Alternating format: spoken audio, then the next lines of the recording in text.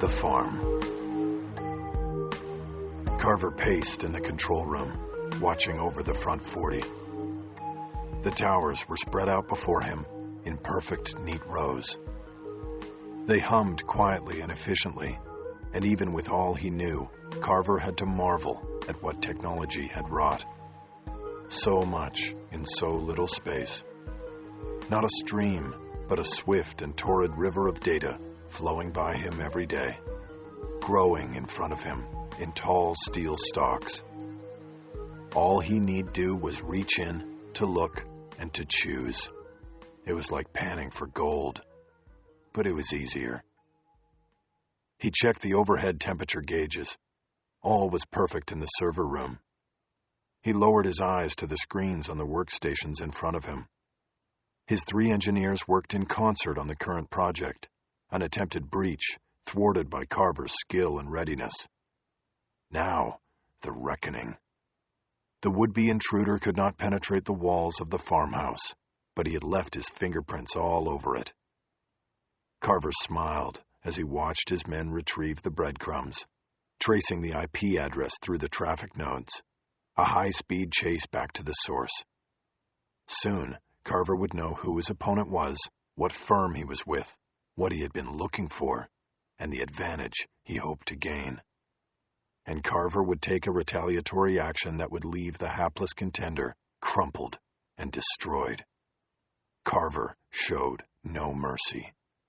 Ever. The man-trap alert buzzed from overhead. "Screens," Carver said. The 3 young men at the workstations typed commands in unison, which hid their work from the visitors. The control room door opened, and McGinnis stepped in with a man in a suit. Carver had never seen him before. "This is our control room, and through the windows there you see what we call the front 40, McGinnis said.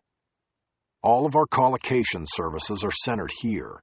This is primarily where your firm's material would be held.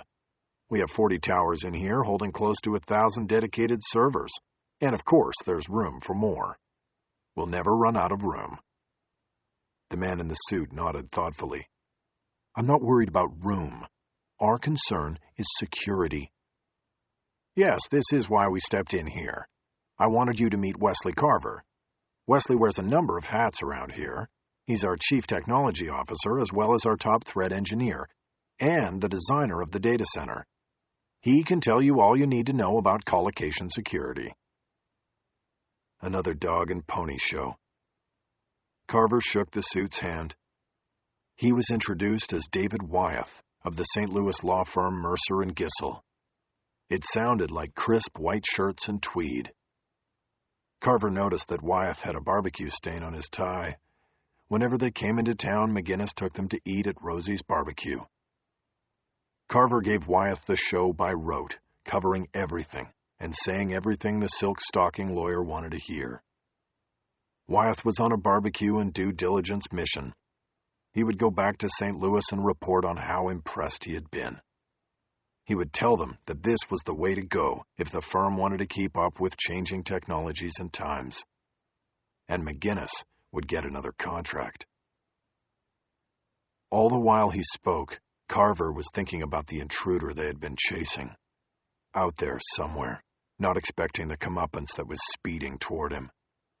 Carver and his young disciples would loot his personal bank accounts, take his identity, and hide photos of men having sex with 8-year-old boys on his work computer.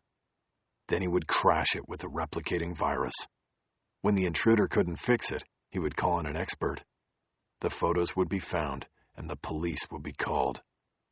The intruder would no longer be a concern. Another threat kept away by the Scarecrow. "Wesley?" McGinnis said. Carver came out of the reverie. The suit had asked a question. Carver had already forgotten his name. "Excuse me?" "Mr. Wyeth asked if the collocation center had ever been breached." McGinnis was smiling, already knowing the answer.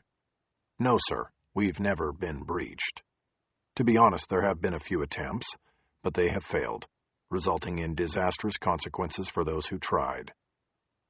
The suit nodded somberly, "We represent the cream of the crop of St. Louis," he said. "The integrity of our files and our client list is paramount to all we do. That's why I came here personally." That and the strip club McGinnis took you to, Carver thought, but didn't say. He smiled instead, but there was no warmth in it. He was glad McGinnis had reminded him of the suit's name. "Don't worry, Mr. Wyeth," he said. "Your crops will be safe on this farm." Wyeth smiled back. "That's what I wanted to hear," he said.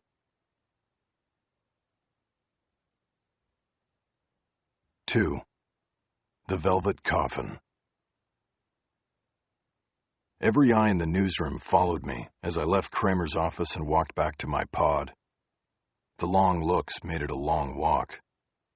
The pink slips always came out on Fridays, and they all knew I had just gotten the word. Except they weren't called pink slips anymore. Now it was an RIF form, as in reduction in force. They all felt the slightest tingle of relief that it hadn't been them, and the slightest tingle of anxiety because they still knew that no one was safe. Any one of them could be called in next. I met no one's stare as I passed beneath the metro sign and headed back into Podland. I moved into my cubicle and slipped into my seat, dropping from sight like a soldier diving into a foxhole. Immediately, my phone buzzed. On the readout, I saw that it was my friend Larry Bernard calling. He was only 2 cubicles away, but knew if he had come to me in person, it would have been a clear signal for others in the newsroom to crowd around me and ask the obvious. Reporters work best in packs like that. I put on my headset and picked up the call. "Hey, Jack," he said. "Hey, Larry," I said. "So? So what? What did Kramer want?"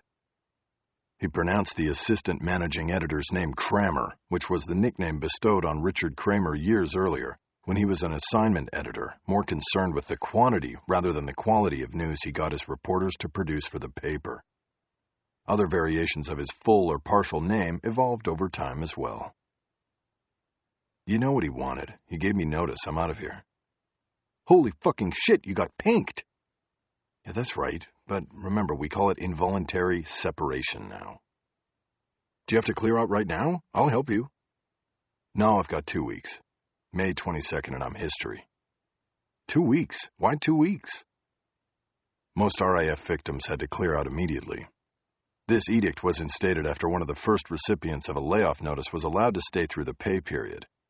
Each of his last days, people saw him in the office carrying a tennis ball, bouncing it, tossing it, squeezing it. They didn't realize that each day it was a different ball, and each day he flushed a ball down the toilet in the men's room. About a week after he was gone, the pipes backed up with devastating consequences. They gave me extra time if I agreed to train my replacement. Larry was silent for a moment as he considered the humiliation of having to train one's own replacement. But to me, 2 weeks' pay was 2 weeks' pay I wouldn't get if I didn't take the deal. And besides that, the 2 weeks would give me time to say proper goodbyes to those in the newsroom and on the beat who deserved them. I considered the alternative of being walked out the door by security with a cardboard box of personal belongings even more humiliating. I was sure they would watch me to make sure I wasn't carrying tennis balls to work, but they didn't have to worry. That wasn't my style. "So that's it? That's all he said? 2 weeks and you're out?" He shook my hand and said I was a handsome guy, that I should try TV. "Oh man, we gotta get drunk tonight." "I am, that's for sure." "Man, this ain't right." "The world ain't right, Larry." "Who's your replacement? At least that's somebody who knows they're safe." "Angela Cook." "Figures. Cops are gonna love her." Larry was a friend, but I didn't want to be talking about all this with him right now. I needed to be thinking about my options. I straightened up in my seat and looked over the top of the 4-foot walls of the cubicle. I saw no one still looking at me. I glanced toward the row of glass-walled editors' offices. Kramer's was a corner office, and he was standing behind the glass looking out at the newsroom. When his eyes came to mine, he quickly kept them moving. "What are you going to do?" Larry asked. "I haven't thought about it, but I'm about to right now. Where do you want to go? Big Wang's or the shortstop? Shortstop. I was at Wang's last night. See you there then. I was about to hang up when Larry blurted out a last question. One more thing. Did he say what number you were? Of course. He wanted to know what his own chances were of surviving this latest round of corporate bloodletting. When I went in, he started talking about how I almost made it and how hard it was to make the last choices. He said it was 99. 2 months earlier, the newspaper announced that 100 employees would be eliminated from the editorial staff in order to cut costs and to make our corporate gods happy. I let Larry think for a moment about who might be number 100 while I glanced at Kramer's office again. He was still there behind the glass. So my coaching tip is to keep your head down, Larry. The Axeman's standing at the glass looking for number 100 right now. I hit the disconnect button but kept the headset on. This would hopefully discourage anybody in the newsroom from approaching me. I had no doubt that Larry Bernard would start telling other reporters that I'd been involuntarily separated, and they would come to commiserate. I had to concentrate on finishing a short on the arrest of a suspect in a murder-for-hire plot uncovered by the Los Angeles Police Department's Robbery Homicide Division. Then I could disappear from the newsroom and head to the bar to toast the end of my career in daily journalism, because that's what it was going to be. There was no newspaper out there in the market for an over 40 cop shop reporter. Not when they had an endless supply of cheap labor, baby reporters like Angela Cook, minted fresh every year at USC and Medill and Columbia, all of them technologically savvy and willing to work for next to nothing. Like the paper and ink newspaper itself, my time was over. It was about the internet now. It was about hourly uploads to online editions and blogs. It was about television tie-ins and Twitter updates. It was about filling stories on your phone instead of using it to call rewrite. The morning paper might as well be called the Daily Afterthought. Everything in it was posted on the web the night before. My phone buzzed in my ear, and I was about to guess it would be my ex-wife, having already heard the news in the Washington Bureau. But the caller ID said Velvet Coffin. I had to admit I was shocked. I knew Larry could not have gotten the word out that fast. Against my better judgment, I took the call. As expected, the caller was Don Goodwin, self-appointed watchdog and chronicler of the inner workings of the LA Times. I just heard, he said. When? Just now? How? I just found out myself less than 5 minutes ago. Come on, Jack. You know I can't reveal, but I've got the place wired. You just walked out of Kramer's office. You made the 30 list. The 30 list was a reference to those who had been lost over the years in the downsizing of the paper. 30 was old-time newspaper code for end of story. Goodwin himself was on the list. He had worked at the Times and was on the fast track as an editor until a change of ownership brought a change in financial philosophy. When he objected to doing more with less, he was cut down at the knees and ended up taking one of the first buyouts offered. That was back when they offered substantial payments to those who would voluntarily leave the company, before the media company that owned the Times filed for bankruptcy protection. Goodwin took his payout and set up shop with a website and a blog that covered everything that moved inside the Times. He called it thevelvetcoffin.com, as a grim reminder of what the paper used to be. A place to work so pleasurable that you would easily slip in and stay till you died. With the constant changes of ownership and management, the layoffs and the ever-dwindling staff and budget, the place was now becoming more of a pine box, and Goodwin was there to chronicle every step and misstep of its fall.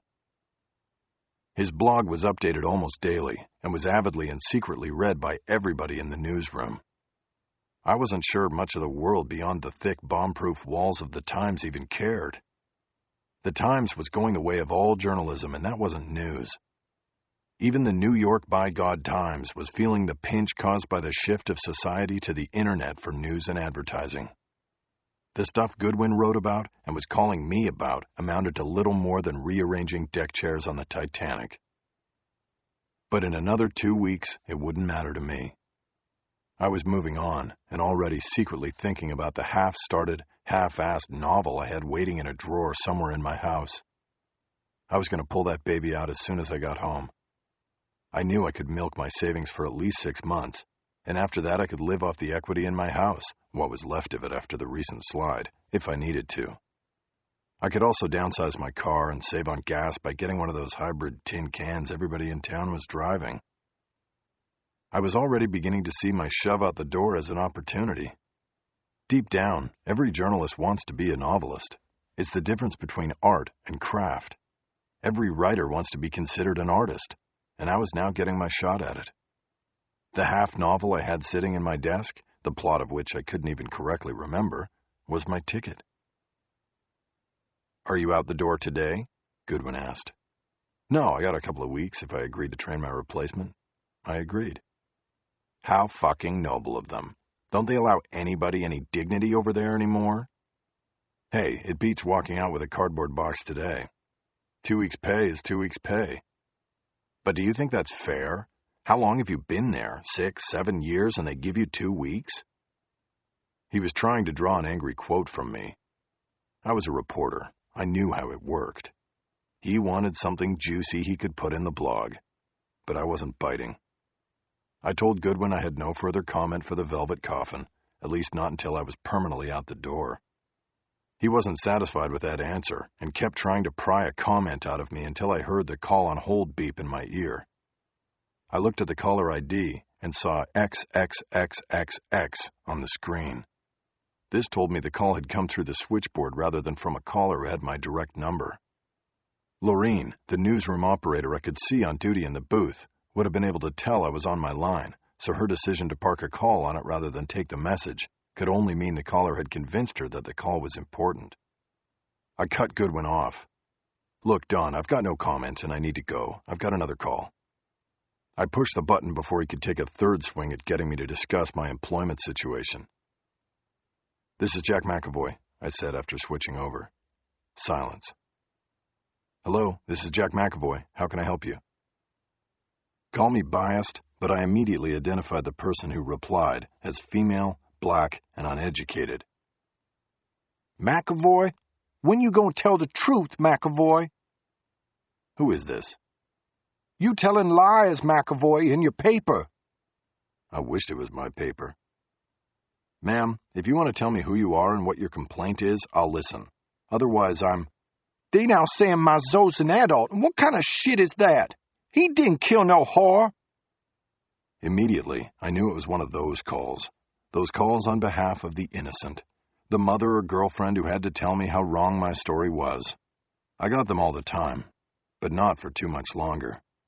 I resigned myself to handling this call as quickly and politely as possible. "Who is Mizo?" My son Alonzo. He ain't guilty of nothing and he ain't no adult." I knew that was what she was going to say. They are never guilty. No one calls you up to say you got it right, or the police got it right, and their son or their husband or their boyfriend is guilty of the charges. No one calls you from jail to tell you they did it. Everybody is innocent. The only thing I didn't understand about the call was the name. I hadn't written about anybody named Alonzo. I would have remembered. "Ma'am, do you have the right person here? I don't think I wrote about Alonzo." "Sure you did. I got your name right here.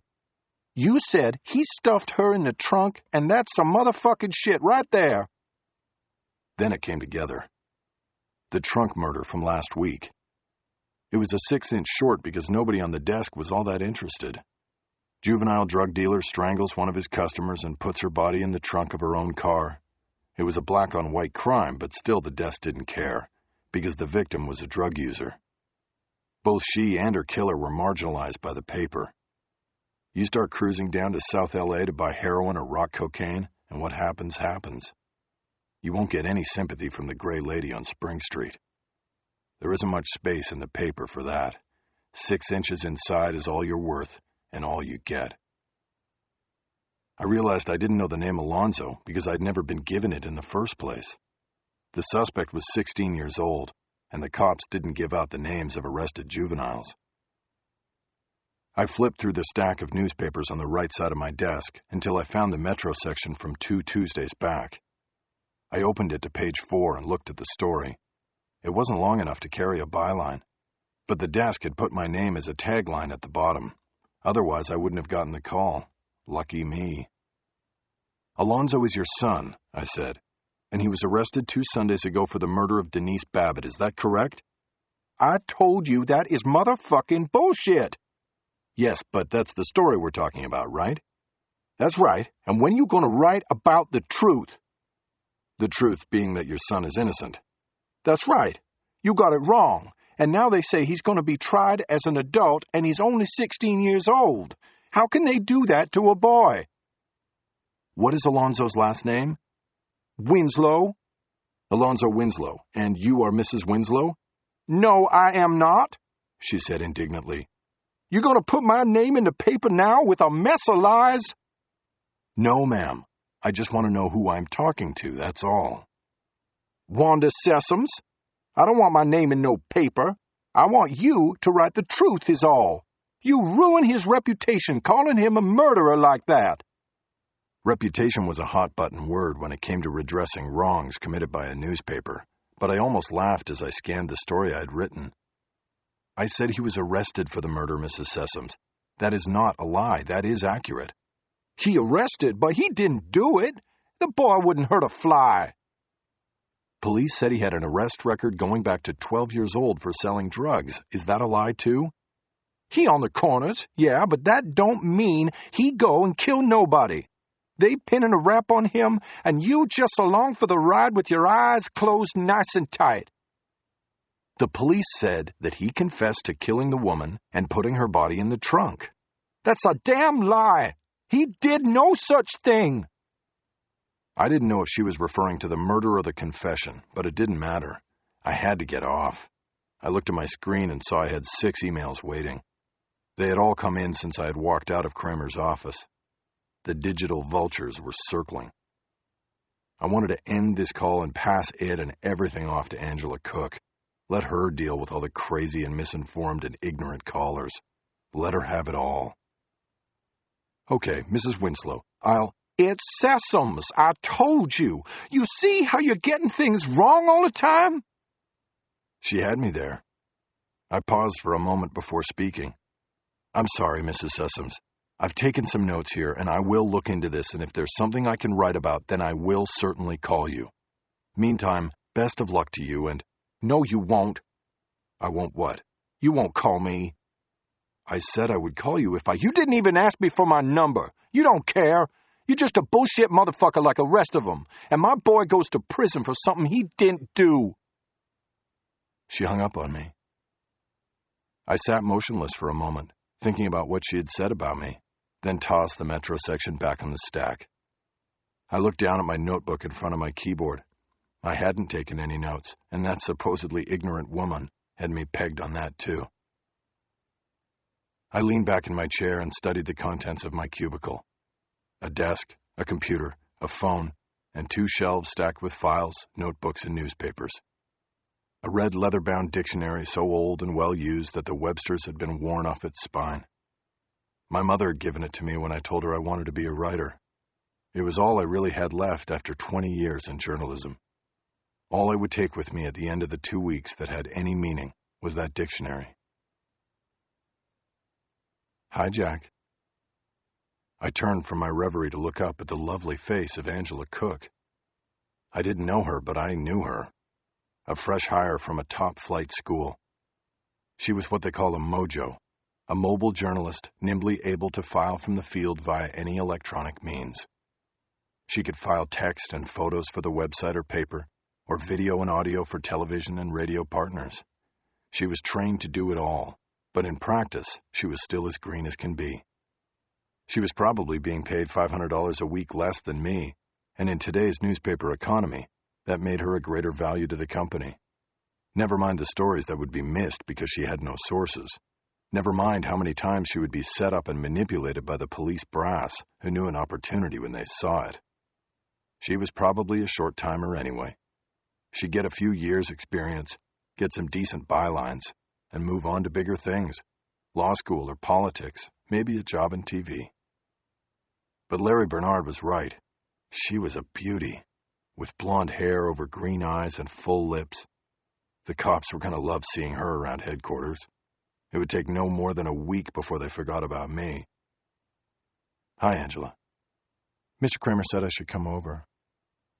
They were moving quickly. I had gotten pink no more than 15 minutes earlier, and already my replacement had come knocking. Tell you what, I said. It's Friday afternoon, Angela, and I just got laid off, so let's not start this now. Let's get together on Monday morning, okay? We can meet for coffee, and then I'll take you around Parker Center to meet some people. Will that be okay? Yeah, sure, and, sorry, you know? Thank you, Angela, but it's okay. I think it'll end up being the best thing for me anyway. But if you're still feeling sorry for me, you could come over to the shortstop tonight and buy me a drink. She smiled and got embarrassed, because she and I both knew that wasn't going to happen. Inside the newsroom and out, the new generation didn't mix with the old, especially not with me. I was history, and she had no time or inclination to associate with the ranks of the fallen. Going to the shortstop tonight would be like visiting a leper colony. Well, maybe some other time, I said quickly. I'll see you Monday morning, okay? Monday morning, and I'll buy the coffee. She smiled, and I realized that she was indeed the one who should take Kramer's advice and try TV. She turned to go. Oh, and Angela? What? Don't call him Mr. Kramer. This is a newsroom, not a law firm, and most of those guys in charge, they don't deserve to be called Mr. Remember that, and you'll do okay here. She smiled again and left me alone. I pulled my chair in close to my computer and opened a new document. I had to crank out a murder story before I could get out of the newsroom and go drown my sorrows in red wine. Only 3 other reporters showed up for my wake. Larry Bernard and 2 guys from the sports desk who might have gone to the shortstop regardless of my being there. If Angela Cook had shown up, it would have been embarrassing. The shortstop was on Sunset in Echo Park. That made it close to Dodger Stadium, so presumably it drew its name from the baseball position. It was also close to the Los Angeles Police Academy, and that made it a cop bar in its early years. It was the kind of place you read about in Joseph Wambaugh novels, where cops came to be with their own kind and the groupies who didn't judge them. But those days were long past. Echo Park was changing. It was getting Hollywood hip, and the cops were crowded out of the shortstop by the young professionals moving into the neighborhood. The prices went up, and the cops found other watering holes. Police paraphernalia still hung on the walls, but any cop who stopped in nowadays was simply misinformed. Still, I liked the place, because it was close to downtown and on the way to my house in Hollywood. It was early, so we had our pick of the stools at the bar. We took the 4 directly in front of the TV, me, then Larry, and then Shelton and Romano, the 2 sports guys. I didn't know them that well, so it was just as well that Larry was between us. They spent most of their time talking about a rumor that all of the sports beats at the paper were going to be shuffled. They were hoping to get a piece of the Dodgers or the Lakers, the premier beats at the paper, with USC football and UCLA basketball close behind. They were good writers, like most sports reporters have to be. The art of sports writing always amazed me. 9 out of 10 times the reader already knows the outcome of your story before reading it. They know who won, they probably even watched the game. But they read about it anyway, and you have to find a way to write with an insight and angle that makes it seem fresh. I liked covering the cop shop, because usually I was telling the reader a story they didn't know. I was writing about the bad things that can happen, life in extremis. The underworld that people sitting at their breakfast table with their toast and coffee have never experienced, but want to know about. It gave me a certain juice, made me feel like a prince of the city when I drove home at night. And I knew as I sat there nursing a glass of cheap red wine that I would miss that most about the job. You know what I heard? Larry said to me, his head turned from the sports guy so he could be confidential. No, what? That during one of the buyouts in Baltimore, this one guy took the check, and on his last day, he filed a story that turned out to be completely bogus. He just made the whole thing up. And they printed it. Yeah, they didn't know until they started getting calls the next day. What was the story about? I don't know, but it was like a big fuck you to management. I sipped some wine and thought about that. Not really, I said. What do you mean? Of course it was. I mean, the management probably sat around and nodded and said we got rid of the right guy. If you want to say fuck you, then you do something that makes them think they messed up by letting you go, that tells them they should have picked somebody else. Yeah, is that what you're going to do? No, man, I'm just going to go quietly into that good night. I'm going to get a novel published, and that will be my fuck you. In fact, that's the working title, Fuck You, Kramer. Right! Bernard laughed, and we changed the subject. But while I was talking about other things, I was thinking about the big fuck you. I was thinking about the novel I was going to restart and finally finish. I wanted to go home and start writing. I thought maybe it would help me get through the next 2 weeks if I had it to go home to each night. My cell phone rang, and I saw it was my ex-wife calling. I knew I had to get this over with. I shoved off the bar stool and headed outside to the parking lot, where it would be quieter. It was 3 hours ahead in Washington, but the number on the caller ID was her desk phone. Keisha, what are you still doing at work? I checked my watch. It was almost 7 here, almost 10 there. I'm chasing the post on a story, waiting for callbacks. The beauty and bane of working for a West Coast paper was that the last deadline didn't come up until at least 3 hours after the Washington Post and New York Times, the major national competition, had gone to bed. This meant that the LA Times always had a shot at matching their scoops or pushing the lead on stories. Come morning, the LA Times could end up out front on a major story with the latest and best information. It also made the online edition must-reading in the halls of government, 3,000 miles from LA. And as one of the newest reporters in the Washington Bureau, Keisha Russell was on the late shift. She was often tagged with chasing stories and pushing for the freshest details and developments.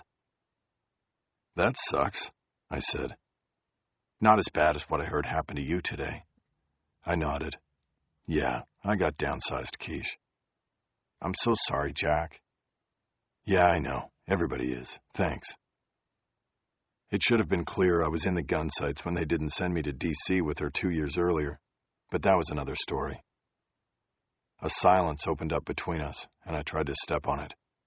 I'm going to pull out my novel and finish it, I said. I've got some savings, and there's got to be some equity in the house. I think I can go at least a year. I figure it's now or never. Yeah, Keisha said with feigned enthusiasm. You can do it. I knew she had found the manuscript in one of my drawers when we were still together and had read it, never admitting it because if she did, she would have to tell me what she thought. She wouldn't have been able to lie about it. Are you going to stay in L.A.? She asked. That was a good question. The novel was set in Colorado, where I had grown up, but I loved the energy of L.A. and didn't want to leave it. I haven't thought about it yet. I don't want to sell my place. The market's still so shitty. I'd rather just get an equity loan if I have to and stay put. Anyway, it's too much to think about right now. Right now, I'm just celebrating the end. Are you at the Red Wind? No, the shortstop. Who's there? Now I was humiliated. You know, the usual crew, Larry and some Metro types, bunch of guys from sports. It was a split second before she said anything, and in that hesitation she gave away that she knew I was exaggerating, if not outright lying. You gonna be okay, Jack? Yeah, sure, I just have to figure out what... Jack, I'm sorry, I have one of my callbacks coming in. Her voice was urgent. If she missed the call, there might not be another. Go, I said quickly. I'll talk to you later. I clicked off the phone, thankful that some politician in Washington had saved me from the further embarrassment of discussing my life with my ex-wife, whose career was ascending day by day, as mine sank like the sun over the smoggy landscape of Hollywood. As I shoved the phone back into my pocket, I wondered if she had just made that up about getting the call back, attempting to end the embarrassment herself. I went back into the bar and decided to get serious, ordering an Irish car bomb. I gulped it quickly, and the Jamesons burned like hot grease going down. I grew morose watching the Dodgers start a game against the hated Giants and get shelled in the first inning. Romano and Shelton were the first to bail, and then by the third inning, even Larry Bernard had drunk enough and been reminded enough of the dim future of the newspaper business. He slid off his stool and put his hand on my shoulder. There but for the grace of God go I, he said. What? I said. Could have been me. Could have been anybody in that newsroom. But they tagged you because you make the big bucks. You coming in here 7 years ago, Mr. Bestseller and Larry King and all that? They overpaid to get you then, and that made you a target now. I'm surprised you lasted this long, to tell you the truth. Whatever. It doesn't make it any better. I know, but I had to say it. I'm gonna go now. You going home? I'm going to have one more. No, man, you've had enough. One more. I'll be fine. If not, I'll take a cab. Don't get a DUI, man. That'll be all you need. Yeah, what are they gonna do to me? Fire me? He nodded like I had made an impressive point, then slapped me on the back a little too hard and sauntered out of the bar. I sat alone and watched the game. For my next drink, I skipped the Guinness and Baileys and went straight to Jameson's over ice. I then drank either 2 or 3 more instead of just the one, and I thought about how this was not the end of my career that I had envisioned. I thought by now I'd be writing 10,000-word takes for Esquire and Vanity Fair, that they'd be coming to me instead of me going to them, that I'd have my pick of what to write about. I ordered one more, and the bartender made a deal with me. He'd only splash whiskey on my ice if I gave him my car keys. It sounded like a good deal to me, and I took it.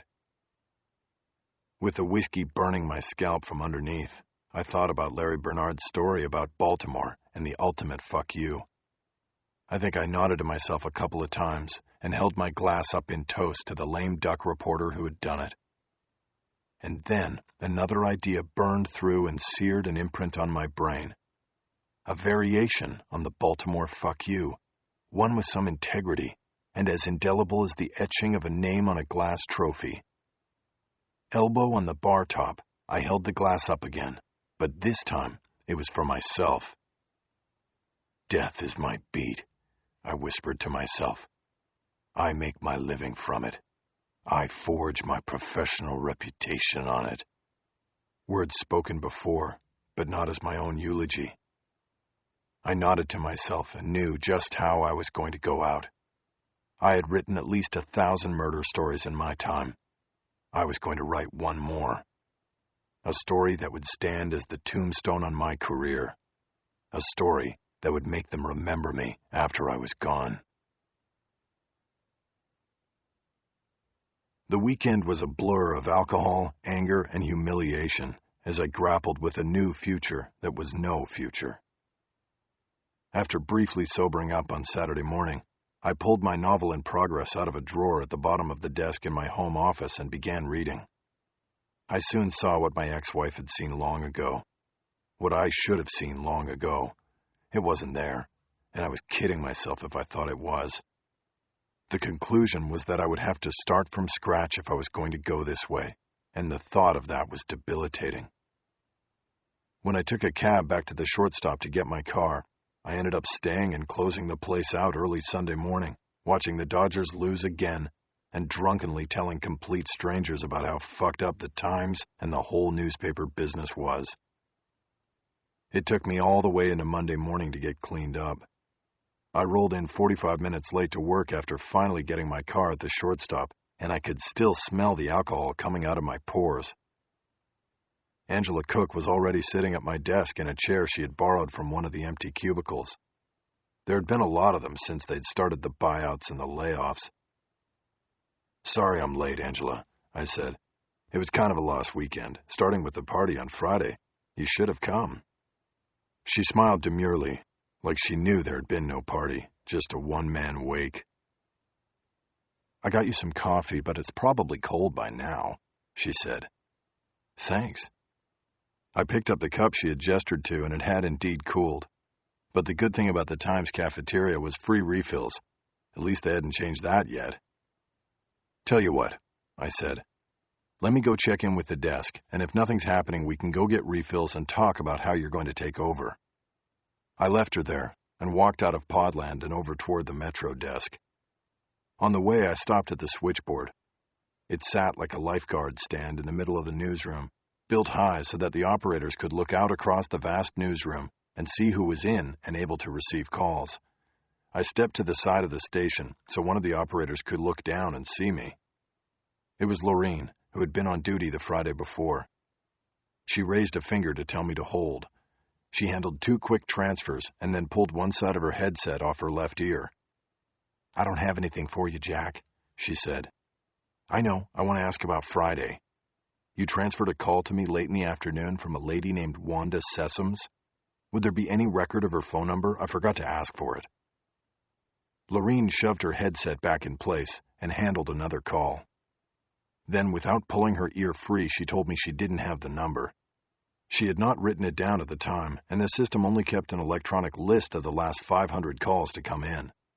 It had been more than 2 days since Wanda Sessoms had called for me, and the switchboard got close to 1,000 calls a day. Lorene asked if I had called 411 to try to get the number. Sometimes the basic starting point was forgotten. I thanked her and headed on to the desk. I had called information at home and already knew there was no listing for Wanda Sessoms. The city editor at the moment was a woman named Dorothy Fowler. It was one of the most transient jobs at the paper, a position both political and practical, and one that seemed to have a revolving door attached to it. Fowler had been a damn good government reporter and was only 8 months into trying her hand at commanding the crew of city-side reporters. I wished her well, but kind of knew it was impossible for her to succeed, given all the cutbacks on resources and the empty cubicles in the newsroom. Fowler had a little office in the line of glass, but she preferred to be an editor of the People. She was usually at a desk at the head of the formation of desks where all the aces, assistant city editors, sat. This was known as the raft, because all the desks were pushed together as if in some sort of flotilla, where there was strength in numbers against the sharks. All city-side reporters were assigned to an ace as the first level of direction and management. My ace was Alan Prendergast, who handled all the cop and court reporters. As such, he had a later shift, usually coming in around noon, because news that came off the law enforcement and justice beats most of the time developed late in the day. This meant my first check-in of the day was usually with Dorothy Fowler or the deputy city editor, Michael Warren.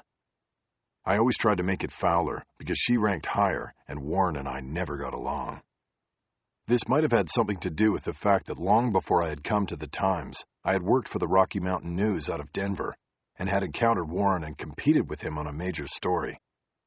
He had acted unethically, and for that, I could never trust him as an editor. Dorothy had her eyes glued to a screen, and I had to say her name to get her attention.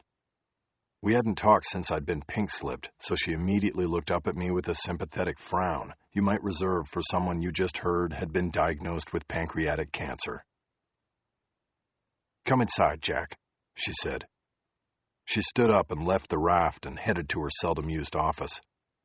She sat behind her desk, but I stayed standing because I knew this would be quick. "I just want to say that we're really going to miss you around here, Jack." I nodded my thanks. "I am sure Angela will pick up without a blip. She's very good and she's hungry, but she doesn't have the chops. Not yet, at least, and that's the problem, isn't it? The newspaper is supposed to be the community's watchdog, and we're turning it over to the puppies. Think of all the great journalism we've seen in our lifetimes. The corruption exposed, the public benefit. Where's that going to come from now, with every paper in the country getting shredded? Our government? No way. TV, the blogs? Forget it. My friend who took the buyout in Florida says corruption will be the new growth industry without the papers watching." She paused, as if to ponder the sad state of things. "Look, don't get me wrong. I'm just depressed. Angela's great. She'll do good work, and in 3 or 4 years she'll own that beat the way you own it now. But the point is, between now and then, how many stories will she miss? And how many of them would have never gotten by you?" I only shrugged. These were questions that mattered to her, but no longer to me. In 12 days, I was out. "Well," she said after a delayed silence, "I'm sorry. I've always enjoyed working with you." "Well, I still have some time. Maybe I'll find something really good to go out on." She smiled brightly. "That would be great. Anything happening today that you know of?" "Nothing big," Dorothy said. "I saw in the overnote that the police chief is meeting with black leaders to talk about racially targeted crime again, but we've done that to death. I'm going to take Angela around Parker Center, and I'll see if we can come up with something." "Good." A few minutes later, Angela Cook and I refilled coffee cups and took a table in the cafeteria.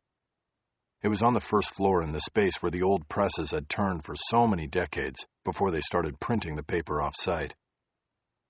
The conversation with Angela was stiff. I had met her briefly 6 months earlier when she was a new hire, and Fowler had trotted her around the cubicles making introductions. But since then, I hadn't worked on a story with her, had lunch or coffee with her, or seen her at one of the watering holes favored by the older denizens of the newsroom. "Where'd you come from, Angela?" "Tampa. I went to the University of Florida." "Good school. Journalism?" "I got my master's there, yeah."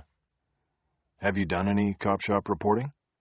"Before I went back for my master's, I worked 2 years in St. Pete. I spent a year on cops." I drank some coffee, and I needed it. My stomach was empty because I hadn't been able to keep anything down for 24 hours. "St. Petersburg? What are you talking about there? A few dozen murders a year?" "If we were lucky." She smiled at the irony of it. A crime reporter always wants a good murder to write about. The reporter's good luck is somebody else's bad luck. "Well," I said, "if we go below 400 here, we're having a good year. Real good. Los Angeles is the place to be if you want to work crime, if you want to tell murder stories. If you're just marking time until the next beat comes up, you're probably not going to like it." She shook her head. "I'm not worried about the next beat. This is what I want. I want to write murder stories. I want to write books about this stuff." She sounded sincere. She sounded like me, from a long time ago. "Good," I said. "I'm going to take you over to Parker Center to meet some people, detectives mostly. They'll help you, but only if they trust you. If they don't trust you, all you'll get are the press releases." "How do I do that, Jack? Make them trust me?" "You know, write stories. Be fair. Be accurate. You know what to do. Trust is built on performance. The thing to remember is that the cops in this town have an amazing network. The word about a reporter gets around quickly. If you're fair, they'll all know it. If you fuck one of them over, they'll all know that too, and they'll shut your access down everywhere." She seemed embarrassed by my profanity. She would have to get used to it, dealing with cops. "There's one other thing," I said. "They have a hidden nobility. The good ones, I mean. And if you can somehow get that into your stories, you will win them over every time. So look for the telling details, the little moments of nobility." "Okay, Jack, I will." "Then you'll do all right." While we were making the rounds and the introductions in the police headquarters at Parker Center, we picked up a nice little murder story in the open unsolved unit. A 20-year-old rape and murder of an elderly woman had been cleared when DNA collected from the victim in 1989 was unearthed in case archives and run through the State Department of Justice's sex crimes data bank. The match was called a cold hit. The DNA collected from the victim belonged to a man currently doing time at Pelican Bay for an attempted rape. The cold case investigators would put together a case and indict the guy before he ever got a chance at parole up there. It wasn't that flashy, because the bad guy was already behind bars, but it was worth 8 inches.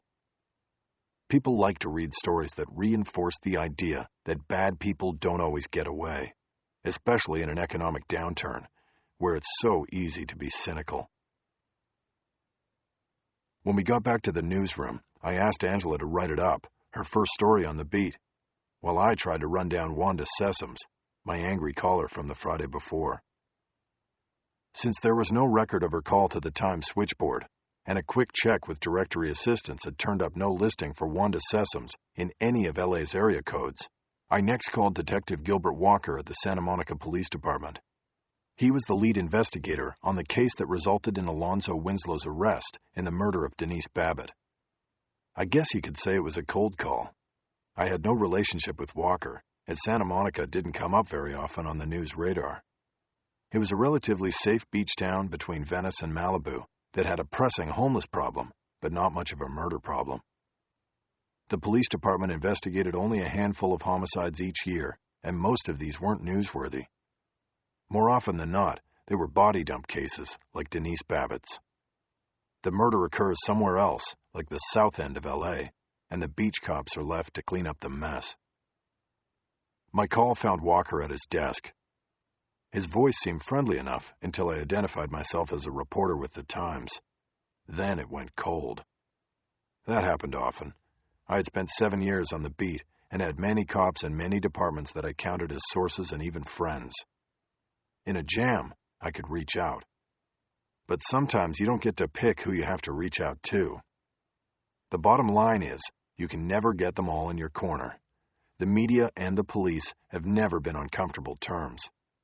The media views itself as the public watchdog, and nobody, the police included, likes having somebody looking over their shoulder. There was a chasm between the two institutions into which trust had fallen long before I was ever around. Consequently, it made things tough for the lowly beat reporter who just needs a few facts to fill out a story. "What can I do for you?" Walker said in a clipped tone. "I'm trying to reach Alonzo Winslow's mother, and I was wondering if you might be able to help." "And who is Alonzo Winslow?" I was about to say, "Come on, detective," when I realized I wasn't supposed to know the suspect's name. There were laws about releasing the names of juveniles charged with crimes. "Your suspect in the Babbitt case." "How do you know that name? I'm not confirming that name." "I understand that, detective. I'm not asking you to confirm the name. I know the name. His mother called me on Friday and gave me the name. Trouble is, she didn't give me her phone number, and I'm just trying to get back in." "Have a nice day," Walker said, interrupting and then hanging up the phone.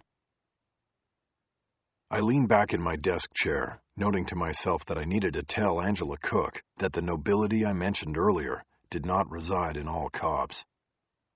"Asshole," I said out loud. I drummed my fingers on the desk until I came up with a new plan, the one I should have employed in the first place. I opened a line and called a detective who was a source in the South Bureau of the Los Angeles Police Department and who I knew had been involved in the Winslow arrest. The case had originated in the city of Santa Monica because the victim had been found in the trunk of her car in a parking lot near the pier. But the LAPD became involved when evidence from the murder scene led to Alonzo Winslow, a resident of South LA. Following established protocol, Santa Monica contacted Los Angeles, and a team of South Bureau detectives intimately familiar with the turf were used to locate Winslow, take him into custody, and then turn him over to Santa Monica. Napoleon Brazelton was one of those South Bureau guys. I called him now and was flat out honest with him. Well, almost.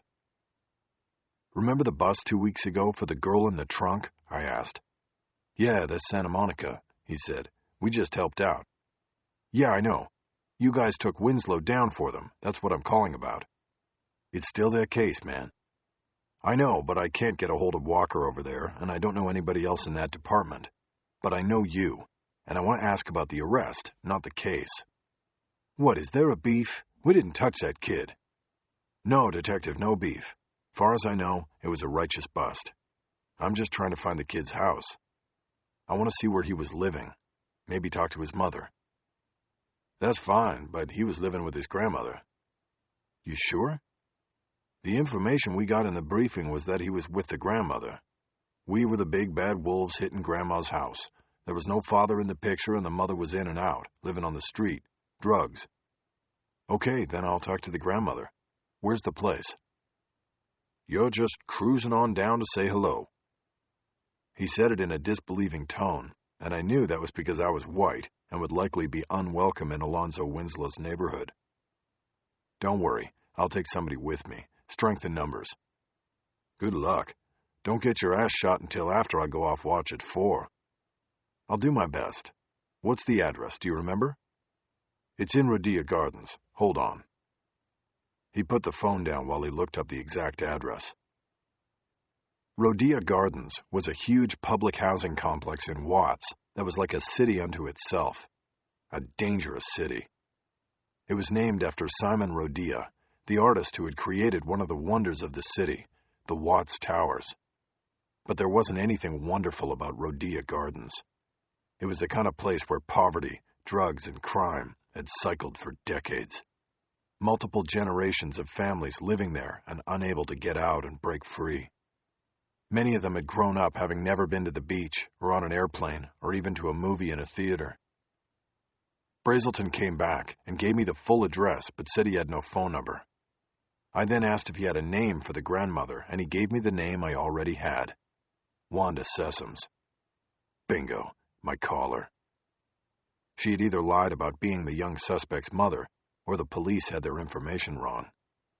Either way, I now had an address and would hopefully soon put a face with the voice that had berated me the Friday before. After ending the call with Brazelton, I got up from my cubicle and wandered back into the photo department. I saw a photo editor named Bobby Asmatia at the assignment desk and asked if he had any floaters currently out and about.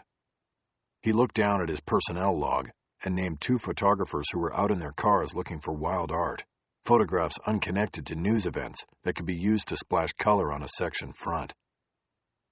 I knew both of the floaters, and one of them was black. I asked Asmatia if Sonny Lester could break free to take a ride with me down the 110 freeway, and he agreed to offer the photographer up. We made arrangements for me to be picked up outside the Globe lobby in 15 minutes. Back in the newsroom, I checked with Angela on the open unsolved unit story, and then went over to the raft to talk to my ace. Prendergast was busy typing up the day's first story budget. Before I could say anything, he said, "I already got a slug from Angela."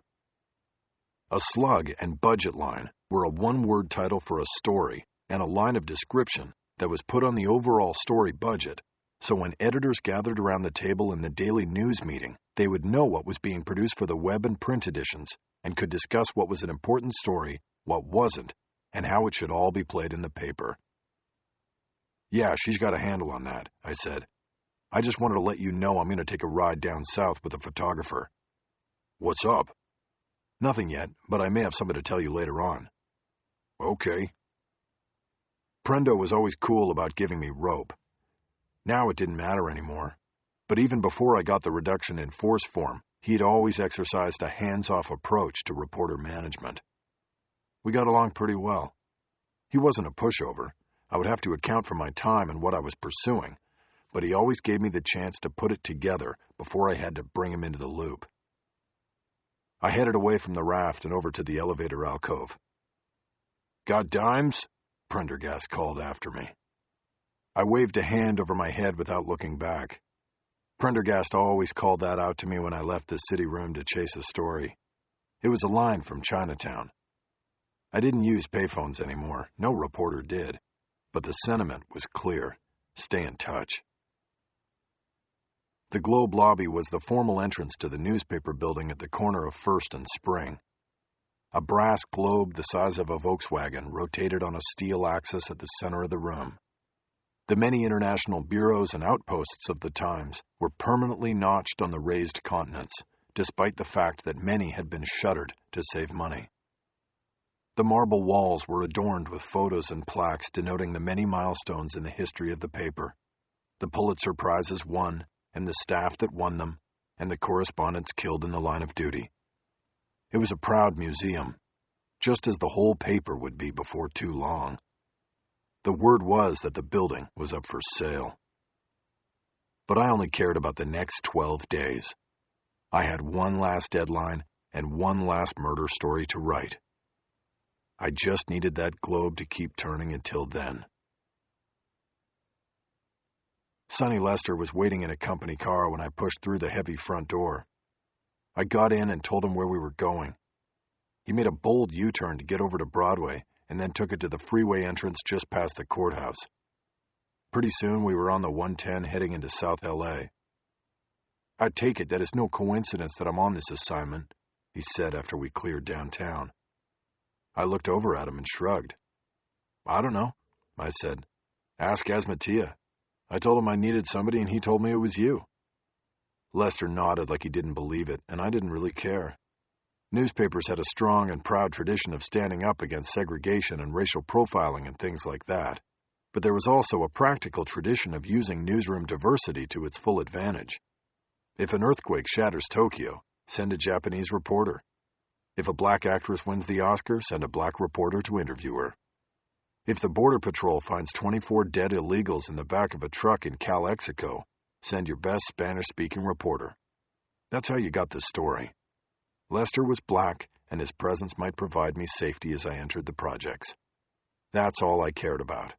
I had a story to report, and I wasn't worried about being politically correct about it. Lester asked me questions about what we were doing, and I told him as much as I could. But so far, I didn't have a lot to go on. I told him that the woman we were going to see had complained about my story, calling her grandson a murderer. I was hoping to find her and tell her that I would look into disproving the charges against him if she and her grandson agreed to cooperate with me. I didn't tell him the real plan. I figured he was smart enough to eventually put it together himself. Lester nodded when I finished, and we rode the rest of the way in silence. We rolled into Rhodia Gardens about 1 o'clock, and it was quiet in the projects. School wasn't out yet, and the drug trade didn't really get going until dusk. The dealers, dopers, and gangbangers were all still sleeping. The complex was a maze of 2-story buildings painted in 2 tones, beige and brown on most of the buildings, lime and beige on the rest. The structures were unadorned by any bushes or trees, for these could be used to hide drugs and weapons. Overall, the place had the look of a newly built community where the extras had not yet been put in place. Only on closer inspection, it was clear that it wasn't fresh paint on the walls, and these weren't new buildings. We found the address Brizzleton gave me without difficulty. It was a corner apartment on the 2nd floor, with a stairway on the right side of the building. Lester took a large, heavy camera bag out of the car and locked it. "You won't need all of that if we get inside," I said. "If she lets you shoot her, you're going to have to do it quick." "I don't care if I don't shoot a frame. I'm not leaving my stuff in the car." "Got it." When we reached the 2nd floor, I noticed that the front door to the apartment was open behind a screen door with bars on it. I approached it and looked around before knocking. I saw no one in any of the parking lots or yards of the complex. It was as though the place were completely empty. I knocked. "Mrs. Sessoms?" I waited and soon heard a voice come through the screen. I recognized it from the call on Friday. "Who dat?" "It's Jack McAvoy. We talked on Friday, from the Times." The screen was dirty with years of grime and dust caked on it. I could not see into the apartment. "What you doing here, boy?" "I came to talk to you, ma'am. Over the weekend I did a lot of thinking about what you said on the phone." "How in hell you find me?" I could tell by the closeness of her voice that she was on the other side of the screen now. I could only see her shape through the grit. "Because I knew this is where Alonzo was arrested." "Who dat with you?" "This is Sonny Lester, who works at the newspaper with me. Mrs. Sessoms, I'm here because I thought about what you said, and I want to look into Alonzo's case. If he's innocent, I want to help him get out." Accent on if. "Of course he's innocent. He didn't do nothing." "Can we come in and talk about it?" I said quickly. "I want to see what I can do." "You can come in, but don't be taking no pictures. No pictures." The screen door popped open a few inches, and I grabbed the handle and pulled it wide. I immediately assessed the woman in the doorway as Alonzo Winslow's grandmother. She looked to be about 60 years old, with dyed black cornrows showing gray at the roots. She was as skinny as a broom, and wore a sweater over blue jeans even though it wasn't sweater weather. Her calling herself his mother on the phone on Friday was a curiosity, but not a big deal. I had a feeling I was about to find out that she had been both mother and grandmother to the boy. She pointed to a little sitting area where there was a couch and a coffee table. There were stacks of folded clothes on almost all surfaces, and many had torn pieces of paper on top with names written on them. I could hear a washer or dryer somewhere in the apartment and knew that she had a little business running out of her government-provided home. Maybe that was why she wanted no photographs. "Move some of that laundry and have a seat and tell me what you're going to do for my Zoe," she said. I moved a folded stack of clothes off the couch onto a side table and sat down. I noticed there wasn't a single piece of clothing in any of the stacks that was red. The Rhodia projects were controlled by a Crip street gang, and wearing red, the color of the rival Bloods, could draw harm to a person. Lester sat next to me. He put the camera bag on the floor between his feet. I noticed he had a camera in his hand. He unzipped the bag and put it away. Wanda Sessom stayed standing in front of us. She lifted a laundry basket onto the coffee table and started taking out and folding clothes. "Well, I want to look into Zoe's case," I said. "If he's innocent, like you said, then I'll be able to get him out." I kept that if working, kept selling the car. I made sure I didn't promise anything I wasn't going to deliver. "Just like that, you get him out, huh? When Mr. Meyer can't even get him his day in court." "Is Mr. Meyer his lawyer?" "That's right, public defender. He a Jew lawyer." She said it without a trace of enmity or bias. It was said as almost a point of pride that her grandson had graduated to the level of having a Jewish lawyer. "Well, I'll be talking to Mr. Meyer about all of this. Sometimes, Mrs. Sessoms, the newspaper can do what nobody else can do. If I tell the world that Alonzo Winslow is innocent, then the world pays attention. With lawyers, that's not always the case because they're always saying their clients are innocent, whether they really think it or not. Like the boy who cried wolf, they say it so much that when they actually do have a client who's innocent, nobody believes them." She looked at me quizzically, and I thought she either was confused or thought she was being conned. I tried to keep things moving so her mind wouldn't settle on any given thing I had said. "Mrs. Sessoms, if I'm going to investigate this, I'm going to need you to call Mr. Meyer and ask him to cooperate with me. I'll need to look at the court file and all the discovery." "He ain't discovered nothing so far. He just go around telling everybody to sit tight is all." By discovery, I mean the legal term. The state, that's the prosecutor, has to turn all their paperwork and evidence over to the defense for viewing. I'll need to see it if I'm going to work on getting Alonzo out. Now she appeared not to be paying attention to what I had said. From the clothes basket, she slowly raised her hand. She was holding a tiny pair of bright red panties. She held them away from her body like she was holding the tail of a dead rat. "Look at this stupid girl. She don't know who she playing with, hiding her red underneath. She a fool and a half she thinks she'd get away with that." She walked over to the corner of the room, used her foot to press a pedal that opened a trash can, and dropped the dead rat inside. I nodded as though I approved, and tried to get back on track. "Mrs. Sessoms, did you understand what I said about the discovery? I'm going to—" "But how you gonna say my Zoe's innocent when all your facts come from the popo, and they lie like the serpent in the tree?" It took me a moment to respond as I considered her use of language and the juxtaposition of common street slang and religious reference. "I'm going to gather all the facts for myself and make my own judgment," I said. "When I wrote that story last week, I was saying what the police said. Now, I'm going to find out for myself. If your Zoe's innocent, I will know it, and I'll write it. When I write it, the story will get him out." "Okay, then. Good. The Lord will help you bring my boy home." "But I'm going to need your help too, Wanda." I dropped into first-name mode now. It was time to let her think she was going to be a part of this. "When it comes to my Zoe, I am always ready to help," she said. "Good," I said. "Let me tell you what I want you to do."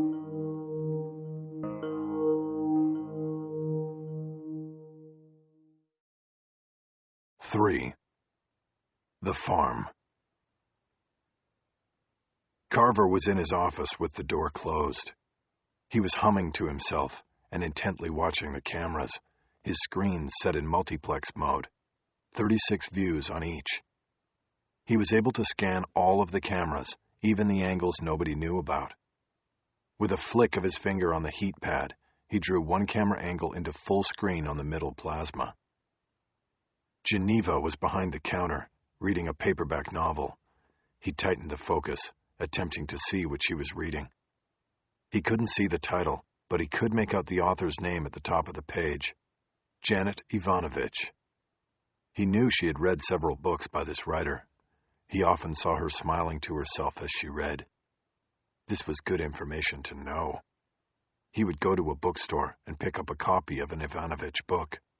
He would make sure Geneva saw it in his bag when he walked through reception. It could be an icebreaker that could lead to conversation and maybe more. He remotely moved the lens and saw that Geneva's purse was open on the floor next to her chair. He pulled in tight and saw cigarettes and gum and 2 tampons along with keys and matches and wallet. It was that time of the month. Maybe that was why Geneva had been so curt with him when he had come in. She had barely said hello. Carver checked his watch. It was past time for her afternoon break. Yolanda Chavez from administration was due to walk through the door and let Geneva go. 15 minutes. Carver planned to follow her with the cameras. Out for a smoke, to the restroom for a squat. It didn't matter. He would be able to follow. He had cameras everywhere. He would see whatever she did. Just as Yolanda walked through the door into reception, there was a knock on his own door. Carver immediately hit the escape command, and the 3 screens returned to data flowcharts for 3 different server towers. He hadn't heard the man-trap buzzer out in the control room, but he wasn't sure. Perhaps he had been concentrating so hard on Geneva that he had missed it. Yes? The door opened. It was only Stone. Carver became annoyed that he had killed his screens and that he was going to miss out on following Geneva. What is it, Freddy? He asked impatiently. I wanted to ask you about vacation time, Stone said loudly. He entered and closed the door. He moved to the chair on the other side of the work table from Carver and sat down without permission. Actually, fuck vacation time, he said. That was for the benefit of the guys out there. I want to talk about Iron Maidens. Over the weekend, I think I found our next girl. Freddie Stone was 20 years younger than Carver. Carver had first noticed him while lurking under a different identity in an Iron Maiden chat room. He tried to trail him, but Stone was too good for that. He disappeared into the digital mist. Undaunted, and only more intrigued, Carver set up a catch site called www.motherinirons.com. And sure enough, Stone eventually came through. This time, Carver made direct contact, and the dance began. Shocked by his young age, Carver nevertheless recruited him, changed his looks and identity, and mentored him. Carver had saved him, but after 4 years, Stone was too close for comfort, and at times Carver could not stand him. Freddie assumed too much, like just coming in and sitting down without permission. Really? Carver said, a note of disbelief placed intentionally in the word. You promised I could pick the next one, remember? Stone responded. Carver had made the promise, but it had come in the fervor of the moment, as they were on the 10 freeway leaving the beach in Santa Monica, the windows open and the sea air blowing in their faces. He was still riding the high, and he foolishly told his young disciple that he could pick the next one. Now he would have to change that. He wished he could just go back to watching Geneva, maybe catch her changing that tampon in the restroom, and leave this inconvenience for later. Don't you ever get tired of that song? Stone asked. What? Carver realized he had started to hum again while thinking about Geneva. Embarrassed, he tried to move on. Who did you find?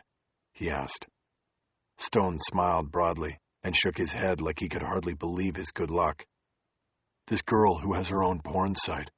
I'll send you the link so you can check her out, but you're going to like her. I looked at her tax returns.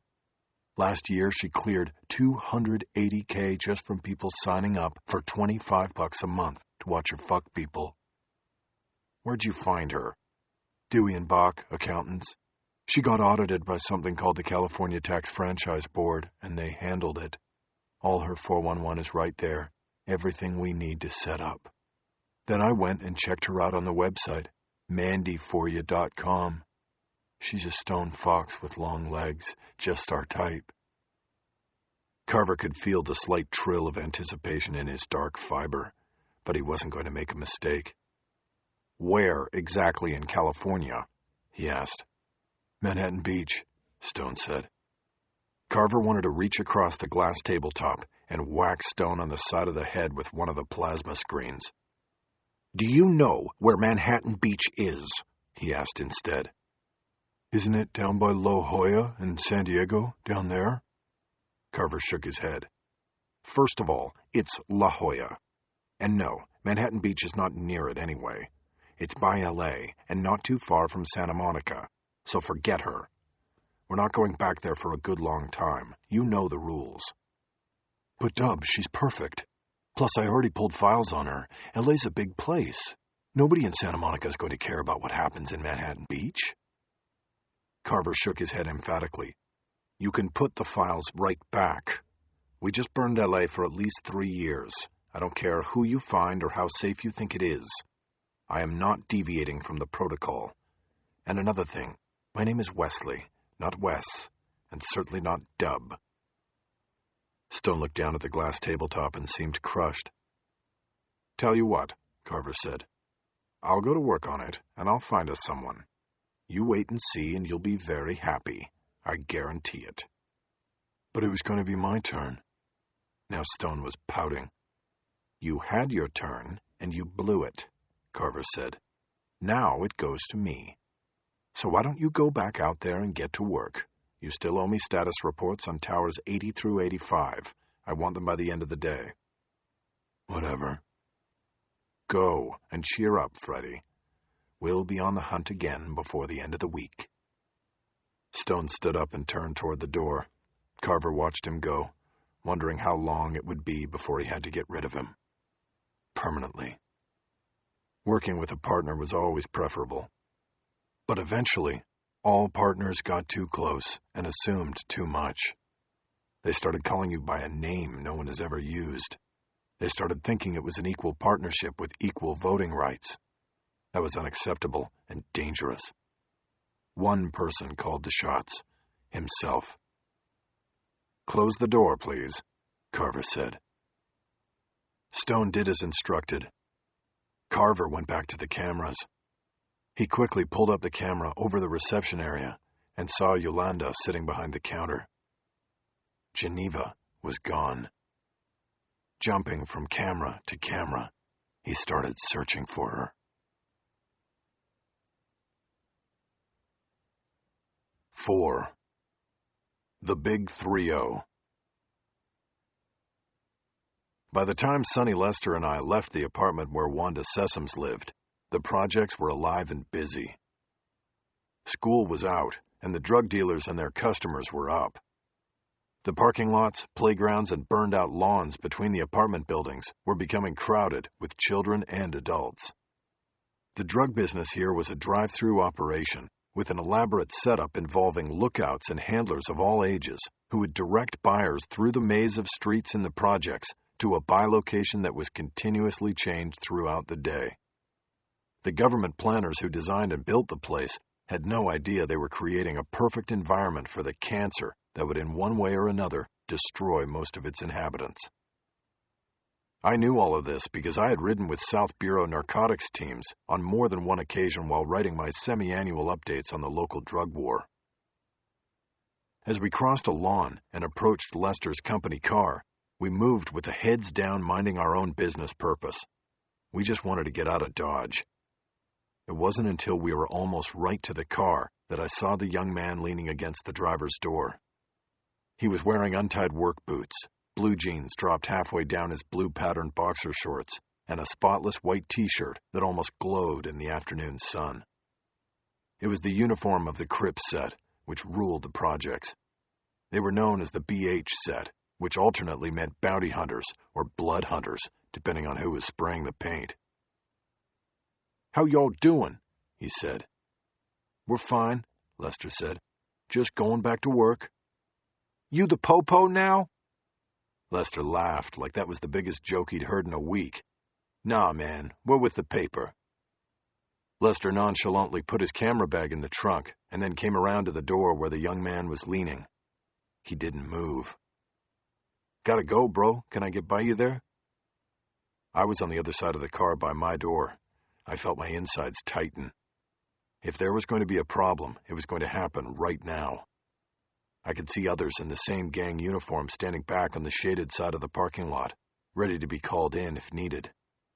I had no doubt that they all had weapons either on their person or hidden nearby. The young man leaning on our car didn't move. He folded his arms and looked at Lester. "What you talking to Moms about up there, bro?" "Alonzo Winslow. I said from my side. "We don't think he killed anybody, and we're looking into it." The young man pushed off the car so he could turn and look at me. "That right?" I nodded. "We're working on it. We just started, and that's why we came to talk to Mrs. Sessoms." "Didn't she tell you about the tax?" "What tax?" "Yeah, she pay a tax. Anybody in business round here paying a tax." "Really?" "The street tax, man. See, any newspaper people that come around here to talk about Zoe Slow has to pay the street tax. I can take it for you now." I nodded. "How much?" "It'd be $50 today." I'd expense it and see if Dorothy Fowler raised hell. I reached into my pocket and pulled out my money. I had $53 and quickly extracted 2 20s and a 10. "Here," I said. I moved to the back of the car and the young man moved away from the driver's door. As I paid him, Lester got in and started the car. "We have to go," I said as I handed over the money. "Yeah, you do. You come back and the tax is double, paper boy." "Fine." I should have let it go at that, but I couldn't leave without asking the obvious question. "Doesn't it matter to you that I'm working on getting Zoe out?" The young man raised his hand and rubbed his jaw, as though giving the question some serious thought. I saw the letters F-U-C-K tattooed across his knuckles. My eyes went to his other hand, hanging limp at his side. I saw D-A-5-O tattooed across the other ridge of knuckles, and I got my answer. Fuck the police. With a sentiment like that on his hands, it was no wonder he would extort those trying to help a fellow member of the crew. It was everybody for himself down here. The kid laughed and turned away without answering. He'd wanted me to see his hands. I got into the car and Lester backed out of the space. I turned around and saw the young man who had just extorted from us doing the crip walk. He bent down and used the bills I'd just given him to pantomime a quick polish of his shoes, then straightened up and did the heel-toe shuffle the Crips called their own. His fellow bangers over in the shade whooped it up as he approached. I didn't feel the tension in my neck start to dissolve until we got back to the 110 and headed north. Then I put the $50 out of my mind and started to feel good as I reviewed what had been accomplished during the trip. Wanda Sessoms had agreed to cooperate fully in the investigation of the Denise Babbitt-Alonzo Winslow case. Using my cell phone, she had called Winslow's public defender, Jacob Meyer, and told him that, as the defendant's guardian, she was authorizing my total access to all documents and evidence relating to the case. Meyer reluctantly agreed to meet with me the next morning between hearings in the downtown juvenile hall. He didn't really have a choice. I had told Wanda that if Meyer didn't cooperate, there were plenty of private attorneys who would handle the case for free once they knew there were headlines coming. Meyer's choice was either to work with me and get some media attention for himself, or give the case up. Wanda Sessoms had also agreed to get me into Sylmar Juvenile Hall so that I could interview her grandson. My plan was to use the public defender's case file to become familiar with the case before I sat down to talk to Winslow. It would be the key interview of the piece I would write. I wanted to know all there was to know before I talked to him.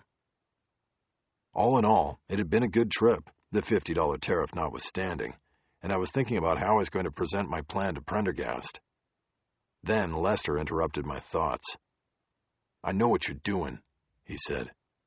"What am I doing?" I said. "That washerwoman might be too dumb and the lawyer too worried about headlines to see it, but I'm not." "What are you talking about?" "You're coming on like you're the white knight that's going to prove the kid innocent and set him free. But you're going to do the exact opposite of that, man. You're going to use them to get inside the case to get all the juicy details. Then you're going to write a story about how a 16-year-old kid becomes a stone-cold killer. Hell, getting an innocent man free is a damn newspaper cliche nowadays. But getting inside the mind of a young killer like that, telling how society lets that kind of thing happen, that's Pulitzer territory, bro." I didn't say anything at first. Lester had me cold. I put together a defense and then responded. All I promised her was that I would investigate the case. Where it goes, that's all. Bullshit. You're using her because she's too ignorant to know it. The kid will probably be just as stupid and go along too, and we all know the lawyer will trade the kid for headlines. You really think you're going to win the big one with this, don't you? I shook my head and didn't respond. I could feel my face getting red, and I turned to look out the window. "Hey, but it's okay," Lester said. I turned and looked back at him, and I read his face. "What do you want, Sonny?" "A piece, that's all. We work it as a team. I go with you up to Sylmar and to court, and I do all the photo work. You fill out a photo request, you put my name on it. Makes it a better package anyway, especially for submissions." Meaning submissions to Pulitzer and other prize judges. "Look," I said, "I haven't even told my editor about this yet. You are jumping way ahead. I don't even know if they'll love it, and you know it. They're going to cut you loose to work on it, and they might as well cut me loose too. Who knows, maybe we both get a prize. They can't lay you off if you bring home a Pulitzer." "You're talking about the ultimate long shot, Sonny. You're crazy. Besides that, I already got laid off. I've got 12 days, and then I could give a shit about the Pulitzer Prize. I'm out of here." I saw his eyes register surprise at the news of my layoff.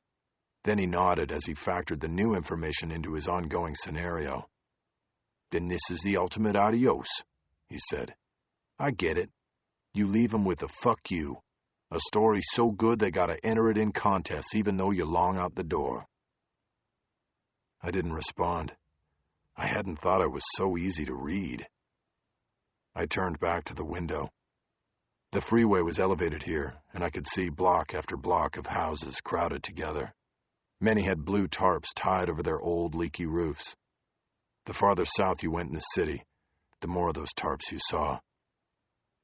"I still want in," Lester said.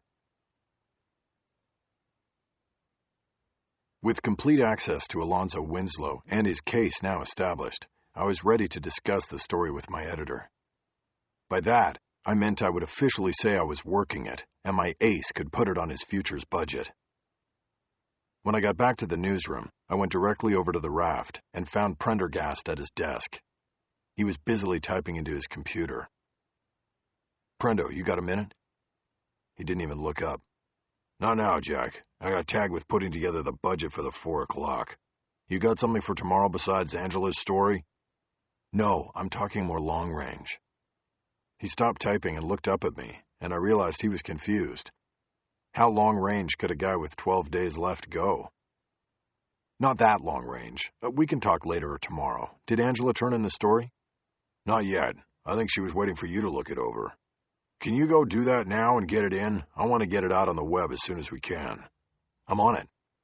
"Okay, Jack. We'll talk later, or send me a quick email." I turned and my eyes swept the newsroom. It was as long as a football field. I didn't know where Angela Cook's cubicle was located, but I knew it would be close. The newer you were, the closer they kept you to the raft. The far reaches of the newsroom were for veterans who supposedly needed less supervision. The south side was called Baja Metro and was inhabited by veteran reporters who still produced.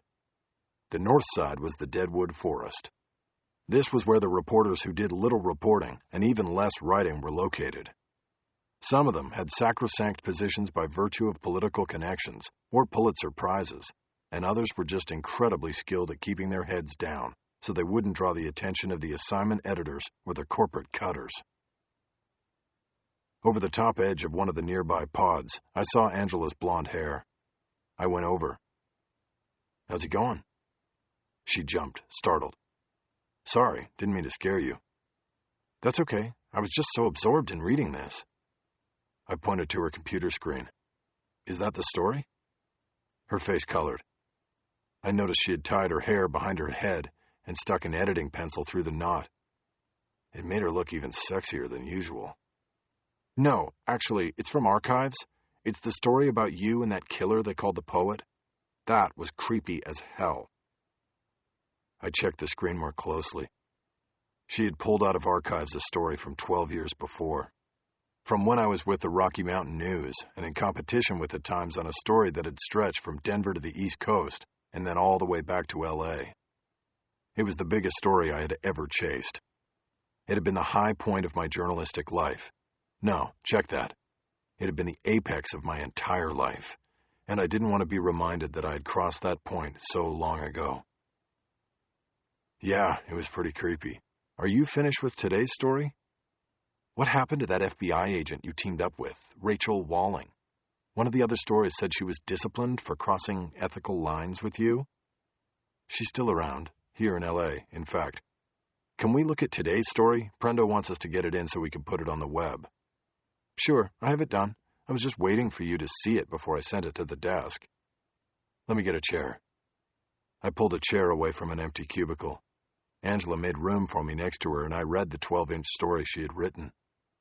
The news budget had slugged it in at 10 inches, which meant it would likely be cut to 8.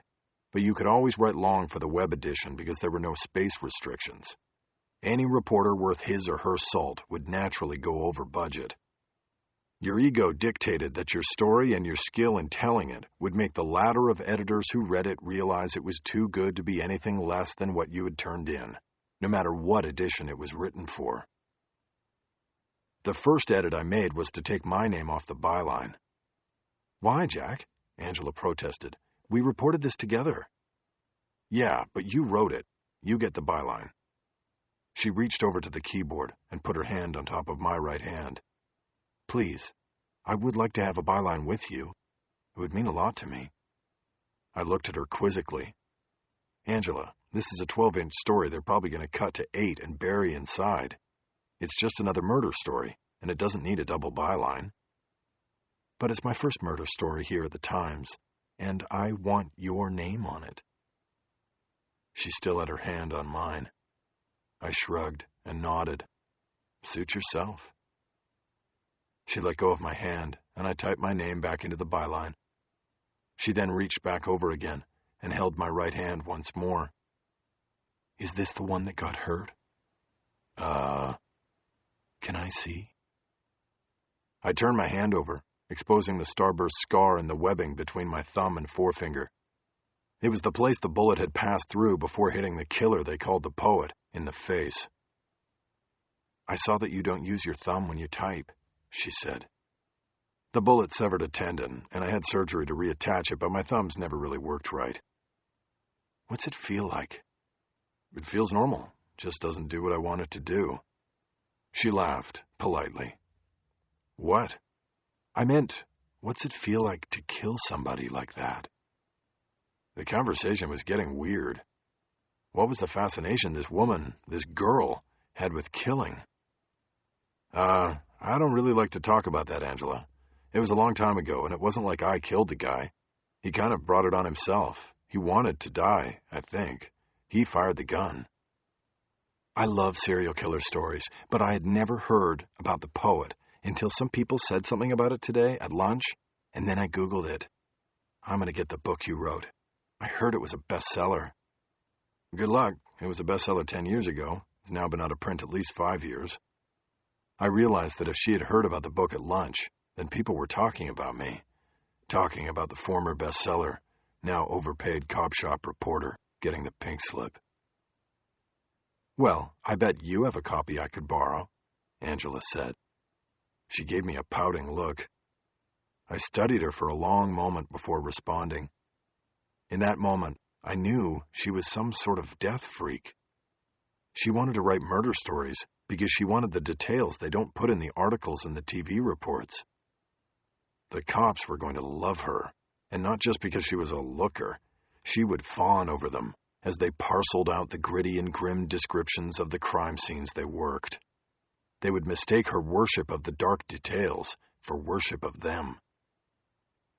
I'll see if I can find a copy at home tonight. Let's get back to this story and get it in. Prendo is going to want to see it in the basket as soon as he's out of the 4 o'clock meeting. Okay, Jack. She raised her hands in mock surrender. I went back to the story and got through the rest of it in 10 minutes, making only one change in the copy. Angela had tracked down the son of the elderly woman who had been raped and then stabbed to death in 1989. He was grateful that the police had not given up on the case and said so.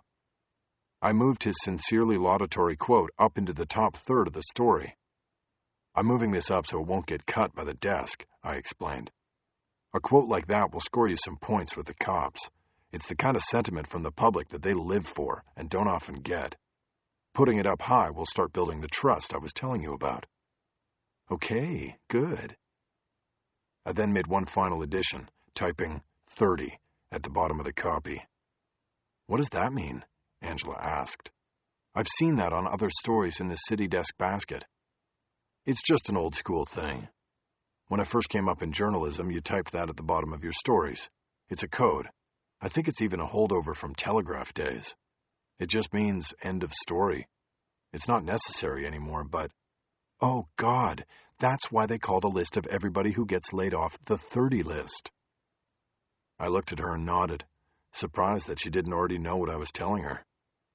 "That's right, and it's something I always used, and since my byline's on the story..." "Sure, Jack, that's okay. I think it's kind of cool. Maybe I'll start doing it." "Continue the tradition, Angela."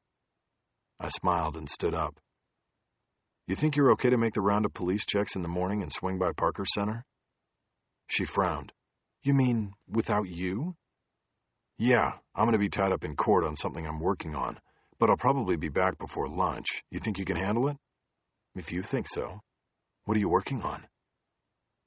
I told her briefly about my visit to the Rhodia Gardens projects and the direction I was going in. I then assured her that she wouldn't have a problem going to Parker Center on her own after only one day's training with me. "You'll be fine, and with that story in the paper tomorrow, you'll have more friends over there than you'll know what to do with." "If you say so." "I do. Just call me on my cell if you need anything." I then pointed at the story on her computer screen, made a fist, and banged it lightly on her desk. "Run that baby," I said. It was a line from All the President's Men, one of the greatest reporter stories ever told, and I immediately realized she didn't recognize it. Oh well, I thought, there's old school and then there's new school. I headed back to my cubicle and saw the message light on my phone flashing at a fast interval, meaning I had multiple messages. I quickly pushed the strange but intriguing encounter with Angela Cook from my mind and picked up the receiver.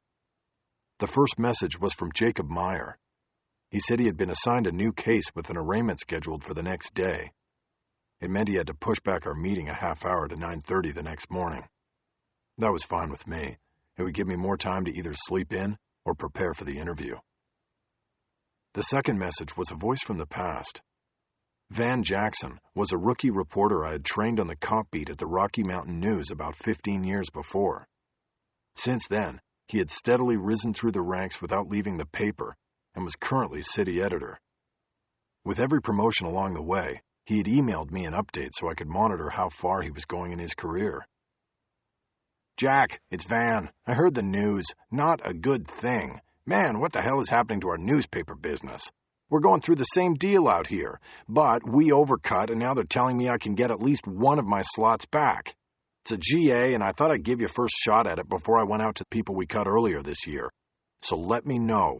Come back to Denver and kick ass at the Rocky. Call me." I played the message again, even though I had heard and understood every word the first time.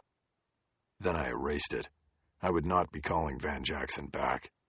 I wasn't interested in going back to Colorado as a general assignment reporter for a paper I had left 12 years before. I had a novel to write, and if I went back to Colorado at all, it would be to inspire that project, not to regress to a job I had already held so long ago. No, I was about to type "end of story" on my career as a newsman. I was hitting the big 3-0, and nothing was going to change that. Jacob Meyer was late to our already delayed meeting on Tuesday morning. For nearly a half hour, I sat in the waiting room of the public defender's office, surrounded by clients of the state-funded agency. People too poor to afford their own legal defense and reliant on the government that was prosecuting them to also defend them. It was right there in the constitutionally guaranteed rights. If you cannot afford an attorney, one will be appointed for you. But it always seemed to be a contradiction to me. Like it was all some kind of racket with the government controlling both supply and demand. Meyer was a young man, who I guessed was no more than 5 years out of law school. Yet here he was, defending a younger man, no, a child, accused of murder. He came back from court, carrying a leather briefcase so fat with files, it was too awkward and heavy to carry by the handle. He had it under his arm. He asked the receptionist for messages and was pointed to me. He switched his heavy briefcase to his left arm and offered to shake my hand. I took it and introduced myself. "Come on back," he said. "I don't have a lot of time." "That's fine. I don't need a lot of your time at this point." We walked single file down a hall that had been narrowed because of a row of file cabinets pushed against the right wall and extending its entire length. I was sure it was a fire code violation. This was the kind of detail I would normally put in my back pocket for a rainy day. Public defenders work in firetrap, but I was no longer worried about headlines or coming up with stories for the slow days. I had one last story to write, and that was it. "In here," Meyer said. I followed him into a communal office, a 20 by 12 room with desks in every corner and sound partitions between them. "Home sweet home," he said. "Pull over one of those chairs." There was another lawyer sitting at a desk catty-corner to Meyer's. I pulled the chair over from the empty desk next to his, and we sat down. "Alonzo Winslow," Meyer said. "His grandmother is an interesting lady, isn't she? Especially in her own environment. Did she tell you how proud she was to have a Jew lawyer?" "Yeah, actually, she did. Turns out I'm Irish, but I didn't want to spoil it for her. What are you looking to do for Alonzo?" I pulled a micro recorder out of my pocket and turned it on. It was about the size of a disposable cigarette lighter. I reached over and placed it on his desk between us. "You mind if I record this?" "Not at all. I would like there to be a record myself." "Well, like I told you on the phone, Zoe's grandmother is pretty convinced the cops picked up the wrong guy. I said I would look into it because I wrote the story in which the cops said he did it. Mrs. Sessoms, who is Zoe's legal guardian, has given me full access to him and his case. She might be his legal guardian, and I would have to check on that, but her granting you full access means nothing in legal terms, and therefore means nothing to me. You understand that, right?" This was not what he had said on the phone when I'd had Wanda Sessom speak to him. I was about to call him on that and his promise of cooperation when I saw him throw a quick glance over his shoulder and realized he might be talking for the benefit of the other lawyer in the room. "Sure," I said instead, "and I know you have rules in regard to what you can tell me. As long as we understand that, I can try to work with you. I can answer your questions to a point, but I am not at liberty at this stage of the case to turn over any of the discovery to you." As he said this, he swiveled in his seat to check that the other lawyer's back was still to us, and then quickly handed me a flash drive, a data storage stick with a USB port connection. "You will have to get that sort of stuff from the prosecutor or the police," he said. "Who is the prosecutor assigned to the case?" "Well, it has been Rosa Fernandez, but she handles juvenile cases. They're saying they want to try this kid as an adult, so that will probably mean a change in prosecutors." "Are you objecting to them moving this out of juvenile court?" "Of course. My client is 16 and hasn't been going to school with any kind of regularity since he was 10 or 12. Not only is he not an adult by any legal standards, but his mental capacity and acuity is not even that of a 16-year-old. But the police said this crime had a degree of sophistication and a sexual component. The victim had been raped and sodomized with foreign objects, tortured. You are assuming my client committed the crime." "The police said he confessed." Meyer pointed to the flash drive in my hand. "Exactly," he said. "The police said he confessed. I have two things to say about that. My experience is that if you put a 16-year-old kid in a closet for 9 hours, don't feed or hydrate him properly, lie to him about evidence that does not exist, and refuse to let him talk to anybody, no grandmother, no lawyer, nobody, well, then, eventually, he's going to give you what you want if he thinks it will finally get him out of the closet. And secondly, it's a question of what exactly he confessed to that concerns me. The police point of view is definitely different from mine on that." I stared at him a moment. The conversation was intriguing, but too cryptic. I needed to get Meyer to a place where he could speak freely. "Do you want to go get a cup of coffee?" "No, I don't have time. And as I said, I can't get into specifics of the case. We have our rules here, and we are dealing with a juvenile, despite the state's efforts to the contrary. And, ironically, the same district attorney's office that wants to prosecute this child as an adult will happily come down on me and my boss if I give you any case documents relating to a juvenile. This is not in adult court yet, so rules of privacy designed to protect the juvenile are still in place. But I'm sure you have sources in the police department who can give you what you need. I do. Good. Then if you want a statement from me, I would say that I believe my client, and by the way, I am not at liberty to identify him by name, is almost as much a victim here as Denise Babbitt. It is true that she is the ultimate victim because she lost her life in a horrible manner, but my client's freedom has been taken from him, and he is not guilty of this crime. I will be able to prove that once we get into court. Whether that will be an adult or juvenile court doesn't really matter. I will vigorously defend my client because he is not guilty of this crime. It had been a carefully worded statement, and nothing short of what I expected, but still, it gave me pause. Meyer was crossing a line in giving me the flash drive, and I had to ask myself why. I didn't know Meyer. I had never written a story involving him, and there was none of the trust that builds between reporter and source as stories are written and published. So if Meyer wasn't crossing the line for me, who is he doing it for? Alonzo Winslow? Could this public defender with the briefcase bursting with his guilty client's files actually believe his own statement? Did he really think Alonzo was a victim here, that he was actually innocent? It dawned on me that I was wasting time. I had to get back to the office and see what was on the stick. From the digital information I held hidden in my hand, I would find direction. I reached over and turned my digital recorder off. "Thanks for your help." I said it sarcastically, for the benefit of the other lawyer in the room. I nodded and winked at Meyer. Then I left. As soon as I got to the newsroom, I went to my cubicle without checking in at the Raft, or with Angela Cook. I plugged the data stick into the slot on my laptop computer and opened its contents. There were 3 files on it. They were labeled summary.doc, arrest.doc, and confess.doc. The 3rd file was largest by far. I briefly opened it to find that the transcript of Alonzo Winslow's confession was 928 pages long. I closed it, saving it for last, and suspected that because it was labeled confess instead of, say, interrogation, it was a file that had been transmitted to Meyer from the prosecutor. It was a digital world, and it was not surprising to me that the transcript from 9 hours of questioning a murder suspect would be transmitted from police to prosecutor and from prosecutor to defense in electronic format. With a page count of 928, the costs of printing and reprinting such a document would be high, especially considering it was the product of just one case in a system that carries thousands of cases on any given day. If Meyer wanted to print it out on the public defender's budget, then that was up to him. After loading the files onto my computer, I emailed them to the in-house copy center so that I would have hard copies of everything.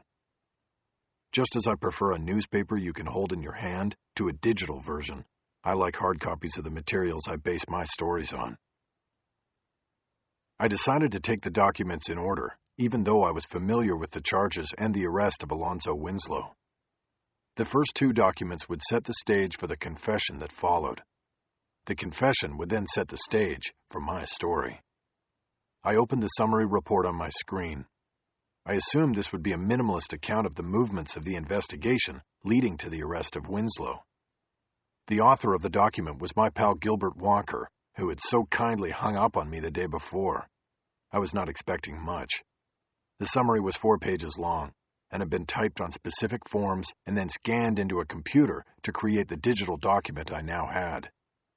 Walker knew as he typed it that his document would be studied for weaknesses and procedural mistakes by lawyers on both sides of the case. The best defense against that was to make the target smaller, to put as little into the report as possible. And from the looks of it, Walker had succeeded. The surprise in the file, however, was not the short summary, but the complete autopsy and crime scene reports as well as a set of crime scene photographs. These would be hugely helpful to me when I wrote the description of the crime in my story. Every reporter has at least a splice of the voyeur gene. Before going to the words, I went to the photos. There were 48 color photographs taken at the crime scene that depicted the body of Denise Babbitt as it had been found in the trunk of her 1999 Mazda Millennia. and as it was removed, examined on scene, and then finally bagged before being taken away. There were also photographs that showed the interior of the car and the trunk after the removal of the body. One photo showed her face behind a clear plastic bag, pulled over her head and tied tightly around her neck with what looked like common clothesline. Denise Babbitt had died with her eyes open, in a look of fear. I had seen a fair number of dead people in my time, both in person and in photographs like these. I never got used to the eyes. I had known a homicide detective, my brother, in fact, who told me not to spend too much time with the eyes because they stayed with you long after you turned yours away. Denise had that kind of eyes. The kind that made you think about her last moments, about what she saw and thought and felt. I went back to the investigative summary and read it through, highlighting the paragraphs with information I thought was important and useful and moving them onto a new document I'd created. I called this file policestory.doc, and I took each paragraph I had moved from the official report and rewrote it. The language of the police report was stilted and overloaded with abbreviations and acronyms. I wanted to make the story my own. When I was finished, I reviewed my work, looking to make sure it was accurate, but still had narrative momentum. I knew that when I finally wrote the story for publication, many of these paragraphs and nuggets of information would be included. If I made a mistake at this early stage, it could very well be carried wrong into publication. Denise Babbitt was found in the trunk of her 1999 Mazda Millennia at 9:45 a.m. on Saturday, April 25, 2009, by SMPD patrol officers Richard Cleety and Roberto Jimenez. Detectives Gilbert Walker and William Grady responded as lead investigators of the crime. The patrol officers had been called by Santa Monica parking enforcement, who found the car in the public beach lot next to the Casa del Mar Hotel. While access to the lot is open overnight, it becomes a pay lot from 9 to 5 every day, and any cars still remaining are ticketed if a parking pass is not purchased and displayed on the dashboard. When parking enforcement officer Willie Cortez approached the Mazda to check for a pass, he found the car's windows open and the key in the ignition. A woman's purse was in plain view on the passenger seat, and its contents were dumped beside it. Sensing that something wasn't right, he called the SMPD, and officers Cleety and Jimenez arrived. In the course of checking the license plate in order to determine ownership of the car, they noticed that the trunk had been closed on what appeared to be part of a woman's silk-patterned dress. They reached into the car and popped the trunk.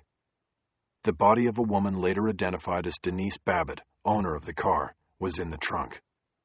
She was naked, and her clothing, undergarments, dress, and shoes were found on top of the body. Denise Babbitt was 23 years old. She worked as a dancer at a Hollywood strip bar called Club Snake Pit. She lived in an apartment on Orchard Street in Hollywood. She had an arrest record for possession of heroin dating back to a year before.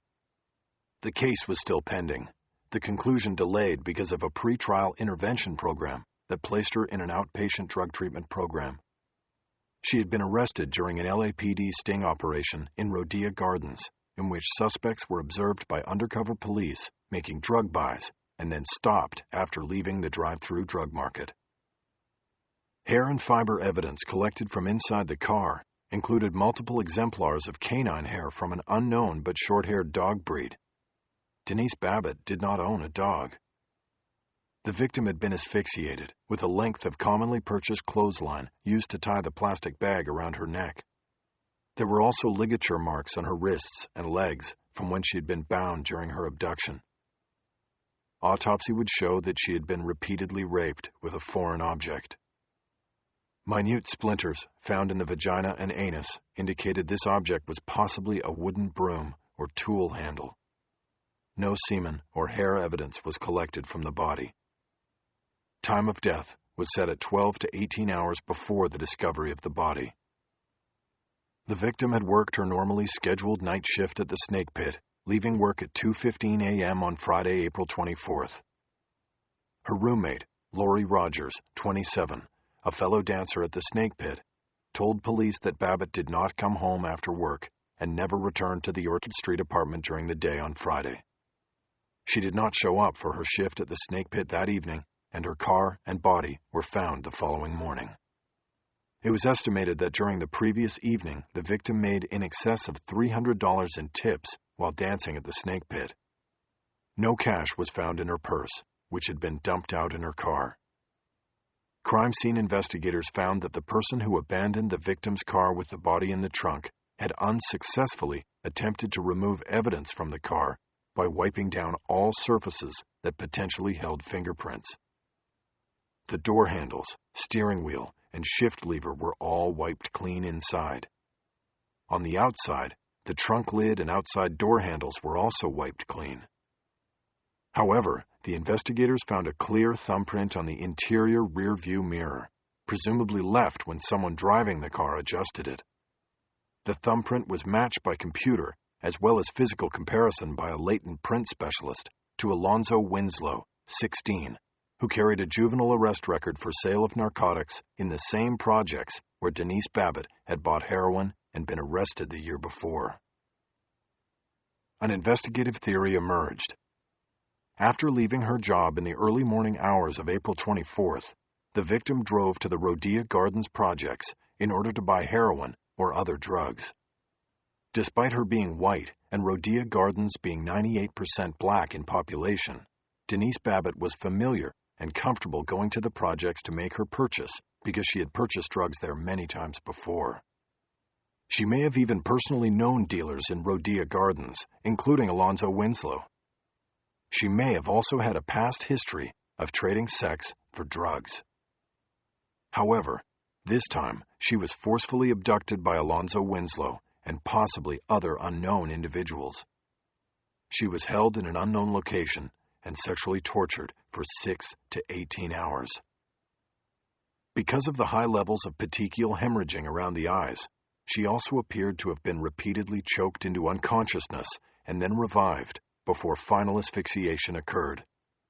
Her body was then stuffed in the trunk of her car and driven almost 20 miles to Santa Monica, where the car was abandoned in the Oceanside parking lot.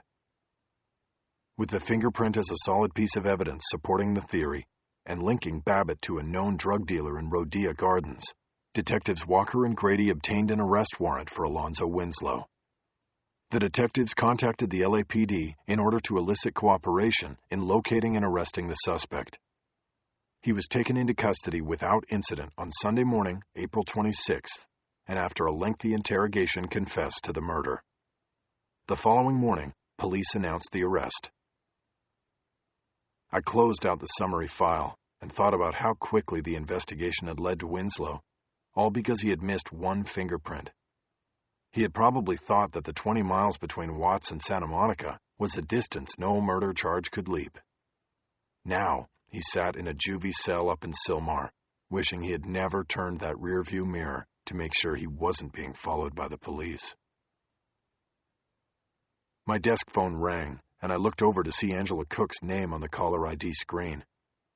I was tempted to let it go, to maintain focus on my story, but I knew it would ring through to the switchboard and whoever answered would tell Angela that I was at my desk, but apparently too busy to take her call. I didn't want that, so I picked up. Angela, what's happening? I'm over here at Parker, and I think something is going on, but nobody's telling me shit. Why do you think something's going on? Because there's all kinds of reporters and cameras coming in. Where are you? I'm in the lobby. I was leaving when I saw a bunch of these guys coming in. And you checked with the press office? Of course I did, but nobody's answering. Sorry, that was a stupid question. I can make some calls. Stay there in case you need to go back up. I'll call you right back. Were they only TV guys? Look like it. You know what Patrick Dennison looks like? Dennison was the main cops and crime reporter for the Daily News, the only real print competition the Times faced on a local level. He was good, and every now and then broke an exclusive I would have to chase. It was a reporter's worst embarrassment to have to follow a competitor's scoop. But I wasn't worried about getting scooped here, not if the TV media was already in the building. When you saw TV reporters on a story, that usually meant they were following yesterday's news or were headed to a press conference.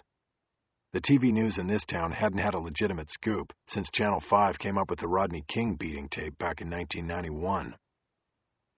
After hanging up with Angela, I called a lieutenant in the robbery homicide division to see what was shaking. If he didn't know, then I would try major crimes and then narcs. I was confident I would soon know why the media was storming Parker Center, and the LA Times was the last to know about it. I talked my way through the city secretary who answers phones in RHD and got to Lieutenant Hardy without much of a wait. Hardy was less than a year in the job, and I was still doing the dance with him, slowly procuring him as a trusted source. After I identified myself, I asked what the Hardy boys were up to. I had taken to calling the detectives in his command the Hardy boys, because I knew giving the lieutenant ownership of the squad played to his ego. The truth was, he was simply a manager of people, and the investigators in his command worked pretty autonomously. But it was part of the dance, and so far, it had worked. "We're laying low today, Jack," Hardy said. "Nothing to report." "You sure? I heard from somebody else in the building that the place is crawling with TV people." "Yeah, that's for the other thing. We got nothing to do with that." At least we weren't behind the curve on a murder story. That was good. "What other thing?" I asked. "You need to talk to either Grossman or the chief's office. They're having the press conference." I started to get concerned. The chief of police doesn't usually hold press conferences to discuss things already in the newspaper. He usually broke things out himself, so he could control information and get credit if credit was due him. The other reference Hardy made was to Captain Art Grossman, who was in charge of major narcotics investigations. Somehow we had missed an invitation to a press conference. I quickly thanked Hardy for the help and told him I would check with him later. I called Angela back and she answered right away. "Go back in and head up to the 6th floor. There's some sort of narcotics press conference with the chief and Art Grossman, who is the head narc." "Okay, what time?" "I don't know yet. Just get up there in case it's happening right now. You didn't hear about this?" "No," she said defensively. "How long have you been over there?" "All morning. I've been trying to meet people." "Okay, get up there and I'll call you back." After hanging up, I started multitasking. While putting in a call to Grossman's office, I went online and checked the CNS wire. The city news service operated a digital news wire that was updated by the minute with breaking news from the City of Angels. It was heavy with crime and police news, and was primarily a tip service that provided press conference schedules and limited details of crime reports and investigations. As a police reporter, I checked it continuously through the day like a stock market analyst keeps his eye on the Dow crawl at the bottom of the screen on the Bloomberg channel. I could have stayed further connected to CNS by signing up for email and cell phone text alerts, but that wasn't the way I operated. I wasn't a mojo. I was an old Joe, and didn't want the constant bells and whistles of connectivity. However, I had neglected to tell Angela about these options, and with her spending the morning at Parker Center, and my spending it chasing the Babbitt case, nobody had gotten any bells or whistles, and nobody had made the old-fashioned manual checks. I started scrolling backward on the CNS screen, looking for anything about a police press conference or any other breaking crime news. My call to Grossman was answered by a secretary, but she told me the captain was already upstairs, meaning the 6th floor, at a press conference. Just as I hung up, I found a short blurb on CNS announcing the 11 a.m. press conference in the 6th floor media room at Parker Center. There was little information, other than to say it was to announce the results of a major drug sweep conducted through the night in the Rhodia Gardens housing complex. Bang, just like that. My long-term story was hooking nicely into a breaking story. The adrenaline kicked in. It often happened this way. The daily grind of the news gave you the opening to say something bigger. I called Angela back. "Are you on 6? "Yeah, and they haven't started. What's this about?" "I don't want to ask any of these TV people because then I'll come off as stupid." "Right. It's about a drug sweep overnight in Rhodia Gardens." "That's it?" "Yeah, but it could go big because it's probably in response to the murder I told you about yesterday. The woman in the trunk was traced back to that place, remember?" "Oh, right. Angela, it connects with what I'm working on, so I want to try to sell it to Prendo. I want to write it because it will help set up my story. Well, Maybe we can work on it together. I'll get as much as I can here." I paused, but not too long. I had to be delicate but decisive. "No, I'm going to come over for the conference. If it starts before I get there, take notes for me. And you can feed them to Prendo for the web. But I want this story, Angela, because it's part of my larger story." "That's cool, Jack," she said without hesitation. "I'm not trying to bogart the beat. It's still your baby and the story is yours. But if you need anything from me, just ask." I now thought I had overreacted and was embarrassed at having acted like a selfish prick. "Thanks, Angela. We'll figure it out. I'm going to give Prendo a heads up on this for the daily budget, and then I'll be over." Parker Center was in its last year of life. The crumbling building had been the command center for police operations for nearly 5 decades and was at least 1 decade past obsolescence. Yet it had served the city well, seen it through 2 riots, countless civil protests, and major crimes, and had been the location of thousands of press conferences like the one I was going to attend right now. But as a working headquarters, it was long outdated. It was overcrowded. Its plumbing was shot, and its heating and air conditioning system almost useless. There weren't enough parking spots, office space, or jail cells. There were known areas in hallways and offices where the air was tainted and sour. There were buckles in the vinyl flooring, and the structure's prospects of surviving a major earthquake were questionable. In fact, many detectives tirelessly worked cases on the street, pursuing clues and suspects to extraordinary lengths, just so they wouldn't be in the office when the big one hit. A beautiful replacement was rising 2 blocks away on Spring Street, right next to the Times. It would be state-of-the-art and spacious and technologically savvy. Hopefully, it would serve the department and the city for another 5 decades. But I would not be there when it was time to move in. My beautiful replacement would be the one. And as I rode the rickety elevator up to the 6th floor, I decided that this was how it was meant to be.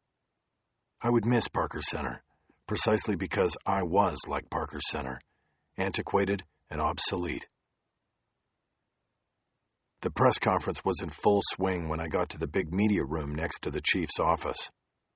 I pushed past a uniformed officer in the doorway, grabbed a copy of the handout from him, and ducked under the line of cameras, a reluctant courtesy, along the back wall and took an open seat. I had been in this room when it was standing room only. Today, with the bottom line being that the PC was about a drug raid, the attendance was perfunctory. I counted representatives from 5 of the 9 local TV channels, 2 radio reporters, and a handful of print people. I saw Angela in the 2nd row. She had her laptop open and was typing. I assumed she was online and filing for the web edition, even as the press conference was still underway. She was a mojo tried and true. I read the handout to get up to speed. It was one long paragraph, designed to set forward the facts, which the police chief and his top narc could elucidate on further during the press conference. In the wake of the murder of Denise Babbitt, presumed to have occurred somewhere in the Rhodia Gardens housing project, the LAPD's South Bureau Narcotics Unit conducted 1 week of high-intensity surveillance of drug activities in the housing project and arrested 16 suspected drug dealers in an early morning sweep. The suspects included 11 adult gang members and 5 juveniles. Undisclosed amounts of heroin, crack cocaine, and methamphetamine were seized during raids on 12 different apartments in the housing project. Additionally, Santa Monica police and investigators with the district attorney's office executed 3 search warrants in regard to the murder investigation. The warrants sought additional evidence against the 16-year-old charged with the murder, as well as others who may have been involved. Having read thousands of press releases over the years, I was pretty good at reading between the lines. I knew that when they didn't disclose the amounts of drugs seized, it was because the amounts were so low as to probably be embarrassing. And I knew that when the press release said the warrants sought additional evidence, then the likelihood was that none had been found. Otherwise, they would have trumpeted the fact that more evidence was gathered in the execution of the warrants. All of this was of mild interest to me. What had my adrenaline moving was the fact that the drug sweep was in response to the murder, and it was an action that was sure to instigate racial controversy. That controversy would help me sell my long-term story to my own command staff. I looked up at the podium just as the chief was passing the lead to Grossman. The captain stepped up to the microphone and started the narration that went along with a PowerPoint presentation of the sweep. On the screen to the left of the podium, mugshots of the arrested adults started flashing, along with listings of the charges against each individual. Grossman got into the specifics of the operation, describing how 12 teams of 6 officers each simultaneously raided 12 different apartments at 6:50 in the morning. He said there was only one injury, and that was to an officer who was hurt in a bizarre case of being in the wrong place at the wrong time. The officer was hurrying down the side of one of the project buildings to cover the rear when the suspect inside was awakened by pounding on his front door. The suspect threw a sawed-off shotgun out the window so as not to be in possession of the illegal weapon. It struck the passing officer in the head, knocking him unconscious. He was treated by paramedics and would be held overnight for observation in an undisclosed hospital. The mugshot of the gangbanger who had extorted $50 from me the day before flashed on the screen. Grossman identified him as 20-year-old Darnell Hicks and described him as a street boss who had several younger men and boys working for him selling drugs. I felt a small amount of joy seeing his face up there on the big screen, and knew I would put his name first among the arrested when I wrote the story for tomorrow's paper. That would be my way of doing the Crip walk right back at him. Grossman took another 10 minutes to finish giving out the details the department was willing to part with, and then open it up to questions. A couple of the television reporters threw him softballs, which he easily hit over the wall. No one asked him the tough question until I raised my hand. Grossman was scanning the room when he saw my hand. He knew me and where I worked. He knew he wasn't going to get a softball from me. He kept scanning the room, probably hoping that another dimwit TV guy would put up a hand. But he didn't get lucky and had no choice but to bring it back to me. "Mr. McAvoy, do you have a question?" "Yes, Captain. I was wondering if you can tell me whether you are expecting any backlash from the community." "Backlash from the community? No. Who complains about getting drug dealers and gangbangers off the street? Besides that, we had enormous support and cooperation from the community in regard to this operation. I don't know where the backlash would be in that." I put the line about support and cooperation from the community into my back pocket for later and stayed on point with my response. "Well, it's pretty well documented that the drug and gang problems in the Rhodia projects have been there for a long time. But the department only mounted this large-scale operation after a white woman from Hollywood got abducted and murdered going down there.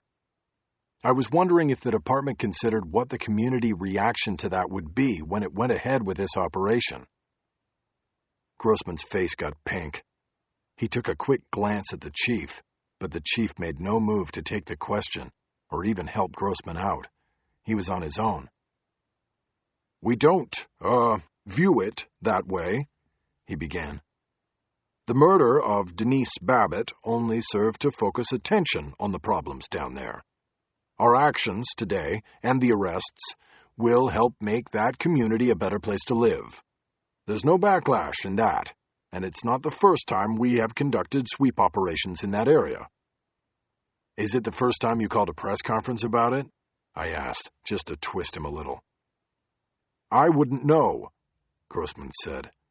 His eyes scanned the room for another hand from a reporter, but nobody bailed him out.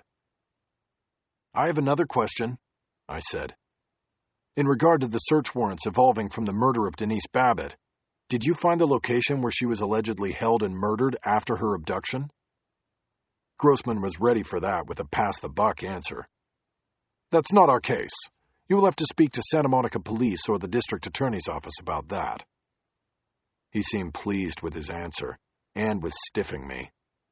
I had no further questions, and Grossman scanned the room one last time and ended the news conference.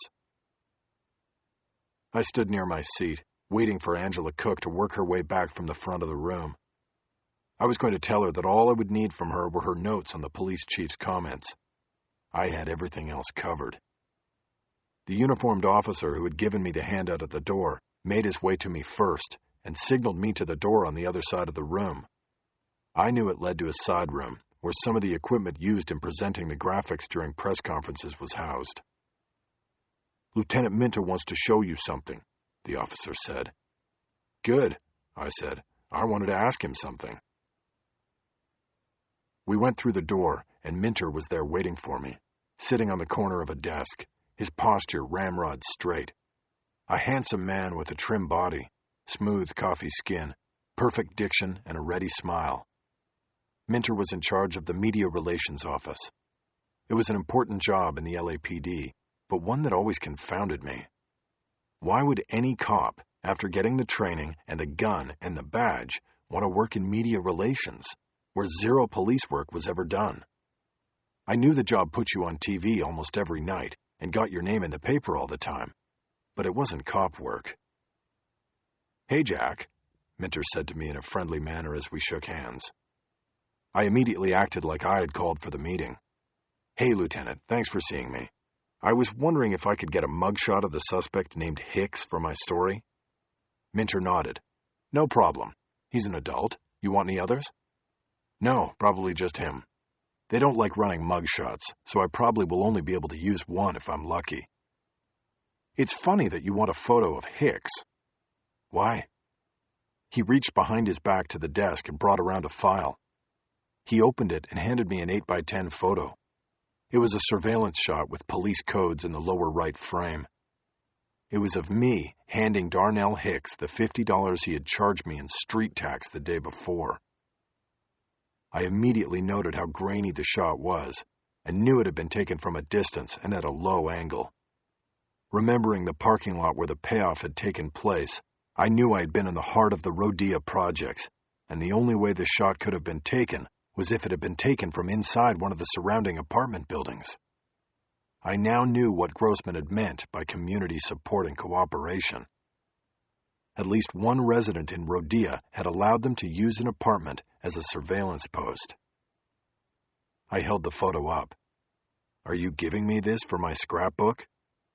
"No, I was just wondering if you can tell me about it.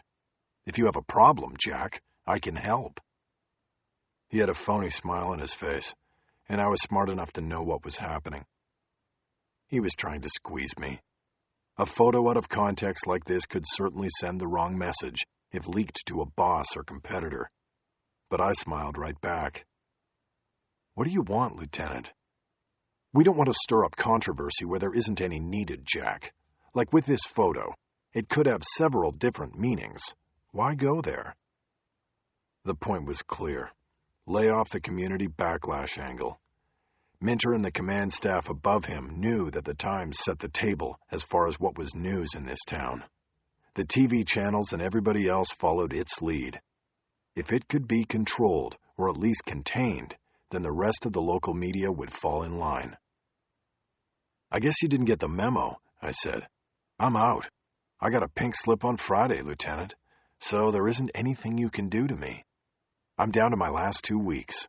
So if you want to send this picture to somebody at the paper, I would send it to Dorothy Fowler, the city editor. But it's not going to change who I talk to on this story, or what I write.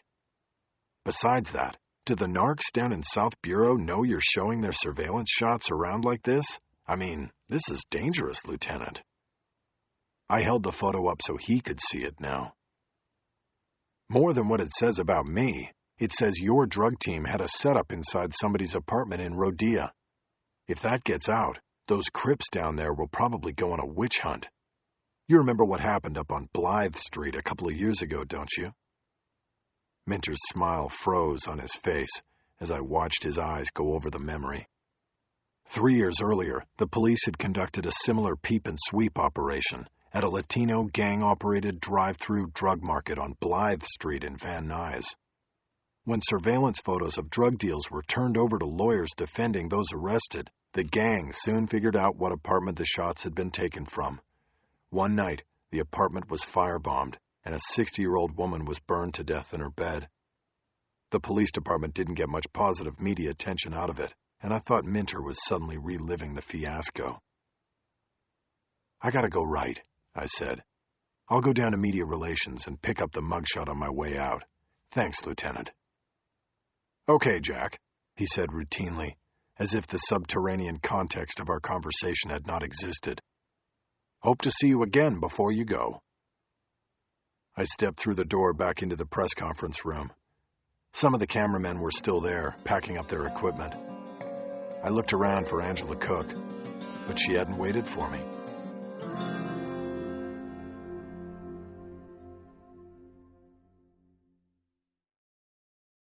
After picking up the mugshot of Darnell Hicks, I walked back to the Times building and up to the third-floor newsroom.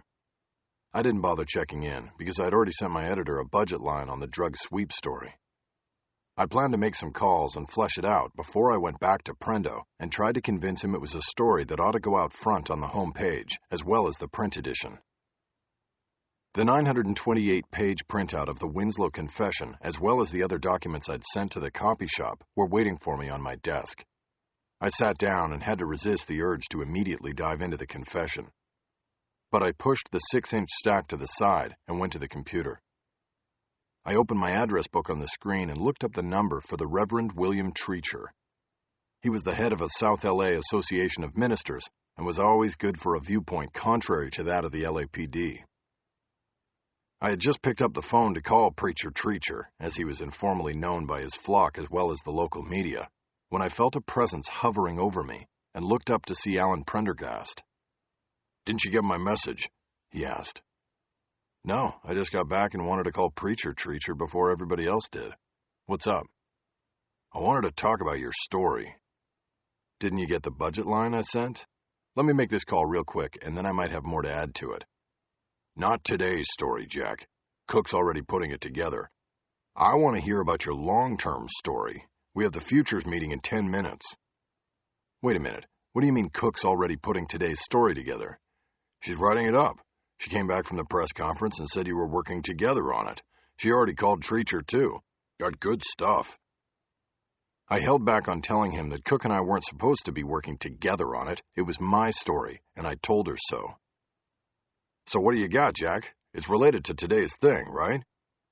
"Sort of, yeah." I was still stunned by Cook's move. Competition within the newsroom is common. I just hadn't expected her to be so bold as to lie her way onto a story. "Jack, I don't have much time." Right. Yeah, it's about the murder of Denise Babbitt, but from the killer's angle. It's about how 16-year-old Alonzo Winslow came to be charged with murder." Prendo nodded. "You have the goods?" By the goods, I knew he was asking if I had direct access. He wouldn't be interested in a story with "police said" used as attribution everywhere. He wouldn't want to see the word "allegedly" anywhere near this piece if he was going to try to give it a good ride on the futures budget. He wanted a crime feature, a story that went behind the basic news everybody already had and rocked the reader's world with gritty reality. He wanted breadth and depth, the hallmark features of any Times story. "I have a direct line in. I've got the kid's grandmother and his lawyer, and I'm probably going to see the kid tomorrow." I pointed to the freshly printed stack of documents on my desk. "And that's the pot of gold. His 900-page confession. I shouldn't have it, but I do, and nobody else will get it." Prendo nodded with approval, and I could tell he was thinking, trying to come up with a way to sell the story in the meeting or make it better. He backed out of the cubicle, grabbed a nearby chair, and pulled it over. "I've got an idea, Jack," he said as he sat down and leaned toward me. He was using my name too much, and the leaning into my personal space was uncomfortable and seemed completely phony since he had never done it with me before. I didn't like the way this was going. "What is it, Alan?" "What if it wasn't just about how a boy became a murderer? What if it was also about how a girl became a murder victim?"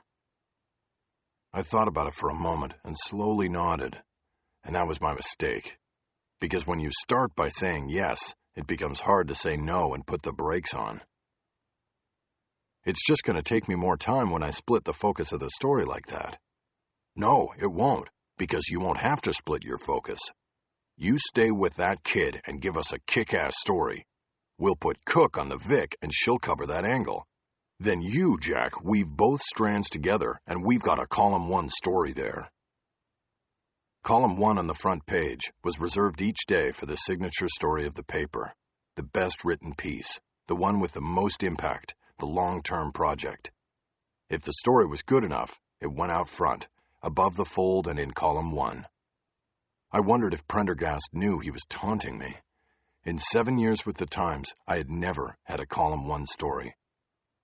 In more than 2,000 days on the beat, I had never come up with the best piece of the day. He was waving the possibility of going out the door with a column 1 at me, like a big fat carrot. Did she give you this idea? Who? Who do you think? Cook? No, man, I just thought of it, right now. What do you think? I'm wondering who's going to cover the cop shop while we're both running with this. Well, you both can trade off on it, like you've been doing. And I could probably get some help from time to time from the GA group. Even if it was just you on this, I couldn't cut you loose completely anyway. Whenever general assignment reporters were pulled in to work the crime beat, the resulting stories were usually superficial and by the numbers. It wasn't the way to cover the beat, but what did I care anymore? I had 11 days left, and that was it. I didn't believe Prendergast for a moment, and was not swayed by his column 1 overture. But I was smart enough to know that his suggestion, whether truly his or Angela Cook's, could lead to a better story. And it had a better chance of doing what I wanted it to do. We could call it the collision, I said. The point where these two, killer and victim, came together and how they got there. Perfect, Prendergast exclaimed. He stood up, smiling. I'll wing it in the meeting. But why don't you and Cook put your heads together and give me something for the budget by the end of the day? I'm going to tell them you'll turn the story in by the end of the week. I thought about that.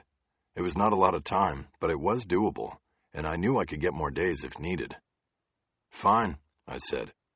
Good, he said. I gotta go. He headed on to his meeting. In a carefully worded email, I invited Angela to meet me in the cafeteria to get a cup of coffee. I gave no indication that I was upset with or suspicious of her. She responded immediately, saying she would meet me there in 15 minutes. Now that I was free of the daily story and had 15 minutes to fill, I pulled the stack back over to the center of the desk and started reading the confession of Alonzo Winslow. The interview was conducted by the lead detectives Gilbert Walker and William Grady at the Santa Monica Police Department beginning at 11 a.m., Sunday, April 26, about 3 hours after Winslow had been taken into custody. The transcript was in Q&A format with very little description added. It was easy and fast to read, the questions and answers mostly short at first, back and forth like ping pong. They began by reading Winslow his rights and having the 16-year-old acknowledge that he understood them. Then they went through a series of questions employed at the start of interviews with juveniles. These were designed to elicit his knowledge of right and wrong. Once that was established, Winslow became fair game. For his part, Winslow fell victim to ego and the oldest flaw in the human book. He thought he could outsmart them. He thought he could talk his way out of it and maybe pick up some inside information about their investigation. So he readily agreed to talk to them. What innocent kid wouldn't? And they played him like a 3-string bass guitar. Dum-de-dum-de-dum. Getting every implausible explanation and outright lie on record. I breezed through the first 200 pages, skipping page after page of Winslow's denials of knowing anything or seeing anything pertaining to Denise Babbitt's murder. Then, in very casual conversation, the detectives turned the questions towards Winslow's whereabouts on the night in question, obviously trying to get either facts or lies on the record, because either way, they would be helpful to the case. A fact was a marker that could help them navigate through the interview. A lie could be used like a club on Winslow when revealed. Winslow told them he was at home sleeping and his mom's, Wanda Sessoms, could vouch for him. He continually denied any knowledge of Denise Babbitt, repeatedly rejected knowing her or anything about her abduction and murder. He held up like a rock. But then, on page 305, the detectives started lying to him and setting traps. Walker, that's not going to work, Alonzo. You gotta give us something here. You can't just sit there and say, no, I don't know anything, and expect to walk out of here. We know you know something. I mean, we know it, son. Winslow, you don't know shit. I ain't ever seen that girl you've been talking about. Walker, really? Then how come we got you on tape dropping her car in that parking lot by the beach? Winslow, what tape you got? Walker, the one of the parking lot. We got you getting out of that car, and nobody else goes near it until they find the body in it. That puts this whole thing on you, man. Winslow, nah, it ain't me. I didn't do this. As far as I knew from the discovery documents the defense lawyer had given me, there was no video that showed the victim's Mazda being left in the parking lot. But I also knew that the U.S. Supreme Court had upheld the legality of the police's lying to a suspect if the lie would reasonably be seen as such by an innocent person. By spinning everything off the one piece of evidence they did have, Winslow's fingerprint on the rearview mirror, they were within bounds of this guideline, and they were leading Winslow down the path. I once wrote a story about an interrogation where the detectives showed the suspect an evidence bag containing the gun used in the murder. It wasn't the real murder weapon. It was an exact duplicate. But when the suspect saw it, he copped to the crime because he figured the police had found all the evidence. A murderer was caught, but I didn't feel too good about it. It never seemed right or fair to me that the representatives of our government were allowed to employ lies and tricks, just like the bad guys, with full approval of the Supreme Court. I read on, skimming another 100 or so pages, until my cell phone rang. I looked at the screen and realized I had read right through my coffee meeting with Angela. Angela, sorry, I got tied up. I'm coming right down. Please hurry, I need to finish today's story. I hustled down the steps to the first-floor cafeteria and joined her at a table without getting any coffee. I was 20 minutes late, and I saw her cup was empty. On the table next to it was a stack of paper turned print side down. You want another latte? No, I'm fine. Okay. I looked around. It was mid-afternoon, and the cafeteria was almost empty. Jack, what's up? I need to get back upstairs. I looked directly at her. I just wanted to tell you face-to-face that I didn't appreciate you guzzling today's story. The beat is technically still mine, and I told you I wanted this story because it set up the bigger one I'm working on. I'm sorry. I got excited when you asked all the right questions in the press conference, and I got back to the newsroom and sort of exaggerated things. I said we were working on it together. Prendo told me to start writing. Is that when you suggested to Prendo that we work together on my other story, too? I didn't. I don't know what you're talking about. When I got back, he told me we were on it together. I take the killer and you take the victim. He also told me it was your idea. Her face colored red, and she shook her head in embarrassment. I had now outed 2 liars. Angela I could deal with because there was something honest about her lying. She was boldly going for what she wanted. Prendo was the one that hurt. We had worked together for a long time, and I'd never seen him as a liar or manipulator. I guessed he was just choosing sides. I was out the door soon, and Angela was staying. It didn't take a genius to see that he was picking her over me. The future was with Angela. I can't believe he ratted me out, Angela said. Yeah, well, I guess you have to be careful who you trust in a newsroom, I said. Even your own editor. I guess so. She picked up her cup and looked to see if there was anything left, even though she knew there wasn't. Anything to avoid looking at me. Look, Angela, I don't like how you did this, but I admire how you just go after what you want. All the best reporters I've known are that way. And I have to say, your idea of doing the double profile of both killer and victim is the better way to go. Now she looked at me. Her face brightened. Jack, I'm really looking forward to working with you on it. The one thing I want to get straight right now is that this started with me and it ends with me. When the reporting is all done, I'm the one who's going to write this, okay? Oh, absolutely. After you told me what you were working on, I just wanted to be a part of it. So I came up with the victim angle. But it's your story, Jack. You get to write it, and your name goes first on the byline. I studied her closely for any sign that she was dissembling. But she'd looked me sincerely in the eye as she had spoken. All right. Well, that's all I had to say. Good. You need any help with today's story? No, I think I'm all set. And I'm getting great stuff from the community off that angle you brought up at the press conference. Reverend Treacher called it one more symptom of racism in the department.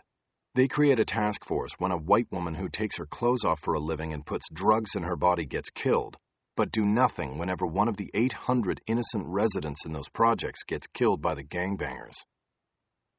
It sounded like a good quote, but it came from the wrong voice.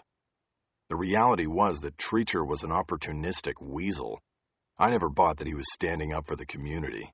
I thought he was usually just standing up for himself, getting on TV and in the papers to further serve his celebrity and the benefits it brought. I had once suggested to an editor that we do an investigation of Treacher, but was immediately shot down. The editor said, "No, Jack, we need him." And that was true. The paper needed people like Treacher to voice the contrarian view, to give the incendiary remark and get the fire burning. "Sounds good," I said to Angela. "I'll let you get back to it, and I'll go up and write a budget line for the other story." "Here," she said. She slid the short stack of papers across the table to me. "What's this?" "Nothing, really, but it might save you some time. Last night, before I went home, I was thinking about the story after you told me what you were working on. I almost called you to talk more about it and suggest we work together, but I chickened out and went on Google instead. I checked out trunk murder and found there is a long history of people ending up in the trunks of cars. A lot of women, Jack, and a lot of mob guys, too." I turned the pages over and looked at the top sheet. It was a printout of a Las Vegas Review-Journal story from almost a year earlier. The first paragraph told me it was about the conviction of a man charged with murdering his ex-wife, putting her body into the trunk of his car, and then parking it in his own garage. "That's just a story that sounded a little like yours," she said. "There's some others in there about historical cases. There's a local one from the 90s where this movie guy was found in the trunk of his Rolls-Royce, which was parked on the hill above the Hollywood Bowl. And I even found a website called trunkmurder.com, but it's still under construction." I nodded hesitantly. Thanks. I'm not sure where all this might fit in, but it's good to be thorough, I guess." "Yeah, that's what I was thinking." She pushed her chair back and picked up her empty cup. "Well, okay then. I'll email you a copy of today's story as soon as I have it ready to send in." "You don't have to do that. It's your story now." "No, your name is going on it too. You asked the questions that gave it good old B&D. Breadth and depth. What the editors want. What the reputation of the Times was built on. Drilled into you from day one when you came to the Velvet Coffin. Give your stories breadth and depth. Don't just tell what happened. Tell what it means and how it fits into the life of the city and the reader." "Okay, well, thanks," I said. "Just let me know and I'll give it a quick read." "You want to walk up together?" No, I'm going to get a coffee and maybe look through all this stuff you came up with." "Suit yourself." She gave me a pouty smile like I was missing something really good, and then walked away. I watched her dump her coffee cup into a trash can and head out of the cafeteria. I wasn't sure what was happening. I didn't know if I was her partner or mentor, whether I was training her to take over or she already had. My instinct told me that I might only have 11 days left on the job, but I would have to watch my back with her during every one of them. After writing up a budget line and emailing it to Prendergast and then signing off on Angela's story for the print edition, I found an unoccupied pod in the far corner of the newsroom where I could concentrate on the Alonzo Winslow transcript and not be intruded on by phone calls, email, or other reporters. The transcript had my full attention now, and as I read, I marked with yellow Post-its pages where there were significant quotes. The reading went fast, except in places where there were more than the back and forth of ping-pong dialogue. At one point, the detectives scammed Winslow into a damaging admission, and I had to read the passage twice to understand what they did. Grady apparently pulled out a tape measure. He explained to Winslow that they wanted to take a measurement of the line that ran from the tip of his thumb to the tip of his first index finger on each hand. Winslow cooperated, and then the detectives announced that the measurements matched to within a quarter inch the strangulation marks left on Denise Babbitt's neck. Winslow responded with a vigorous denial of involvement in the murder, and then made a big mistake. Winslow. Beside that, the bitch wasn't even strangled with anybody's hands. Motherfucker tied a plastic bag over her head. Walker. And how do you know that, Alonzo? I could almost see Walker smiling when he asked it. Winslow had slipped up in a huge way. Winslow, I don't know, man. It must have been on TV or something. I heard it somewhere. Walker, no, son, you didn't, because we never put that out. The only person who knew that was the person who killed her. Now, do you want to tell us about it while we can still help you, or do you want to play it dumb and go down hard for it? Winslow, I'm telling you, motherfuckers, I didn't kill her like that. Grady, then tell us what you did to her. Winslow, nothing, man. Nothing. The damage was done, and the slide had begun. You don't have to be an interrogator at Abu Ghraib to know that time never favors the suspect. Walker and Grady were patient, and as the minutes and hours ticked by, Alonzo Winslow's will finally began to erode. It was too much to go up alone against two veteran cops who knew things about the case that he didn't. By page 830 of the manuscript, he began to crack. Winslow, I want to go home. I want to see my moms. Please let me go talk to her and I'll come back tomorrow to be with you fellas. Walker, that's not happening, Alonzo. We can't let you go until we know the truth. If you want to finally start telling us the truth, then we can talk about getting you home to moms. Winslow, I didn't do this shit. I never met that bitch. Grady, then how did your fingerprints get all over that car? And how come you know how she was strangled? Winslow, I don't know. That can't be true about my prints. You fuckers lying to me. Walker, yeah, you think we're lying because you wiped that car down real good, didn't you? But you forgot something, Alonzo. You forgot the rearview mirror. Remember how you turned it to make sure nobody was following you? Yeah, that was it.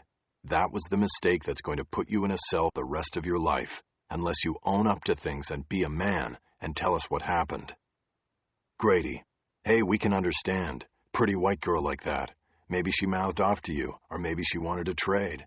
A little poon for a spoon. We know how it works. But something happened and she got killed. If you can tell us, then we can work with you, maybe even get you home to moms. Winslow, nah, man, you got it all wrong. Walker, Alonzo, I'm tired of all your bullshit. I want to get home myself. We've been going at this for too long trying to help you out. I want to get home to my dinner. So you either come clean right now, son, or you're going into a cell. I'll call your moms and tell her you ain't never coming back. Winslow, why you want to do this to me? I'm nobody, man. Why you setting me up for this shit? Grady, you set yourself up, kid, when you strangled the girl. Winslow, I didn't.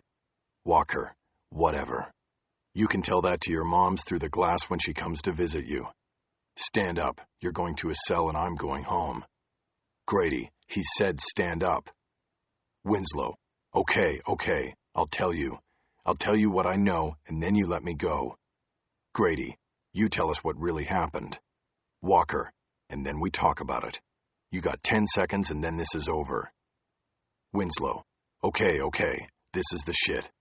I was walking fuckface and I saw her car over by the towers, and when I looked inside I saw the keys and I saw her purse just sitting there. Walker, wait a minute, who's fuckface?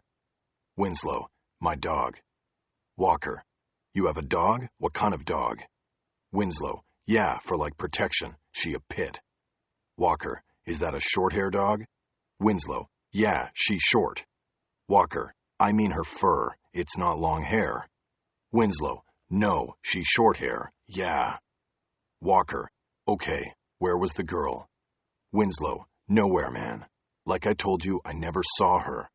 When she was alive, I mean.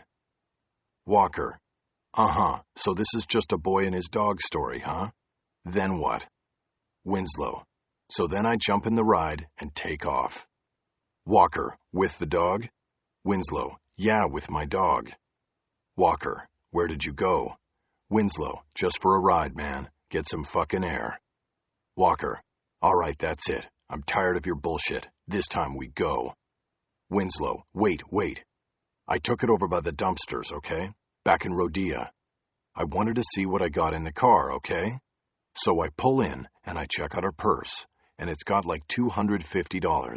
And I check the glove box and everything, and then I pop the trunk, and there she was. Plain as motherfucking day, and already dead, man. She was naked, but I didn't touch her. And that's the shit. Grady, so you are now telling us, and you want us to believe that you stole the car, and it already had the dead girl in the trunk. Winslow, that's right, man. You ain't pinning nothing else on me. When I saw her in there, that was fucked up. I closed that lid faster than you can say motherfucker. I drove that car out of there and I was thinking I'd just put it back where I found it. But then I knew it would bring all kind of pressure down on my boys. So I drove it on up to the beach. I figured she a white girl. I put her in the white hood. So that's what I did, and that's all I did. Walker, when did you wipe the car down? Winslow, right there, man. Like you said, I missed the mirror. Fuck it. Walker, who helped you dump the car? Winslow, nobody helped me. I was on my own. Walker, who wiped the car down? Winslow, me. Walker, where and when? Winslow, at the parking lot when I got up there. Grady, how'd you get back to the hood? Winslow, I walked mostly. Walked all fucking night down to Oakwood and then I got a bus. Walker, you still had your dog with you? Winslow, no man, I dropped her with my girlfriend. That's where she stay, 'cause my moms don't want no dog in the house, on account of all the people's laundry and shit. Walker, so who killed the girl? Winslow, how would I know? She dead when I found her. Walker, you just stole her car and robbed her money. Winslow, that's it, man. That's all you got me on. I give you that. Walker, well, Alonzo, that doesn't add up to the evidence we've got. We got your DNA on her. Winslow, no you don't. That a lie. Walker, yes we do. You killed her, kid, and you're going down for it. Winslow, no, I didn't kill nobody. And so it went for another 100 pages. The cops threw lies and accusations at Winslow, and he denied them. But as I read those last pages, I quickly came to realize something that stood out like a 72-point headline. Alonzo Winslow never said he did it. He never said he strangled Denise Babbitt. If anything, he denied it dozens of times. The only confession in his so-called confession was his acknowledgement that he had taken her money and then dumped the car with her body inside it. But that was a long way from him taking credit for her murder. I got up and quickly walked back over to my pod and dug through the stack of papers in my outbox, looking for the press release distributed by the SMPD after Winslow was arrested for the murder. I finally found it and sat down to reread its 4 paragraphs. Knowing what I knew now from the transcript, I realized how the police had manipulated the media into reporting something that was not, indeed, true. The Santa Monica police announced today that a 16-year-old gang member from South Los Angeles has been taken into custody in the death of Denise Babbitt. The youth, whose name will not be released because of his age, was being held by juvenile authorities at a detention center in Sylmar. Police spokesman said identification of fingerprints collected from the victim's car after her body was found in the trunk Saturday morning led detectives to the suspect. He was taken in for questioning Sunday from the Rhodia Gardens housing project in Watts, where it was believed the abduction and murder took place. The suspect faces charges of murder, abduction, rape, and robbery. During a confession to investigators, the suspect said he moved the car with the body in the trunk to a beach parking lot in Santa Monica so as to throw off suspicions that Babbitt had been killed in Watts. The SMPD wishes to acknowledge the help of the Los Angeles Police Department in bringing the suspect into custody. The press release was not inaccurate, but I now viewed it very cynically and thought it had been carefully crafted to convey something that was not accurate, that there had been a full confession to the murder when there had not been anything close to that. Winslow's lawyer was right. The confession would not hold up, and there was a solid chance that his client was innocent. In the field of investigative journalism, the holy grail might be the taking down of a president. But when it came to the lowly crime beat, proving a guilty man innocent was as good as it gets. It didn't matter how Sonny Lester had tried to play it down the day we went to Rhodia Gardens. Springing an innocent kid trumped all. Alonzo Winslow may not have been judged guilty of anything yet, but in the media, he had been condemned. I had been part of that lynching, and I now saw that I might have a shot at changing all of that and doing the right thing. I might be able to rescue him. I thought of something and looked around at my desk for the printouts Angela had produced from her research on trunk murders. I then remembered I had thrown them out. I got up and quickly left the newsroom, going down the stairs to the cafeteria. I went directly to the trash receptacle I had used after drinking my coffee and looking over the printouts Angela had pushed across the table to me as a peace offering. I had scanned and dismissed them, thinking at the time that there was no way stories about other trunk murders could have any bearing on a story about the collision between a 16-year-old admitted killer and his victim. Now I wasn't so sure. I remembered things about the stories from Las Vegas that no longer seemed distant in light of my conclusions from Alonzo's so-called confession. It was a large commercial trash can. I took the top off it and found that I was in luck. The printouts were on top of the day's detritus and were no worse for wear. It dawned on me that I could have simply gone on Google and conducted the same search as Angela instead of rooting through a trash can. But I was elbows deep now, and this would be quicker. I took the printouts over to a table to reread them. "Hey!" I turned and saw a double-wide woman with her hair in a net staring at me with her fists balled tightly on her ample hips. "You just gonna leave that there?" I looked behind me and saw I had left the top of the trash receptacle on the floor. "Sorry."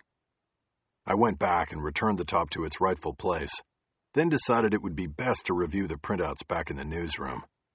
At least the editors weren't wearing hairnets. Back at my desk, I looked through the stack. Angela had found several news stories about bodies being found in trunks.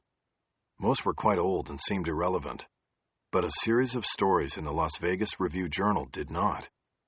There were 5 of them, and they mostly repeated the same information. They were reports on the arrest and trial of a man charged with killing his ex-wife and stuffing her body into the trunk of his car. Ironically, the stories had been written by a reporter I knew. Rick Hikas had worked for the Los Angeles Times until he took one of the early buyouts.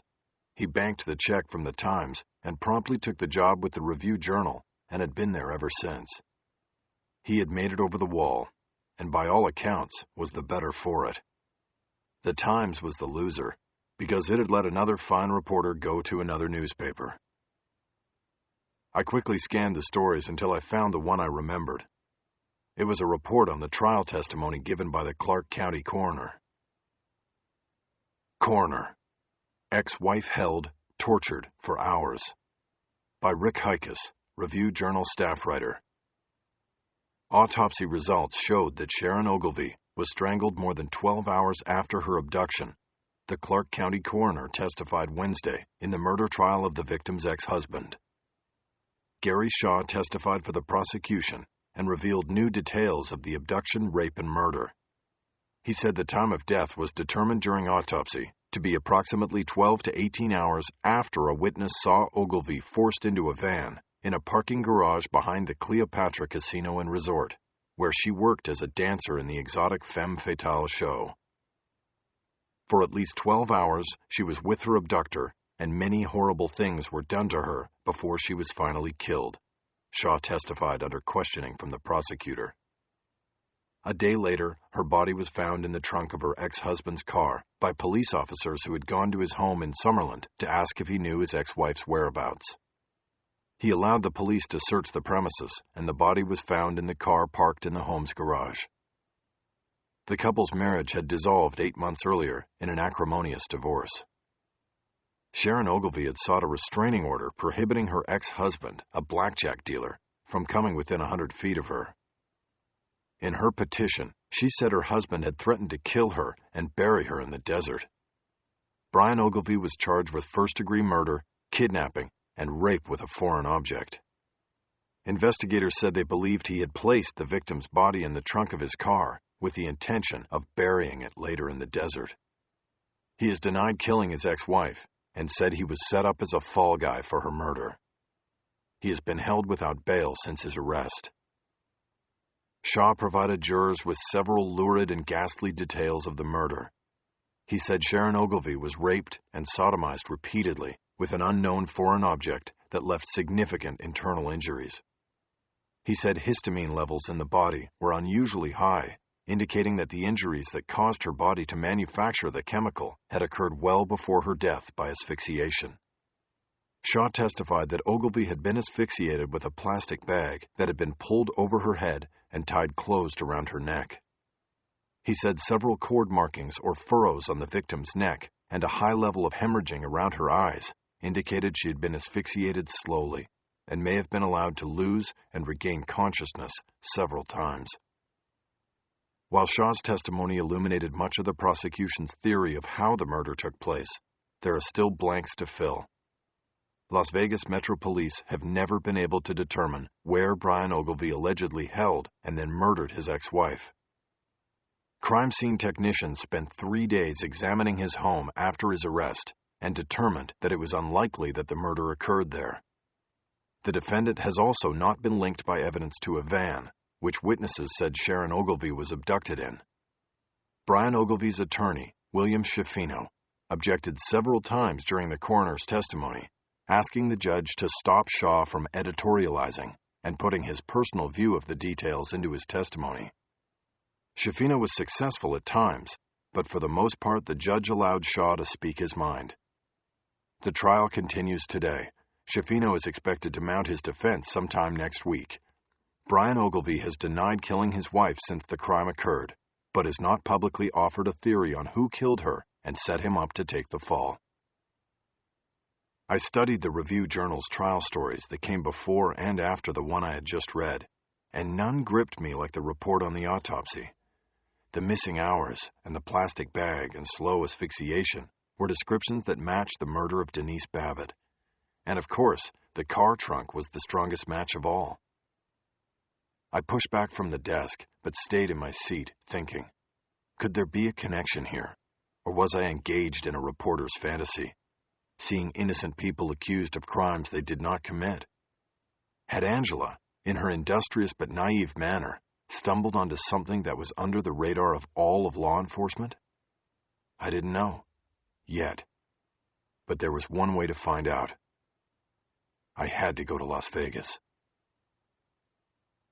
I stood up and headed toward the raft. I had to inform Prendo and get a travel authorization. But when I got there, his seat was empty. "Anybody seen Prendo?" I asked the other aces on the raft. "He took early dinner," said one. "He should be back in an hour." I checked my watch. It was after 4, and I needed to get moving, first home to pack a bag, and then to the airport. If I couldn't get a flight on short notice, I'd drive to Vegas. I glanced over at Angela Cook's cubicle and saw it was empty too. I walked over to the switchboard and looked up at Lorene. She pulled one earphone back. "Did Angela Cook check out?" "She said she was going out for a bite to eat with her editor, but that she'd be back after. You want her cell number?" "No, thanks. I've got it." I headed back to my desk with suspicion and anger growing inside in equal parts. My ace and my replacement had gone off together to break bread, and I was not informed or invited. To me, it only meant one thing. They were planning their next assault on my story. That was okay, I decided.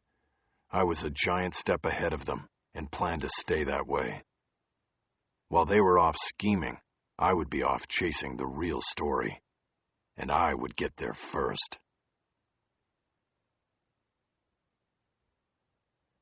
Five. The farm. Carver had been busy all day, routing and opening the final gateways that would allow for a test run of data transmission from Mercer and Geisel in St. Louis. It had consumed him, and he had not made his appointed rounds until late in the day. He checked his traps, and a charge shot through his chest when he saw he had caught something in one of his cages. The screen avatar displayed it as a fat gray rat running on a wheel inside the cage labeled Trunk Murder. Using his mouse, Carver opened the cage and took out the rat. Its eyes were ruby red, and its sharp teeth gleamed with ice-blue saliva. The animal wore a collar with a silver identity tag on it. He clicked on the tag and brought up the rat's information. The date and time of the visit had occurred the night before, just after he had last checked his traps. A 10-digit Internet Protocol address had been captured. The visit to his www.trunkmurder.com site had lasted only 12 seconds. But it was enough. It meant someone out there had plugged the words trunk murder into a search engine. Now, he would try to find out who and why. 2 minutes later, Carver's breath caught in his throat as he followed the IP, a basic computer address, back to an internet service provider. There was good and bad news. The good news, it wasn't a huge provider like Yahoo, which had traffic gateways all over the world and was time-consuming as hell to trace. The bad news, it was a small private provider with the domain name of LATimes.com.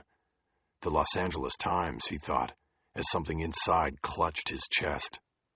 A reporter from Los Angeles had gone to his Trunk Murder website. Carver leaned back in his chair and thought about how he should approach this. He had the IP address, but no name to go with it. He couldn't even be sure it was a reporter who had made the visit. A lot of non-reporters work at newspapers. He rolled his chair down to the next workstation. He logged on as McGinnis, having broken his codes long ago. He went to the Los Angeles Times website, and in the search window of the online archive, typed Trunk Murder. He got 3 hits on stories containing the phrase in the last 3 weeks, including one published on the website just that evening, and due to go into the next morning's paper. He pulled the latest story up on screen first and read it. LAPD drug crackdown draws community fire. By Angela Cook and Jack McAvoy. Times staff writers. A drug crackdown at a housing project in Watts has drawn fire from local activists who complained Tuesday that the LAPD only paid attention to the problem in the minority-populated complex when a white woman was allegedly murdered there. Police announced the arrest of 16 residents of Rhodia Gardens on drug charges and the seizure of a small amount of drugs following a 1-week investigation. Police spokesman said the peep and sweep operation was in response to the murder of Denise Babbitt, 23, of Hollywood. A 16-year-old alleged gang member who is a resident of Rhodia Gardens was arrested in the slaying. Babbitt's body was found 2 weeks ago in the trunk of her car at a beachside parking lot in Santa Monica. The investigation traced the crime back to Rhodia Gardens, where Santa Monica police believe Babbitt, an exotic dancer, went to buy drugs. Instead, she was abducted, held for several hours, and repeatedly sexually assaulted before being strangled. Several community activists questioned why efforts to stem the tide of drug dealing and related crime in the projects did not come before the murder. They were quick to point out that the victim of the trunk murder was white, while the members of the community are almost 100% African American. "Look, let's face it," said Reverend William Treacher, head of a group called South Los Angeles Ministers, also known as SLAM. "This is just another form of police racism. They ignore Rhodia Gardens and let it become a stew of drugs and gang crime. Then this white woman, who puts drugs in her body and takes her clothes off for a living, goes down and gets herself killed there, and what do you get? A task force. Where were the police before this? Where was the task force? Why does it take a crime against a white person to draw attention to problems in the black community?" A police spokesman denied that race had anything to do with the anti-drug operation and said similar operations have occurred in Rhodia Gardens numerous times before. "Who complains about getting drug dealers and gangbangers off the street?" asked Captain Art Grossman, who directed the operation. Carver stopped reading the story. He didn't sense any threat to him. Still, It didn't explain why someone from the Times, presumably Cook or McAvoy, had put trunk murder into a search engine. Were they just being thorough, covering all the bases, or was there something else? He looked at the 2 previous stories in the archives that mentioned trunk murder and found they had been written by McAvoy. They were straight news stories about the Denise Babbitt case, one about the discovery of her body, and the second, a day later, about the arrest of the young gangbanger in her murder. Carver couldn't help but smile to himself as he read about the kid getting tagged for the murder. But his humor didn't let him drop his caution. He plugged McAvoy into the archive search and soon found hundreds of stories, all related to crime in Los Angeles. He was the crime beat reporter. At the bottom of each of his stories was his email address, jackmcavoy@latimes.com. Carver then put Angela Cook into the search engine and got far fewer stories.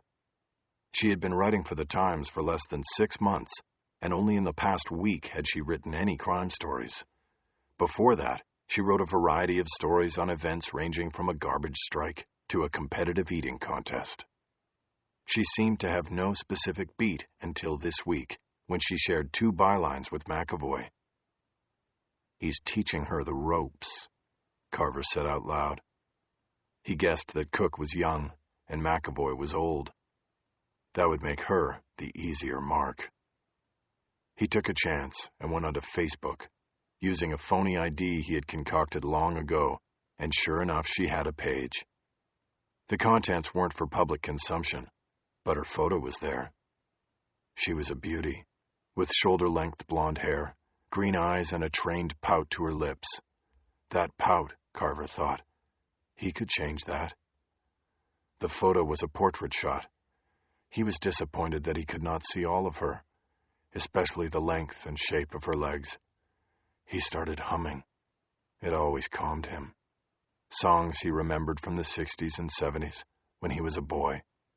Hard rockers a woman could dance and show her body off to. He kept searching, finding that Angela Cook had abandoned a MySpace page a few years earlier, but had not deleted it. He also found a professional profile on LinkedIn, and that led to the motherlode, a blog page called www.cityofangela.com, in which she kept an ongoing diary of her life and work in Los Angeles. The latest entry in the blog brimmed with Cook's excitement over being assigned to the police and crime beat and being trained for the position by the veteran Jack McAvoy. It was always amazing to Carver how trusting or naive young people were. They didn't believe that anybody could connect the dots. They believed that they could bare their souls on the internet, post photos and information at will, and not expect any consequences. From her blog, he was able to glean all the information he needed about Angela Cook. Her hometown, her college sorority, even her dog's name. He knew Death Cab for Cutie was her favorite band, and pizza at a place called Mozza was her favorite food. In between the meaningless data, he learned her birthday, and that she only had to walk 2 blocks from her apartment to get her favorite pizza at her favorite restaurant. He was circling her, and she didn't even know it. But each time around, he got closer. He paused when he found a blog post from 9 months earlier, with the heading, "My Top 10 Serial Killers." Below it, she listed 10 killers that were household names because of their cross-country rampages of murder. Number 1 on her list was Ted Bundy. Because I'm from Florida, and that's where he ended up. Carver's lip twitched. He liked this girl. The man-trap alert sounded, and Carver immediately killed the internet connection. He switched screens, and on the camera saw McGinnis coming through. Carver swiveled around and was facing McGinnis as he opened the final door to the control room. He had his key card on a retractable cord that was clipped to his belt. It made him look like a dork. "What are you doing out here?" he asked. Carver stood up and rolled the chair back into place at the empty workstation. "I'm running a program in my office and just wanted to check something on Mercer and Geisel." McGinnis didn't seem to care. He looked through the main window into the server room, the heart and soul of the business. "How's that going?" he asked. "A few routing hiccups," Carver reported, "but we'll work it out and we'll be up and running before the target date. I may have to go back out there, but it will be a quick trip." "Good. Where is everybody? You alone?" "Stone and Earlier in the back, building a tower. I'm watching things up here until my night shift comes in." McGinnis nodded approvingly. Building another tower meant more business. "Anything else happening?" "We have an issue in Tower 37. I move things off it until I can figure it out. It's temporary." "We lose anything?" "Not that I can tell." "Whose blade?" "Belongs to a private nursing facility in Stockton, California. Not a big one." McGinnis nodded. It wasn't a client he needed to worry about. "What about last week's intrusion?" he asked. "Taken care of. The target was Guthrie Jones. They're in tobacco litigation with a firm called Biggs, Barlow & Cowdrey in Raleigh-Durham. Somebody at Biggs, a low-ranking genius, thought Guthrie was holding back on discovery and tried to take a look for himself." "And?" "The FBI has opened a child porn investigation and the genius is the primary target. I don't think he'll be around to bother us very much longer." McGinnis nodded his approval and smiled. "That's my Scarecrow," he said. "You're the best." Carver didn't need McGinnis to say it to know it, but he was the boss, and Carver owed the older man for giving him the chance to create his own lab and data center. McGinnis had put him on the map. A month didn't go by that Carver wasn't wooed by a competitor. "Thanks." McGinnis moved back to the man-trap door. "I'm going to the airport later. We've got somebody coming in from San Diego, and they'll take the tour tomorrow." "Where are you taking him?" "Tonight? Probably Rosie's for barbecue." "The usual. And then the highlighter?" "If I have to." "You want to come out? You could impress these people, you know. Help me out." "Only thing they'll be impressed by will be the naked women, not my scene." "Yeah, well, it's a tough job, but somebody's got to do it. I'll leave you to it then." McGinnis left the control room. His office was up on the surface in the front of the building. It was private, and he stayed there most of the time to greet prospective clients and probably to keep clear of Carver. Their conversations in the bunker always seemed a bit strained. McGinnis seemed to know to keep those times to a minimum. The bunker belonged to Carver. The business was set up with McGinnis and the administrative staff up top at the entry point. The web hosting center with all the designers and operators was on the surface as well. The high-security collocation farm was below surface in the so-called bunker. Few employees had subterranean access, and Carver liked it that way. Carver sat down again at the workstation and went back online. He pulled up Angela Cook's photo once more and studied it for a few minutes, then switched over to Google. It was now time to go to work on Jack McAvoy and to see if he had been smarter than Angela Cook in protecting himself. He put the name into the search engine, and soon a new thrill blasted through him. Jack McAvoy had no blog or any profile on Facebook or anywhere else that Carver could find. But his name scored numerous hits on Google. Carver had initially thought the name was familiar, and now he knew why. A dozen years earlier, McAvoy had written the definitive book on the killer known as the Poet, and Carver had read that book repeatedly. Check that. McAvoy had done more than simply write the book about the killer. He had been the journalist who had revealed the poet to the world. He had gotten close enough to breathe in the poet's last breath. Jack McAvoy was a giant slayer. Carver slowly nodded as he studied McAvoy's book jacket photo on an old Amazon page. "Well, Jack," he said out loud, "I'm honored." Angela Cook's dog did her in. The dog's name was Arfie, according to a 5-month-old entry in her blog. From there, it took Carver only 2 variations for fitting it into the 6-character password requirement to come up with Arfie and to successfully log onto her LATimes.com account.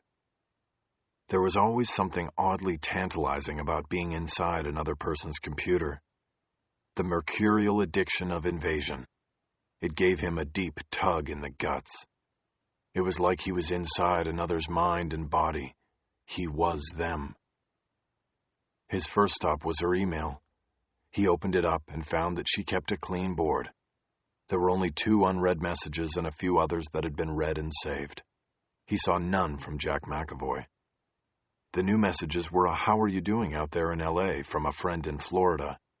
He knew this because the server was Roadrunner in Tampa Bay, and an internal Times message that appeared to be a terse back and forth with a supervisor or an editor. From Alan Prendergast. Alan Prendergast at LATimes.com. Subject: Collision. Date: May 12, 2009, 2:11 p.m. PDT. 2. Angela Cook at LATimes.com. Hold tight. A lot can happen in 2 weeks. From Angela Cook. Angela Cook at LATimes.com. Subject: Collision. Date: May 12, 2009, 1:59 p.m. PDT. 2. Alan Prendergast at LATimes.com. You told me I would write it. Sad face icon. It looked like Angela was upset, but Carver didn't know enough about the situation to understand it. So he moved on, opening up her old mail folder and getting lucky. She had not cleared her old mail list in several days.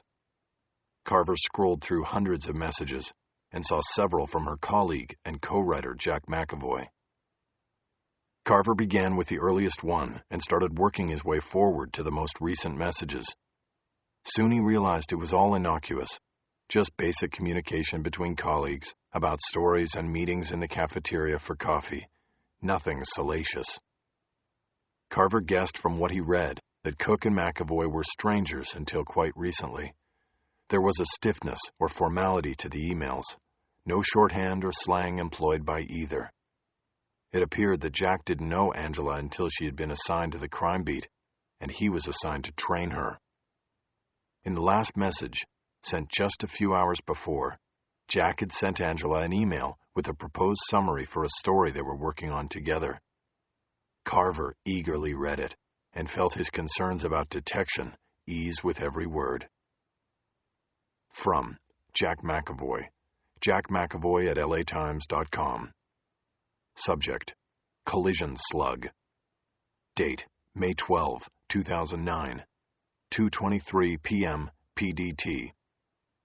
2. Angela Cook at LATimes.com. Angela, this is what I sent Prendo for the future's budget. Let me know if you want any changes. Jack. Collision. On April 25th, the body of Denise Babbitt was found in the trunk of her own car in a beachside parking lot in Santa Monica. She had been sexually assaulted and asphyxiated when a plastic bag was pulled over her head and secured with clothesline. The exotic dancer with a history of drug problems died with her eyes wide open. It wasn't long before police traced a lone fingerprint left on her car's rearview mirror to a 16-year-old drug dealer and gangbanger from a South LA housing project. Alonzo Winslow, who grew up fast in the projects, not knowing his father and rarely seeing his mother, was arrested and charged as a juvenile with the crime. He confessed his role to the police and now awaits efforts by the state to prosecute him as an adult. We talked to the suspect and his family, as well as those who knew the victim, and traced this fatal collision back to its origins. 90 Inches, McAvoy and Cook, with art by Lester. Carver read it again. He felt the muscles in his neck start to relax. McAvoy and Cook didn't know anything. Jack the Giant Slayer was climbing the wrong beanstalk. Just as he had planned it. Carver made a mental note to check back to read the story when it was published. He would be one of only 3 people on the planet to know how wrong it was, including for that poor soul Alonzo Winslow. He killed the list and brought up Cook's sent messages. There was just the overlap of the back and forth with McAvoy and the missive to Prendergast.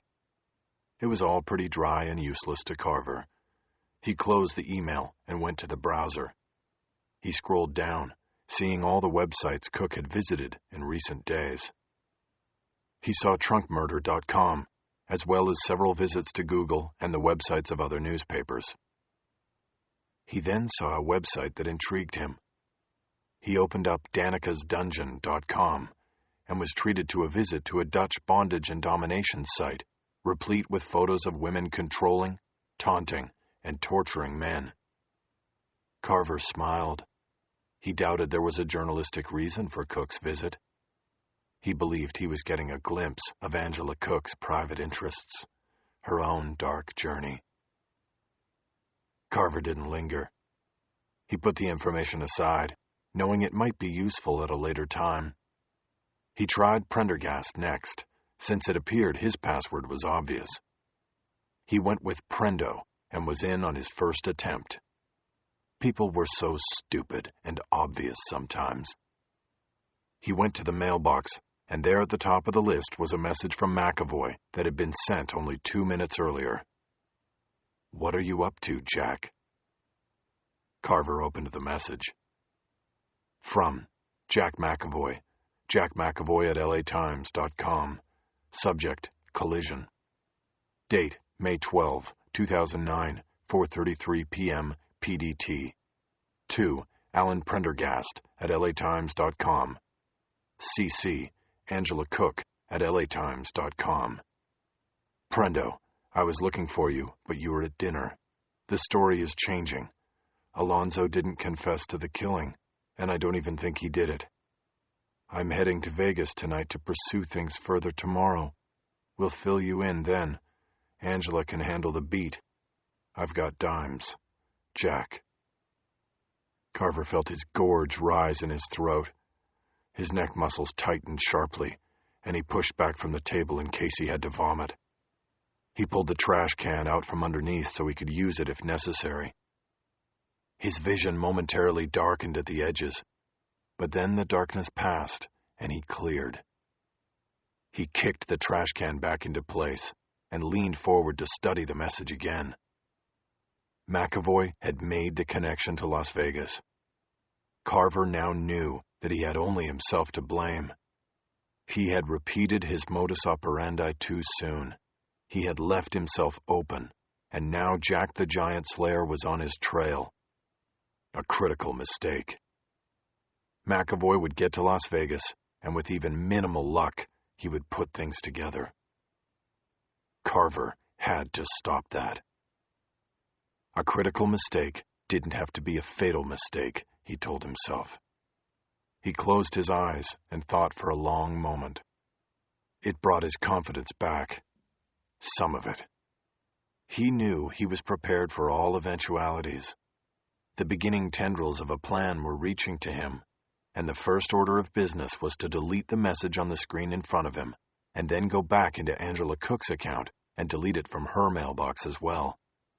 Prendergast and Cook would never see it, and, with any luck, they'd never know what Jack McAvoy knew.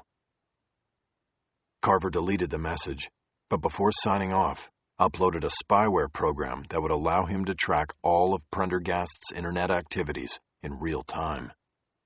He would know who Prendergast emailed, who contacted him, and what websites he viewed. Carver then returned to Cook's account and quickly took the same actions.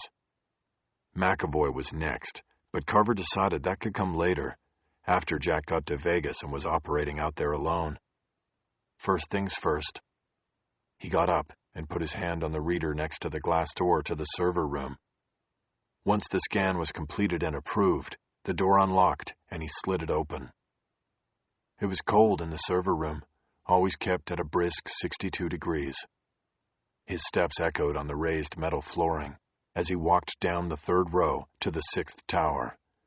He unlocked the front of the refrigerator-sized server with a key, bent down, and pulled 2 of the data blades out a 1/4 inch. He then closed and relocked the door and headed back to his workstation. Within a few seconds, a screen alarm buzzed from the workstations. He typed in commands that would bring up the response protocol. He then waited a few more seconds and reached over to the phone. He pushed the intercom button and typed in McGinnis's extension. "Hey, boss, you still there?" "What is it, Wesley? I'm about to head out." "We've got a Code 3 problem. You better come look." Code 3 meant drop everything and move. "I'll be right there." Carver tried to suppress a smile. He wouldn't want McGinnis to see it. 3 minutes later, McGinnis came through the door, his keycard snapping back to his belt. He was out of breath from taking the stairs down. "What's wrong?" he demanded. "Dewey and Bach in L.A. just got data bombed. The whole route collapsed." "Jesus, how?" "You got me." "Who did it?" Carver shrugged. "Can't tell from this end. It might have been internal." "You called them yet?"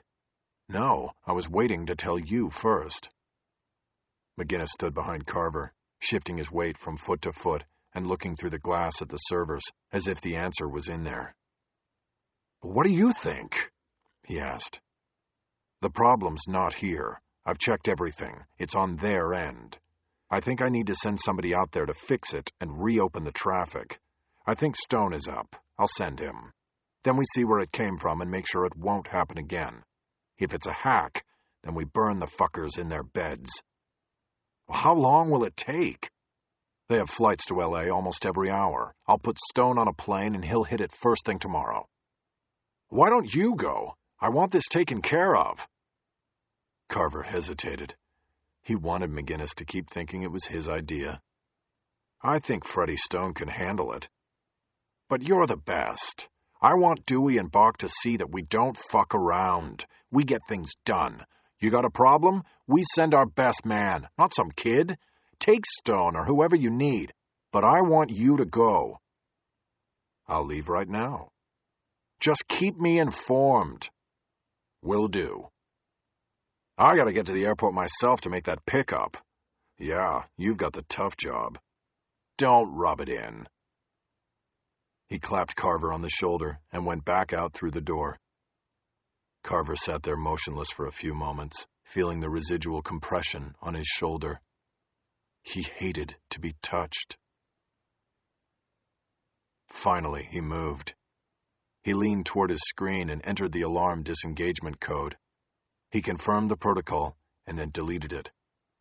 Carver pulled his cell phone and hit a speed dial number. "What's up?" Stone said. "Are you still with Early?" "Yeah, we're building the tower." "Come back to the control room. We have a problem. Actually, 2 problems. And we need to take care of them. I'm working on a plan." "On my way." Carver closed the phone with a snap.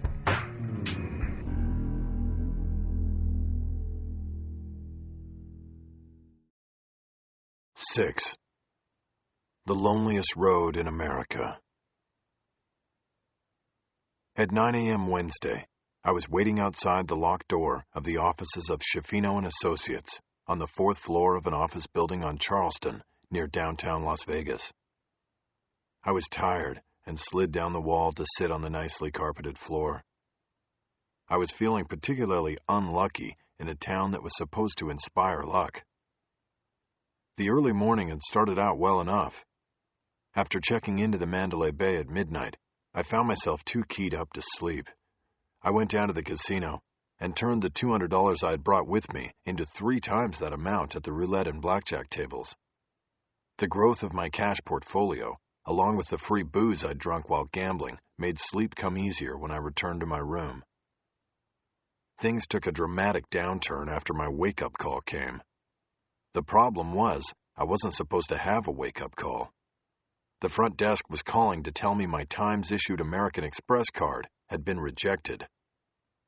"That doesn't make sense," I said. "I bought an airline ticket with it last night. I rented a car at McCarran, and it was fine when I checked in here. Somebody ran the card." "Yes, sir. That is just an authorizing process. The card is not charged until 6 a.m. on the morning of checkout. We ran the card, and it was rejected. Could you please come down and give us another card?" "No problem. I wanted to get up now anyway so I could win some more of your money." only there was a problem, because my 3 other credit cards didn't work either. All were rejected, and I was forced to chip back half of my winnings to get out of the hotel. Once I got to my rental car, I pulled up my cell to start calling the credit card companies one by one. Only I couldn't make the calls because my phone was dead, and it wasn't a matter of being in a bad cell zone. The phone was dead, service disconnected. Annoyed and confused, but undaunted, I headed to the address I had looked up for William Schifino. I still had a story to pursue. A few minutes after 9, a woman stepped off the elevator and headed down the hallway toward me. I noticed the slight hesitation in her step when she saw me on the floor leaning against Schifino's door. I stood up and nodded as she got closer. "Do you work with William Schifino?" I said with a smile. "Yes, I'm his receptionist. What can I do for you?" "I need to speak to Mr. Schifino. I came from Los Angeles. Do you have an appointment? Mr. Schifino sees potential clients by appointment only." "I don't have an appointment, but I'm not a potential client. I'm a reporter. I want to talk to Mr. Schifino about Brian Ogilvy. He was convicted last year of—" "I know who Brian Ogilvy is. That case is on appeal." "Right, I know. I have new information. I think Mr. Schifino will want to speak to me." She paused with her key a few inches from the lock and turned her eyes as if to size me up for the first time. "I know he will," I said. "You can come in and wait. I don't know when he'll be in. He doesn't have court until this afternoon." "Maybe you could call him." "Maybe." We went into the office and she directed me to a couch in a small waiting area. The furnishings were comfortable and seemed relatively new. I got the feeling that Schifino was an accomplished lawyer. The receptionist went behind her desk, turned on her computer, and went through a routine of preparing for the day. "Are you going to call him?" I asked. "When I get a moment, just make yourself comfortable." I tried to, but I didn't like waiting around. I pulled my laptop out of my bag and turned it on. "Do you have Wi-Fi here?" I asked. "We do." "Could I borrow it to check my email? I'll only be on a few minutes." "No, I'm afraid not." I studied her for a moment. "Excuse me?" I said no. It's a secured system, and you will have to ask Mr. Schifino about that. "Well, could you ask him for me when you call him to tell him I'm waiting here?" "As soon as possible." She gave me an efficient smile and went back to her busy work. The phone buzzed, and she opened an appointment book and started scheduling a meeting for a client and telling him about the credit cards they accepted for legal services rendered.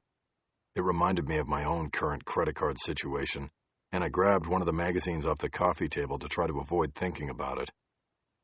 It was called the Nevada Legal Review, and it was chock full of ads for lawyers and legal services like transcription and data storage.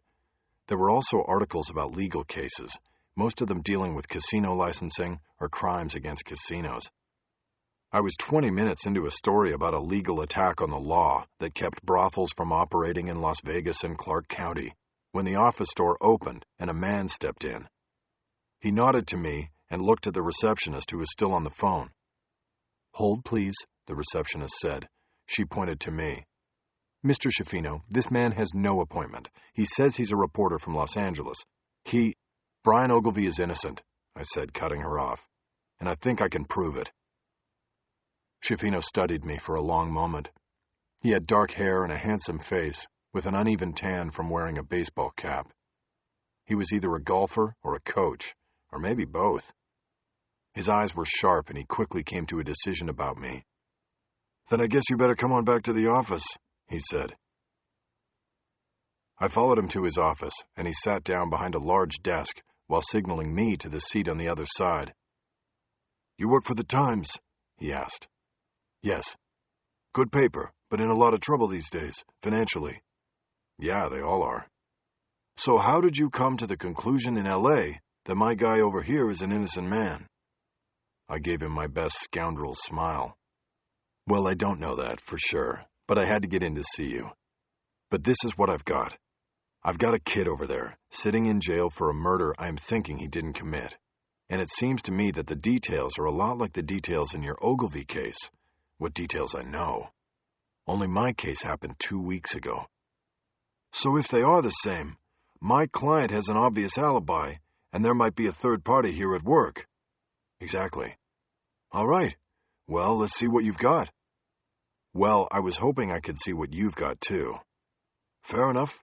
My client is in prison, and I don't think he's too worried about attorney-client privilege at this point. Not if my trading information might help his cause. Besides, most of what I tell you is available in court records. Schifino pulled his files, and we began a show me yours, show you mine session. I told him what I knew about Winslow, and maintained a reserved excitement as we went through the crime reports. But when we moved into side-by-side comparisons of the crime scene photos, the adrenaline kicked in, and it became difficult to contain myself.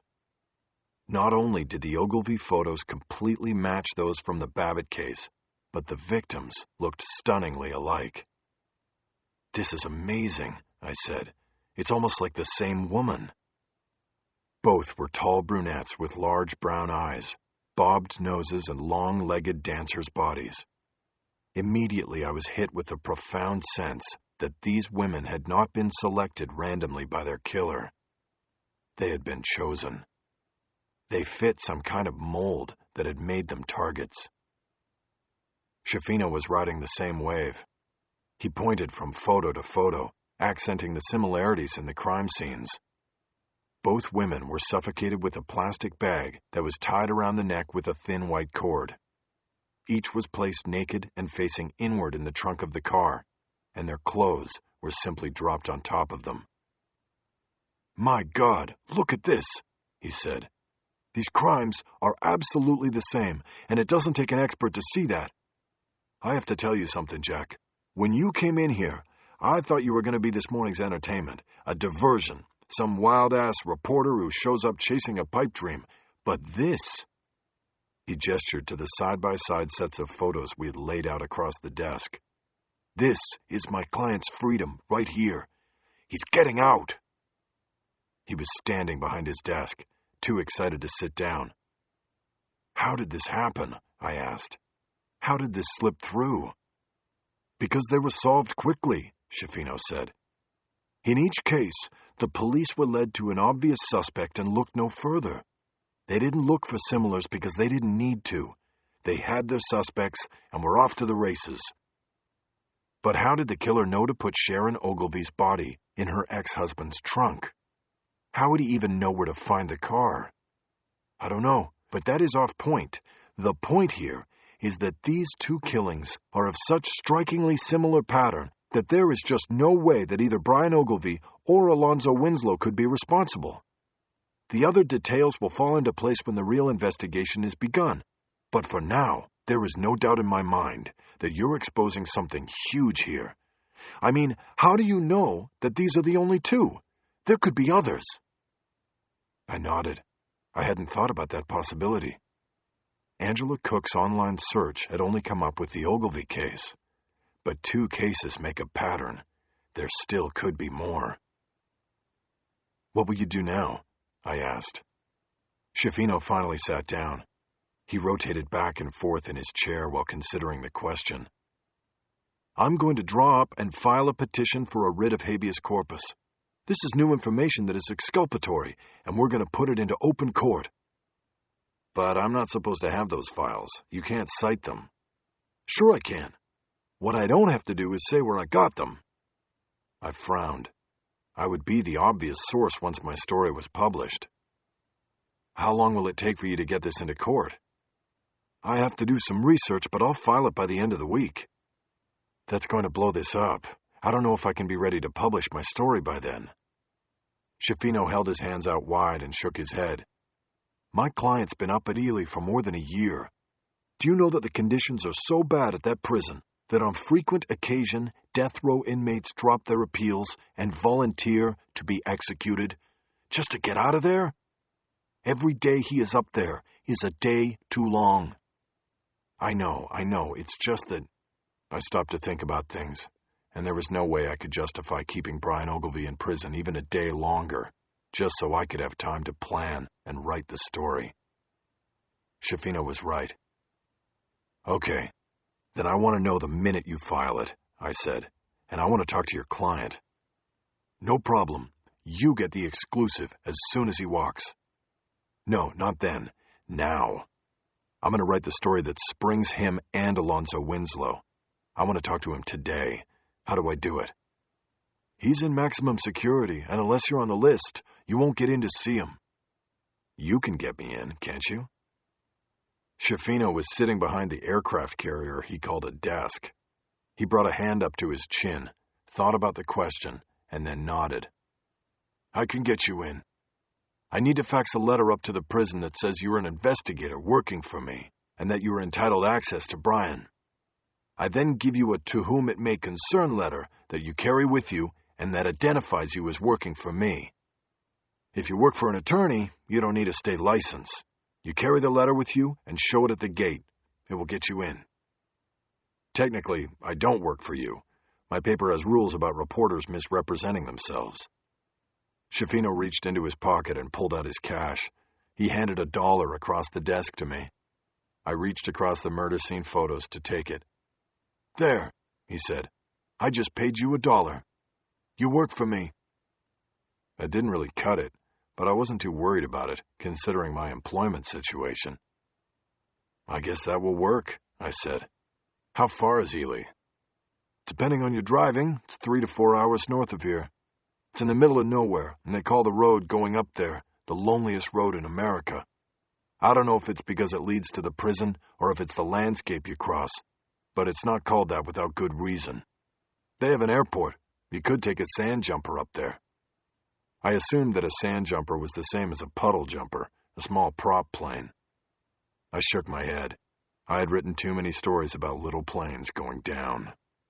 I didn't fly in them unless I absolutely had to. I'll drive. Write the letters. And I'm going to need copies of everything in your files. I'll work on the letters and get Agnes to start making copies. I'll need copies of what you have for the habeas petition. We can say that's what my $1 bought. I nodded and thought, yeah, put officious Agnes to work for me. I would like that. Let me ask you something, I said. Shoot. Before I came in here and showed you all of this, did you think Brian Ogilvy was guilty? Schifino cocked his head back as he thought it over. Not for publication? I shrugged. It wasn't what I wanted, but it was what I'd take. If that's the only way you'll answer. Okay. For publication, I can tell you that I knew Brian was innocent from day one. There was just no way he could have committed this horrible crime. And not for publication? I thought he was guilty as sin. It was the only way I could live with losing the case. After stopping at a 7-Eleven and buying a throwaway phone with 100 minutes of call time on it, I headed north through the desert on Highway 93 toward Ely State Prison. Highway 93 took me past Nellis Air Force Base and then connected with 50 North. It wasn't too long before I began to see why it was known as the loneliest road in America. The empty desert ruled the horizon in every direction. Hard, chiseled mountain ranges, barren of any vegetation, rose and fell away as I drove. The only signs of civilization were the 2-lane blacktop and the power lines carried over the ranges by iron stick figures that looked like they were giants from another planet. The first calls I made with my new phone were to the credit card companies, demanding to know why my cards were not working. With each call, I got the same answer. I had reported the card stolen the night before, thereby temporarily canceling use of the account. I had gone online, answered all security questions correctly, and reported the card stolen. It didn't matter that I told them that I hadn't reported the card stolen. Someone else had, and that someone had known my account numbers as well as my home address, birth date, mother's maiden name, and social security number. I demanded that the accounts be reopened, and the service reps gladly complied. The only catch was that the new credit cards with new numbers had to be issued and sent to my home. That would take days, and in the meantime I had no credit. I was being fucked with on a level I had never experienced before. I next called my bank in Los Angeles and found a variation on the same scheme, but with a deeper impact. The good news was that my debit card still worked.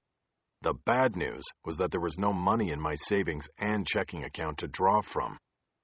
The night before, I had used the online banking service to combine all my money in the checking account and then did a debit transfer of the full amount to the Make-A-Wish Foundation in the form of a general donation.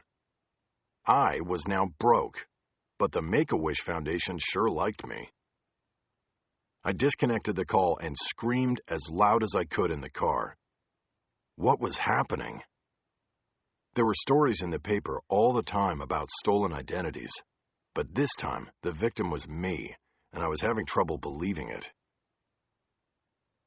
At 11, I called the city desk and learned that the intrusion and destruction had moved up yet another notch. I got hold of Alan Prendergast, and his voice was tight with nervous energy. I knew from experience that this made him repeat things.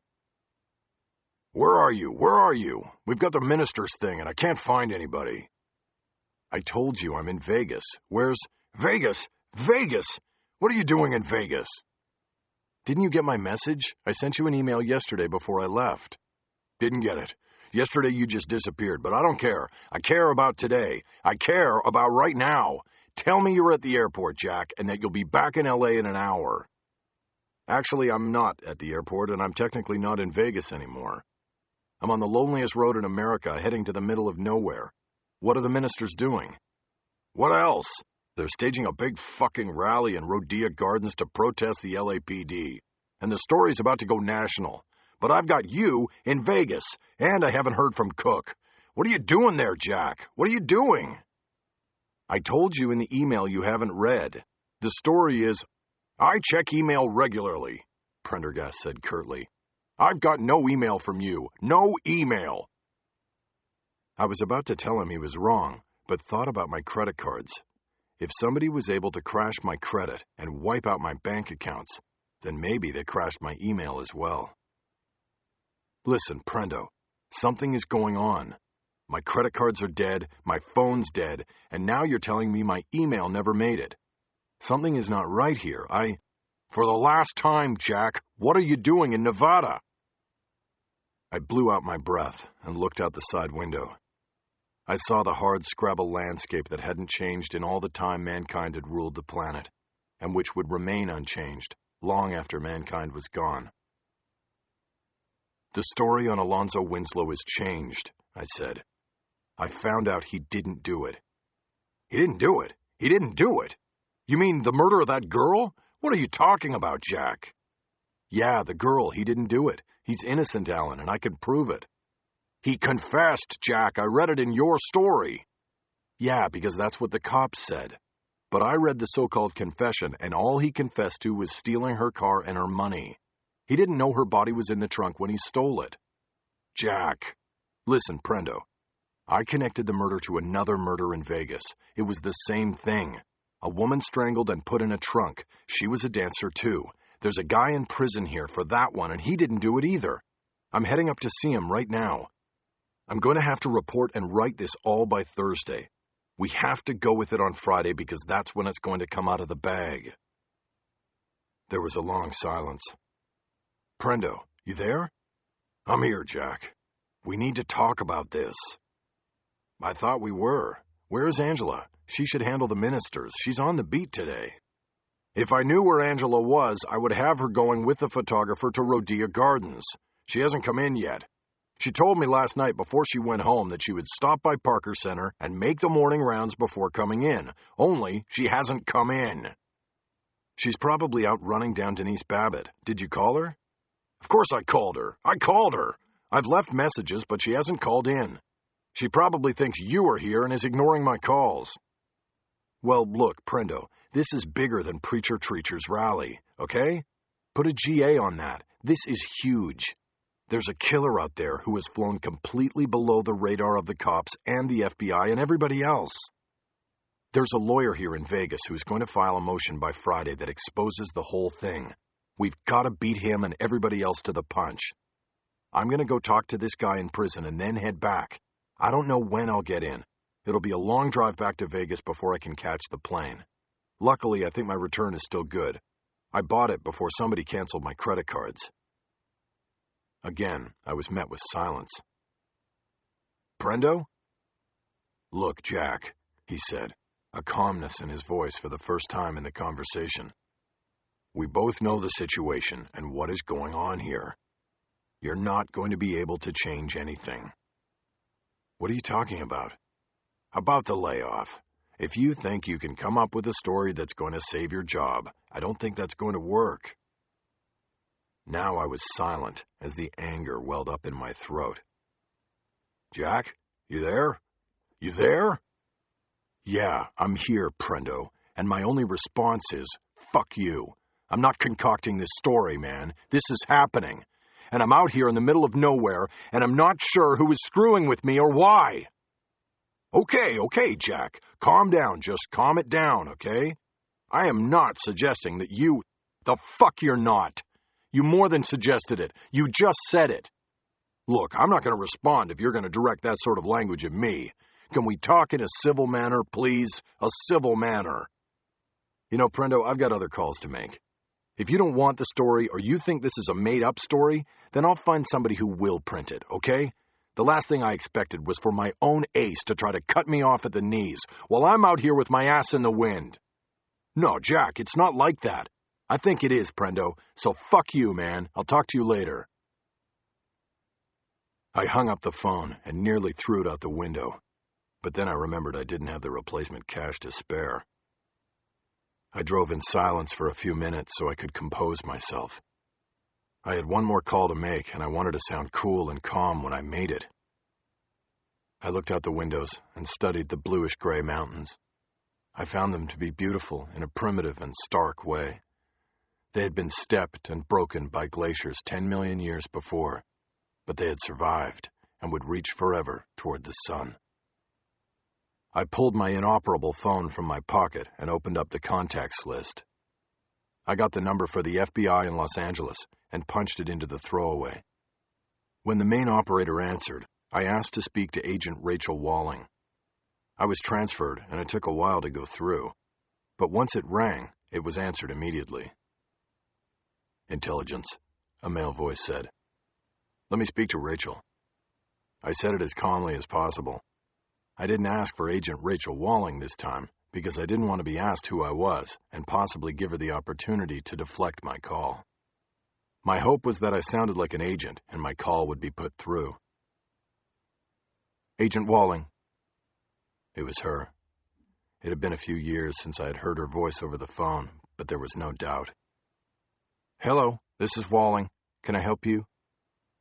"Rachel, it's me, Jack." Now it was her turn to be caught in silence. "How are you doing?" "Why are you calling me, Jack? We agreed that it would be better that we not talk." "I know, but I need your help. I'm in trouble, Rachel. And you're expecting me to help you. What kind of trouble?" A passing car blew past me going 100, at least, and making me feel like I was standing still. It's sort of a long story. I'm in Nevada, in the desert. I'm chasing a story, and there's a killer out there nobody knows about. I need somebody to believe me and to help me. Jack, I'm the wrong person, and you know it. I can't help you. And I'm in the middle of something here. I have to go. Rachel, don't hang up, please. She didn't answer at first, but she didn't hang up. I waited. Jack, you sound frazzled. What is going on with you? I don't know. Somebody's messing with me. My phone, my email, my bank accounts. I'm driving through the middle of the desert and I don't even have a credit card that works. Where are you going? To Ely, to talk to somebody. The prison. That's right. What, somebody called you up and said he was innocent and you come running, hoping to prove the real cops are wrong again?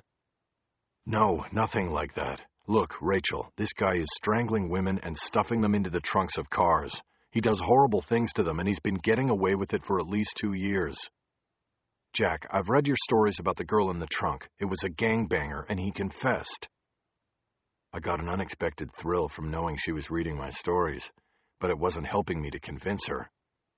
Don't believe everything you read in the paper, Rachel. I'm getting to the truth now and I need someone, somebody in authority, to step in and... You know I'm not in behavioral anymore. Why call me? Because I can trust you. That brought a long moment of silence. I refused to break first. How can you say that? She finally said. We haven't seen each other in a long, long time. Doesn't matter. After what we went through back then, I'll always trust you, Rachel. And I know you could help me now, and maybe make up for some things yourself." She scoffed at that. "What are you talking about? No, wait, don't answer that. It doesn't matter. Please don't call me again, Jack. The bottom line is I can't help you. So good luck, and be careful. Be safe." She hung up the phone. I held it to my ear for nearly a minute after she was gone. I guess I was hoping that she'd change her mind, pick up the phone and call me back. But that didn't happen, and after a while I dropped the phone into the cup holder between the seats. I had no more calls to make. Up ahead, the car that had passed me disappeared over the next ridgeline. I felt like I had been left all alone on the surface of the moon. As with most people who pass through the gates of Ely State Prison, my luck did not change for the better upon arrival at my destination. I was allowed in through the attorney-investigator entrance. I clutched the introduction letter William Schiaffino had written for me and showed it to the watch captain. I was placed in a holding room and waited for 20 minutes for Brian Ogilvy to be delivered to me. But when the door opened, it was the watch captain who entered, no Brian Ogilvy. "Mr. McKeevoy?"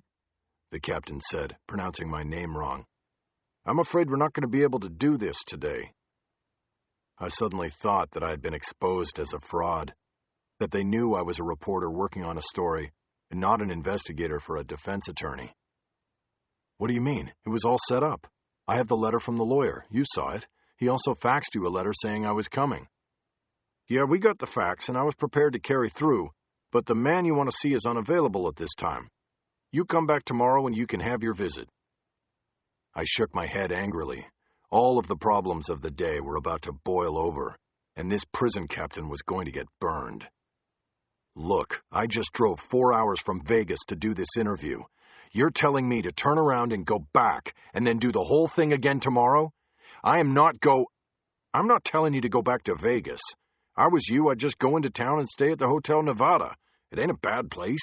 They got a gaming hall and a hoppin' bar on most nights. You put up there and get back in here tomorrow morning, and I'll have your man all ready for you. I can promise you that." I shook my head, feeling impotent about everything. I had no choice here. 9 o'clock, I said. "And you'll be here?" "I'll be here to personally set it up." "Can you tell me why I can't see him today?" "No, I can't. It's a security issue." I shook my head in frustration one final time. "Thank you, Captain. I guess I'll see you tomorrow." "We'll be here." After getting back to my rental, I plugged the Nevada Hotel in Ely into the GPS and followed instructions until I got there in 30 minutes. I pulled the car into the parking lot and emptied my pockets before deciding to go in. I had $248 in cash. I knew I had to budget at least $75 for gas to get back to the airport in Vegas. I could eat cheap until I got home, but would need another $40 for the cab ride from the airport to my house. So I calculated I had about $100 for the hotel. Looking up at its tired 6 floors, I figured that wasn't going to be a problem. I got out, grabbed my carry-on bag, and went inside. I took a $45 a night room on the 4th floor. The room was neat and clean, and the bed was reasonably comfortable.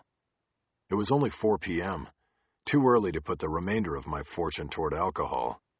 So I pulled out my throwaway phone and started eating into my minutes. I first called Angela Cook, trying both her cell and desk line, and getting no answer on either. I left the same message twice, then swallowed my pride and called Alan Prendergast back. I apologized for my outburst earlier and my use of foul language. I tried to calmly explain what was happening and the pressure I was feeling. He responded monosyllabically and said he had a meeting to go to. I told him I would get him a budget line for the revised story if I could get online, and he told me not to rush.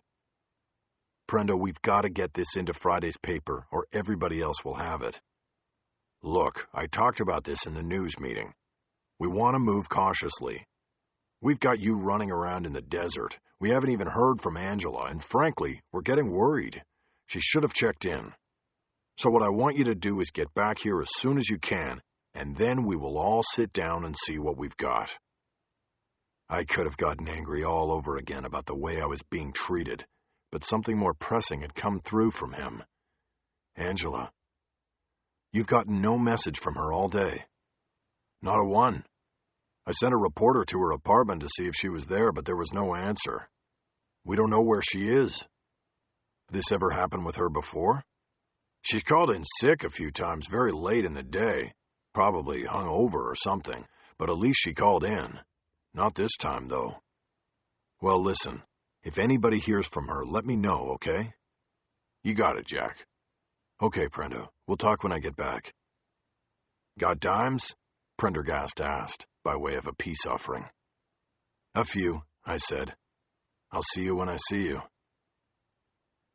I closed the phone and thought about Angela being missing in action. I started wondering if everything was connected. My credit cards, nobody hearing from Angela. It seemed like a stretch because I couldn't see where anything linked up. I looked around my $45 room. There was a little pamphlet on the side table that said the hotel was more than 75 years old and at one time was the tallest building in all of Nevada. That was back when copper mining had made Ely a boomtown and nobody had ever heard of Las Vegas. Those days were long past. I booted up my laptop and used the hotel's free Wi-Fi to try to sign into my email account. But my password was not accepted after 3 tries and I was locked out. No doubt whoever had canceled my credit cards and my cellular phone service had also changed my password. "This is crazy," I said out loud. Unable to make outside contact, I concentrated on the internal. I opened a file on the laptop and pulled out my hard copy notes. I started writing a narrative, summarizing the moves of the day. It took me well over an hour to complete the project, but when I was done, I had 30 solid inches of story. And it was good story. Maybe my best in years. After reading it over and making some editing improvements, I realized that the work had made me hungry. So I counted my money once again and left the room, making sure the door was locked behind me. I walked through the gaming hall and into a bar by the dollar slots. I ordered a beer and a steak sandwich and sat at a corner table with an open view of the mechanical money takers. Looking around, I saw that the place had an aura of second-rate desperation, and the idea of another 12 hours there depressed me. But I wasn't looking at a lot of choices. I was stuck and was going to stay stuck until the morning. I checked my cash stash again and decided I had enough for another beer and a roll of quarters for the cheap slots. I set up in a row near the lobby entrance and started feeding my money into an electronic poker machine. I lost my first 7 hands before hitting on a full house. I followed that with a flush and a straight. Pretty soon I was thinking about being able to afford a third beer.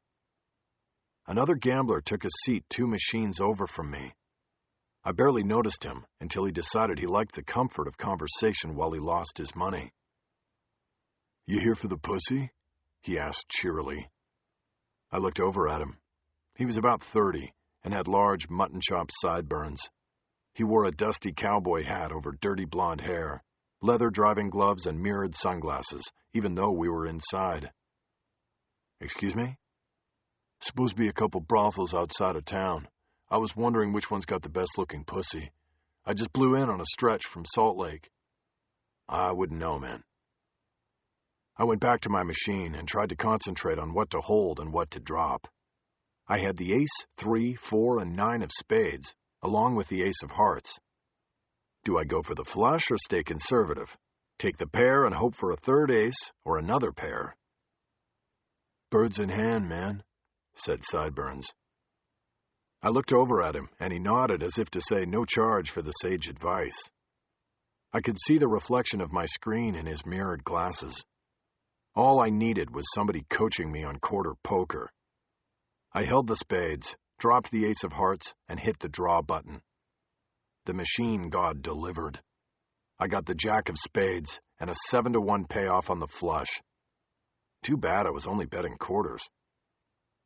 I hit the cash out button and listened as a whopping $14 in quarters dropped into the tin tray. I scooped it into a plastic change cup and got up, leaving sideburns behind. I took my quarters to the cage and asked to cash out. I no longer had an appetite for gambling with small change. I was going to invest my winnings in 2 more beers and take them back to my room. There was more writing I could be doing, as well as preparing for the next morning's interview. I was going to talk to a man who'd been in prison for more than a year for a murder I was convinced he hadn't committed. It was going to be a wonderful day. The goddamn start of every journalist's dream to free an innocent man from an unjust imprisonment. While waiting for the elevator in the lobby, I carried the bottles down by my side in case I was breaking some sort of house rule. I stepped in, pushed the button, and moved to the back corner. The doors started to come together, but then a gloved hand poked in and hit the infrared beam and the doors reopened. My pal Sideburns stepped in. He raised a finger to push a button, but then pulled it back. "Hey, we've got the same floor," he said. "Wonderful," I said. He went to the opposite corner. I knew he was going to say something, and there was no place for me to go. I just waited for it, and I wasn't disappointed. "Hey, buddy, I didn't mean to mess up your mojo down there. My ex-wife used to say I talk too much. Maybe that's why she's my ex-wife." "Don't worry about it," I said. "I have to get some work done anyway." "So you're here on work, huh? What kind of business would take you to this godforsaken part of the world?" Here we go again, I thought. The elevator was moving so slowly that it would have been faster taking the stairs. "I have an appointment tomorrow at the prison." "Gotcha. You a lawyer for one of them guys?" "No, journalist." A writer, huh? Well, good luck. At least you'll get to go home after, not like them other fellas in there." "Yeah, lucky me." I moved toward the door as we reached the 4th floor, a clear signal that I was finished with the conversation and wanted to get to my room. The elevator stopped moving, and it seemed an interminable amount of time before the doors finally began to open. "Have a good night," I said. I stepped quickly out of the elevator and to the left. My room was the 3rd door down. "You too, partner," Sideburns called after me. I had to switch the 2 beer bottles to my other hand to get my room key out. As I stood in front of the door, pulling it out of my pocket, I saw Sideburns coming down the hallway toward me. I turned and looked to my right. There were only 3 more rooms going down and then the exit to the stairwell. I had a bad feeling that this guy would eventually come knocking on my door during the night, wanting to go down for a beer or out to get some pussy. The first thing I planned to do was pack up, call the desk, and change my room. He didn't know my name and wouldn't be able to find me. I finally got the key into the lock and pushed the door open. I looked back at Sideburns and gave him a final nod. His face broke into a strange smile as he got closer. "Hi, Jack," a voice said from inside my room. I abruptly turned to see a woman getting up from the chair by the window in my room, and I immediately recognized her as Rachel Walling. She had an all-business look on her face. I felt the presence of Sideburns go by my back on his way to his room. "Rachel?" I said. "What are you doing here?" "Why don't you come in and close the door?" Still stunned by the surprise, I did as instructed. I closed the door behind me. From out in the hallway, I heard another door close loudly. Sideburns had entered his room. Cautiously, I stepped further into my room. "How'd you get in here?" "Just sit down, and I'll tell you all about it." 12 years earlier, I'd had a short, intense, and some would say improper relationship with Rachel Walling. While I had seen photos of her in the papers a few years earlier, when she helped the LAPD run down and kill a wanted man in Echo Park, I had not been in her presence since we had sat in a hearing room nearly a decade earlier. Still, not many days went by in those 10 years that I didn't think about her. She was one reason, perhaps the biggest reason, that I have always considered that time the high point of my life. She showed little wear and tear from the years that had passed, even though I knew it had been a tough time. She paid for her relationship with me, with a 5-year stint in a one-person office in South Dakota. She went from profiling and chasing serial killers to investigating bar stabbings on Indian reservations.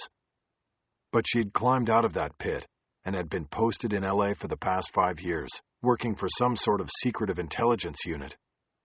I had called her when I'd found out, gotten through to her, but been rebuffed. Since then, I had kept tabs on her, when I could, from afar. And now, she was standing in front of me in my hotel room, in the middle of nowhere. It was strange, sometimes, how life worked out. My surprise over her appearance aside, I couldn't stop staring and smiling at her. She maintained the professional front, but I could see her eyes holding on me. It wasn't very often you got to be this close to a former lover of so long ago. "Who is that you were with?" she asked. "Are you with a photographer on this story?" I turned and looked back at the doorway. "No, I'm by myself, and I don't know who that was. Just some guy who'd been talking to me downstairs in the gambling hall. He went to his room." She abruptly walked past me, opened the door and looked both ways in the hall before coming back into the room and closing the door. "What was his name?" "I don't know. I wasn't really talking to him." "Which room is he in?" "I don't know that either. What's going on? How come you're in my room?" I pointed to the bed. My laptop was open, and my printouts of notes, the copies of the case files I had gotten from Schifino and Meyer, as well as the printouts from Angela Cook's online search, were fanned across it. The only thing missing from the spread was the transcript of the Winslow interrogation, and that was only because it had been too heavy to take with me. I hadn't left it all on the bed like that. "And were you going through my stuff?" "Rachel, I asked you for help. I didn't ask you to break into my room and—" "Look, just sit down, would you?" The room had only one chair, the one she had been waiting in. I sat on the bed, closing my laptop sullenly and gathering the paperwork into one stack. She remained standing. "Okay, I showed my creds and asked the manager to let me in. I told him your safety might be in jeopardy." I shook my head in confusion. "What are you talking about? Nobody even knows I'm here." "I wouldn't be so sure about that. You told me you were going to the prison up here? Who else did you tell? Who else knows?" "I don't know. I told my editor, and there's a lawyer down in Vegas who knows. That's it." She nodded. "William Schifino. Yes, I talked to him." "You talked to him? Why? What is going on here, Rachel?" She nodded again, but this time not in agreement. She nodded because she knew she had to tell me what was going on, even if it was against the FBI creed. She pulled the chair over to the middle of the room and sat down facing me. "Okay, when you called me today, you weren't making the most sense, Jack. I guess you're a better writer than a teller of stories. Anyway, of all that you told me, the part that stuck with me was what you said about your credit cards and bank accounts and your phone and email. I know I told you I couldn't help you, but after I hung up, I started thinking about that and I got concerned." "Why?" "Because you were looking at all of that like it was an inconvenience, like a big coincidence, that it just happened to be going on while you were on the road working on this unrelated story about this supposed killer." "There's nothing supposed about this guy, but are you saying it could be related?" "I thought about this, but there's no way. The guy I'm trying to chase down would have no idea I'm even out here and onto him." "Don't be so sure about that, Jack. It is a classic hunting tactic. Separate and isolate your target, and then move in for the kill. In today's society, separating and isolating someone would entail getting them away from their comfort zone, the environment they know, and then eliminating their ability to connect. Cell phone, internet, credit cards, money." She ticked them off on her fingers. "But how could this guy know about me? I didn't even know about him until last night. Look, Rachel, it's great to see you, and I hope you stick around tonight. I want you to be here. But I'm not getting this. I mean, don't get me wrong. I appreciate the concern. In fact, how did you get here so damn quick?" I took an FBI jet to Nellis and had them jump me up here in a chopper. Jesus, why didn't you just call me back? Because I couldn't. When you called me, it was transferred to the off-site location where I work. There's no caller ID on those transfers. I didn't have your number, and I knew you were probably on a throwaway line. So what's the bureau brass going to say when they find out you dropped everything and hopped on a plane to save me? Didn't you learn anything in South Dakota? She waved the concern away. Something about the gesture reminded me of our first meeting. It happened to have also been in a hotel room. She had driven my face down hard into the bed and then handcuffed and arrested me. It wasn't love at first sight. There's an inmate at Ely that has been on my interview list for 4 months, she said. Officially, I came to interview him. You mean like he's a terrorist? Is that what your unit does? Jack, I can't talk to you about that side of my work. But I can tell you how easy it was to find you, and why I know I wasn't the only one tracking you. She froze me with that word. Tracking. It conjured bad things in my imagination. Okay, I said. Tell me. When you called me today, you told me you were going to Ely, and I know that had to be to interview a prisoner. So when I got concerned and decided to do something about it, I called Ely and asked if you were there, and I was told you just left. I spoke to a Captain Henry there, and he said your interview was put off until tomorrow morning. He said he recommended you go into town and stay at the Nevada. Yeah, Captain Henry. I was dealing with him. Yeah, well, I asked him why your interview was postponed, and he told me that your guy, Brian Ogilvy, was in lockdown because there was a threat against him. What threat? Hold on, I'm getting to it. The warden got an email today with a message that said the AB was planning to hit Ogilvy today. So as a precaution, they put him in lockdown. Oh, come on. They took that seriously? The Aryan Brotherhood? Don't they threaten everybody who isn't a member? Isn't Ogilvy a Jewish name, too? They took it seriously because the email came from the warden's own secretary. Only she didn't write it. It was written anonymously by someone who had gained access to her state prison systems account. A hacker. It could have been someone inside or someone from the outside. It didn't matter. They took it as a legitimate warning because of the way it was delivered. They put Ogilvy in lockdown, you didn't get to see him, and you were sent to spend the night here. Alone, in unfamiliar surroundings. Okay, what else? This is still a stretch. She was beginning to convince me, but I was acting skeptical to get her to tell me more. I asked Captain Henry if anybody else had called and asked about you. He said the lawyer you were working for, William Schifino, called to check on you, and he was told the same thing, that the interview was delayed and you were probably spending the night at the Nevada. Okay. I called William Schifino. He said he never made that call. I stared at her for a long moment as a cold finger went down my spine. I asked Schifino if anyone besides me had called about you, and he told me he had gotten one call earlier. It was from someone who said he was your editor, used the name Prendergast, and that he was worried about you and wanted to know if you had come to see Schifino. Schifino said you had come by and that you were on your way up to the prison in Ely. I knew my editor could not have made that call, because when I had called Prendergast, he had not gotten my email and had no idea I had gone to Las Vegas. Rachel was right. Someone had been tracking me, and doing a good job of it. My mind flashed on thoughts of sideburns, and riding up in the elevator with him, then of him following me down the hallway to my room. What if he hadn't heard Rachel's voice? Would he have walked on by, or would he have pushed in behind me? Rachel got up and walked over to the room's phone. She dialed the operator and asked for the manager. She was on hold for a few moments before her call was taken. Yes, it's Agent Walling. I'm still in room 410, and I've located Mr. McAvoy and he's safe. I'm now wondering if you can tell me if there are any guests in the next 3 rooms going down the hall. I think that would be 411, 12, and 13. She waited and listened, and then thanked the manager. One last question, she said. There is a door marked exit at the end of the hall. I'm assuming those are the stairs. Where do they go? She listened, thanked him again, and then hung up. There's nobody registered in those rooms. The stairs go down to the parking lot. You think that guy with the sideburns was him? She sat back down.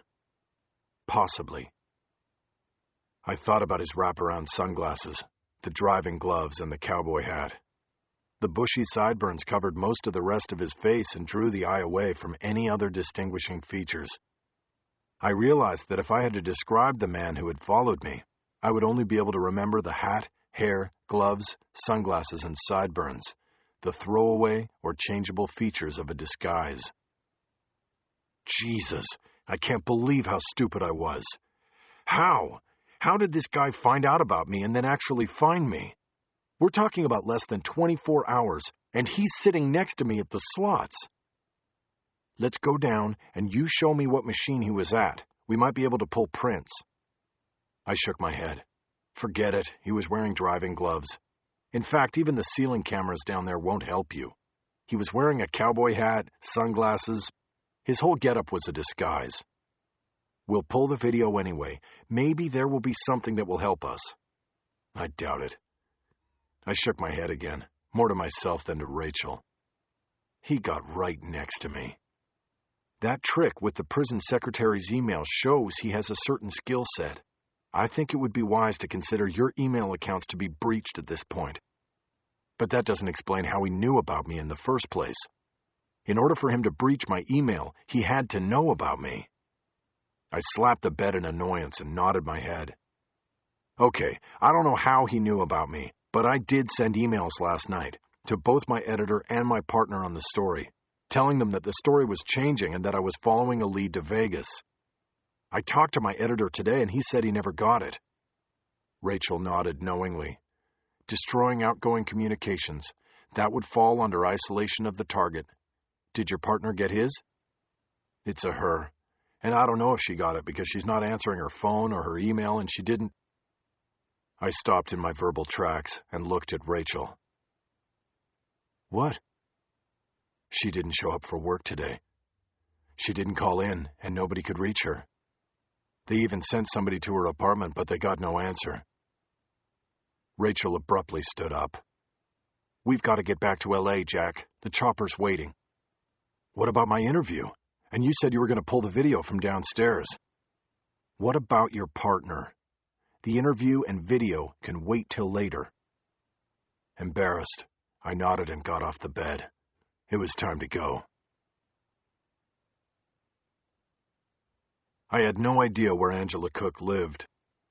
I told Rachel what I did know about her, including her odd fixation with the poet case, and that I'd heard she had a blog but had never read it. Rachel transmitted all the information to an agent in L.A. before we boarded the military chopper and headed south toward Nellis Air Force Base. On the flight down, we wore headsets, which cut down on the engine noise but didn't allow for conversation that wasn't in sign language. Rachel took my files and spent the hour with them. I watched her making comparisons between the crime scene and autopsy reports of Denise Babbitt and Sharon Ogilvy. She worked with a look of complete concentration on her face and took notes on a legal pad she'd pulled out of her own bag. She spent a lot of time looking at the horrible photos of the dead women, taken both at the crime scene and on the autopsy table. For the most part, I sat in my straight-back seat and racked my brain, trying to put together an explanation for how all of this could have happened so fast. More specifically, how this killer could have started hunting me when I had barely started hunting him. By the time we landed at Nellis, I thought I had something and was waiting for the opportunity to tell Rachel. We immediately transferred to a waiting jet on which we were the only passengers. We sat across from each other, and the pilot informed Rachel that there was a call holding for her on the onboard telephone. We strapped in, she picked up the phone, and the jet immediately started taxiing out to the runway. On the overhead, the pilot told us we would be on the ground in L.A. in an hour. Nothing like the power and might of the federal government, I thought. This was the way to travel, except for one thing. It was a small plane, and I didn't fly small planes. Rachel mostly listened to her caller, then asked a few questions and finally hung up. Angela Cook was not at her home, she said. They can't find her. I didn't respond. A sharp stab of fear and dread for Angela worked its way up under my ribs. This didn't ease any as the jet took off, rising at a steeper angle than I was used to with commercial airliners.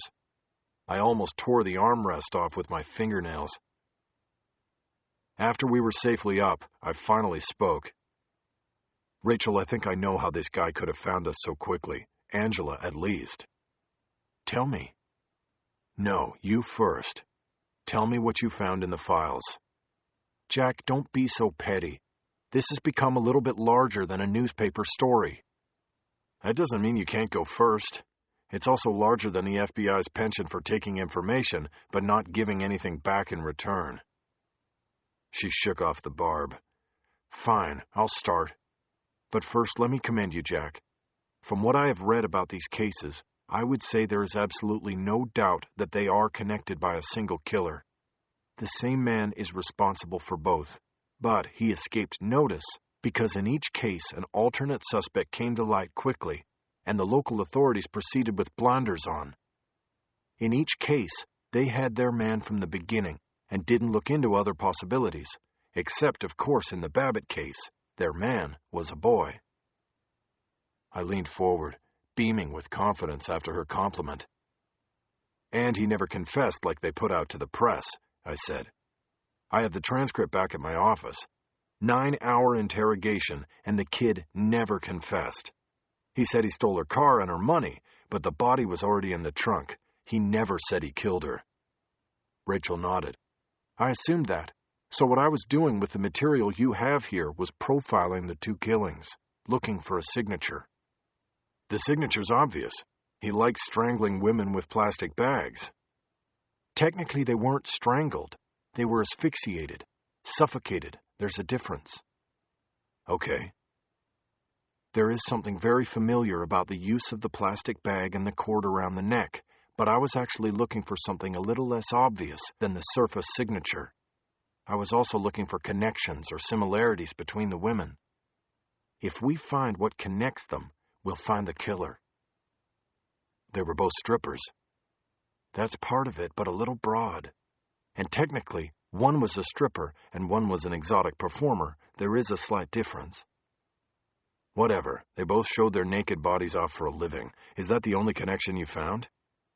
Well, as you must have noticed, they were very similar in physical makeup. In fact, the difference in weight was only 3 pounds, and the difference in height was half an inch. Facial structure and hair was also alike. A victim's body type is a key component in terms of what makes them chosen. An opportunistic killer takes what comes along. But when you see two victims like this with exactly the same body type, it tells us this is a predator who is patient, who chooses. It looked like she had more to say, but stopped. I waited, but she didn't continue. What? I said. You know more than you're saying. She dropped the hesitation. When I was in behavioral, it was in the early days. The profilers often sat around and talked about the correlation between the predators we hunted and the predators in the wild. You'd be surprised how similar a serial killer can be to a leopard or a jackal, and the same could be said for victims. In fact, when it came to body types, we've often assigned victims animal types. These two women would have been called giraffes. They were tall and long-legged. Our predator has a taste for giraffes. I wanted to write some of this down to use later, but I was afraid that any obvious recording of her interpretation of the files would cause her to shut down the exposition, so I tried not to even move. There's something else, she said. At this point, this is purely conjecture on my part, but both autopsies ascribe marks on each of the victim's legs to ligature. I think that might be wrong. Why? Let me show you something. I finally moved. We were in seats that faced each other. I unbuckled and moved to the seat next to her. She went through the files and pulled several of the copies of photos from the crime scenes and the autopsies. Okay, you see the marks left above and below the knees here and here and here? Yeah, like they were tied up. Not quite. She used a clear, polished fingernail to trace the markings on the victims as she explained. The marks are too symmetrical to be from traditional bindings. Plus, if these were ligature marks, we would see them around the ankles. If you were going to tie someone up to control them or to prevent escape, you would tie their ankles. Yet we have no ligature marks in these areas. The wrists, yes, but not on the ankles. She was right. I just hadn't seen it until she explained it. So what made those marks on the legs? Well, I can't say for sure, but when I was in behavioral, we came upon new paraphilias on almost every case. We started categorizing them. You're talking about sexual perversions. Well, we didn't call them that. Why, you had to be politically correct around serial killers? It may be very nuanced, but there is a difference between being perverted and abnormal. We call the behaviors paraphilias. Okay, and these marks, they're part of a paraphilia? They could be. I think they are marks left by straps. Straps from what? Leg braces. I almost laughed. You've got to be kidding.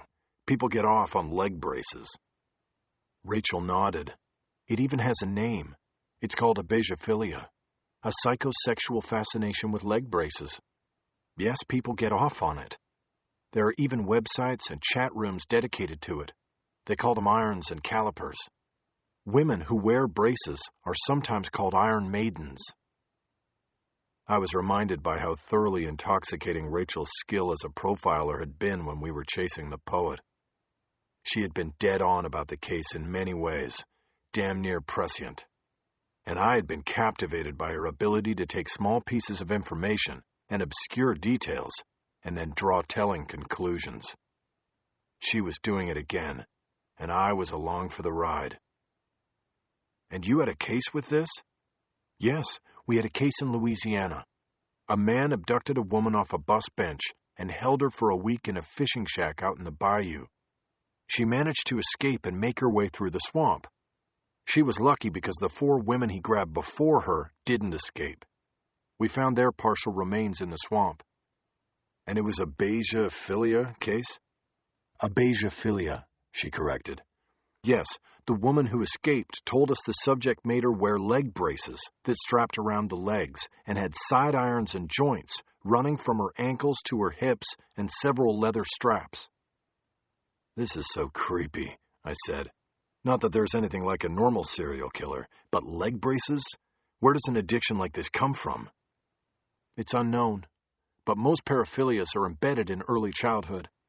A paraphilia is like a recipe for an individual's sexual fulfillment. It's what they need to get off. Why someone would need to wear leg braces or have their partner wear them is anybody's guess, but it starts young. That is a given. Do you think the guy from your case back then could be? No. The man who committed those murders in Louisiana was put to death.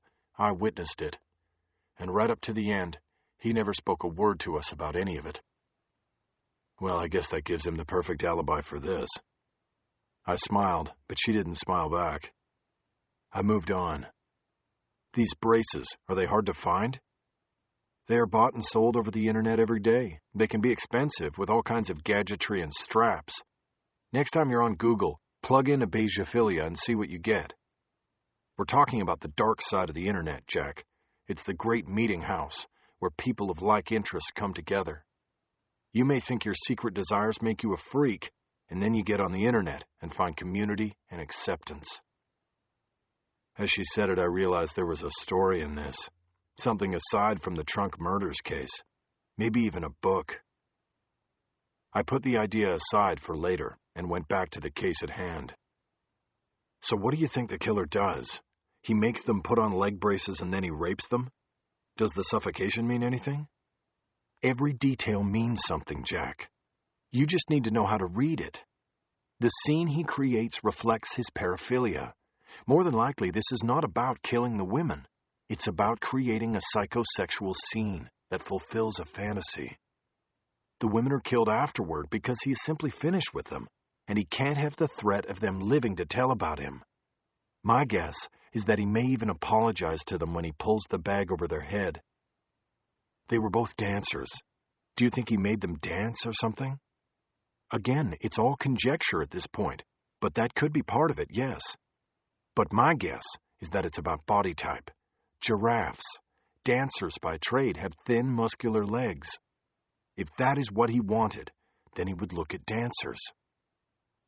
I thought about the hours the two women spent with their killer. The stretch of hours between abduction and time of death. What happened during those hours? No matter what the answer, it added up to a horrible and terrifying end. You said something about the bag being familiar somehow. Do you remember how? Rachel thought for a moment before answering. No, there's just something about it, some familiarity. Probably from another case, but I can't place it yet. Will you put all of this through VICAP? As soon as I get the chance. The FBI's Violent Criminal Apprehension Program was a computer data bank of the details of thousands of crimes. It could be used to find crimes of similar nature when the details of a new crime were entered. There's something else that should be noted about the killer's program, Rachel said.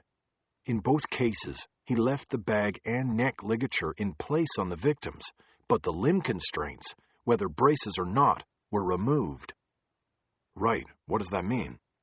I don't know, but it could mean a number of things. The women are obviously constrained in some way during their captivity. Whether it is through braces or otherwise, those are removed, but the bag stays in place. This could be part of a statement, part of his signature. It might have a meaning we're not aware of yet. I nodded. I was impressed by her take. How long has it been since you worked in behavioral sciences? Rachel smiled, but then I saw that what I had meant to be a compliment had made her wistful. A long time, she said. Typical bureau politics and bullshit, I said. Take someone who is damn good at something and put them somewhere else.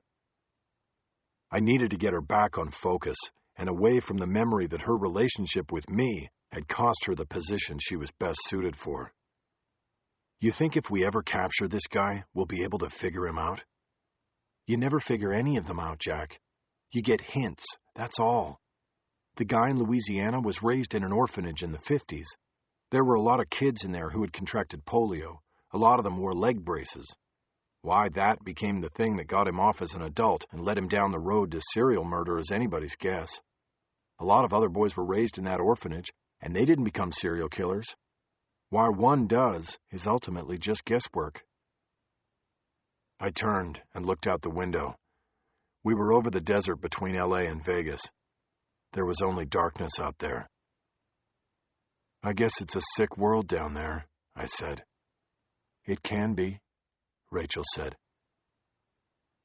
We flew in silence for a few moments before I turned back to her. Are there any other connections between them? I made a list of similarities as well as a list of dissimilar aspects of the cases. I want to study everything further, but for now, the leg braces are the most significant to me. After that, you have the physical pattern of the women and the means of death. But there's got to be a connection somewhere, a link between these two women. We find it, and we find him. That's right. And now it's your turn, Jack. What did you put together? I nodded and quickly composed my thoughts. Well, there was something that wasn't in the stuff Angela had found on the internet. She only told me about it because there wasn't anything to print out. She said that she found the Las Vegas stories and some of the old LA stories when she did an online search with the phrase trunk murder. Okay? Okay. Well, she told me that she also got a hit on a website called trunkmurder.com, but that when she went to it, there was nothing there. She clicked a button to enter, and there was a sign that said it was under construction. So I was thinking, because you said this guy's skill set included being able to do things on the internet, that maybe, of course, it could have been an IP trap. He would be alert for anybody fishing around on the internet for intel on trunk murders. He could then trace the IP back and find out who was looking. That would have led him to Angela and then to you. The jet started its descent, again at an angle that was much steeper than anything I had experienced on a commercial flight. I realized I was digging my fingernails into the armrest again. And he probably got a big thrill when he saw your name, Rachel said. I looked at her. What are you talking about? Your pedigree, Jack. You were the reporter who chased down the poet. You wrote the book on it, Mr. Big Bestseller. You were on Larry King. These serial guys pay attention to all of that. They read these books. No, actually, they study these books. That's great to know. Maybe I can sign a copy of the book to him. I'll make a bet with you. When we get this guy, we'll find a copy of your book in his possession somewhere. I hope not. And I'll make you another bet. Before we get this guy, he will make direct contact with you. He'll call or email or get to you in some way. Why? Why would he risk it? Because once it's clear to him that he's in the open, that we know about him, he will reach out for attention. They always do. They always make that mistake. No bets, Rachel. The idea that I had or would somehow feed the warped psychology of this guy or anyone else wasn't what I wanted to be thinking about. I guess I don't blame you, Rachel said, picking up on my discomfort. But I appreciate that you said when we get this guy instead of if we get this guy. She nodded. Oh, don't worry, Jack. We're going to get this guy. I turned and looked back out the window. I could see the carpet of lights out there as we crossed out of the desert and into civilization again. Civilization as we know it. There were a billion lights out there on the horizon, and I knew that all of them put together weren't enough to light the darkness in the hearts of some men.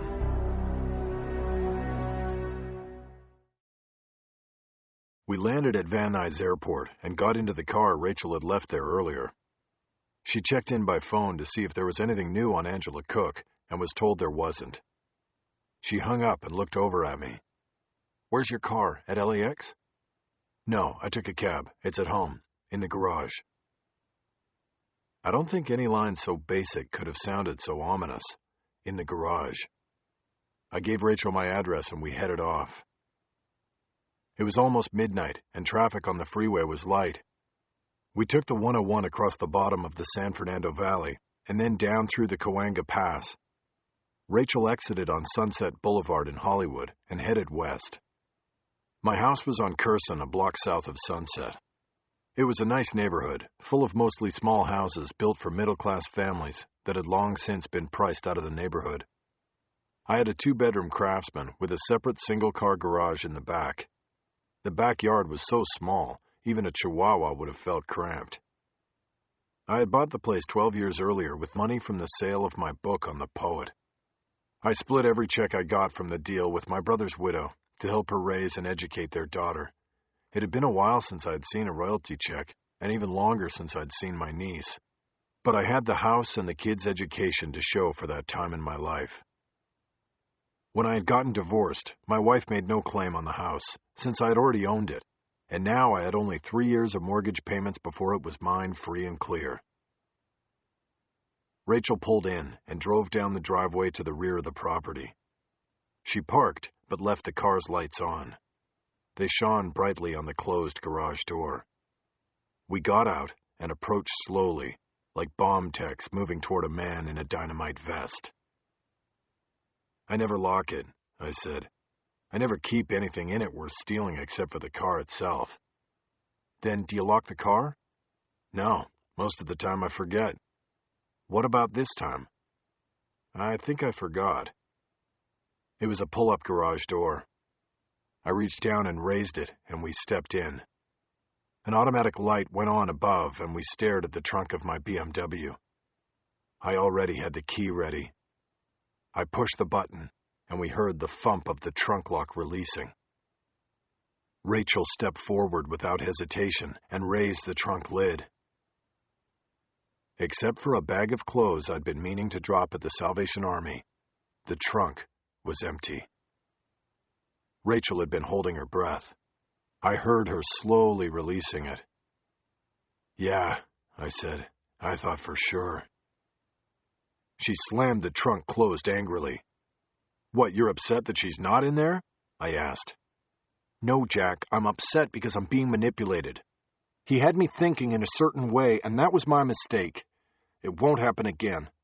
Come on, let's check the house to be sure. Rachel went back and turned her lights off, and then we went through the back door and into the kitchen. The house smelled musty, but it always did when it was closed up. It didn't help that there were overly ripe bananas in the fruit bowl on the counter. I led the way through, turning lights on as we went. The place looked unchanged from the way I had left it. Reasonably neat, but with too many stacks of newspapers on tables and the floor next to the living room couch. Nice place, Rachel said. We checked the guest room, which I used as an office, and found nothing unusual. While Rachel moved on to the master bedroom, I swung behind the desk and booted up my desktop computer. I had internet access, but still couldn't get into my Times email account. My password was rejected. I angrily shut down the computer and left the office, catching up to Rachel in my bedroom. The bed had been left unmade because I wasn't expecting visitors. It was stuffy, and I went to open a window while Rachel checked the closet. "Why don't you have this on a wall somewhere, Jack?" she asked. I turned. She had discovered the framed print of the full-page ad that had run from my book in the New York Times. It had been in the closet for 2 years. It used to be in the office, but after 10 years with nothing else to follow, it sort of started mocking me, so I put it in there. She nodded and stepped into the bathroom. I held my breath, not knowing what kind of sanitary condition it was in. I heard the shower curtain being slid open, then Rachel stepped back out into the bedroom. "You ought to clean your bathtub, Jack. Who are all the women?" "What?" She pointed to the bureau, where there was a row of framed photos on little easels. I pointed as I went down the line. Niece, sister-in-law, mother, ex-wife. Rachel raised her eyebrows. "Ex-wife? You were able to get over me then?" She smiled, and I smiled back. It didn't last long. She was a reporter. When I first came to the Times, we shared the cop beat. One thing led to another, and we got married. Then it sort of went away. It had been a mistake. She works in the Washington bureau now, and we're still friends. I wanted to say more, but something made me hold back. Rachel turned and headed back to the hallway. I followed her into the living room. We stood there, looking at each other. "What now?" I asked.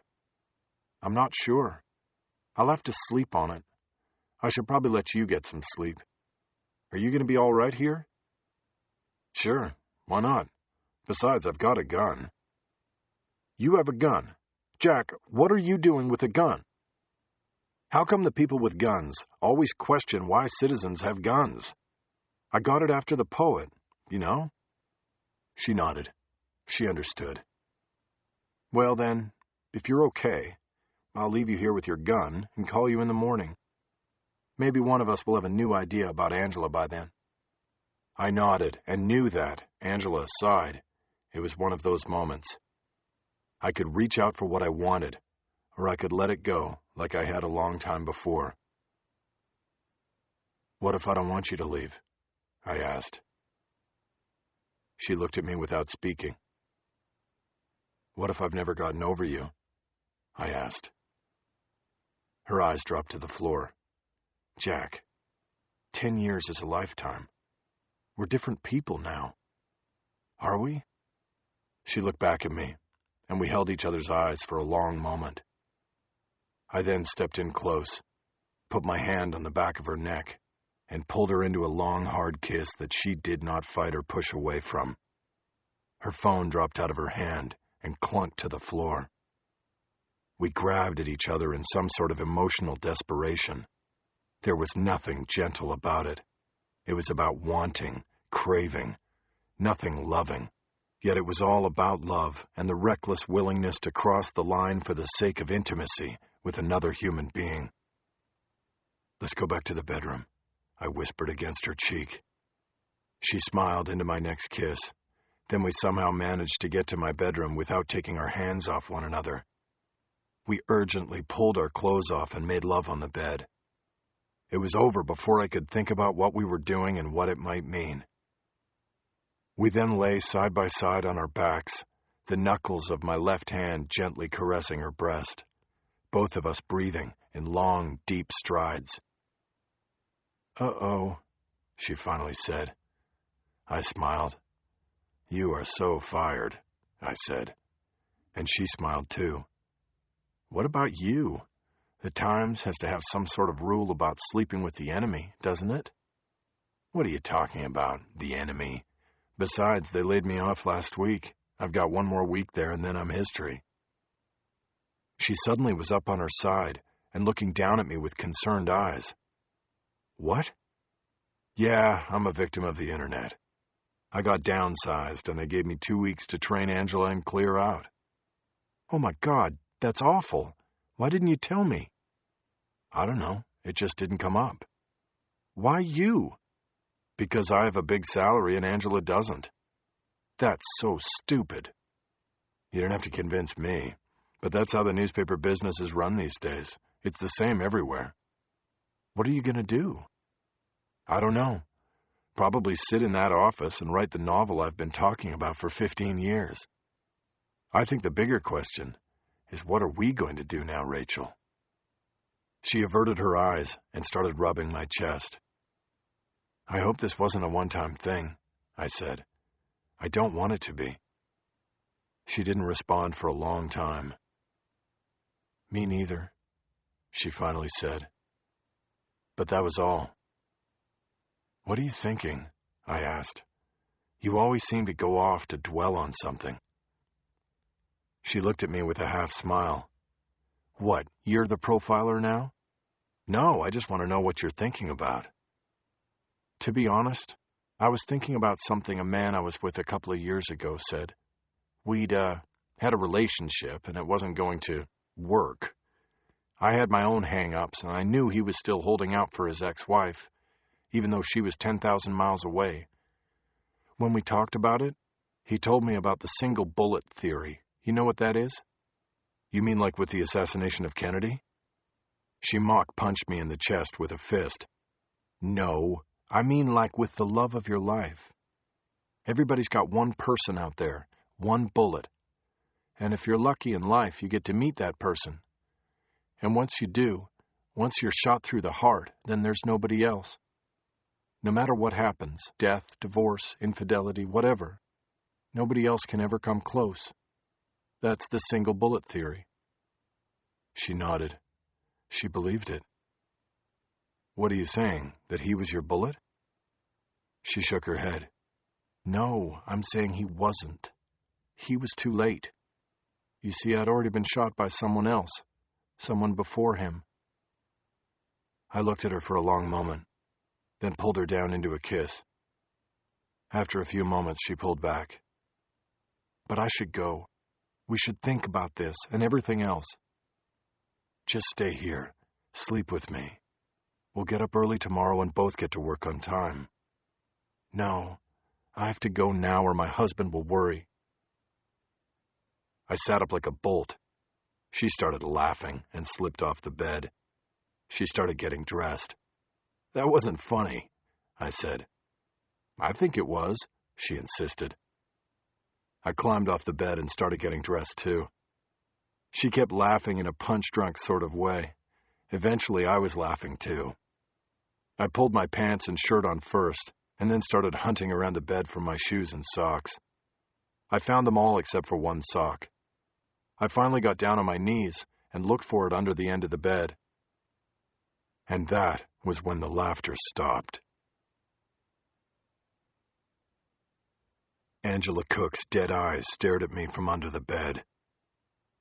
I involuntarily propelled myself back on the carpet, smashing my back into the bureau and making the lamp on it wobble and then fall to the floor with a crash. "Jack!" Rachel yelled. I pointed. "Angela's under the bed!" Rachel came quickly around to me. She was only wearing her black panties and white blouse. She got down to look. "Oh my God!" "I thought you checked under the bed," I said excitedly. "When I came in the room, I thought you'd already looked. I thought you did while I was checking out the closet." She got on her hands and knees and looked up and down the underside of the bed for a long moment before turning to look back at me. "She looks like she's been dead about a day. Suffocation with the plastic bag. She's naked and completely wrapped in a clear plastic sheet, like she's ready to be transported. Or maybe it was to contain the smell of decay. The scene is quite Rachel, please, I knew her. Can you please not analyze everything right now? I leaned my head back against the bureau and looked up at the ceiling. I'm sorry, Jack. For her and you. Can you tell?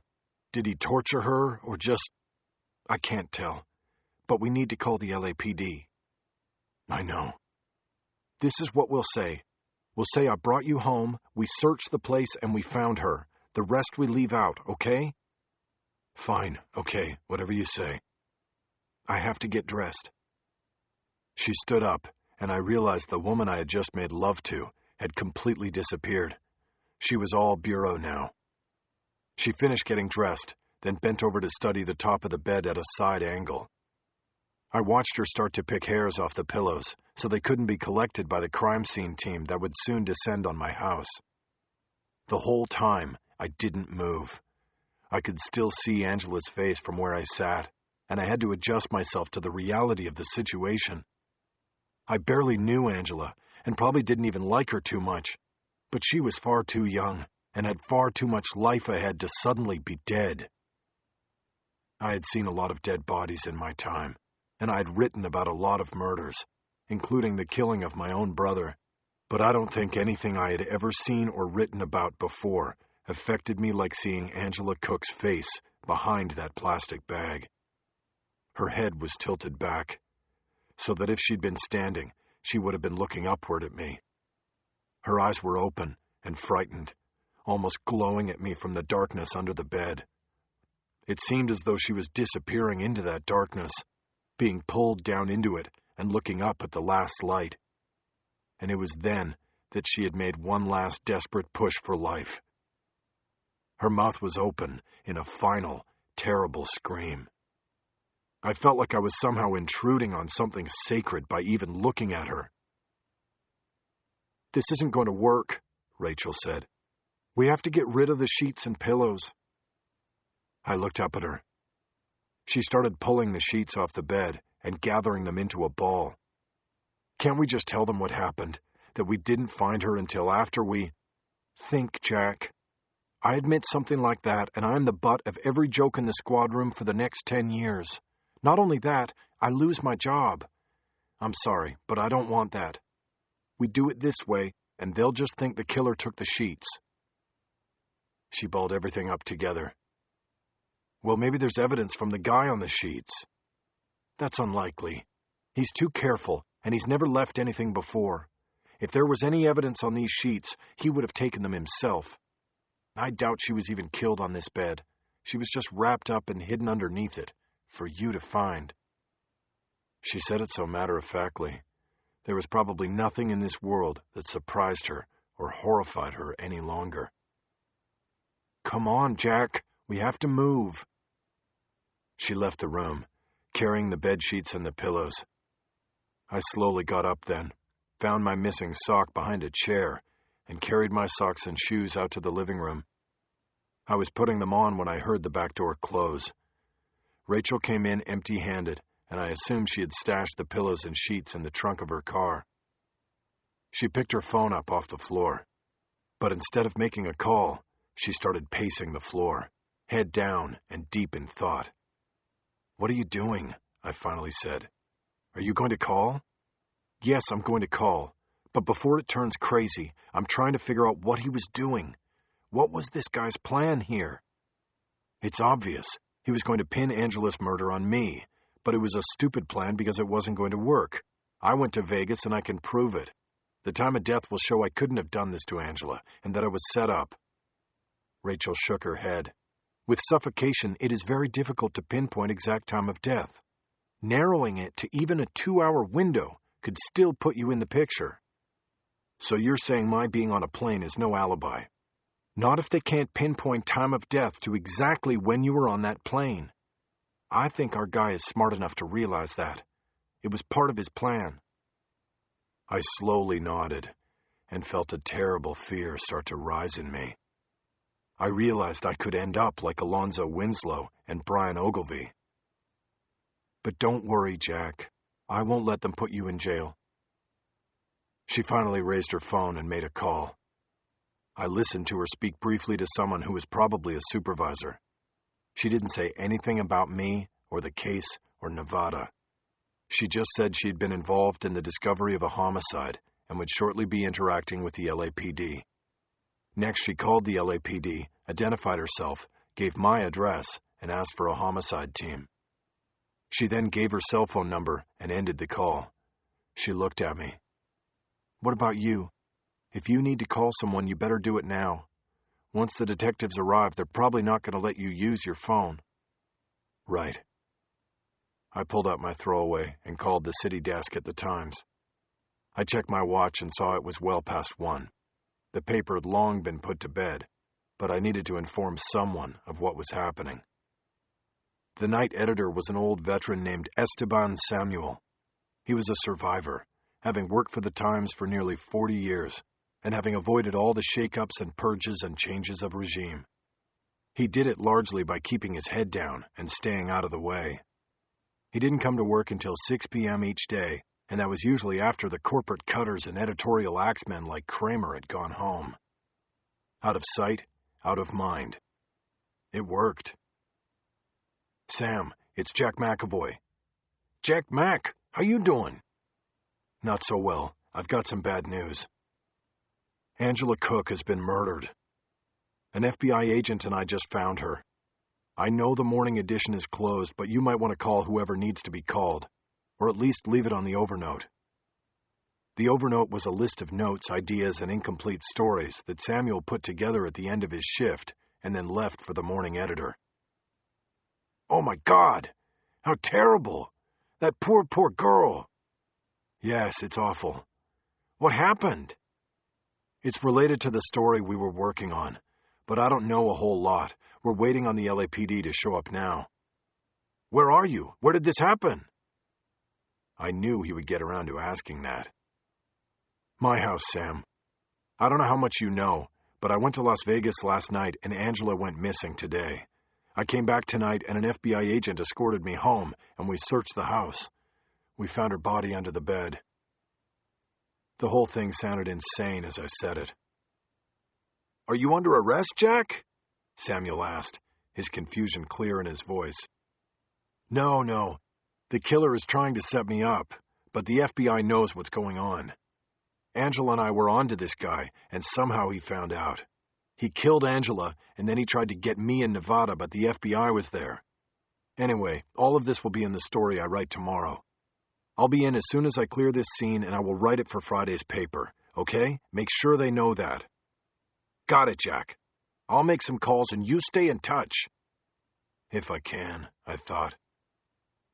I gave him the number of my throwaway and ended the call. Rachel was still pacing. That didn't sound very convincing, she said. I shook my head. I know. I realized I sounded like a nutjob as I was saying it. I've got a bad feeling about this, Rachel. Nobody's going to believe me. They will, Jack. And I think I know what he was trying to do. It's all coming together now. Then tell me. The cops will be here any second. Rachel finally sat down, taking the chair across the coffee table from me. She leaned forward to tell her story. You have to look at it from his point of view, and then make some assumptions about his skills and location. Okay? First of all, he's close. Our first 2 known victims were in L.A. and Las Vegas. Angela's murder and his attempt to get to you were in L.A. and a remote part of Nevada. So my guess is he lives in or is close to one of these places. He was able to react quickly and in a matter of hours get to both you and Angela. I nodded. It sounded right to me. Next, his technical skill. We know from his email to the prison warden and from how he was able to attack you on multiple levels that his tech skill is quite high. So if we assume that he was able to breach your email account, then we can also assume that he breached the entire LA Times data system. If he had free rein inside, then he would have been able to access home addresses for both you and Angela, right? Sure, that information has got to be in there. What about you being laid off? Would there be any email or a data trail involving that? I nodded.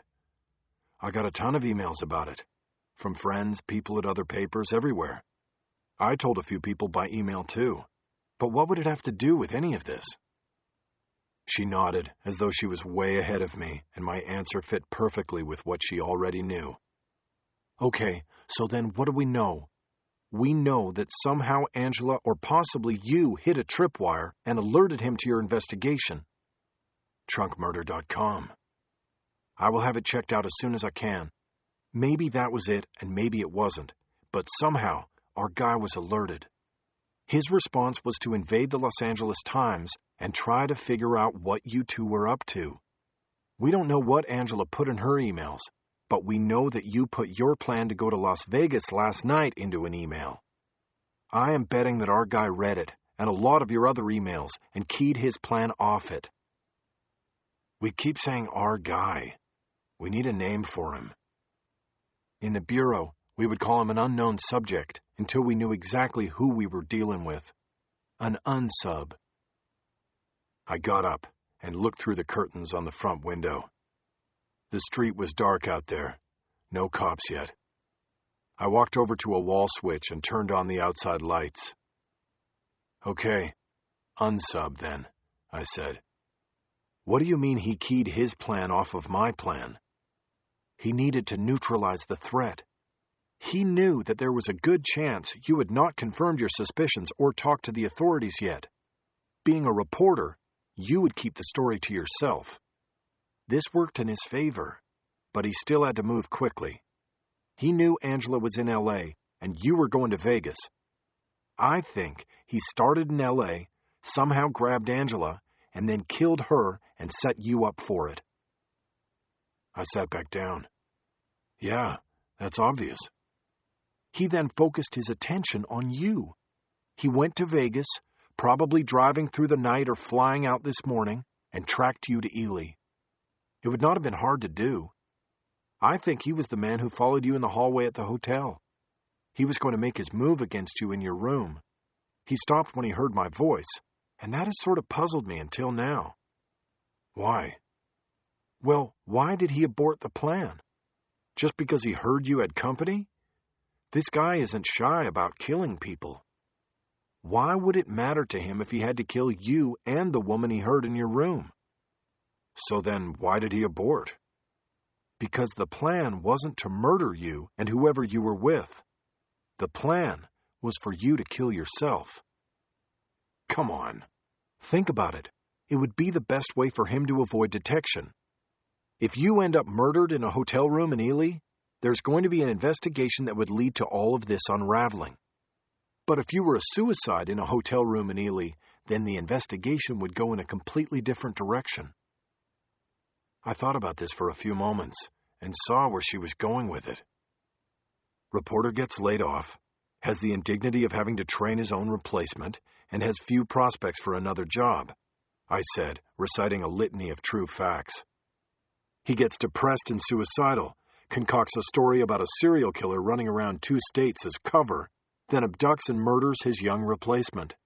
He then gives all his money to charity, cancels his credit cards, and runs off to the middle of nowhere, where he kills himself in a hotel room. She was nodding the whole time I was running it down. What's missing? I asked. How is he going to kill me and make it look like suicide? You'd been drinking, right? You came into the room with 2 bottles of beer. I remember that. Yeah, I'd only had 2 before that. But it would help sell the scene. Empty bottles strewn around the hotel room. Cluttered room, cluttered mind, that sort of thing. But beer wouldn't kill me. How was he going to do it? You already gave the answer earlier, Jack. You said you had a gun. Bang. It all came together. I stood up and headed toward my bedroom. I'd bought a .45 caliber Colt Government Series 70 12 years earlier, after my encounter with the poet. He was still out there at the time, and I wanted some protection in case he came calling on me. I kept the weapon in a drawer next to my bed, and only took it out once a year to go to the range. Rachel followed me into the bedroom and watched me slide open the drawer. The gun was gone. I turned back to Rachel. You saved my life, you know that? No doubt about that now. I'm glad. How would he know I owned a gun? Is it registered? Yes, but what? Now you're saying he can hack into the ATF computers? This is getting far-fetched, don't you think? Actually, no. If he tapped the prison computer, I don't see why he couldn't get into the gun registry. And that may be only one place where he could have gotten it. Back during the period when you bought it, you were interviewed by everybody from Larry King to the National Enquirer. Did you ever put it out there that you owned a gun? I shook my head. Unbelievable. I did. I said it in a few interviews. I was hoping the word would get out and it would deter a surprise visit from the poet. There you go. But for the record, I never did an interview with the Enquirer. They did a story on me and the poet without my cooperation. Sorry. Anyway, this guy now isn't as smart as we think. There was one big flaw in his plan. What was that? I flew to Vegas. All baggages screened. I would never have gotten the gun there. She nodded. Maybe not, but I think it is a widely accepted fact that the scanning process is not 100% perfect. It would probably bother the investigators in Ely, but not enough to make them change their conclusion. There are always loose ends in any investigation. Can we go back out to the living room? Rachel headed out of the room and I followed, taking a glance back at the bed as I went through the door. In the living room, I dropped down on the couch. A lot had happened in the past 36 hours. I was getting fatigued but knew there would be no rest for the weary for a long time. I thought of something else. Schifino. The lawyer in Vegas? What about him? I went to him first and he knew everything. He could put the lie to my suicide. Rachel considered this for a moment and then nodded. That could have put him in danger. Maybe the plan was to kill you and then double back to Vegas and take him out too. Then when the chance was missed with you, there was no reason to hit Schifino. I'll have the field office in Vegas make contact anyway and see about protection. Are you going to have them go up to Ely and pull the video from the casino where I sat with this guy? I'll do that too. Rachel's phone rang and she answered immediately. It's just me and the homeowner, she said. Jack McAvoy. He's a reporter for the Times. The victim here was a reporter as well. She listened for a moment and said, We're coming out now. She closed the phone and told me the police were out front. They'll feel more comfortable if we come out to meet them. We walked to the front door and Rachel opened it. Keep your hands in sight, Rachel said to me. She walked out, holding her credentials high. There were 2 patrol cars and a detective cruiser in the street out front. 4 uniformed officers and 2 detectives were waiting on the driveway. The uniformed officers pointed their flashlights at us. When we got closer, I recognized the 2 detectives from Hollywood Division. They held their guns down at their sides and looked ready to use them if I gave them the right reason. I didn't.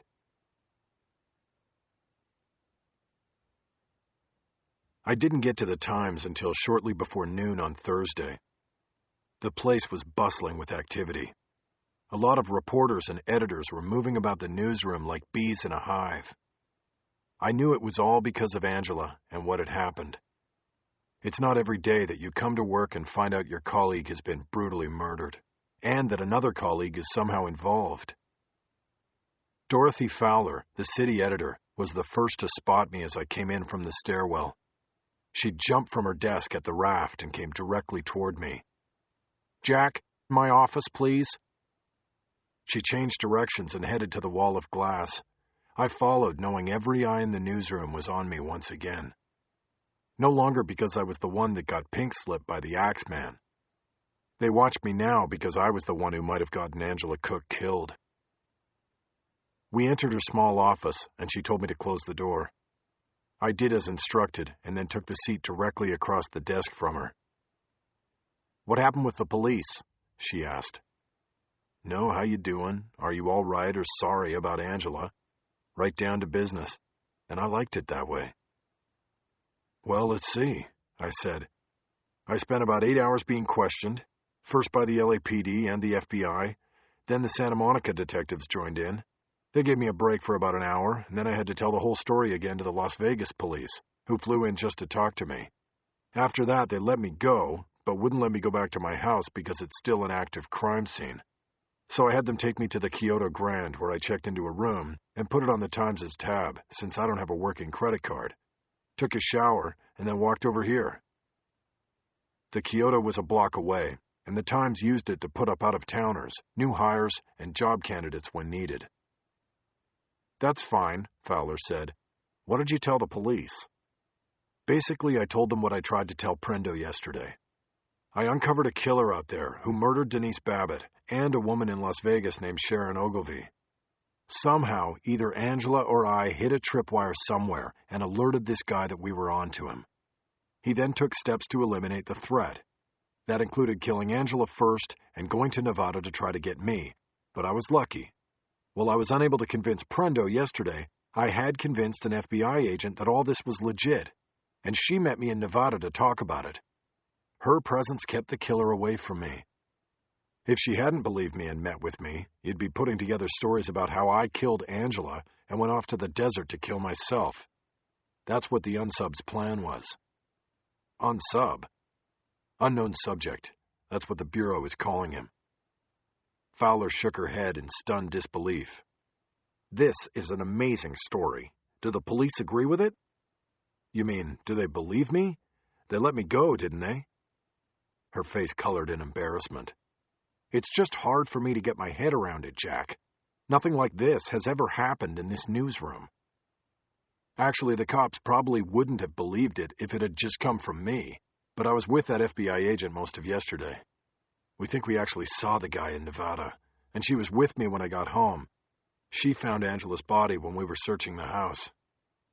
She backed me up on everything with the cops, and that's probably why I'm not talking to you through plexiglass. Mention of Angela's body brought a morbid pause to the conversation. It's just horrible, Fowler said. Yes, she was a sweet kid. I don't even want to think about what her last hours were like. How was she killed, Jack? Like the girl in the trunk? Pretty much. It looked that way to me, but I guess they won't know everything till the autopsy. Fowler nodded somberly. How are they handling the investigation now, do you know? They were putting together a task force with LA, Las Vegas, and Santa Monica contributing detectives, and the FBI taking part as well. I think they're going to run it out of Parker Center. Can we get that confirmed so we can put it in one of the stories? Yeah, I'll confirm it. I'm probably the only reporter they'll take a call from. How many inches are you giving me for this story? Jack, that was one of the things I wanted to talk to you about.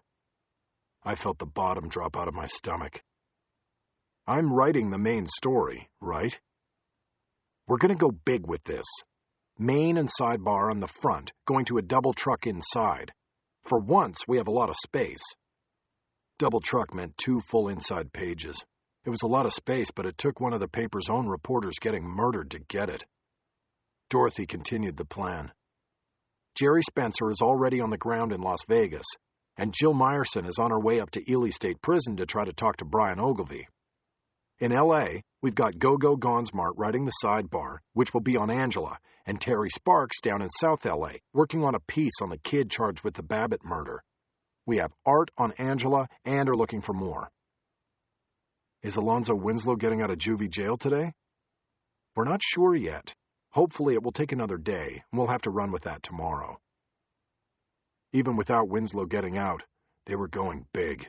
Sending Metro reporters out across the West and putting multiple writers on it locally was something I had not seen done by the Times since the fires ravaged the state the year before. It was exciting to be part of it, but not so exciting when considering what caused it. All right, I said. I have stuff to contribute to almost all of those stories, and I'll still pull together and write the main. Dorothy nodded, hesitated, and then dropped the bomb. Larry Bernard is writing the main, Jack. I reacted swiftly and loudly. What the fuck are you talking about? This is my story, Dorothy. Actually, my and Angela's story. Dorothy looked up over my shoulder and out to the newsroom. I suspected that my outburst had been heard through the glass. I didn't care. Jack, calm down and watch your language. I'm not going to let you talk to me the way you talked to Prendo yesterday. I tried to pace my breathing and speak calmly. Okay, I apologize for the language, to you and Prendo. But you can't take this story away from me. It's my story. I started it. I'm writing it. Jack, you can't write it, and you know it. You are the story. I need to get you with Larry so he can interview you and then write the story. The switchboard's taken more than 30 messages from reporters wanting to interview you, including the New York Times, Katie Couric, even Craig Ferguson from The Late Late Show. Ferguson's not a reporter. Doesn't matter. The point is, you are the story, Jack. That's a fact. Now, we certainly need your help and your knowledge of everything related, but we can't let the subject of a major breaking story also write it. You were in police custody for 8 hours today. What you told them is the basis of their investigation. How are you going to write about that? Are you going to interview yourself? Write it in first person? She paused to let me answer, but I didn't. That's right, she continued. Not going to happen. You can't do this, and I know you understand that. I leaned forward and put my face in my hands. I knew she was right. I'd known it before I even entered the newsroom. This was supposed to be my big exit. Get that kid out of jail and go out in a blaze of glory. Put the big 3-0 on my career. You're still going to get credit. There is no way the story can be anything but about you. Katie Couric, The Late Late Show, I'd say that's going out in a blaze of glory. I wanted to write it, not tell it to somebody else. Look, let's get this done today, and then we can talk about doing a first-person piece when the dust settles. I promise you, you will get to write something about all this at some point. I finally sat back up and looked at her. For the first time, I noticed the photo taped to the wall behind her. It was a still shot from The Wizard of Oz that showed Dorothy skipping down the yellow brick road with the Tin Man, the Lion, and the Scarecrow. Beneath the characters, someone had printed in magic marker, "You're not in Kansas anymore, Dorothy." I had forgotten that Dorothy Fowler had come to the paper from the Wichita Eagle. All right, if you promise me that story. I promise, Jack. Okay, I'll tell Larry what I know. I still felt defeated. Before you do, I need to make sure of one last thing, Dorothy said. Are you comfortable going on the record with another reporter? Do you want to consult a lawyer first or anything like that? What are you talking about? Jack, I want to make sure you're protected. It's an ongoing investigation. I don't want something you say in the paper to be possibly used by the police to hurt you later. I stood up, but maintained composure and control. In other words, you don't believe any of this. You believe what he was hoping you would believe. That I killed her in some sort of psychotic breakdown over getting fired. No, Jack, I believe you. I just want you protected. And who is he that you're talking about? I pointed out the glass toward the newsroom. Who do you think? The guy. The unsub. The killer who took Angela and the others. Okay, I understand. I'm sorry I brought up the legal aspects of this. Let me get you with Larry in the conference room so you can have some privacy, okay? She stood up and rushed by me to leave the office and look for Larry Bernard. I stepped out and surveyed the newsroom. My eyes eventually came to Angela's empty cubicle. I walked over and saw that someone had placed a bouquet of flowers wrapped in cellophane diagonally across her desk. Immediately, I was struck by the clear plastic wrapping around the flowers, and it reminded me of the bag that had been used to suffocate her. Once again, I saw Angela's face disappearing into the darkness beneath the bed. "Excuse me, Jack?" I almost jumped. I turned and saw it was Emily Gomez-Gonsmart. She was one of the best reporters on the Metro staff, always hustling, always going after a story. "Hey, Gogo." "I'm sorry to interrupt. But I'm putting together the story on Angela and wondered if I could get a little help from you and maybe a quote I could use. She was holding a pen and reporter's notebook. I went with the quote first. Yeah, but I didn't really know her, I said. I was just getting to know her, but from what I saw, I could tell she was going to be a great reporter. She had the right mix of curiosity and drive and determination that a good reporter needs. She is going to be missed. Who knows what stories she would have written and what people she could have helped with those stories. I gave Gogo a moment to finish writing. How's that? Good, Jack, thanks. Anybody you can suggest I talk to over in the cop shop? I shook my head. I don't know. She had just started, and I don't think she had made an impression on anybody yet. I heard she had a blog. Have you looked at that? Yeah, I've got the blog, and it's got some contacts on it. I talked to a Professor Foley back at the University of Florida and a few others. I should be fine there.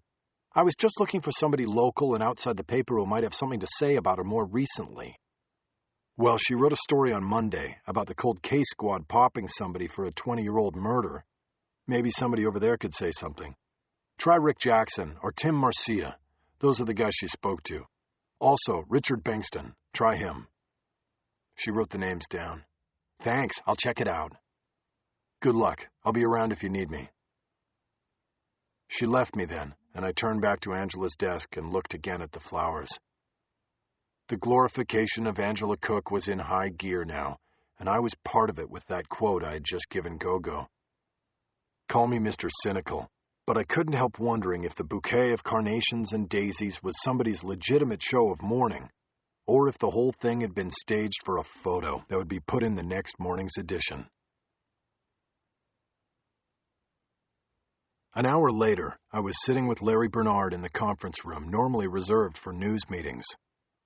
We had my files spread across the big table and were going step by step through the moves I had made on the story. Bernard had brought his A game. He was diligent about understanding my decisions and acute in his questions. I could tell he was excited about being the lead writer on a story that would go out across the country, if not around the world. Larry and I went back a long ways. We had worked together at the Rocky in Denver. If anybody got to run with my story, I was begrudgingly glad it was him. It was important to Larry to get official confirmation from the police or FBI on the things I was telling him. So to his side, he had a legal pad on which he wrote a series of questions he would later take to the authorities before writing his story. Because of that need to get to the task force before writing, Bernard was all business with me. There was very little small talk, and I liked that. I didn't have any small talk left. My throwaway phone buzzed in my pocket for the second time in 15 minutes. The first time, I hadn't bothered to pull it out, and I let it go to message. Larry and I had been in the middle of a key point of discussion, and I didn't want the intrusion. But whoever called hadn't left a message, because I didn't get a follow-up voicemail buzz. Now the phone was buzzing again, and this time I pulled it out to check the caller ID. The screen showed only a number, but I readily recognized it because I had called it a few times in the past couple of days. It was Angela Cook's cell number. The number I had called after hearing that she was missing. Larry, I'll be right back. I got up from the table and left the conference room while clicking onto the call. I headed toward my cubicle. Hello? Is this Jack? Yes, who is this? This is your friend, Jack, from Ely. I knew exactly who it was. There was that same empty desert twang in his voice. Sideburns. I sat down at my desk and leaned forward to help insulate the conversation from any nearby ears. What do you want? I asked. To see how you're doing, he said. Yeah, well, I'm doing fine, no thanks to you. In the hallway at the Nevada, why'd you stop? Instead of sticking with the plan, you just walked on by. I thought I heard a low chuckle on the line. You had company, and I wasn't expecting that, Jack. Who was she? Your girlfriend? Something like that. And she messed up your plan, right? You wanted to make it look like suicide. Another chuckle. I can see you were very smart, he said. Or are you just telling me what they've told you? They? Don't be silly, Jack. I know what's going on. The cat's out of the bag. There are a lot of stories being written for tomorrow's paper, but none of them with your name on it, Jack. What's up with that? That told me he was still floating around inside the Times' data system. I wondered if it would help the task force run him down. You there, Jack? Yeah, I'm here. And it looks like you have no name for me yet either. What do you mean? Aren't you all going to give me a name? We all get names, you know. The Yorkshire Ripper, the Hillside Strangler, the Poet. You know about that one, right? Yeah, we're giving you a name. We're calling you the Iron Maiden. How do you like that? This time I heard no chuckle in the silence that followed. Are you still there, Iron Maiden? You should be careful, Jack. I could always try again, you know. I laughed at him. Hey, I'm not hiding. I'm right here. Try again if you've got the balls. He was silent, so I laid it on thicker. Killing these defenseless women, it takes a lot of balls, doesn't it? The chuckle was back. You're very transparent, Jack. Are you working off a script? I don't need a script. Well, I know what you're doing. Talking with a lot of bluster and bravado to bait the trap, hoping I'll come to L.A. and go for you. Meantime, you have the FBI and the LAPD watching and ready to jump in and catch the monster, just in the nick of time. Is that it, Jack? If that's what you think. Well, it won't work that way. I'm a patient man, Jack. Time will pass, maybe even years will go by, and then I promise we'll meet again, face to face. No disguise. I'll return your gun then. His low chuckle came again, and I got the impression that wherever he was calling from, he was trying to keep his voice and laugh down and not draw attention. I didn't know if it was an office or a public space, but he was keeping himself contained. I was sure of it. Speaking of the gun, how is that going to be explained? You know, that I flew to Vegas but then somehow had my gun and killed myself with it? Seems like a flaw in the plan, doesn't it? He outright laughed this time. Jack, you are not in possession of all the facts yet, are you? When you are, then you will understand how flawless the plan was. My one mistake was the girl in the room. I didn't see that coming. Neither did I, but I wasn't saying so. Then I guess it wasn't so flawless, was it? I can make up for it. Look, I'm having a busy day here. Why are you calling me? I told you, to see how you are, to make your acquaintance. We're now going to be linked forever, aren't we?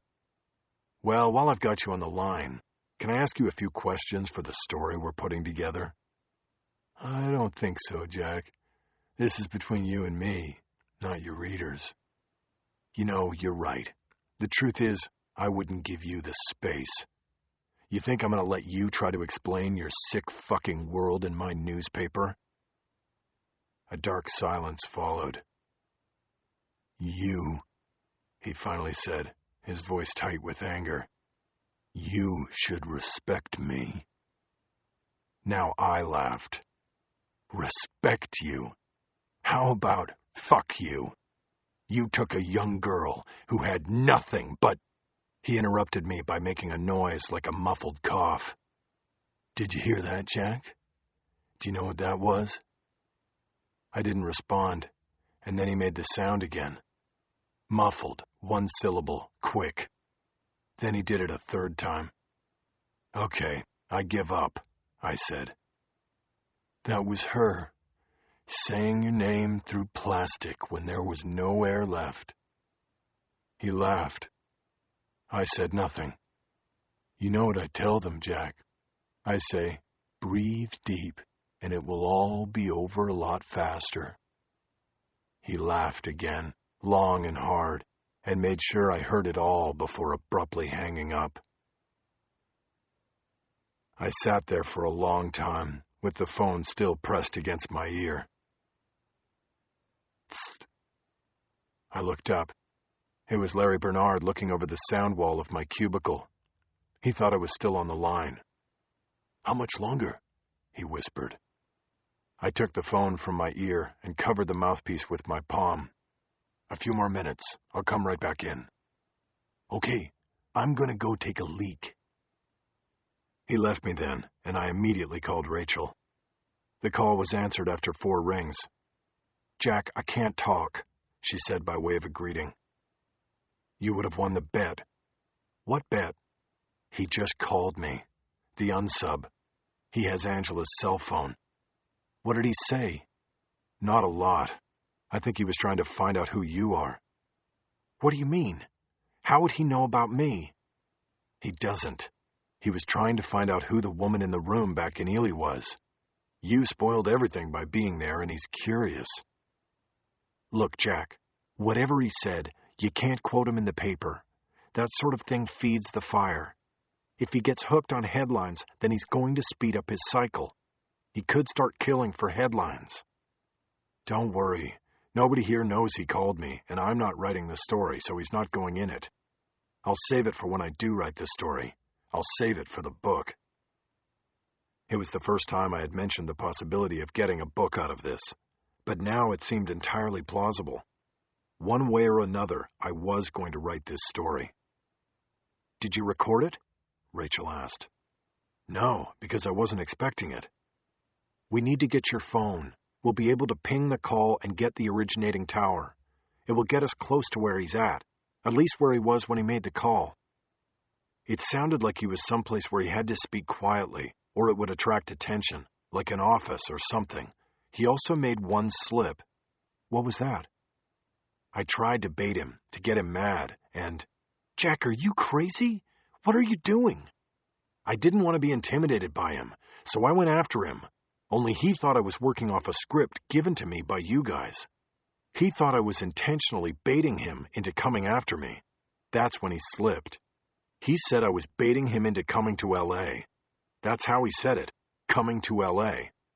So he's somewhere outside of L.A. That's good, Jack. But he could have been playing you, intentionally saying that because he actually is in L.A. That's why I wish it was taped, so we could have it analyzed. I hadn't thought of the reverse play. Well, sorry, no tape. There's one other thing, too. What is it? She seemed so short and to the point, I wondered if our conversation was being listened to. He's either still hacking into the computer system over here, or he left some kind of spy program on it. At the Times, why do you say that?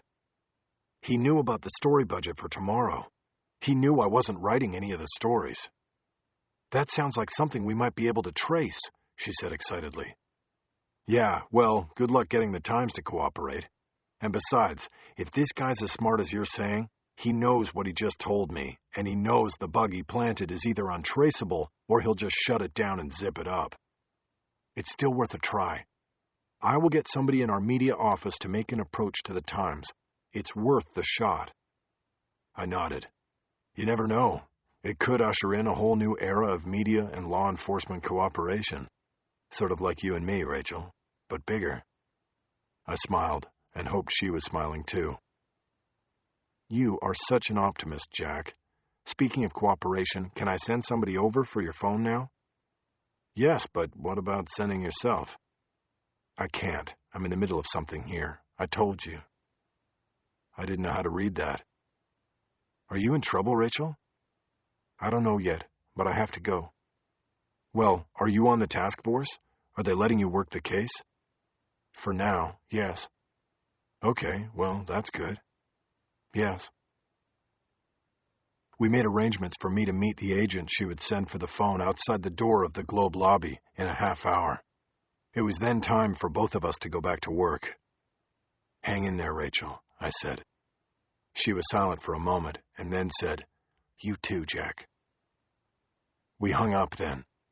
And somehow, with all that had transpired in the last 36 hours, with what had happened to Angela and my having just been threatened by a serial killer, a part of me felt happy and hopeful. I had a feeling, though, that it wasn't going to last.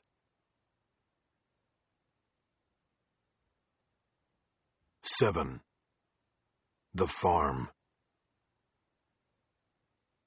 Carver intently watched the security screens. The two men at the front counter showed badges to Geneva. He couldn't tell what law enforcement agency they were from. By the time he had zoomed in, the badges had already been put away. He watched Geneva pick up the phone and punch in 3 numbers. He knew she would be calling McGinnis's office. She spoke briefly, then hung up and signaled the 2 men with badges to one of the couches to wait. Carver tried to keep his anxiety in check. The fight-or-flight impulse was firing in his brain as he reviewed his recent moves and tried to see where, if anywhere, he could have made a mistake. He was safe, he told himself. He was safe. The plan was good. Freddie Stone was the only issue of concern, the only aspect that could be considered a weak link, and Carver would have to take steps to make that potential problem go away. On the screen, he watched as Yolanda Chavez, McGinnis's second-in-command, entered the reception lobby and shook hands with the 2 men. They quickly showed badges again, but then one took a folded document from the inside pocket of his suit coat and presented it to her. She studied it for a moment and then handed it back. She signaled for the 2 men to follow her, and they went through the door into the interior of the building. By switching security screens, Carver was able to follow them to the administration suite. He got up and closed the door to his office. Back at his desk, he picked up his phone and punched in the extension for reception. Geneva, it's Mr. Carver. I happen to be watching the cameras, and I'm curious about those 2 men who just entered. I saw them show badges. Who are they? They're FBI agents. The words froze his heart, but he held himself steady and remained calm. After a moment, Geneva continued. They said they have a search warrant. I didn't see it, but they showed it to Yolanda. A search warrant for what? I'm not sure, Mr. Carver. Who did they ask to see? No one. They just asked to see somebody in charge. I called Mr. McGinnis, and Yolanda came out to get them. Okay, thank you, Geneva. He hung up the phone and refocused on his screen. He typed in a command that opened a new set of camera angles, a multiplex screen that showed the 4 private offices of the top administrators. These cameras were hidden in ceiling-mounted smoke detectors, and the occupants of the offices knew nothing about them. The camera views came with audio feeds as well. Carver saw the 2 FBI agents enter Declan McGinnis's office. He clicked his mouse on that camera, and the image filled the entire screen. It was an angled overhead view of the room from a convex lens. The agents sat down with their backs to the camera, and Yolanda took a seat on the right. Carver had a full view of McGinnis when the company's CEO sat back down after shaking hands with the agents. One was black and one was white. They identified themselves as Bantam and Richmond. So, I'm told you have a search warrant of some sort, McGinnis asked. Yes, sir, we do, Bantam said. He pulled the document out of his suit again and passed it across the table. You are hosting a website called trunkmurder.com, and we need to know every piece of information you have about it. McGinnis didn't respond. He was reading the document. Carver reached up and ran his hands through his hair. He needed to know what was in that warrant and how close they were. He tried to calm down, reminding himself that he was prepared for this. He even expected this. He knew more about the FBI than the FBI knew about him. He could start right there. He killed the feed and then the screen. He opened a desk drawer and pulled out the stack of monthly server volume reports his staff had prepared earlier in the week. Usually he filed them away until McGinnis asked for them, and then he sent them up with one of his server engineers on his way out for a smoke. This time, he would make the delivery himself. He tapped the stack on the desk and made the corners sharp, then he left and locked his office. In the control room, he told Mizzou and Kurt, the 2 engineers on duty, where he was going and then went out through the man-trap. Thankfully, Freddie Stone was not on shift until the evening, because he could never come back to Western Data. Carver knew how the FBI worked. They would take every name of every employee and run it through their computers. They would learn that Freddie Stone was not Freddie Stone, and they would come back for him. Carver wasn't going to allow that. He had other plans for Freddie. He took the elevator up and entered the administration suite with his head down, reading the top page of the stack of reports. He nonchalantly looked up as he came in and saw through the open door of McGinnis's office that he had company. He pivoted and went to his secretary's desk. "Give these to Declan when he's free," he said, "but no hurry." He turned to leave the suite, hoping the motion of his pivot move had drawn the attention of McGinnis through the doorway, but he got all the way to the main door without being called. He put his hand on the knob. "Wesley?" It was McGinnis, calling from his office. Carver turned around and glanced back. McGinnis was behind his desk, waving him into the office. Carver entered. He nodded to the two men and completely ignored Chavez, whom he considered a worthless diversity hire. There was no place for Carver to sit, but that was all right. Being the only one standing would give him a command presence. "Wesley Carver, meet Agents Bantam and Richmond from the FBI's Phoenix office. I was just about to call down to the bunker for you." Carver shook hands with the men and repeated his name politely each time. "Wesley wears a number of hats around here," McGinnis said. "He's our chief technology officer and the one who designed most of this place. He's also our chief threat officer. What I like to call our—" "Do we have a problem?" Carver cut in. "We may," McGinnis said. "The agents have been telling me that we're hosting a website here that is of interest to them, and they've got a warrant that allows them to see all documentation and records pertaining to its setup and operation." "Terrorism?" "They say they can't tell us." "Should I go get Danny?" "No, they don't want to speak to anybody in design and hosting just yet." Carver put his hands into the pockets of his white lab coat, because he knew it gave him the posture of a deep-thinking man. He then addressed the agents. "Danny O'Connor is our chief of design and hosting," he said. "He should be brought in on this. You're not thinking he's a terrorist or something, are you?" He smiled at the absurdity of what he had just suggested. Agent Bantam, the larger of the two agents, responded. "No, we're not thinking that at all. We're on a fishing expedition here, and the fewer people brought into it, the better, especially from the hosting side of your business." Carver nodded, and his eyes flicked momentarily in the direction of Chavez, but the agents didn't pick up on it. She remained in the meeting. "What is the website?" Carver asked. "Trunkmurder.com," McGinnis answered. "I just checked, and it's part of a larger bundle, an account out of Seattle." Carver nodded and kept a calm demeanor. He had a plan for this. He was better than them because he always had a plan. He pointed to the screen on McGinnis's desk.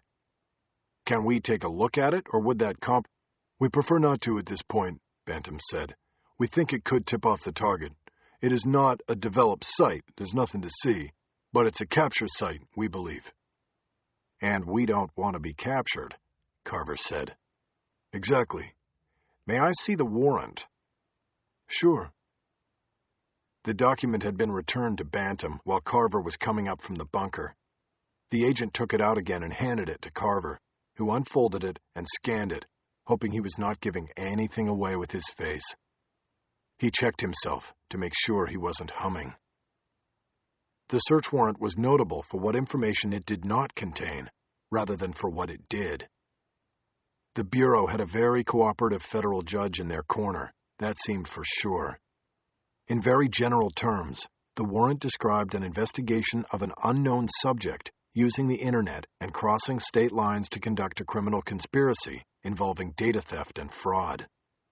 The word murder was nowhere in the warrant. The warrant sought complete access to the website and all information and records relating to its origin, operation, and financing. Carver knew the Bureau would be unhappily surprised by what they got. He nodded as he scanned it. "Well, we can get you all of this," he said. "What is the account in Seattle?" "See Jane run," Chavez said. Carver turned to look at her, as if noticing her for the first time. She picked up on his vibe. "Mr. McGinnis just asked me to check it," she explained. "That's the name of the company." Well, he thought, at least she was good for something besides giving tours of the plant while the boss was away. He turned to the agents, making sure his back was to her and physically cutting her out of the discussion. "Okay, we'll get this done," he said. "How long are we talking about?" Bantam asked. "Why don't you go to our wonderful cafeteria and get yourselves a cup of coffee? I'll be back with you before it's cool enough to drink." McGinnis chuckled. "He means that we don't have a cafeteria. We have machines that overheat the coffee." "Well," Bantam said, "we appreciate the offer, but we need to witness the execution of the warrant." Carver nodded. "Then stick with me and we'll go get the information you need. But there is still going to be an issue." "What issue?" Bantam asked.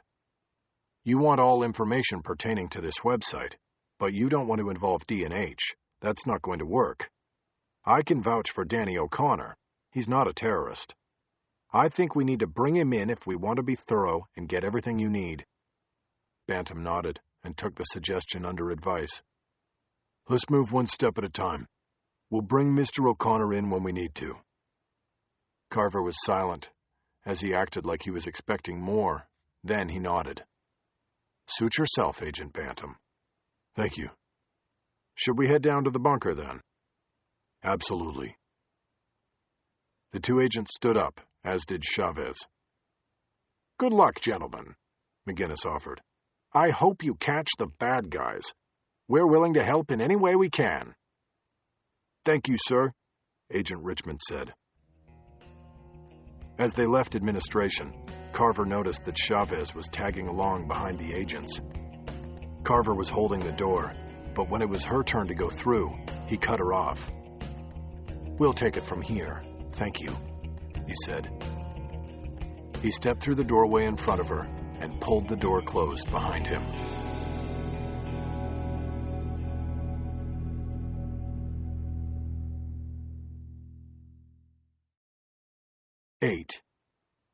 Home Sweet Home. On Saturday morning, I was in my room at the Kyoto reading Larry Bernard's front-page story about the release of Alonzo Winslow from juvenile custody, when one of the detectives from Hollywood Division called me. Her name was Bynum. She told me my house had been cleared as a crime scene and returned to my custody. "I can just go back?" "That's right. You can go home now." "Does that mean the investigation is complete? I mean, pending the arrest of the guy, of course." "No, we still have a few loose ends we're trying to figure out." "Loose ends? I can't discuss the case with you." "Well, can I ask you about Angela?" "What about her?" "I was wondering if she had been, tortured or anything." There was a pause while the detective decided how much to tell me. "I'm sorry, but the answer is yes. There was evidence of rape with a foreign object and the same pattern of slow suffocation as in the other cases. Multiple ligature marks on the neck. He repeatedly choked her out and revived her. Whether this was a means of getting her to talk about the story you two were working on, or just his way of getting off, is unclear at this time. I guess we will have to ask the man himself when we get him." I was silent as I thought about the horror Angela had faced. "Anything else, Jack? It's Saturday. I'm hoping to salvage half a day off with my daughter." No, sorry." "Well, you can go home now. Have a nice day." Bynum hung up, and I sat there, thinking. Calling it home seemed wrong. I wasn't sure I wanted the house back, because I wasn't sure it was home any longer. My sleep, what little there was of it, had been invaded the last 2 nights by images of Angela Cook's face in the darkness under the bed, and the muffled coughing sound so expertly implanted in my mind by her killer. Only in my dream, everything was underwater. Her wrists were not bound, and she reached up to me as she sank. Her last cry for help came out in a bubble, and when it broke with the sound the unsub had made, I came awake. To now live and try to sleep in the same place seemed impossible to me.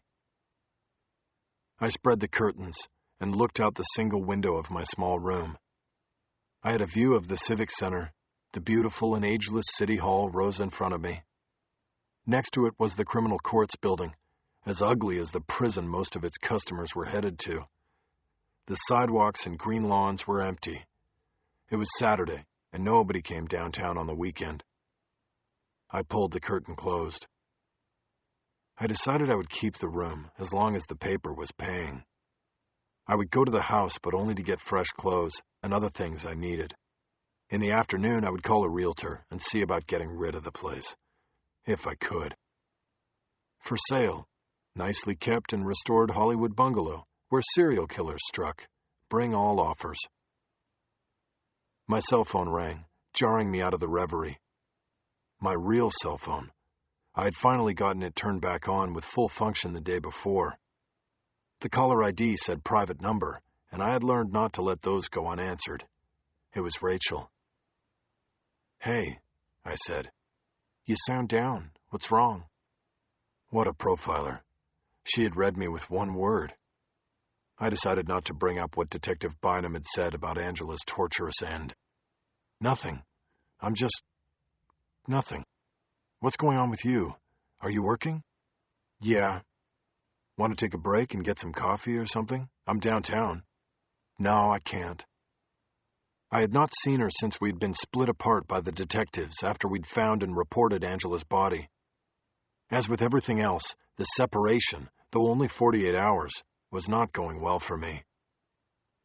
I stood up and started pacing in the small confines of the room. "Well, when will I get to see you?" I asked. "I don't know, Jack. Have some patience with me. I'm under the gun here." I felt embarrassed and changed the subject. Speaking of under the gun, I could use an armed escort. For what? The LAPD says I have access to my house again. They said I could go home, but I don't think I can stay there. I just want to get some clothes, but it's going to be sort of creepy being in there by myself. I'm sorry, but I can't take you. But if you are truly worried, I can make a call. I was beginning to get the picture. This had happened to me with her once before. I had to resign myself to the fact that Rachel was like a feral cat. She was intrigued by what could be and hovered close to the touch of another. But ultimately, she jumped back and away from it. If you pushed it, her claws came out. Never mind, Rachel. I was just trying to get you to come out. I am really sorry, Jack, but I can't do it. Why did you call? There was a silence before she answered. To check in and to update you on a few things, if you wanted to hear them. Down to business. Sure, go ahead. I sat back down on the bed and opened a notebook to write in. Yesterday they confirmed that the trunk murder website Angela visited was indeed the tripwire she stepped through, Rachel said. But so far it's a dead end. A dead end? I thought everything could be traced on the internet. The physical location of the site is a web hosting facility in Mesa, Arizona, called Western Data Consultants. Agents went there with a warrant and were able to pull the details about the site setup and operation.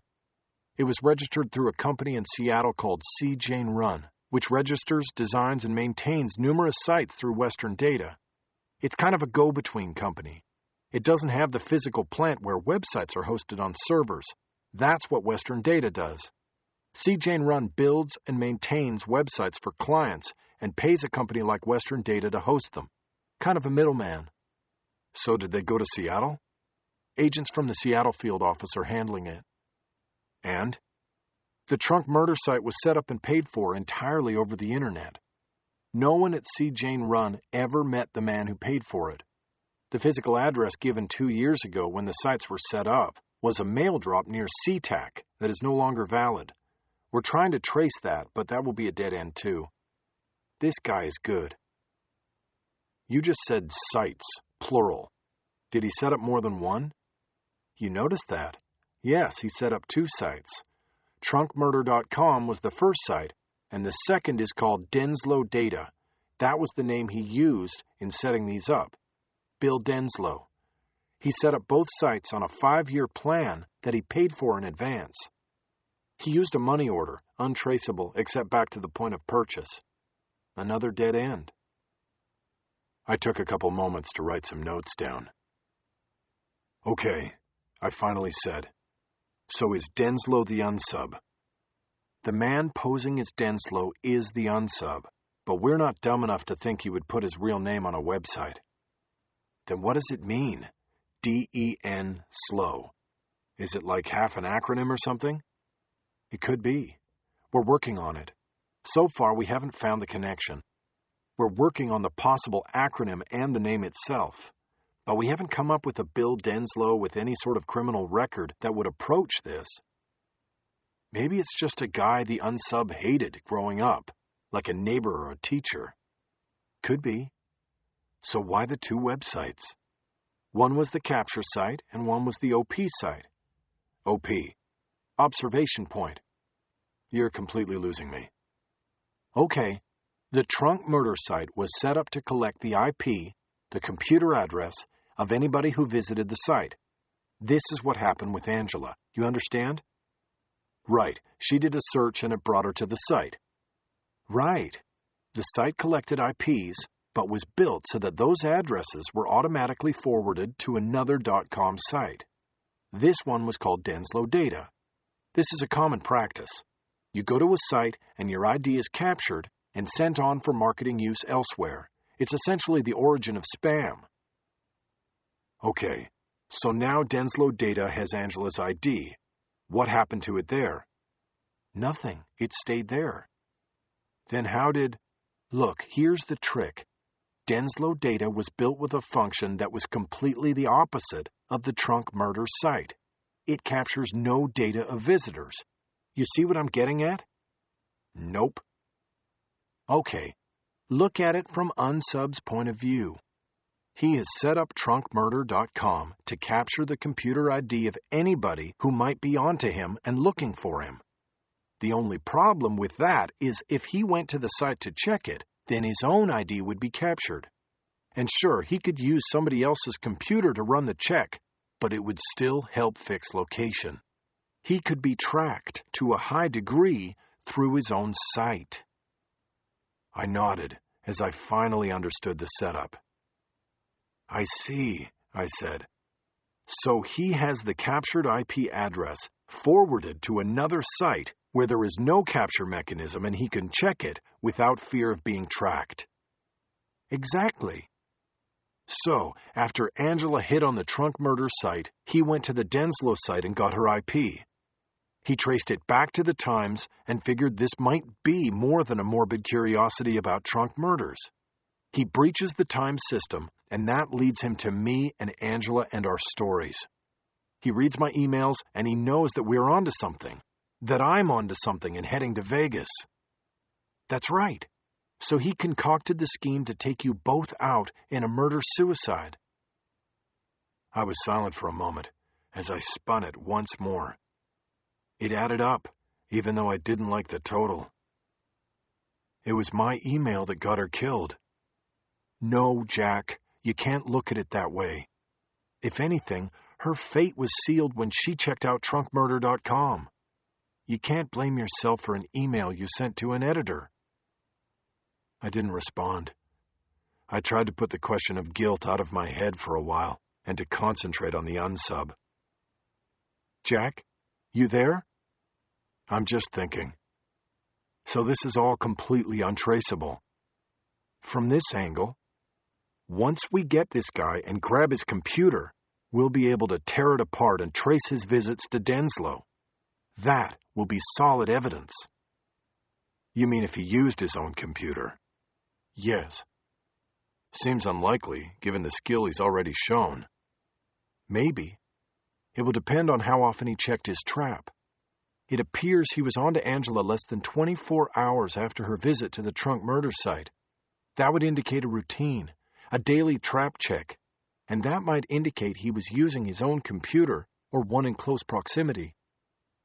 I thought about all this for a moment and leaned back on the pillow, closing my eyes. What I knew about the world was depressing. There's something else I want to tell you, Rachel said. What? I opened my eyes. We figured out how he drew Angela to your house. How? You did it. What are you talking about? I know, I am just saying that is how it was meant to look. We found her laptop in her apartment. In her email account is an email from you. It was sent Tuesday night. You said you had picked up some interesting information on the Winslow case. The unsub, as you, said it was very important and invited her over to show it to her. Jesus. She returned the email saying she was on her way. She came to your house and he was waiting for her. It was after you'd left for Vegas. He must have been watching my house. He watched me leave. You leave, he gets in and uses your home computer to send the message. Then he waits for her. And once he is through with her, he follows you out to Vegas to complete the setup by killing you and making it look like a suicide. But what about my gun? He gets in the house and finds it easily enough. He could then drive it to Vegas to follow me. But it still doesn't explain how I supposedly got it there. I flew and I didn't check a bag. That's a big hole, isn't it? We think we've got that filled in, too. I squeezed my eyes shut again. Tell me. After he baited Angela, he used your computer to print out a Go cargo shipping form. Go? I've never heard of Go.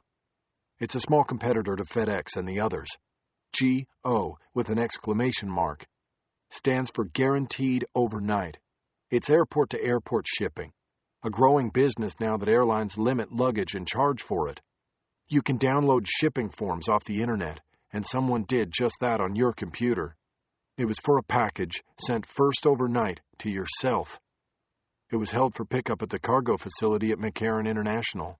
No signature required. Just show your copy of the shipping form. You can drop packages off at LAX as late as 11 o'clock.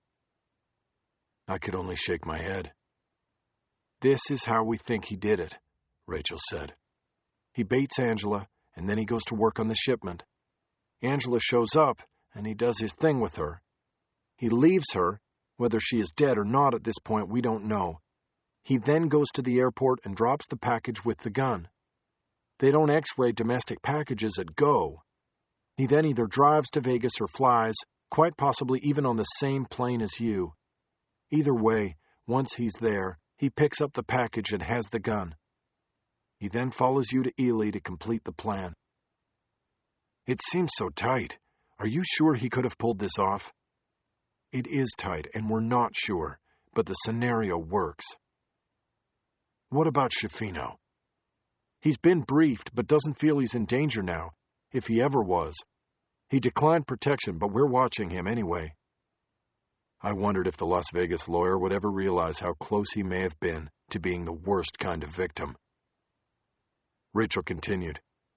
I take it you would have called me by now if there had been any further contact from the unsub. No contact. Besides, you have the phone. Has he tried calling it again? No.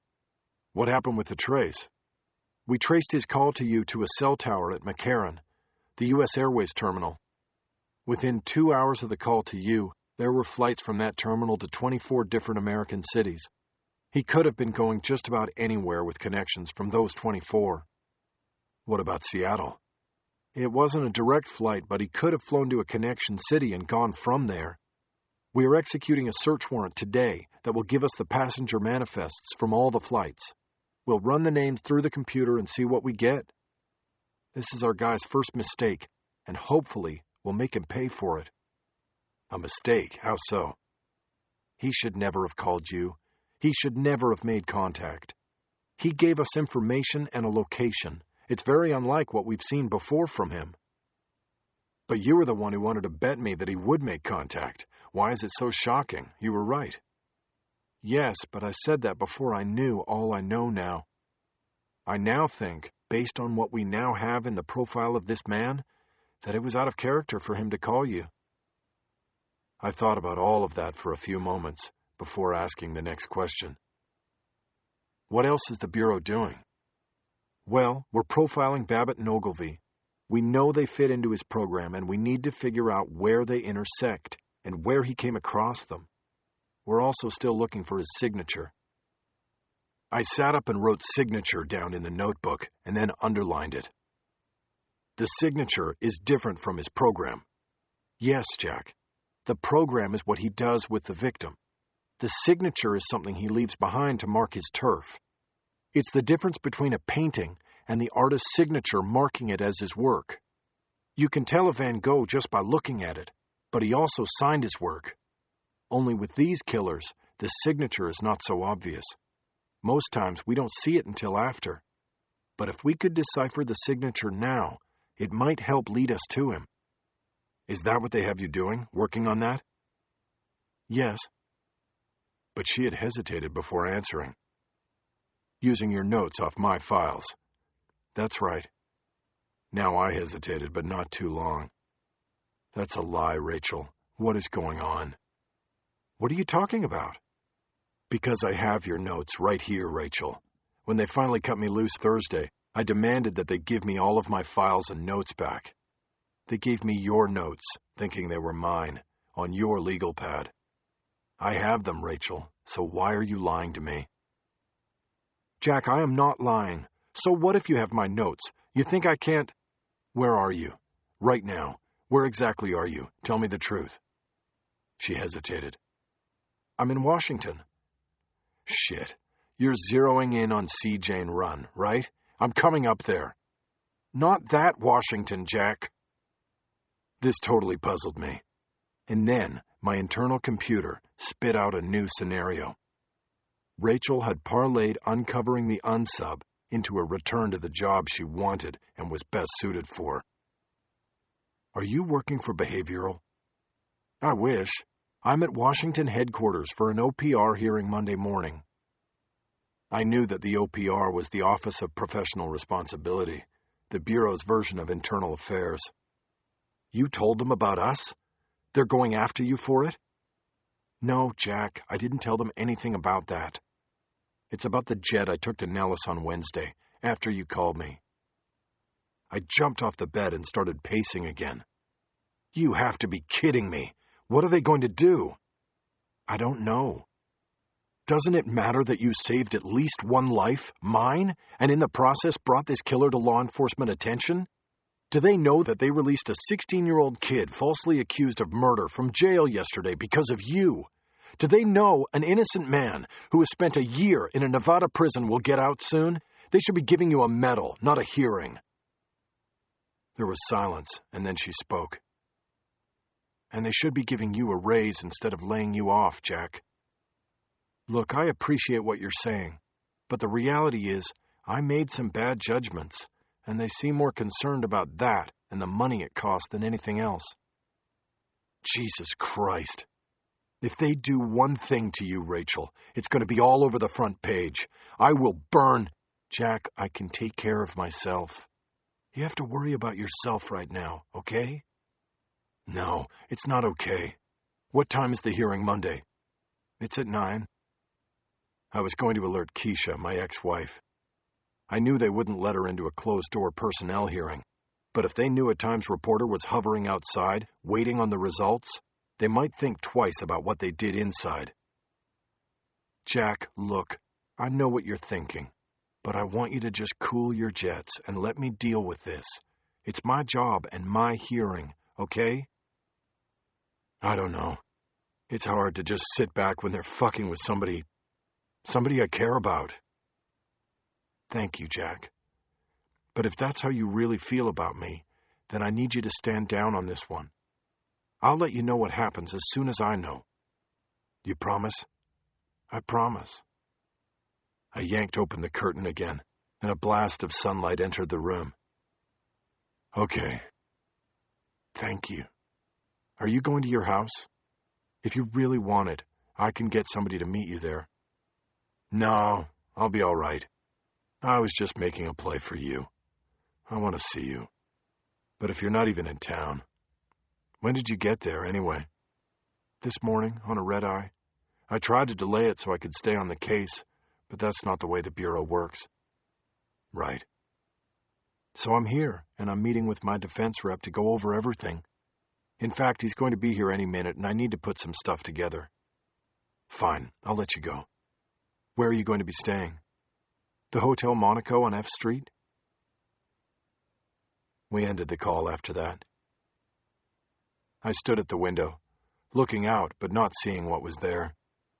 I was thinking about Rachel fighting for her job, and the one thing that seemed to keep her tethered to the world. I realized she wasn't that much different from me. 9. The Dark of Dreams.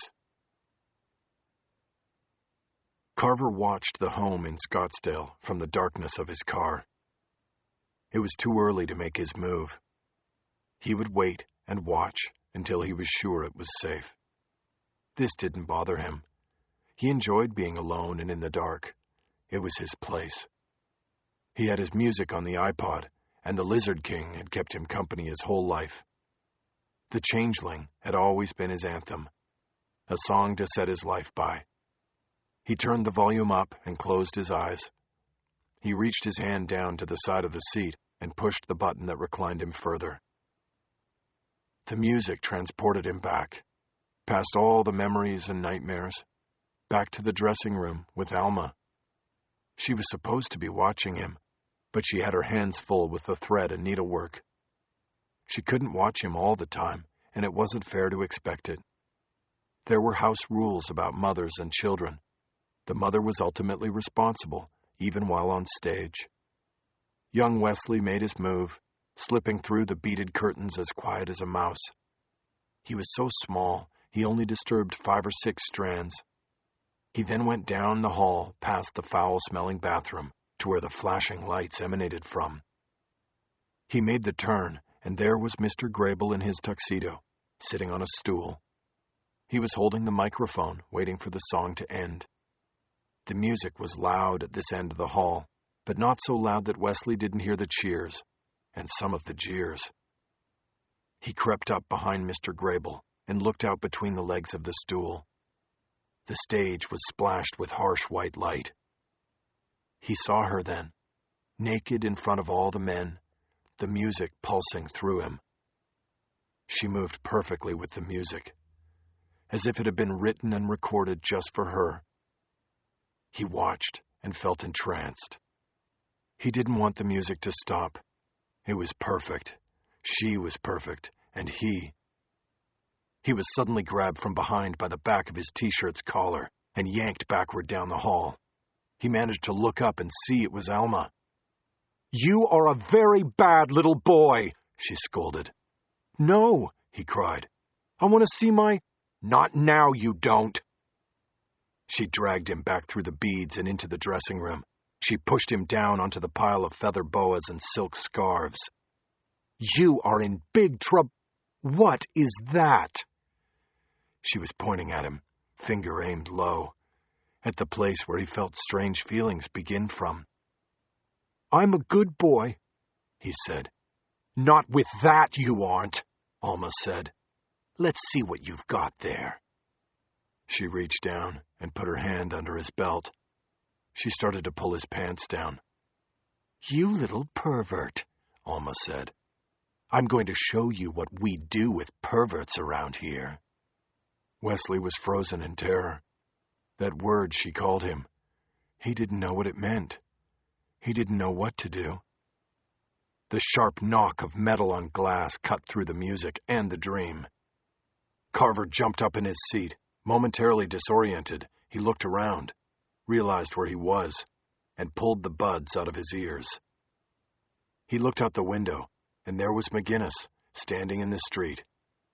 He was holding a leash that led down to the collar on a little pipsqueak dog. Carver saw the fat Notre Dame ring on his finger.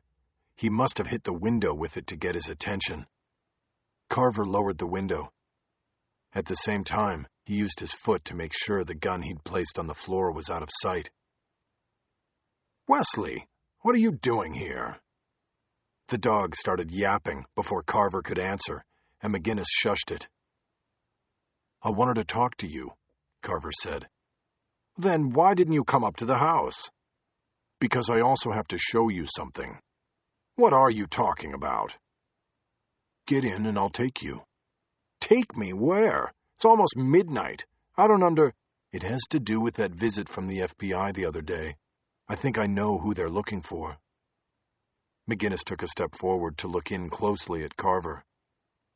Wesley, what's going on? What do you mean, who they're looking for? Just get in, and I'll explain it on the way. What about my dog? You can bring it. We won't be long. McGinnis shook his head like he was annoyed with the whole thing, but then walked around to get into the car. Carver leaned forward and quickly grabbed the gun off the floor and put it into the rear waistband of his pants. He'd have to live with the discomfort. McGinnis put the dog in the back seat and then got into the front. It's a she, he said. What? Carver asked. The dog's a she, not an it. Whatever. She won't pee in my car, will she? Don't worry, she just went. Good. Carver started driving out of the neighborhood. Is your house locked? He asked. Yes, I lock up when we go on walks. You never know with the neighborhood kids. They all know I live alone. That's smart. Where are we going? To where Freddie Stone lives. Okay, so now tell me what is going on and what it has to do with the FBI. I told you, I have to show you. Then tell me what you're going to show me. Have you talked to Stone? Did you ask him where the hell he's been? Carver shook his head. No, I haven't talked to him. That's why I went to his place tonight, to try to catch him. He wasn't there, but I found something else. The website the FBI was asking about. He's the guy behind it. So as soon as he hears that the FBI came by with a warrant, he takes a hike. It looks that way. We need to call the FBI, Wesley. We can't look like we were protecting this guy, no matter what he was into. But it could hurt the business if it blows up in the media. It could bring us down. McGinnis shook his head. We'll just have to take our lumps, he said emphatically. Covering it up will never work. All right. We go to his place first, and then we call the FBI. Do you remember the names of those two agents? I have their cards at the office. One was named Bantam. I remember it because he was a big guy, but his name was Bantam, like the bantamweight class in boxing, which is the small guys. Right, now I remember. The lights of the tall buildings in downtown Phoenix spread out before them on both sides of the freeway. Carver stopped talking, and McGinnis did likewise. The dog was sleeping on the back seat of the car. Carver's mind wandered back to the memory the music had conjured earlier. He wondered what had made him go down the hallway to look. He knew the answer was tangled down deep in his darkest roots, in a place no one could go.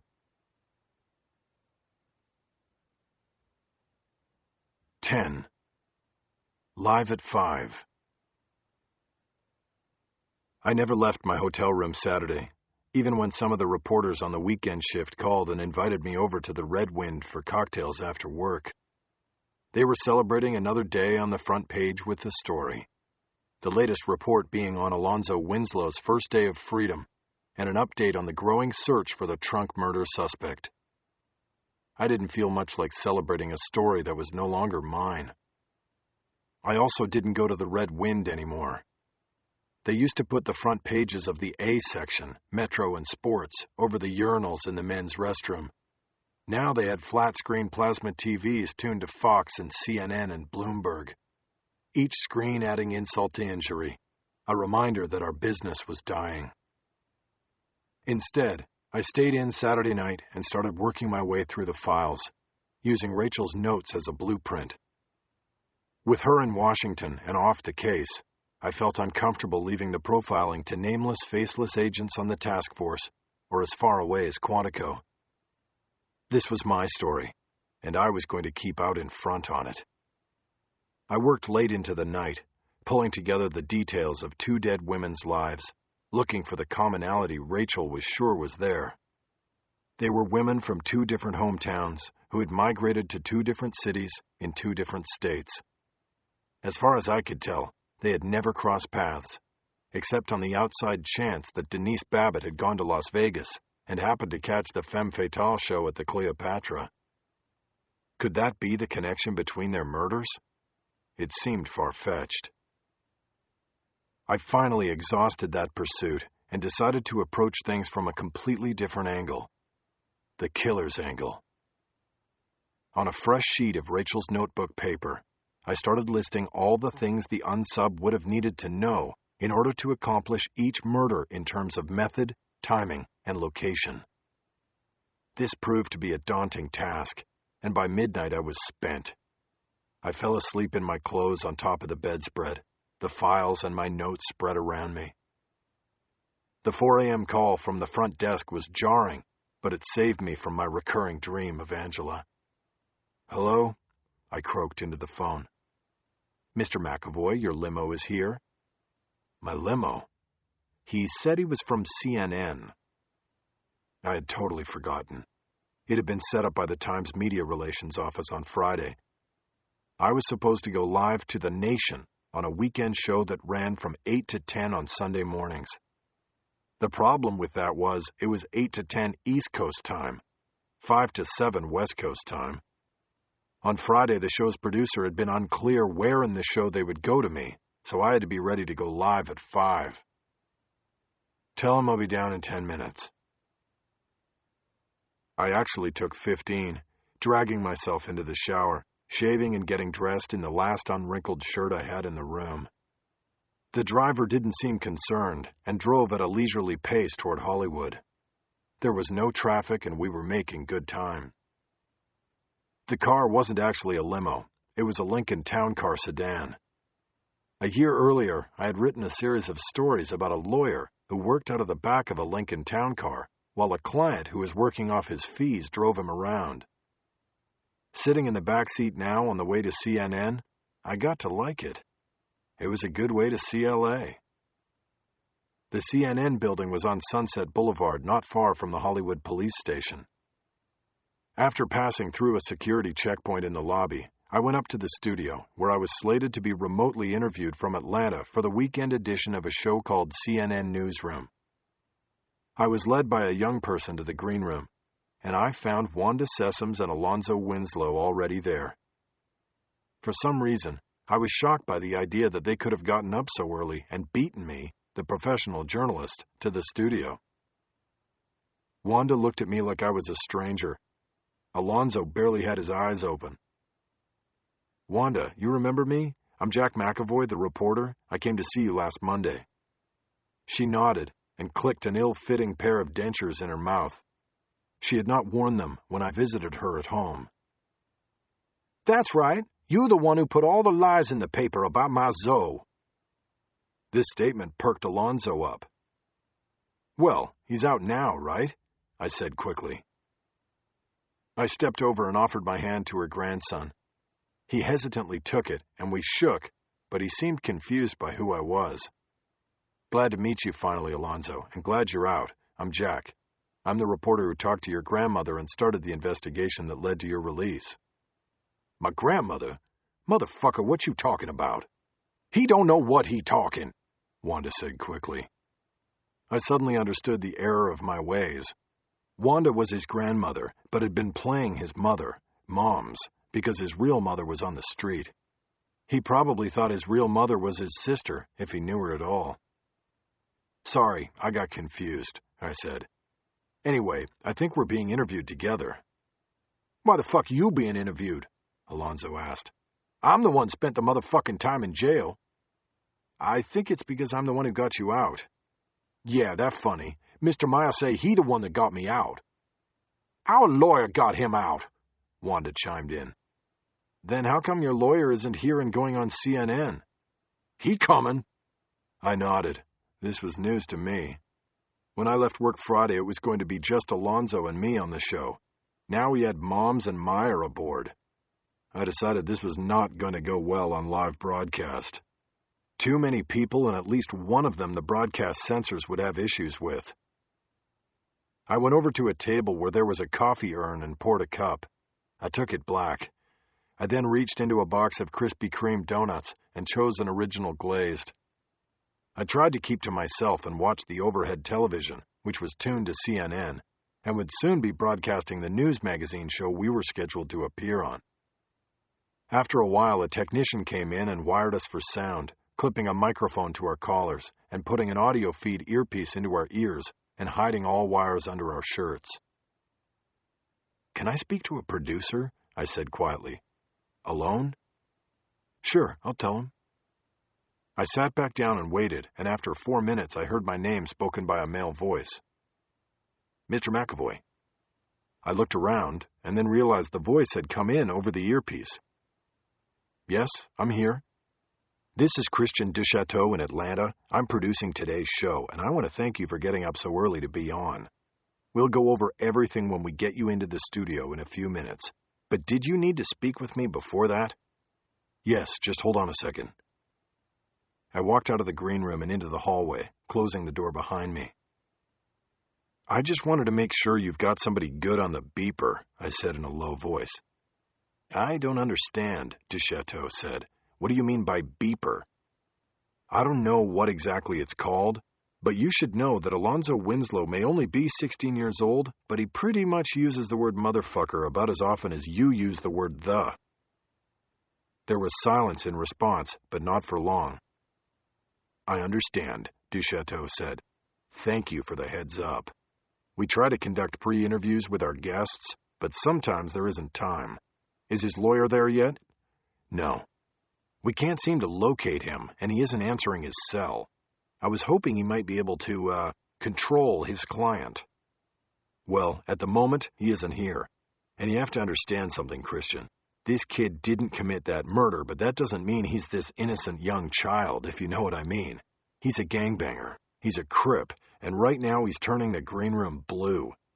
He's got his blue jeans, his blue plaid shirt, and at the moment he's wearing a blue do-rag." There was no hesitation on the phone this time. "Okay, I'll take care of this," the producer said. "If things fall out, are you willing to go on alone? The segment is 8 minutes with a video report on the case in the middle. After you subtract the video and your intro, it's about 4.5 to 5 minutes of airtime with our show host here in Atlanta. I don't think you'll be asked anything you haven't already been asked about the case. Whatever you need, I'm good to go." "Okay, I'll get back to you." Duchateau clicked off, and I went back to the green room. I sat on a sofa against the wall opposite Alonzo and his mother/grandmother. I engaged him in no conversation, but eventually he tried to engage me. "You say you started this whole thing up?" I nodded.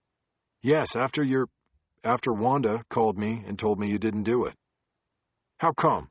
No white man ever give a motherfucking shit about me for this." I shrugged. It was just part of my job. Wanda said the police had it wrong, and so I looked into it. I found the other case like yours and put it all together. Alonzo nodded thoughtfully. "You gonna make $1 million?" "What?" "They pay you to be here? They ain't pay me. I asked for a few dollars for my time, but they don't give me a motherfucking cent, no." "Yeah, well, it's the news. They don't usually pay." "They making money off him," Wanda chimed in. "Why not pay the boy?" I shrugged again. "Well, you could ask them again, I guess," I offered. I think I'm gonna ask him when we do an interview on live TV. What the motherfucker gonna say then, huh?" I just nodded. I don't think Alonzo realized his mic was on, and somebody down the hall, or in Atlanta, was probably listening to what he was saying.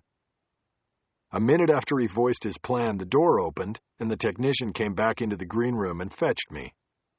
As we walked out, Alonzo called after us, "Hey, where you going now? When I get on the TV?" The tech didn't answer. As we walked down the hall, I looked at him. He looked worried. "You the one who has to tell him he's not going on?" He nodded. "And all I can say is that I'm glad they put him through the metal detector in the lobby. And don't worry, I did check to make sure." I smiled and said good luck.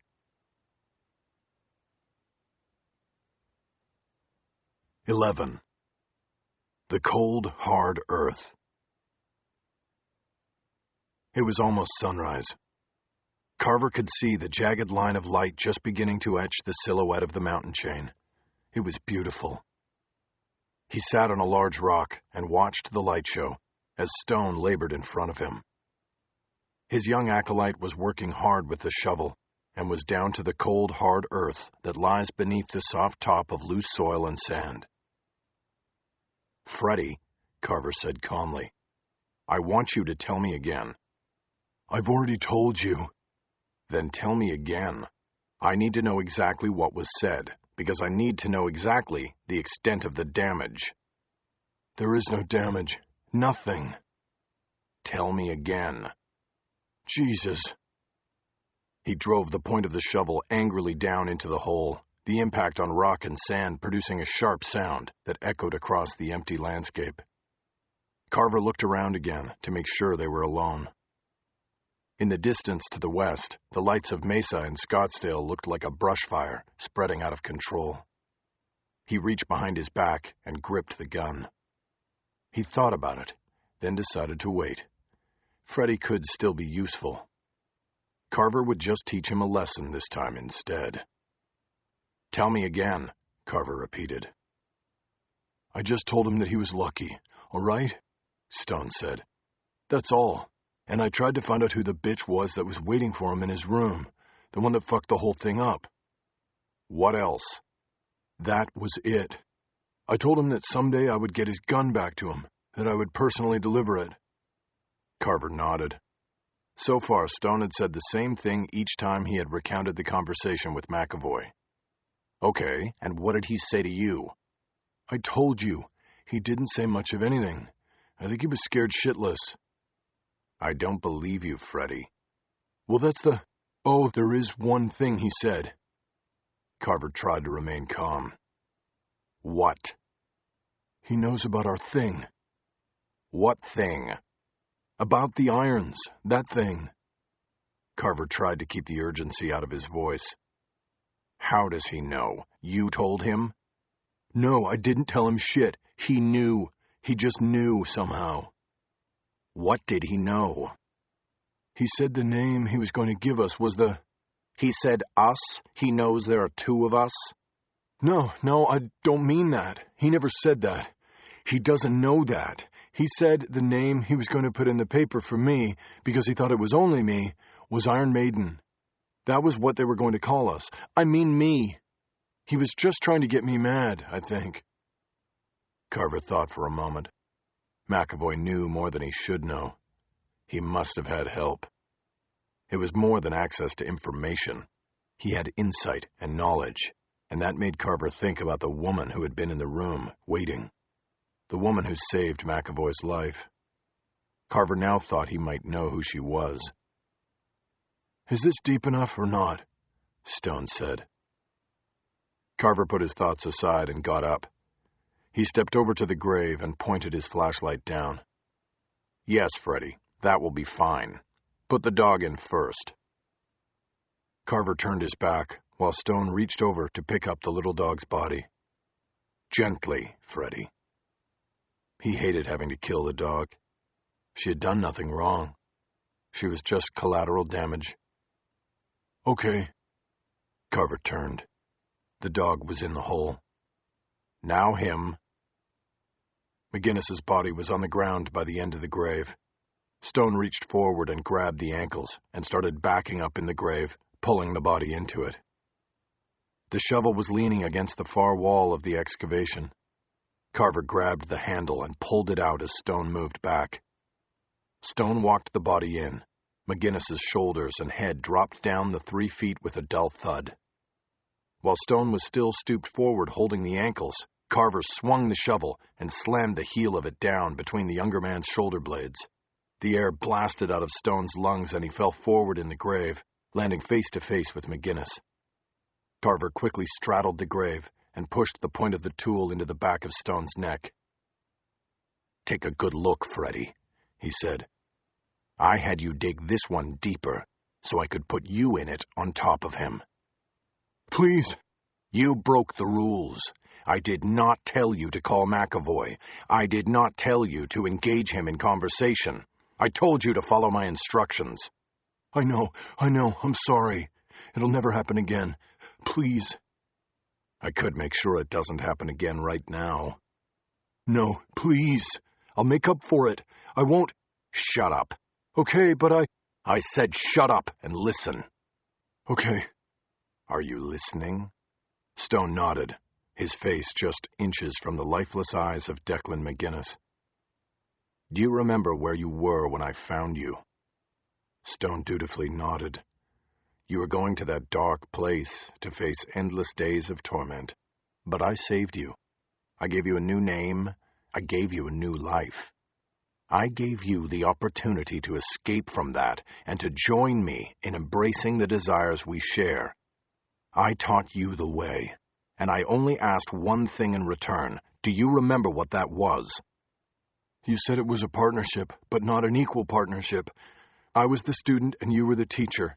I must do as you say. Carver pushed the steel point deeper into Stone's neck. And yet here we are, and you have failed me.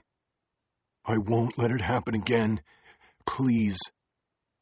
Carver looked up from the grave and at the ridgeline. The jagged lines were cut more sharply now as the sky drew orange light. They had to finish up here quickly. Freddy, you have that wrong. I won't let it happen again. Let me do something. Let me make it up. You'll get that chance. He pulled the shovel back and stepped off the grave. Bury them, now. Stone turned and looked up tentatively, fear still in his eyes. Carver held the shovel out to him. Stone got up and took it. Carver reached behind his back and pulled out the gun. With great delight, he watched Stone's eyes go wide. But then he pulled the handkerchief from his front pocket and started wiping the weapon clean of all fingerprints. When he was finished, he dropped it into the grave by McGinnis's feet. He wasn't worried about Stone making a grab for it. Freddy was totally under his command and control. I am sorry, Freddy, but whatever we do about McAvoy, we won't be returning his gun to him. It's too risky to keep it around.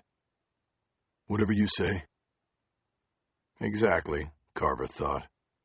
Hurry now, he said. We're losing the dark. Stone quickly started shoveling dirt and sand back into the hole.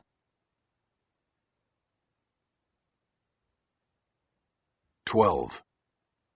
Coast to Coast. As I should have expected, my segment on the morning show did not come up until the second hour. For 45 minutes, I sat in a small, dark studio and waited while watching the first half of the show on the camera monitor. It included a feature on Eric Clapton and Crossroads, the addiction recovery center he created in the Caribbean.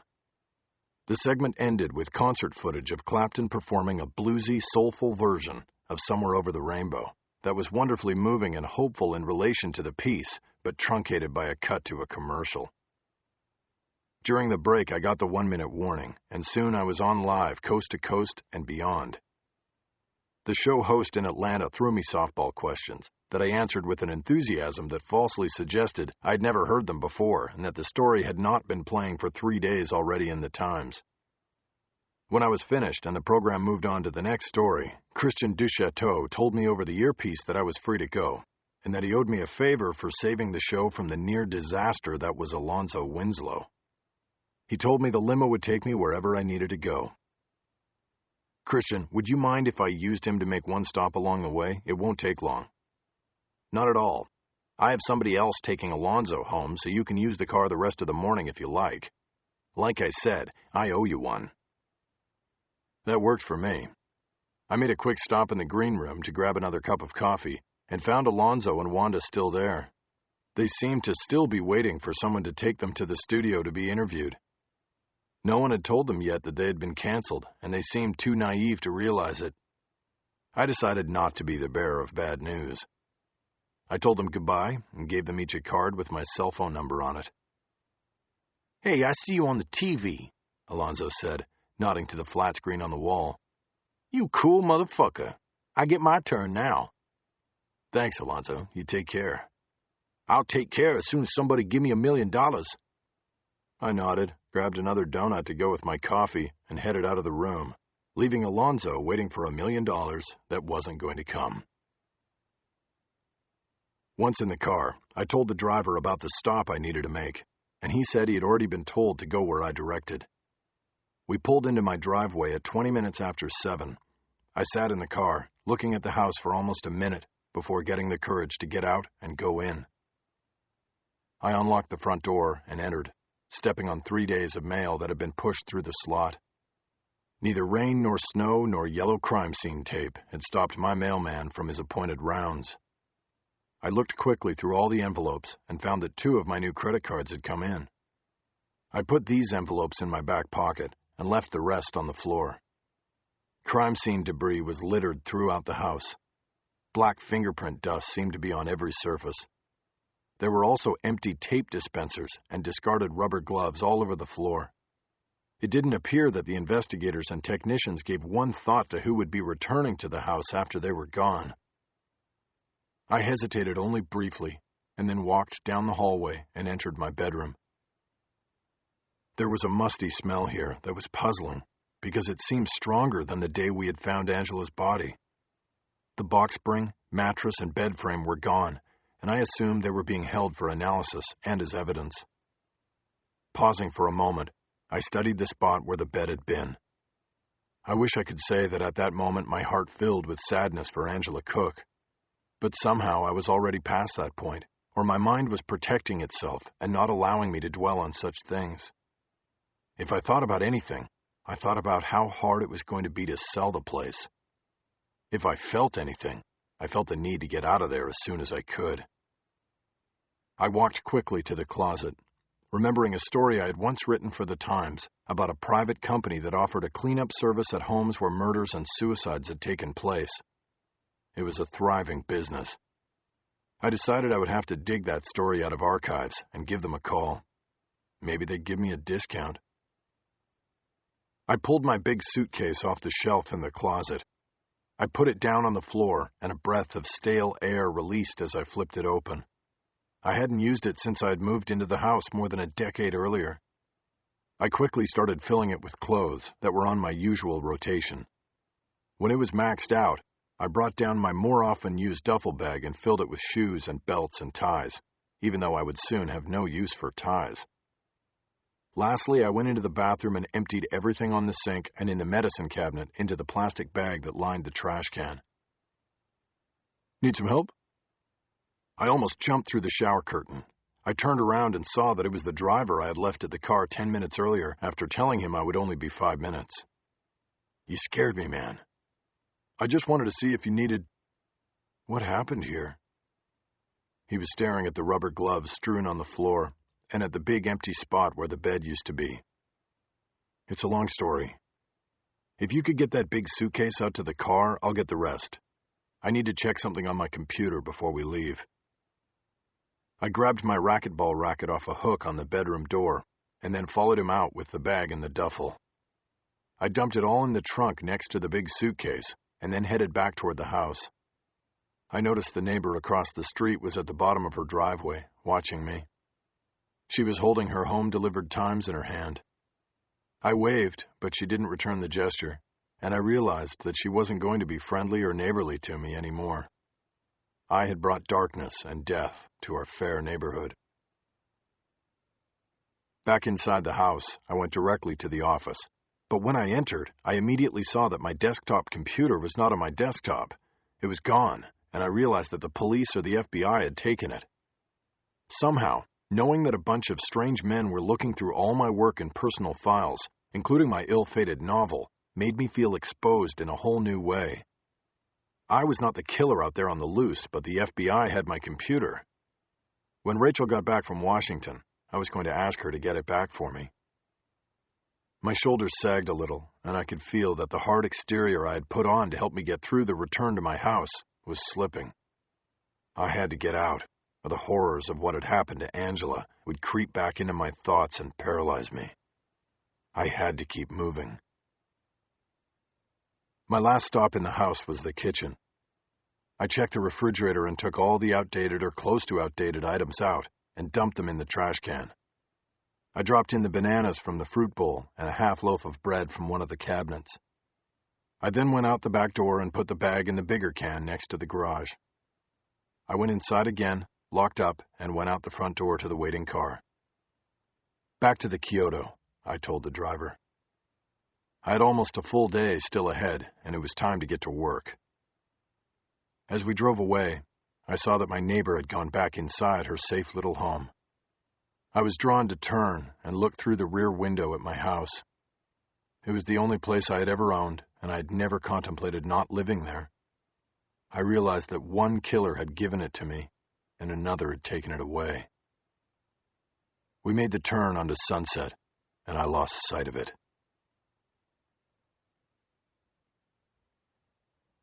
13. Together again.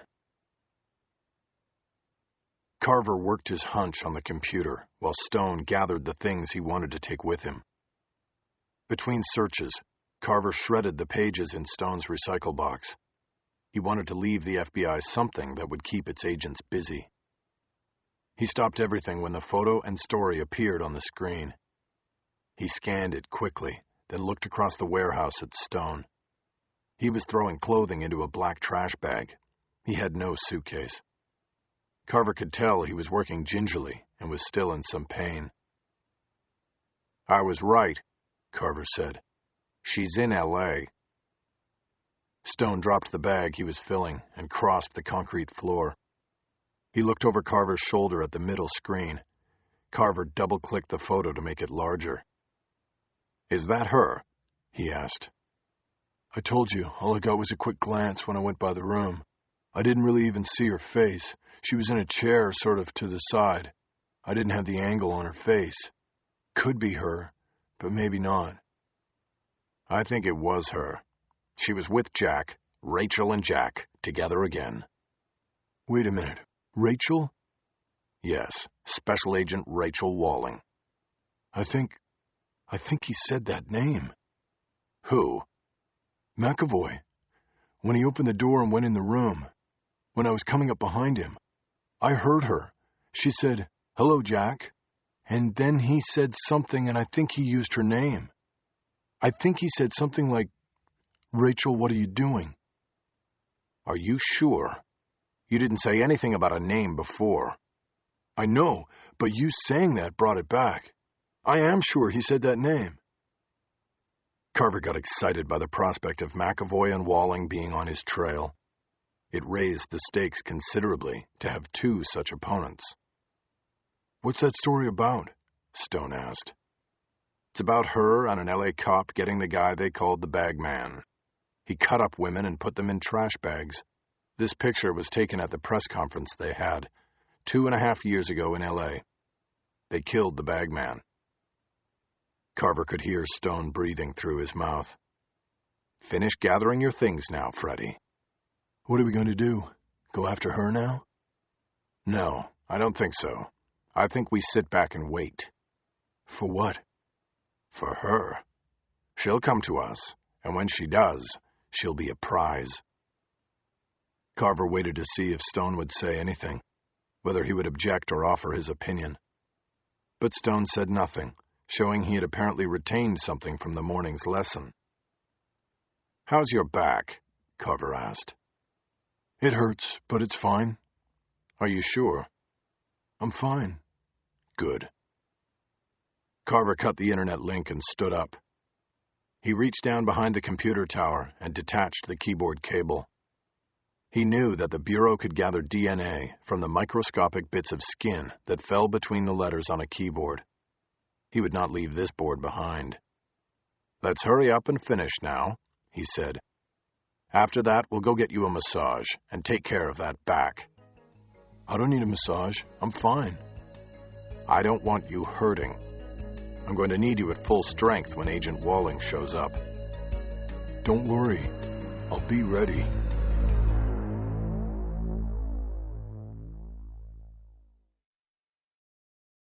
"14. One false move." On Monday morning, I went to Eastern Standard Time. I wanted to be ready to react when Rachel called from Washington, so I got up early and cruised into the newsroom at 6 a.m. to continue my work with the files. The place was completely dead, not a reporter or editor in sight, and I got a stark feeling for what the future held. At one time, the newsroom was the best place in the world to work, a bustling place of camaraderie, competition, gossip, cynical wit, and humor. It was at the crossroads of ideas and debate. It produced stories and pages that were vibrant and intelligent, that set the agenda for what was discussed and considered important in a city as diverse and exciting as Los Angeles. Now, thousands of pages of editorial content were being cut each year, and soon the paper would be like the Newsroom, an intellectual ghost town. In many ways, I was relieved that I would not be around to see it.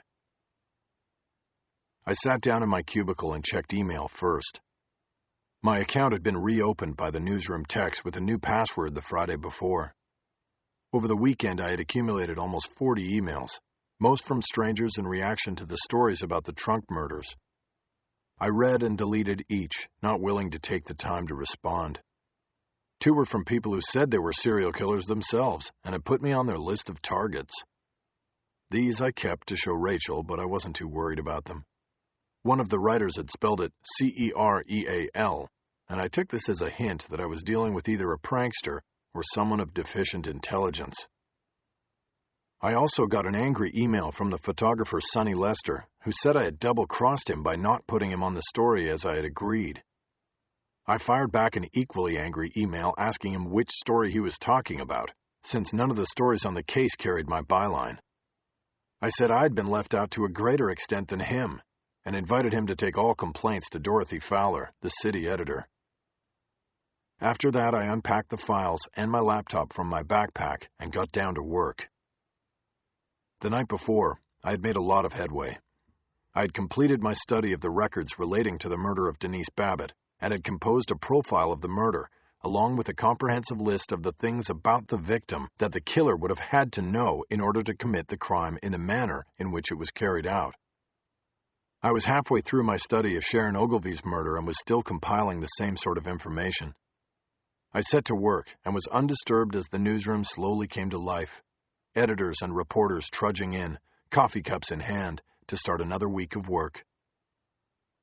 At 8 o'clock, I broke for coffee and a donut, and then made a round of calls at the cop shop, seeing if there was anything interesting on the overnight sheets, anything that might take me away from the task at hand. Satisfied that all was quiet for the time being, I went back to the murder files and was just completing my profile of the Ogilvy case when my first email of the day chimed on my computer. I looked up. The email was from the Axeman, Richard Kramer. The missive was short on content, but long on intrigue. From Richard Kramer. Richard Kramer at latimes.com. Subject, Today. Date, May 18, 2009, 9:11 a.m. PDT. 2. Jack McAvoy at latimes.com. Jack, swing on by when you get a chance. RK. I looked over the edge of my cubicle wall and at the line of glass offices. I didn't see Kramer in his, but from my angle I couldn't see his desk. He was probably in there, waiting to give me the word on who would be taking Angela Cook's place on the cop beat. Once more, I would be squiring a young replacement around Parker Center, introducing this new reporter to the same people I had introduced Angela to just a week before. I decided to get it over with. I stood up and made my way to the glass wall. Kramer was in there, typing out an email to another hapless recipient. The door was open, but I knocked on it before entering. Kramer turned from his screen and beckoned me in. "Jack, have a seat. How are we doing this morning?" I took one of the 2 chairs in front of his desk and sat down. "I don't know about you, but I'm doing okay, I guess, considering." Kramer nodded thoughtfully. "Yes, it's been an amazing 10 days since you last sat in that chair." I had actually been sitting in the other chair when he had told me I was downsized, but it wasn't worth the correction. I remained silent, waiting for whatever it was he was going to say to me, or to us, if he was going to continue to refer to both of us. "I've got some good news for you here," he said. He smiled and moved a thick document from the side of his desk to front and center. He looked down at it as he spoke. "You see, Jack, we think this trunk murder case is going to have legs. Whether they catch this guy soon or not, It's a story we're going to ride with for a while. And so, we're thinking we're going to need you, Jack. Plain and simple, we want you to stick around. I looked at him blankly. You mean I'm not being laid off? Kramer continued as if I had not asked a question, as if he had not heard me make a sound at all. What we're offering here is a 6-month contract extension that would commence upon signing, he said. You mean, then, I'm still laid off, but not for 6 months? Kramer turned the document around and slid it across the desk to me so I could read it. It's a standard extension. We will be using a lot around here, Jack. I don't have a contract. How can it be extended when I don't have a contract in the first place? They call it that because you are currently an employee and there is an implied contract. So any change in status that is contractually agreed to is called an extension. It's just legal mumbo-jumbo, Jack. I didn't tell him that contractually was not a word. I was speed-reading the front page of the document until I bottomed out on a big fat speed bump. This pays me $30,000 for 6 months, I said. Yes, that is the standard extension rate. I did the quick, rough math. Let's see. That would be about $18,000 less than I make for 6 months now. So you want me to take less to help you stay out front with this story. And let me guess. I picked up the document and started flipping through it.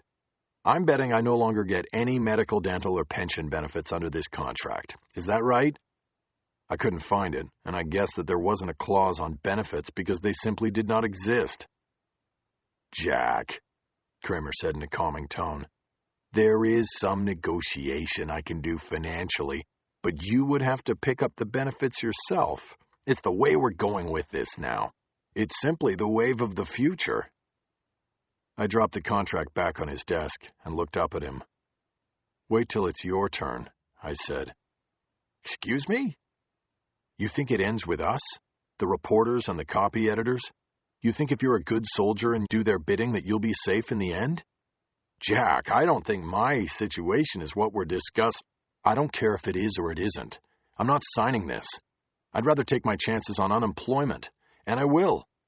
But someday they're going to come for you and ask you to sign one of these things, and then you'll have to wonder how you'll pay for your kids' teeth and their doctors and their school and everything else. And I hope it's okay with you, because it's simply the wave of the future. Jack, you don't even have kids, and threatening me because I do is... I'm not threatening you, and that's not the point, Kramer. The point I'm trying to make is... I stared at him for a long moment. Never mind.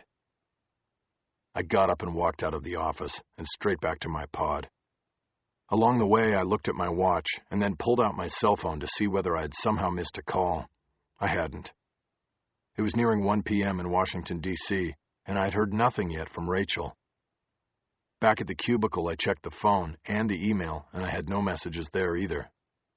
I had been silent and had avoided intruding on her until now, but I needed to know what was happening. I called her cell and it went right to voicemail without a ring. I told her to call me as soon as she could and clicked off. On the slim chance her phone was dead, or she had forgotten to turn it back on after the hearing, I called the Hotel Monaco and asked for her room. But I was told she had checked out that morning. My desk phone buzzed as soon as I hung up. It was Larry Bernard from 2 pods away. What did Kramer want? To hire your sorry ass back? Yeah. What? Really? At a reduced rate, of course. I told him to cram it. Are you kidding, man? They've got you by the balls. Where else are you going to go? Well, for one thing, I'm not going to work here on a contract that pays me way less and takes away all my benefits. And that's what I told him. Anyway, I've got to go. Are you making the checks on the story today? Yeah, I'm on it. Anything new? Not that they're telling me. It's too early anyway. Hey, I TiVo'd you on CNN yesterday. You were good. But I thought they were supposed to have Winslow on. That's why I put it on. They were promoting it at first and then he wasn't on. He showed, but then they decided they couldn't put him on the air. How come? His penchant for using the word motherfucker in every sentence he speaks? Oh, yeah. When we talked to him on Friday, I picked up on that. Hard not to. I'll talk to you later. Wait, where are you going? Hunting. What? I put the phone down on his question, shoved my laptop and files into my backpack, and headed out of the newsroom to the stairwell. The newsroom might have at one time been the best place in the world to work, but it wasn't now. People like the Axeman and the unseen forces behind him had made it forbidding and claustrophobic. I had to get away. I felt like I was a man without home or office to go to. But I still had a car, and in L.A., the car was king. I headed west, jumping on the 10 freeway and taking it toward the beach. I was going against the grain of traffic and moved slowly toward the clean ocean air. I didn't know exactly where I was going, but I drove with subconscious purpose, as though the hands on the wheel and the foot on the pedal knew what my brain didn't. In Santa Monica, I exited on 4th Street and then took Pico down to the beach. I pulled into the parking lot where Denise Babbitt's car had been abandoned by Alonzo Winslow. The lot was empty, and I parked in the same row and maybe even the same space where she had been left. The sun had not burned off the marine layer yet, and the sky was overcast. The Ferris wheel on the pier was shrouded in mist. Now what? I thought to myself. I checked my phone again. No messages. I watched a group of surfers coming in from their morning sets.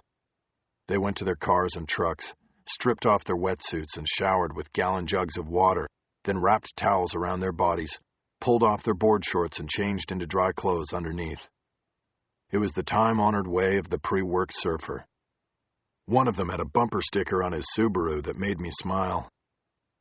I opened my backpack and pulled out Rachel's legal pad. I had filled in several pages with my own notes from the survey of the files. I flipped to the last page and studied what I had put down. What he needed to know. Denise Babbitt. 1. Details of prior arrest. 2. Car, trunk space. 3. Work location. 4. Work schedule, abducted after work. 5. Visual, body type, giraffe, legs. Sharon Ogilvy. 1. Husband's threat. 2. His car, trunk space. 3. Work location. 4. Work schedule, abducted after work. 5. Visual, body type, giraffe, legs. 6. Husband's home location. The two lists were short and almost identical, and I felt sure that they held the connection between the two women and their killer. From the killer's angle, these were all things that he would seemingly need to know before he made his move. I lowered the car's windows to let the damp sea air in. I thought about the unsub and how he had come to choose these two women from these two different places. The simple answer was that he had seen them. They both displayed their bodies publicly. If he was looking for a specific set of physical attributes, he could have seen both Denise Babbitt and Sharon Ogilvy on stage. Or on computer. The night before, while composing the lists, I had checked and found that both the Femme Fatale's Exotic Review and Club Snake Pit had websites that featured photographs of their dancers. There were numerous photos of each dancer, including full-length shots that showed their legs and feet. On www.femmefatalesatttheclio.com, there were chorus line shots that showed the dancers high-kicking at the camera. If the unsub's paraphilia included leg braces and the need for a giraffe body type, as Rachel had suggested, then the website would have allowed him to research his prey. Once a victim was chosen, the killer would need to go to work identifying the woman and filling in the other details on the lists. It could be done that way, but I had a hunch that it wasn't. I felt sure there was something else at play here, that the victims were connected in some other way. I zeroed in on the first item on both lists. It seemed clear to me that at some point the killer had acquainted himself with the details of each of his victims' legal affairs. With Denise Babbitt, he had to have known of her arrest last year for buying drugs and that the arrest took place outside the Rhodia Gardens housing project. This information inspired the idea of leaving her body in the trunk of her car nearby, knowing that the car might be stolen and moved, but ultimately traced back to that location. The obvious explanation would be that she had gone there again to buy drugs. A smooth deflection away from the true facts. With Sharon Ogilvy, the killer had to have known the details of her divorce. In particular, he had to have known of her husband's alleged threat to kill her and bury her out in the desert. From that knowledge would spring the idea of putting her body in the trunk of his car. In both cases, the legal details could have been obtained by the killer because they were contained in court documents that were open to the public. There was nothing in any of the records I had that indicated that the Ogilvy divorce records had been sealed, and as far as Denise Babbitt went, criminal prosecutions were part of the public record. Then it hit me, the thing I had missed. Denise Babbitt had been arrested a year before her death, but at the time of her murder, the prosecution was ongoing. She was on what defense lawyers called P&C status. Her attorney had gotten her into a pretrial intervention program. As part of her outpatient drug treatment, her urine was tested once a month for indications of drug use, and the courts were ostensibly waiting to see if she straightened out her life. If she did, the charges against her would go away. If her attorney was good, he'd even get the arrest expunged from her record. All of that was just legal detail, but now I saw something in it I had overlooked before. If her case was still active, it would not yet have been entered into the public record. And if it was not part of the public record, available to any citizen by computer or visit to the courthouse, then how did the unsub get the details he needed to set up her murder? I thought for a few moments about how I could answer that question, and decided that the only way would be to get the information from Denise Babbitt herself, or from someone else directly associated with her case. The prosecutor or the defense attorney. I leafed through the documents in the Babbitt file until I found the name of her attorney, and then I made the call. Daly & Mills, this is Nuana speaking. How can I help you? May I speak to Tom Fox? Mr. Fox is in court this morning. Can I take a message? Will he be back at lunchtime? I checked my watch. It was almost 11. Noting the time gave me another stab of anxiety over still not hearing anything from Rachel. He usually comes back at lunch, but there is no guarantee of that. I gave her my name and number and told her I was a reporter with the Times, and to tell Fox that the call was important. After closing the phone, I booted up my laptop and put the internet slot card in place. I decided I would test my theory and see if I could access Denise Babbitt's court records online. I spent 20 minutes on the project, but could glean very little information about Babbitt's arrest and prosecution from the state's publicly accessed legal data services, or the private legal search engine the Times subscribed to. I did, however, pick up a reference to her attorney's email address and composed a quick message in hopes that he received email on his cell phone and would return my request for a phone call sooner rather than later. From Jack McAvoy. Jack McAvoy at latimes.com. Subject, Denise Babbitt. Date, May 18, 2009, 10:57 a.m. PDT. 2. T. Fox at dailyandmills.com. Mr. Fox, I am a reporter with the Los Angeles Times, working on the ongoing story about Denise Babbitt's murder. You may have already spoken to one of my colleagues about your representation of Denise, but I need to speak with you as soon as possible about a new angle of investigation I am following.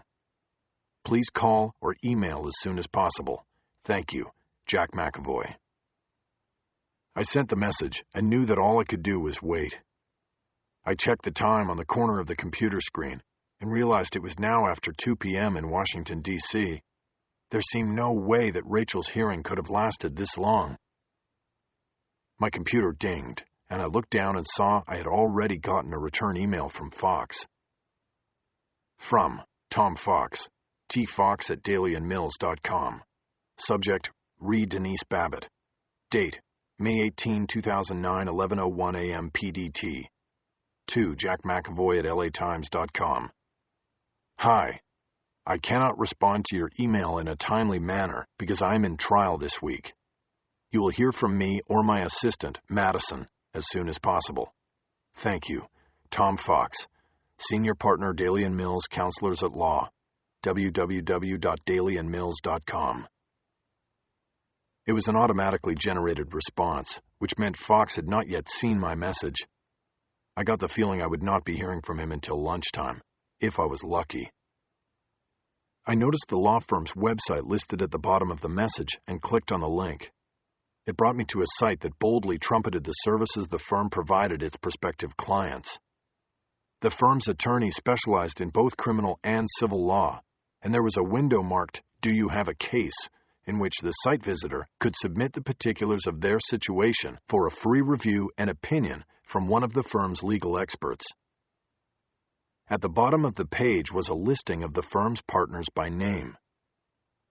I was about to click on Tom Fox's name to see if I could pull up a bio when I saw the line and link that ran along the very bottom of the page. Site Design and Optimization by Western Data Consultants.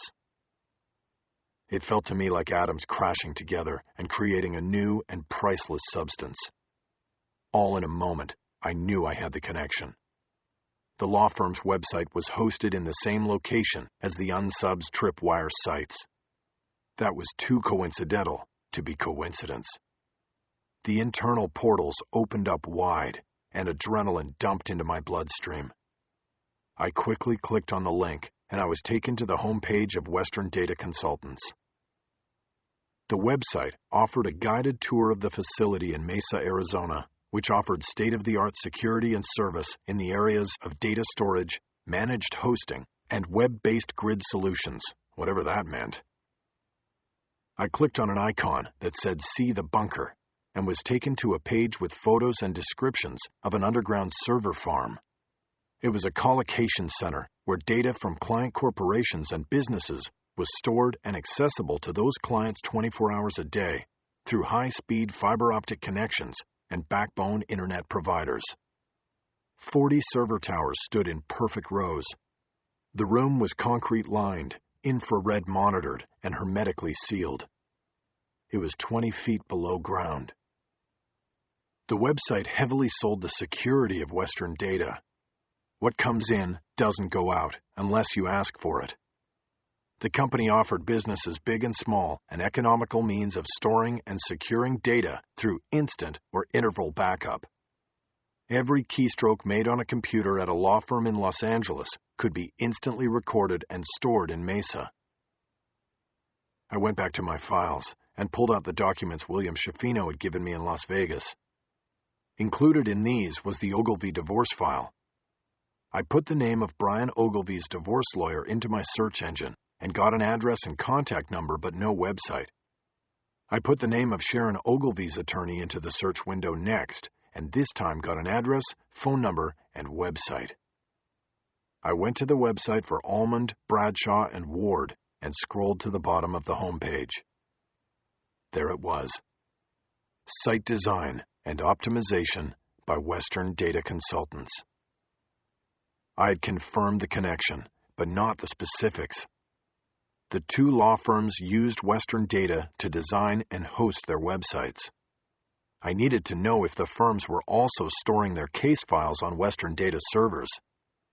I thought about a plan for a few moments and then opened my phone to call the firm.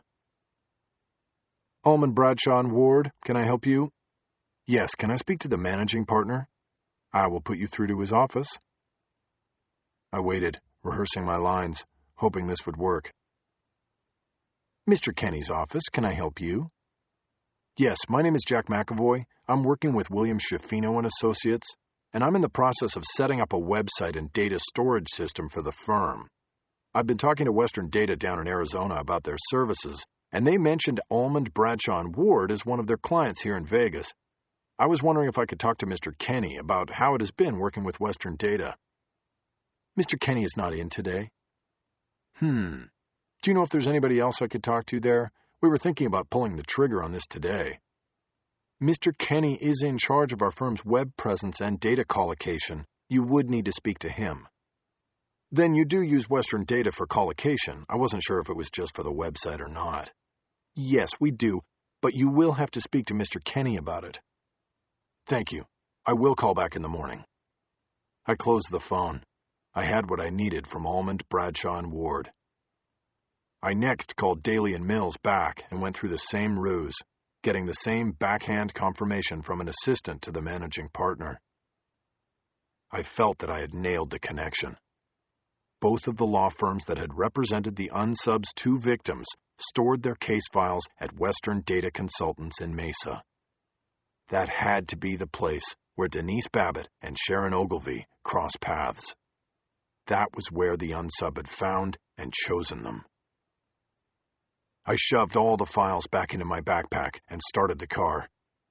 On the way to the airport, I called Southwest Airlines and bought a round-trip ticket that left LAX at 1 o'clock and would get me into Phoenix an hour later. I next booked a rental car and was contemplating the call I would need to make to my ace when my phone started buzzing. The screen said private caller, and I knew it was Rachel finally calling me back. Hello? Jack, it's me. Rachel, it's about time. Where are you? At the airport. I'm coming back. Switch your flight. Meet me in Phoenix. What? I found the connection. It's Western Data. I'm going there now. Jack, what are you talking about? I'll tell you when I see you. Will you come? There was a long delay. Rachel, will you come? Yes, Jack, I'll come. Good. I have a car booked. Make the switch and then call me back with your arrival time. I'll pick you up at Sky Harbor.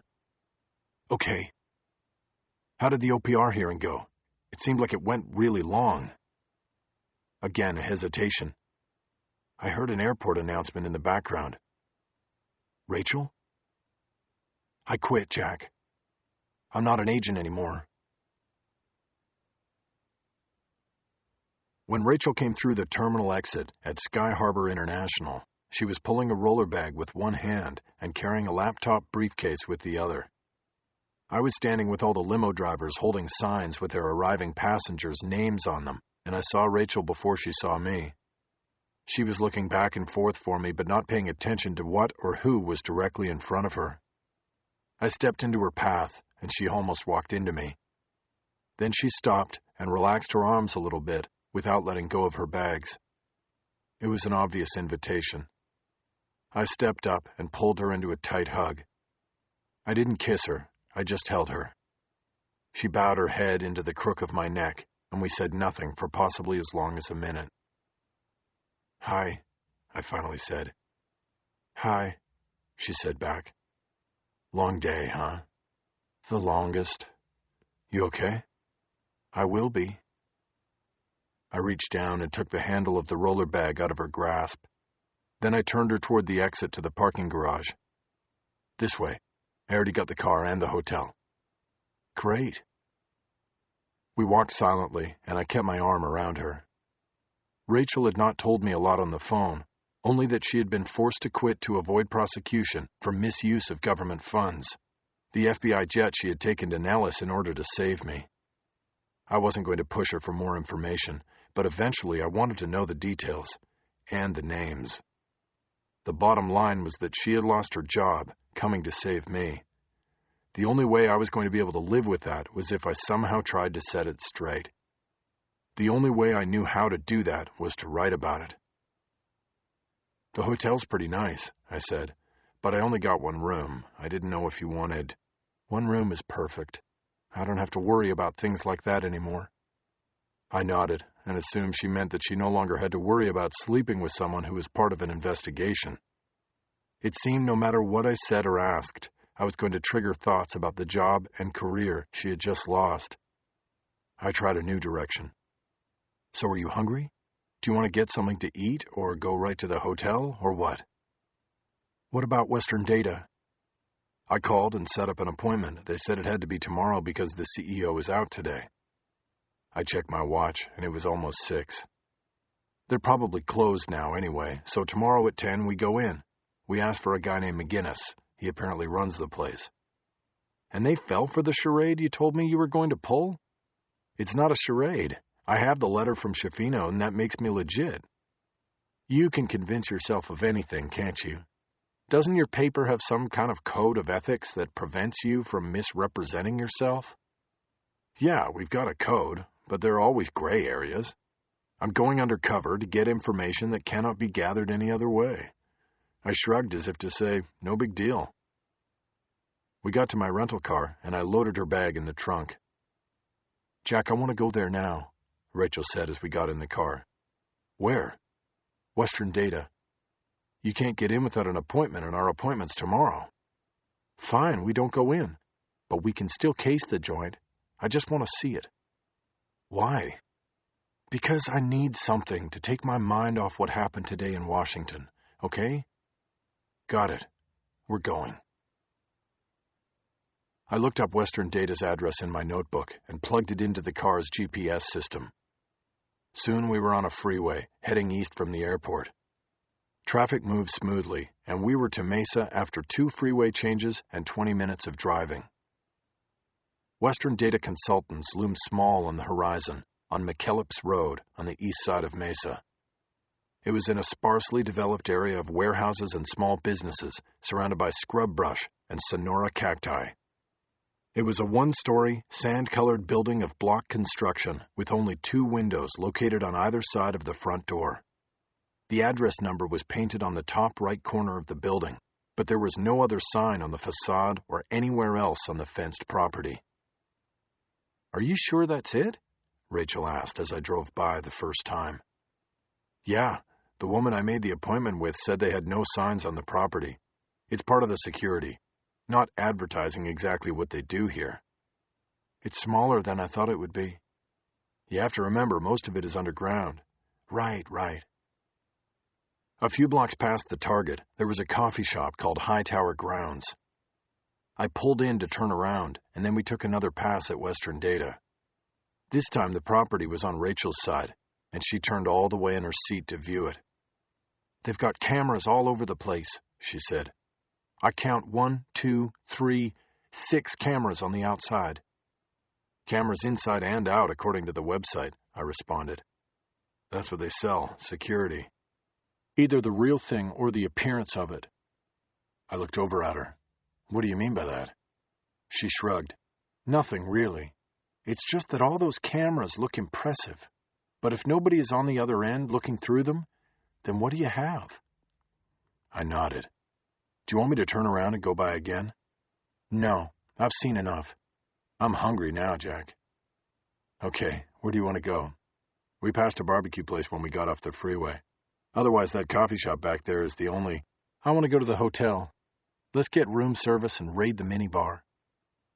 I looked over at her and thought I detected a smile on her face. That sounds like a plan to me. I had already set the address for the Mesa Verde Inn into the car's GPS system, and it took us only 10 minutes to get there. I parked in the garage behind the hotel and we went in. Once we got to the room, we both kicked off our shoes and drank pirate rum out of water glasses while sitting side by side and propped against the bed's multiple pillows. Finally, Rachel let out a long, loud sigh, which seemed to expel many of the frustrations of the day. She held her almost empty glass up. This stuff is good, she said. I nodded in agreement. I've had it before. It comes from the island of Anguilla in the British West Indies. I went there on my honeymoon. A place called Cap Juluca. They had a bottle of this stuff in the room. A whole bottle, not these little minibar servings. We motored through that whole thing in one night, drinking it straight, just like this. I don't want to hear about your honeymoon, you know? Sorry, it was more like a vacation anyway. It was more than a year after we actually got married. That killed the conversation for a while, and I watched Rachel in the mirror on the wall across from the bed. After a few minutes, she shook her head as a bad thought crept in. You know what, Rachel? Fuck 'em. It's the nature of any bureaucracy to eliminate the freethinkers and doers, the people they actually need the most. I don't really care about the nature of any bureaucracy. I was a goddamn FBI agent. What am I going to do now? What are we going to do now? I liked that she had thrown the we in there at the end. We'll think of something. Who knows? Maybe we pool our skills and become private eyes. I can see it now. Walling and McAvoy, discreet investigations. She shook her head again, but this time she finally smiled. Well, thanks for putting my name first on the door. Oh, don't worry, you're the CEO. We'll use your picture on the billboards, too. That'll really bring in the business. Now she actually laughed. I didn't know if it was the rum or my words, but something was cheering her. I put my glass down on the bed table and turned to her. Our eyes were only inches apart. I'll always put you first, Rachel. Always. This time, she placed her hand on the back of my neck and pulled me into the kiss. After we made love, Rachel seemed invigorated, while I felt completely spent. She jumped up from the bed naked and went to her roller bag. She opened it up and started looking through her belongings. Don't get dressed, I said. Can't we just stay in bed for a little while? No, I'm not getting dressed. I got you a present, and I know it's in here Here it is. She came back to the bed and handed me a little black felt pouch I knew came from a jewelry store. I opened it up, and out came a silver neck chain with a pendant. The pendant was a silver-plated bullet. A silver bullet? What, are we going after a werewolf or something? No, a single bullet. Remember what I told you about the single bullet theory? Oh, yeah. I felt embarrassed by my inappropriate attempt at humor. This was something important to her, and I had trampled on the moment with the stupid werewolf line. Where did you get this? I had a lot of time to kill yesterday, so I was walking around the district and went into this jewelry store near FBI headquarters. I guess they know their neighborhood clientele because they were selling bullets as jewelry. I nodded as I turned the bullet in my fingers. There's no name on it. You said the theory was that everybody's got a bullet out there with someone's name on it. Rachel shrugged. It was a Sunday, and I guess the engraver was off. They said I'd have to come back today if I wanted to put anything on it. I obviously didn't get the chance. I opened the clasp and reached up to put it around her neck. She lifted a hand to stop me. No, it's yours. I got it for you. I know, but why don't you give it to me when it's got your name on it? She thought about that for a moment, and then dropped her hand away. I put the chain around her neck and clasped it. She looked at me with a smile. You know what? She asked. What? I'm really starving now. I almost laughed at the abrupt change in direction. Okay, then let's order room service. I want a steak and more rum. We ordered, and both of us were able to get showers in before the food arrived. We ate in our hotel bathrobes while sitting across from each other at the table the room service waiter had rolled into the room. I could see the silver chain on Rachel's neck, but the bullet had been tucked inside her thick white robe. Her hair was wet and completely uncombed, and she looked good enough to eat for dessert. This guy who told you about the single bullet theory, he was a cop or an agent, right? A cop. Do I know him? Know him? I'm not sure anybody really knows him, including me. But I've seen his name in a few of your stories in the last couple years. Why do you care? I ignored her question and asked my own. So, did you show him the door, or was it the other way around? I think it was me. I knew it wasn't right. Great, so this guy you dumped is out there, and he carries a gun, and now you're with me. She smiled and shook her head. This is so not an issue. Can we just change the subject? Fine. What do you want to talk about then? You want to finally tell me what happened in D.C. today? She finished a bite of steak before answering. There's really nothing to talk about, she said. They had me. I had misled my supervisor about the interview at Ely, and he authorized the flight. They did their little investigation and did the math and said I used about $14,000 worth of Jet A fuel, and that constitutes misuse of government funds on a felony level. They had a prosecutor out in the hallway and ready to go with it if I wanted to push it. I would have been booked right there and then. That's incredible. The thing is, I was planning to do the interview at Ely, and that would have made everything fine. But things changed when you told me about Angela being missing. I never got to Ely. This is bureaucracy at its worst. I have to write about this. You can't, Jack. That was part of the deal. I signed a confidentiality agreement, which I've already violated by telling you what I just told you. But if it makes its way into print, they will probably end up charging me after all. Not if this story is so embarrassing to them that the only out is to drop the whole thing and restore your status as an agent. She poured another round of rum into one of the snifters that had been delivered with the bottle. With her fingers, she transferred a single cube of ice from her water glass to the snifter, then rolled the glass in her hand a few times before drinking from it. That's easy for you to say. You're not the one betting that they will see the light instead of seeing a way to put you in jail. I shook my head. Rachel, your actions, no matter how ill-advised or even illegal, saved my life for sure, and probably a bunch of others. You've got William Schifino and all the victims this unsub will never get to now that he is known to authorities. Doesn't that count for anything? Jack, don't you understand? They didn't like me at the Bureau. Not for a long time. They thought they had me out of sight and out of mind, but then I forced them to move me out of South Dakota. I got a piece of leverage, and I used it, but they didn't like that, and they didn't forget it. It's just like anything else in life. One false move, and you are vulnerable. They waited until I made the mistake that made me vulnerable, and they moved in. It doesn't matter how many people I may have saved. There's no hard evidence of anything. But the fuel bill on that jet, that's evidence. I gave up. She couldn't be consoled. I watched her take down her whole snifter of rum and then spit the ice cube back into the bottom of the glass. She then poured herself another shot. You better have some of this before I drink it all, she said. I held my snifter across the table, and she poured in a sizable shot. I clicked my glass off hers and took a long pull. It went down smooth as honey. Better be careful, I said. This stuff is easy to get blasted on. I want to get blasted. Yeah, well, we'll have to leave here by about 9:30 tomorrow morning if you want to make our appointment on time. She put her glass down heavily and drunkenly on the table. Yeah, what about that? What exactly are we doing tomorrow, Jack?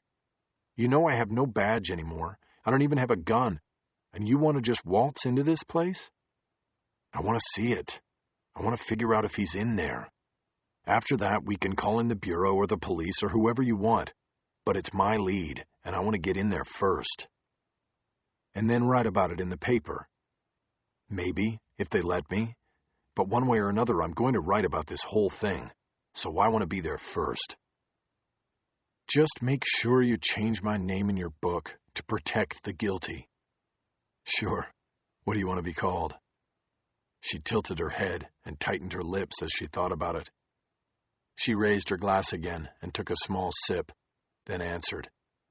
How about Agent Misty Monroe? Sounds like a porn star. Good. She put her glass down again and her face turned serious. So, enough fun and games. We go in there and we what, just ask which one of them is the serial killer? No, we go in there and act like prospective clients. We take a tour of the place and meet as many people as we can. We ask questions about security and who has access to the sensitive legal files our firm will be backing up in storage. Things like that. And we hope that somebody gives themselves away. Or maybe I see the guy from Ely with the sideburns. Would you even recognize him without his disguise? Probably not, but he doesn't know that. He might see me and make a run for it, and then, ta-da, we have our guy. I raised my hands palms out, like a magician who has completed a difficult trick. This doesn't sound like a plan, Jack. Sounds like you're making it up as you go along. Maybe I am, and maybe that's why I need you to be there. I have no idea what you mean by that. I got up and came around to her side and got down on one knee. She was about to raise her glass for another drink when I put my hand on her forearm. Look, I don't need your gun or your badge, Rachel. I want you there because if somebody in that place makes a false move, even a small one, you're going to read it, and then we've got him. She pushed my hand off her arm. Look, you're exaggerating. If you think I'm some sort of mind reader who can... Not a mind reader, Rachel. But you've got instincts. You do this work the way Magic Johnson used to play basketball, with the knowledge and sense of the full court. After just a 5-minute phone conversation with me, you stole an FBI plane and flew to Nevada because you knew, Rachel. And it saved my life. That's instinct. And that's why I want you there tomorrow. She looked at me for a long moment, and then nodded so slightly I almost didn't see it. Okay, Jack, she said. Then I'll be there. The rich rum didn't do us any favors in the morning. Rachel and I were both moving pretty slowly, but still managed to get out of the hotel with more than enough time to make our appointment. We stopped at Hightower Grounds first to get some caffeine moving in our veins, then doubled back to Western Data.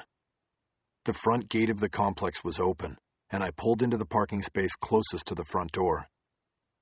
Before turning the car off, I took a final drag on my coffee and then asked Rachel a question. When the agents from the Phoenix office went in here last week, did they tell them what it was about? No, they said as little about the investigation as possible. Standard procedure. What about the search warrant? Didn't it lay it all out? She shook her head. The warrant was issued by a grand jury that has a blanket mandate to investigate internet fraud. The use of the trunk murder site fits under that. It gave us camouflage. Good. We did our part, Jack. You guys didn't do yours. What are you talking about? I noted her use of the word we. You're asking if the unsub, who may or may not be in this place, is aware that Western Data might fall into a greater focus. The answer is yes, but not because of anything the Bureau did. Your newspaper, Jack, in its account of Angela Cook's death, mentioned that investigators were checking the possible connection to a website she had visited. You didn't name the site, but that only leaves your competitors and readers out of the loop. The unsub certainly knows the site, and knows that if we are onto it, then it may only be a matter of time until we put it together and show up here again. We? Them. The Bureau. I nodded. She was right. The story in the Times had blown it. Then, I guess we better go in before them shows up. We got out, and I grabbed my sport coat out of the back seat and put it on while on my way to the door. I was wearing the new shirt I had bought the day before at an airport shop while waiting for Rachel to land. I wore the same tie for a second day. Rachel was wearing her usual agent outfit, a navy suit with a dark blouse, and she looked impressive, even if she wasn't an agent anymore. We had to push a button at the door and identify ourselves through a speaker before being buzzed in. There was a small entrance area and a woman sitting behind a reception counter. I assumed she was the person who had just talked to us through the speaker. We're a little early, I said. We have a 10 o'clock appointment with Mr. McGinnis. Yes, Miss Chavez will be showing you the plant, the receptionist said cheerfully. Let's see if she's ready to go a few minutes early. I shook my head. No, our appointment was with Mr. McGinnis, the company's CEO. We came down from Las Vegas to see him. I'm sorry, but that's not going to be possible. Mr. McGinnis has unexpectedly been detained. He's not on the premises at the moment. Well, where is he? I thought your company wanted our business, and we wanted to speak to him about our particular needs. Let me see if I can get Miss Chavez. I'm sure she'll be able to speak to your needs. The receptionist picked up the phone and punched in 3 digits. I looked at Rachel, who raised an eyebrow. She was getting the same vibe I was getting. Something was off about this. The receptionist spoke quietly and quickly into the phone, and then hung up. She looked up and smiled at us. Miss Chavez will be right out. Right out took 10 minutes. A door finally opened behind the reception counter, and a young woman with dark hair and dark features stepped out. She came around the counter and held her hand out to me. Mr. McAvoy, I'm Yolanda Chavez, Mr. McGinnis's executive assistant. I hope you don't mind my taking you around today. I shook her hand and introduced Rachel. Our appointment was with Declan McGinnis, Rachel said. We were led to believe that a firm of our size and business would merit the attention of the CEO. Yes, I assure you that we are very interested in your business, but Mr. McGinnis is home ill today. I hope you understand.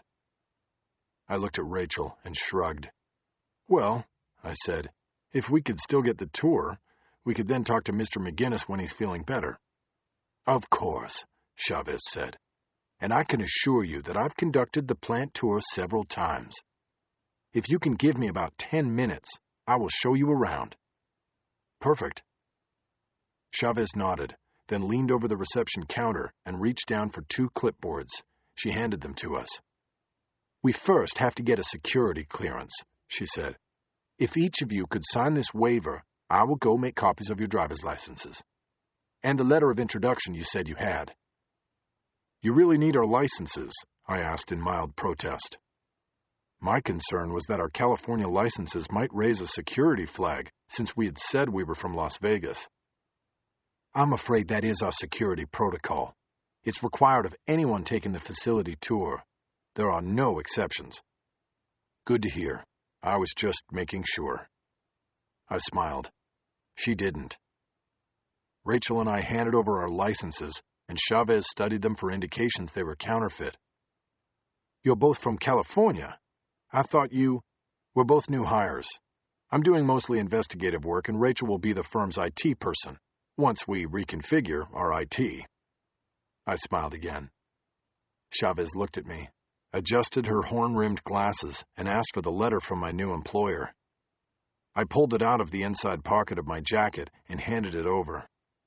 Chavez said she would be back to collect us for the tour in 10 minutes.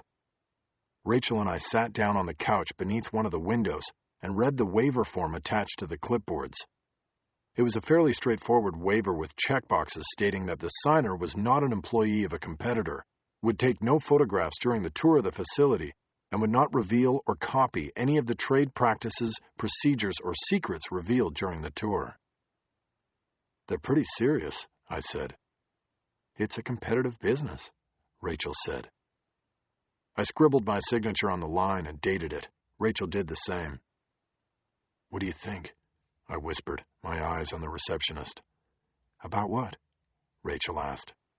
About McGinnis not being here, and the lack of a solid explanation why. First he's unexpectedly detained, next he's homesick. I mean, which is it? The receptionist looked up from her computer screen and right at me. I didn't know if she had heard me. I smiled at her, and she quickly looked back down at her screen. I think we should talk about it after, Rachel whispered. Roger that, I whispered back. We sat silently until Chavez came back into the reception area. She handed back our driver's licenses, and we gave her the clipboards. She studied the signatures on each. I spoke to Mr. Schifino, she said matter-of-factly. You did, I said a little too unmatter-of-factly. Yes, to verify everything. He wants you to call him as soon as possible. I nodded vigorously. Schifino had been blindsided by the call, but must have come through. We will, as soon as we finish the tour, I said. He's just anxious to make a decision and to get things going, Rachel added. Well, if you follow me, we'll get the show on the road, and I'm sure you will make the right decision, Chavez said. Chavez used a key card to open the door between the reception area and the rest of the facility. I noticed that it had her photo on it. We stepped into a hallway, and she turned to face us. Before we go into the graphic design and web hosting labs, let me tell you a little bit about our history and what we do here, she said. I pulled a reporter's notebook out of my back pocket and prepared to take notes. It was the wrong move. Chavez immediately pointed to the notebook. Mr. McAvoy, remember the document you just signed, she said. General notes are fine, but no specifics or proprietary details of our facility should be recorded in any manner, including written notes. Sorry, forgot. I put the notepad away and signaled our host to continue the presentation. We opened for operation just 4 years ago, keying on the growing demand for high-volume, secure data management and storage. Declan McGinnis, our CEO and founding partner, created Western Data. He brought together some of the best and brightest in the industry to design this state-of-the-art facility. We have almost 1,000 clients, ranging from small law firms to major corporations. Our facility can service the needs of any size company located anywhere in the world. You may find it interesting that the American law firm has become our most common client. We are strategically designed to provide a full raft of services specifically aimed at satisfying the needs of the law firm of any size in any location. From web hosting to collocation, we are the one-stop shop for your firm. She made a full turn with her arms outstretched, as if to take in the whole building, although we were still standing in a hallway. After receiving funding from various investment blocks, Mr. McGinnis zeroed in on Mesa as the place to build Western Data, after a year-long search determined that the area best met the critical location criteria. He was looking for a place where there were low risks of natural disaster and terrorist attack, as well as a ready supply of power that would allow the company to guarantee 24/7 uptime.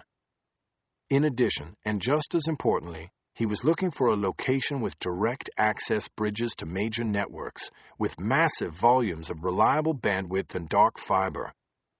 Dark fiber? I asked, and then immediately regretted having revealed that I did not know something I possibly should have known in the position I was supposed to be in. But Rachel stepped in and saved me. Unused fiber optics, she said. In place in existing networks, but untapped and available. Exactly, Chavez said. She pushed through the double doors. Added to these site-specific demands, Mr. McGinnis would design and build a facility with the highest level of security in order to meet compliance demands for hosting HIPAA, SOX, and SAS-70. I'd learned my lesson. This time I just nodded, as if I knew exactly what she was talking about. Just a few details about plant security and integrity, Chavez said. We operate in a hardened structure able to withstand a 7.0 earthquake. There are no distinguishing exterior features connecting it to data storage. All visitors are subject to security clearance and recorded while on site 24/7, with the camera recordings archived for 45 days. She pointed to the casino-style camera ball located on the ceiling above. I looked up, smiled, and waved. Rachel threw me a look that told me to stop behaving like a child. Chavez never noticed. She was too busy continuing the rundown. All secure areas of the facility are protected by key cards and biometric hand scanners. Security and monitoring is done from the Network Operations Center, which is located in the underground bunker adjacent to the Collocation Center, or farm, as we like to call it. She went on to describe the plant's cooling, power, and network systems, and their backup and redundant subsystems, but I was losing interest. We had moved into a vast lab where more than a dozen techs were building and operating websites for Western Data's massive client base. As we walked through, I saw screens on the various desks and noted the repeated legal motifs, the scales of justice, the judge's gavel, that indicated they were law firm clients. Chavez introduced us to a graphic designer named Danny O'Connor, who was a supervisor in the lab, and he gave us a 5-minute rap about the personalized 24/7 service we would receive if our firm signed up with Western Data. He was quick to mention that recent surveys had shown that increasingly consumers were turning to the Internet for all their needs, including identifying and contacting law firms for legal representation of any kind. I studied him as he spoke, looking for any sign that he was stressed or maybe preoccupied by something other than the potential clients in front of him. But he seemed normal and fully plugged into the sales pitch. I also decided he was too chunky to have been sideburns.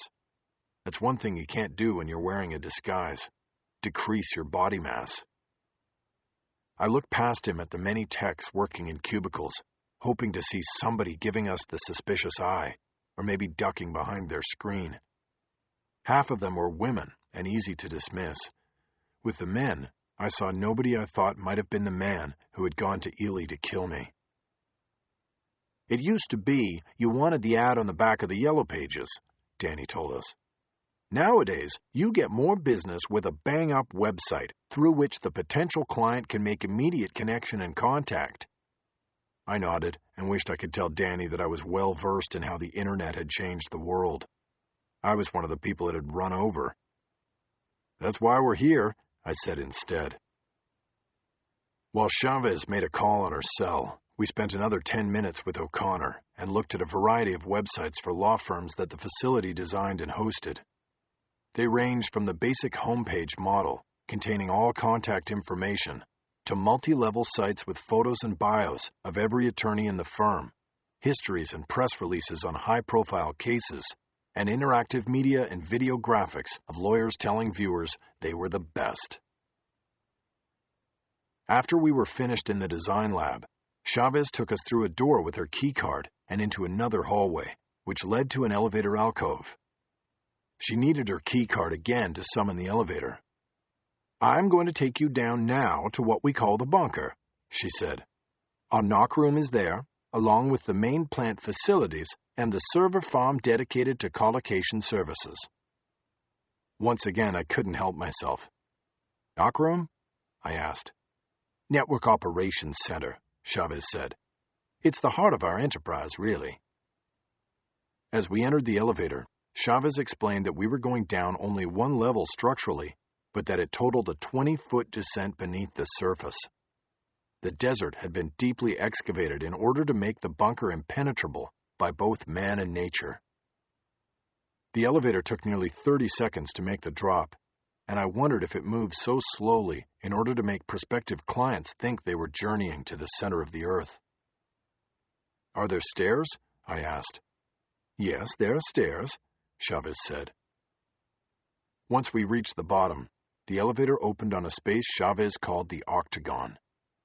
It was an 8-walled waiting room with 4 doors in addition to the elevator. Chavez pointed to each one. "Our knock room, our core network equipment room, plant facilities, and our collocation control room, which leads to the server farm. We'll take a peek in the Network Operations Center and the Collocation Center, but only employees with full access clearance can enter the core, as they call it." "Why is that?" "The equipment is too vital, and much of it is of proprietary design. We don't show it to anyone, not even our oldest clients." Chavez slid her keycard through the locking device of the knock door, and we entered a narrow room just barely big enough for the 3 of us. Each of the locations in the bunker is entered through a man-trap. When I carded the outside door, I set off a tone inside.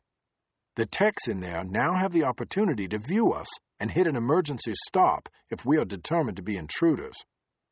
She waved to an overhead camera and then slid her card through the lock on the next door. We entered the Network Operations Center, which was slightly underwhelming. I was expecting a NASA launch center, but we got 2 rows of computer stations with 3 technicians monitoring multiple computer screens showing both digital and video feeds. Chavez explained that the techs were monitoring power, temperature, bandwidth, and every other measurable aspect of the Western data operations, as well as the 200 cameras located throughout the facility. Nothing struck me as sinister or relating to the unsub. I saw no one here that I thought could be sideburns. No one did a double take when they looked up and saw me. They all looked rather bored with the routine of potential clients coming through on tour. I asked no questions and waited impatiently while Chavez continued her sales pitch, primarily making eye contact with Rachel, the law firm's IT chief. Looking at the tech studiously avoiding acknowledgement of our presence, I got the feeling that it was so routine that it was almost an act. And when Chavez's card set off the intruder alert, the techs wiped the solitaire off their screens, closed the comic books, and snapped to attention before we came through the second door. Maybe when there were no visitors in the building, the man-trap doors were simply propped open. "Should we head over to the farm now?" Chavez finally asked. "Sure," I said. "I'm going to turn you over to our CTO, who runs the data center. I need to step out and make another quick phone call, but then I will be back to collect you. You'll be in good hands with Mr. Carver. He's also our CTE." My face must have shown I was confused and about to ask the question. "Chief Threat Engineer," Rachel answered before I could ask it. "Yes," Chavez said. "He's our Scarecrow."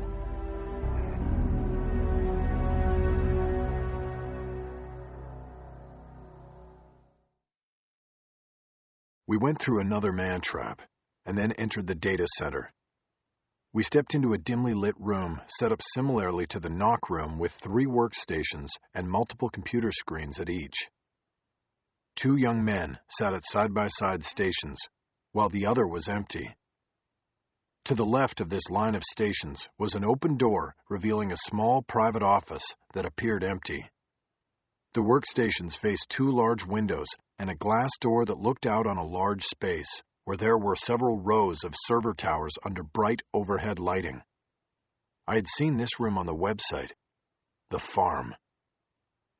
The 2 men swiveled in their chairs to look up at us when we came through the door, but then almost immediately turned back to their work.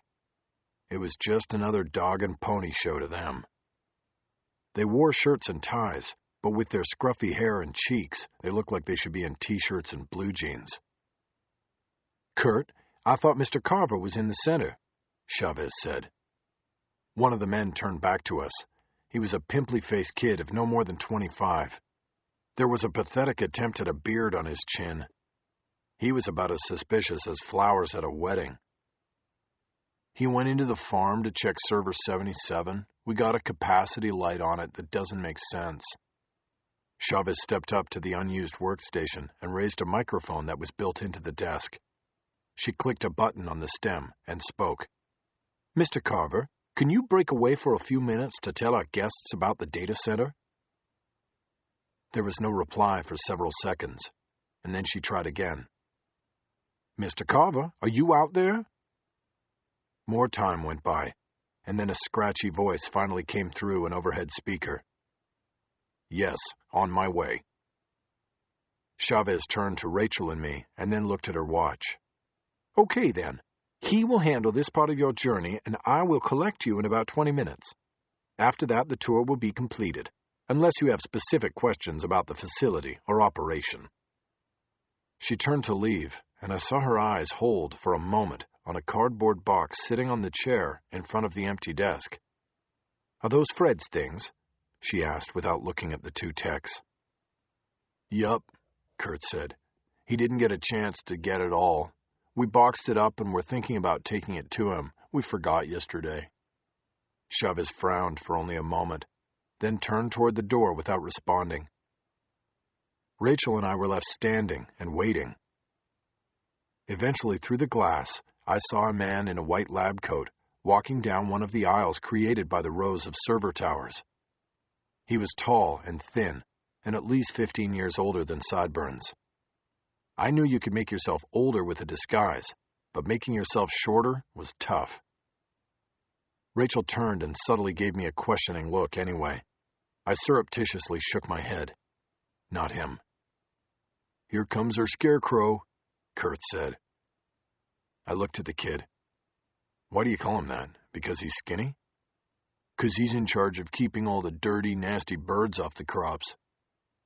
I was about to ask what he meant by that when Rachel once again filled in the blanks.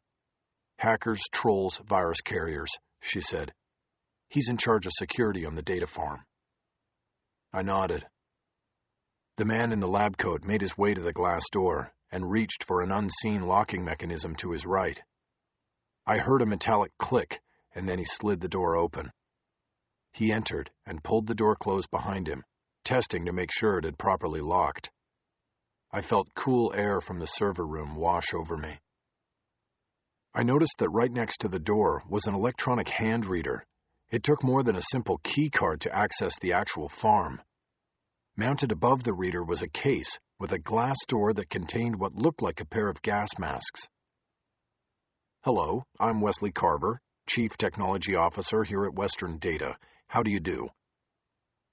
He extended his hand first to Rachel, who shook it and told him her name. He then turned to me, and I did the same. "Yolanda left you with me, then?" he asked. "She said she'd come back for us in 20 minutes, I said. "Well, I'll do my best to keep you entertained. Have you met today's crew? This is Kurt and Mizzou, our server support engineers on shift today. They keep things running, while I get to putter around on the farm and chase down the people who think they can have a go at the palace walls." "The hackers?" Rachel asked. "Yes, well, you see, places like this are a bit of a challenge to the people out there with nothing better to do." We have to constantly be aware and alert. So far, so good, you know? As long as we're better than they are, we'll do fine." "That's good to hear," I said. "But not really what you came to hear. Since Yolanda handed the baton to me, let me tell you a little bit about what we've got in here, yeah?" Rachel nodded and signaled with her hand for him to proceed. "Please." Carver turned, so he was facing the windows and looking into the server room. "Well, this is really the heart and brains of the beast down here," he said. "As I'm sure Yolanda has told you, data storage, collocation, dry docking, whatever you want to call it, is the main service we provide here at Western Data. O'Connor and his boys up on the design and hosting floor might talk a good game, but this down here is what we have that nobody else has." I noticed Kurt and Mizzou nod to each other and give each other a fist bump. No other aspect of the digital business world has grown so exponentially fast as this segment, Carver said. Safe, clean storage and access to vital company records and archives. Advanced and dependable connectivity. This is what we offer. We eliminate the need to build this network infrastructure privately. We offer the advantage of our own direct, high-speed, redundant internet backbone. Why build it in the back room of your law firm when you can have it here and have the same sort of access without the overhead costs or the stress of managing and maintaining it? "We're already sold on that, Mr. Carver," Rachel said. "That's why we're here and why we've been looking at other facilities as well.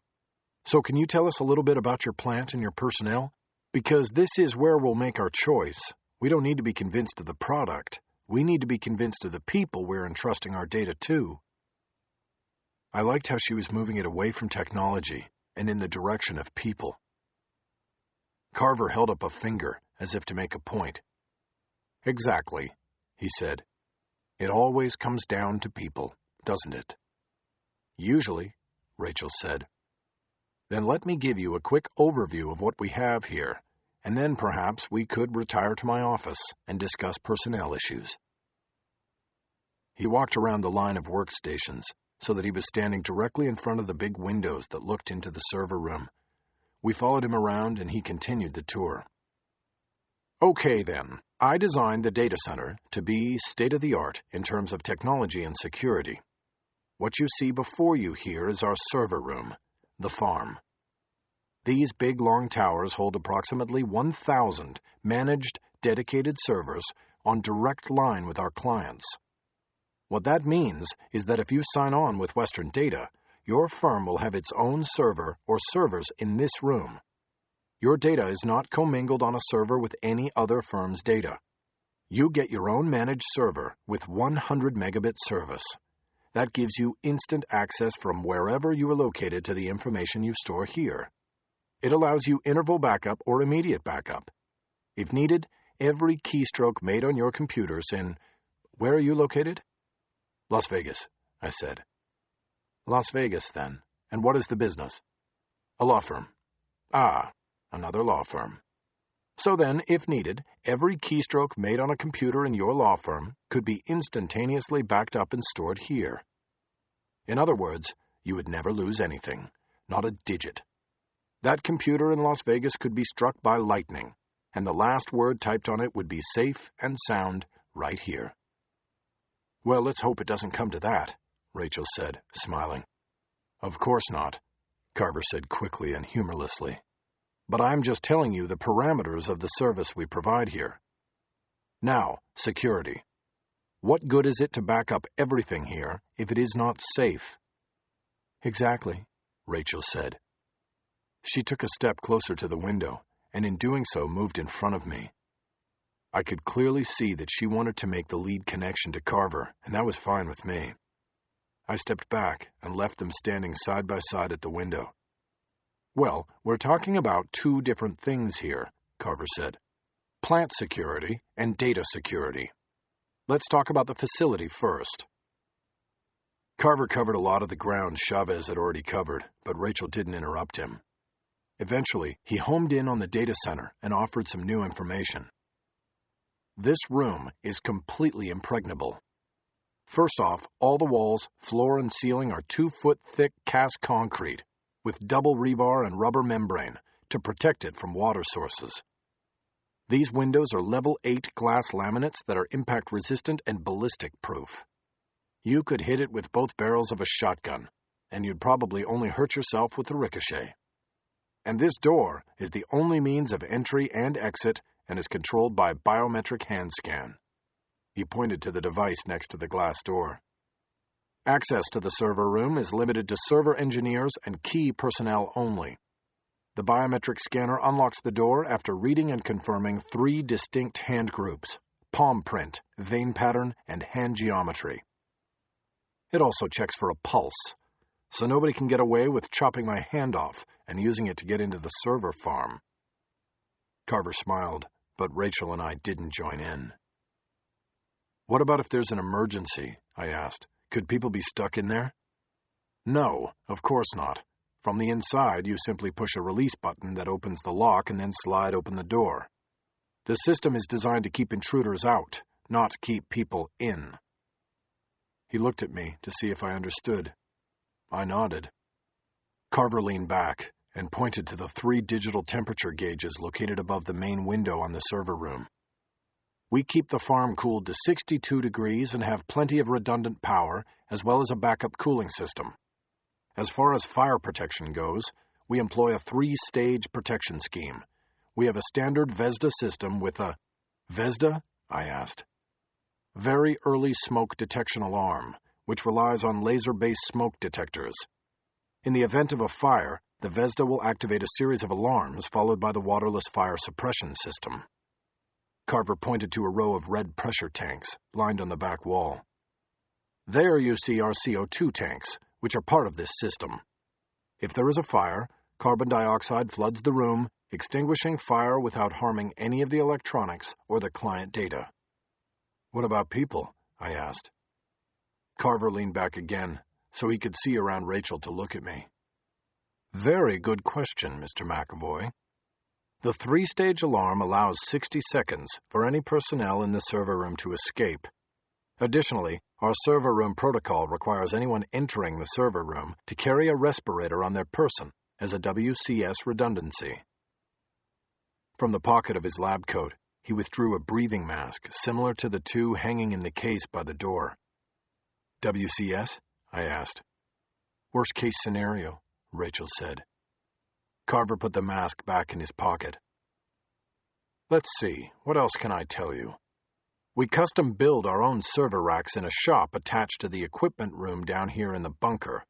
We have multiple servers and attendant electronics in stock, and we can hit the ground running to provide for all our clients' needs.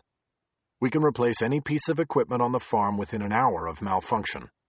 What you are looking at here is a reliable and secure national network infrastructure. Does either of you have any questions about this aspect of our facility? I had nothing, because I was pretty much at sea on the technology. But Rachel nodded like she understood everything that had been said. So again, it's about people, she said. No matter how well you build the mousetrap, it always comes down to the people who operate it. Carver brought his hand to his chin and nodded. He was looking out into the server room, but I could see his face reflected in the thick glass. Why don't we step into my office so we can discuss that aspect of our operation? We followed him around the workstations to his office. Along the way, I looked down into the cardboard box that was on the chair of the empty station. It looked like it was mostly full of personal belongings. Magazines, a William Gibson novel, a box of American Spirit cigarettes, a Star Trek coffee mug full of pens, pencils, and disposable lighters. I also saw a variety of flash drives, a set of keys, and an iPod. Carver held the door to his office and then closed it after we entered. We took the 2 seats in front of the glass table he used as a desk. He had a 20-inch computer screen on a pivoting arm, which he pushed out of the way so he could see us. There was a second, smaller screen beneath the glass of his desk. On it was a video image of the server room. I noticed that Mizzou had just entered the farm and was walking down one of the aisles created by the rows of server towers. "Where are you staying?" Carver asked as he moved behind his work table. "The Mesa Verde," I said. "Nice place. They have a great brunch on Sundays. Carver sat down. Now then, you want to talk about people, he said, looking directly at Rachel. Yes, we do. We appreciate the tour of the facility, but frankly, that's not why we are here. Everything that you and Ms. Chavez have shown us is on your website. We really came to get a feel for the people we would work with and entrust our data to. We're disappointed we were unable to meet Declan McGinnis and, frankly, a little put off by it. We haven't received a credible explanation for why he stood us up. Carver raised his hands in a gesture of surrender. Yolanda is not at liberty to discuss personnel matters. Well, I hope you can understand her position, Rachel said. We came to establish a relationship, and the man who was supposed to be here is not here. Completely understandable, Carver said. But as a director of the company, I can assure you that Declan's situation in no way affects our operation here. He simply took a few days off. Well, that is troubling, because that's the third different explanation we've gotten. It doesn't leave us with a good impression. Carver nodded and exhaled heavily. If I could tell you more, I would, he said. But you have to realize that what we sell here is confidentiality and security, and that starts with our own personnel. If that explanation is not acceptable, then we might not be the firm you are looking for. He had drawn a line. Rachel capitulated. Very well, Mr. Carver. Then tell us about the people who work for you. The information we would store in this facility is of a highly sensitive nature. How do you ensure the integrity of the facility? I look at your two, what are they called, server engineers? I look at them and I have to say they look to me like the type of people you are protecting this facility from. Carver smiled broadly and nodded. To be honest, Rachel. Can I call you Rachel? That's my name.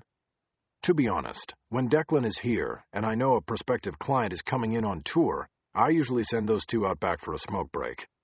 But the reality of this facility, and the reality of the world, is that those young men are the best and the brightest when it comes to this work.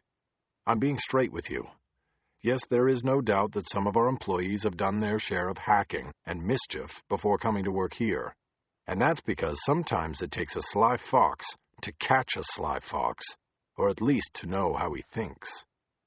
But every employee here is thoroughly vetted for criminal records and tendencies, as well as the content of their character and psychological makeup. We have never had an employee break company protocols or make an unauthorized intrusion into client data, if that's what your concern is. Not only do we qualify each individual for employment, but we closely watch them after. You could say that we are our own best clients. Every keystroke made on a keyboard in this building is backed up. We can look at what an employee is doing in real time or has done at any time prior. We randomly exercise both of those options routinely. Rachel and I nodded in unison, but we knew something Carver either didn't know or was expertly covering up. Someone here had dipped into client data. A killer had stalked his prey in the digital fields of the farm. What happened to the guy who worked out there? I asked, jerking a thumb in the direction of the outer room. I think they said his name was Fred. It looks like he's gone and his stuff is in a box. Why did he leave without taking his personal things? Carver hesitated before answering. I could tell he was being cautious. Yes, Mr. McAvoy. He has not picked up his belongings yet. But he will, and that is why we placed them in a box for him. I noticed that I was still Mr. McAvoy with him, while Rachel had moved on to being on a first-name basis. Well, was he fired? What did he do? No, he was not fired. He quit for unknown reasons. He failed to show up for his shift Friday night and instead sent me an email saying he resigned to pursue other things. That is all there is to it. These young kids, they're in high demand. I'm assuming Freddie was lured away by a competitor. We pay well here, but somebody else can always pay better. I nodded, as if I agreed completely, but I was thinking about the contents of the box out there, and putting other things with it. The FBI visits and asks questions about the trunk murder website on Friday, and Freddie splits without so much as coming back in for his iPod. And what about McGinnis? I was about to ask if his disappearance could be related to Freddie's abrupt departure, but was interrupted by the man-trap buzzer. The screen beneath Carver's glass desk automatically switched to the camera in the man-trap, and I saw Yolanda Chavez coming back in to collect us. Rachel leaned forward, inadvertently putting an urgent spin on her question. "What is Freddy's last name?" As if they had a prescribed length of buffer space between them, Carver leaned back a distance equal to Rachel's forward movement. She was still acting like an agent, asking direct questions and expecting answers because of the juice the Bureau carried. "Why would you want his name? He no longer works here." "I don't know, Rachel was cornered. There was no good answer to the question, at least from Carver's point of view. The question alone threw suspicion on our motives. But we got lucky when Chavez poked her head in through the door. "So how are we doing in here?" she asked. Carver kept his eyes on Rachel.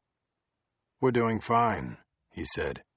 "Are there any other questions I can answer?"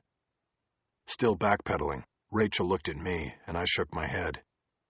"I think I've seen all I need to see," I said. "I appreciate the information and the tour." "Yes, thank you," Rachel said. "Your facility is very impressive." "Then I'll take you back up to the surface now and let you sit down with an account representative if you wish." Rachel got up and turned toward the door. I pushed back my chair and stood up. I thanked Carver again and reached across the table to shake his hand. "Nice to meet you, Jack," he said. "I hope to see you again." I nodded. I had made it to the first name list. Me too. The car was as hot as an oven when we got back into it. I quickly turned the key, cranked the air conditioner to high, and lowered my window until the car started to cool.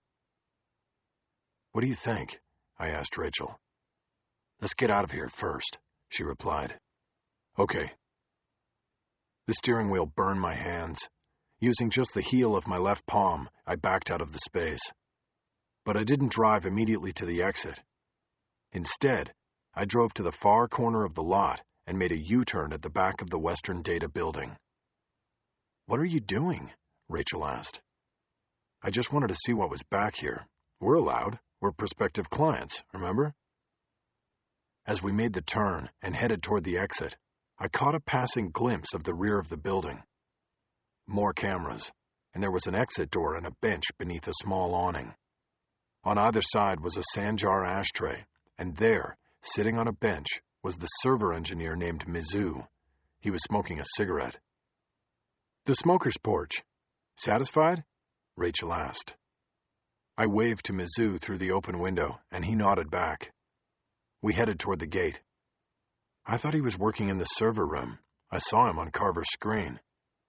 "Well, when addiction calls." "But can you imagine having to come out here in the thick of the summer just to smoke? You'd get fried, even with that awning." "I guess that's what they make SPF 90 for."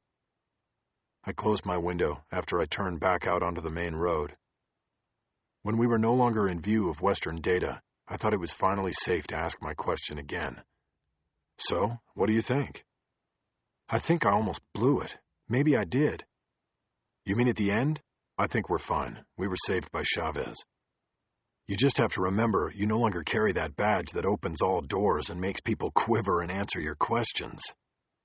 "Thanks, Jack. I'll remember that." I realized how callous I must have sounded. "Sorry, Rachel. I didn't mean—" "It's okay. I know what you meant.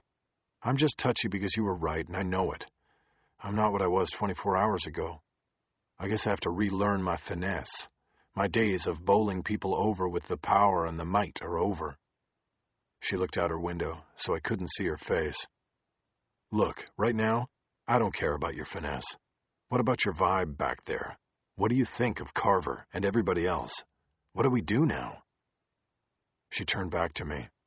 "I'm more interested in who I didn't see than who I did see." "You mean Freddie." "And McGinnis. I think we have to find out who this Freddie who quit is and what the deal is with McGinnis." I nodded. We were on the same page. "You think they're connected, Freddie quitting and McGinnis not showing up?" "We won't know until we talk to them both." "Yeah, how do we find them? We don't even know Freddie's last name." She hesitated before answering. "I could try to make some calls, see if anybody is still talking to me. I am sure that when they went in there last week with a warrant, they got a list of names of all employees. That would have been standard procedure." I thought that was wishful thinking on her part. In law enforcement bureaucracies, once you were out, you were out. And that was probably more so with the FBI than anywhere else. The ranks in the Bureau were so tight, even legitimate badge-carrying cops couldn't get through. I thought Rachel was in for a rude awakening if she thought her old comrades were going to take her calls, run down names, and share information. She was going to quickly find out that she was on the outside looking in, through 6-inch glass. What if that doesn't work? "Then, I don't know," she said curtly. "I guess we do it the old-fashioned way. We go back and sit on that place and wait for Freddie's slacker buddies to punch out and go home. They'll either lead us right to him, or we can finesse it out of them." She said it with full sarcasm, but I liked the plan, and thought it could work to find out who Freddie was and where he lived. I just wasn't sure we were going to find Freddie himself. I had a feeling Freddie was in the wind.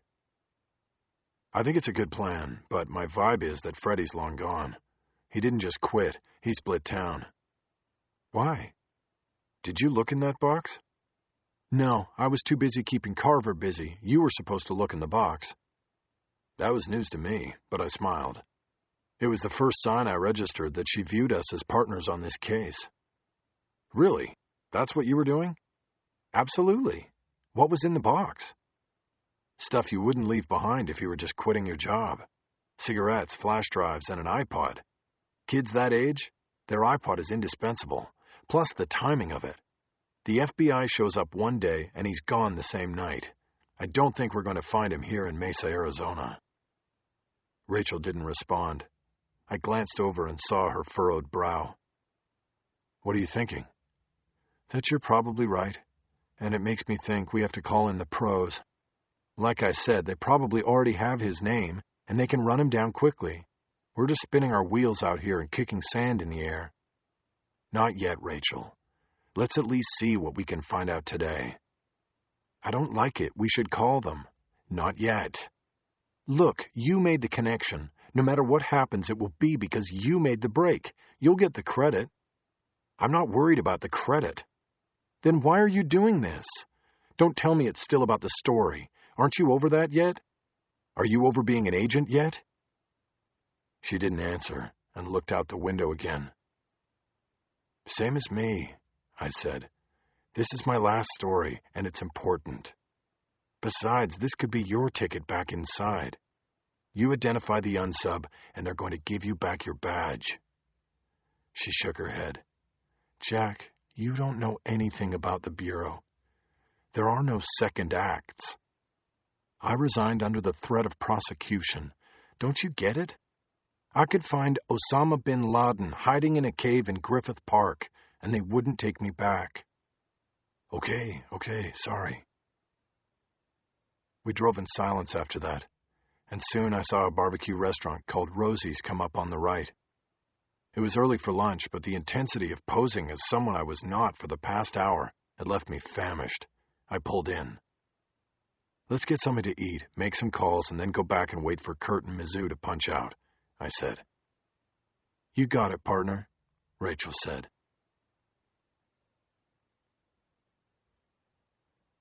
"15.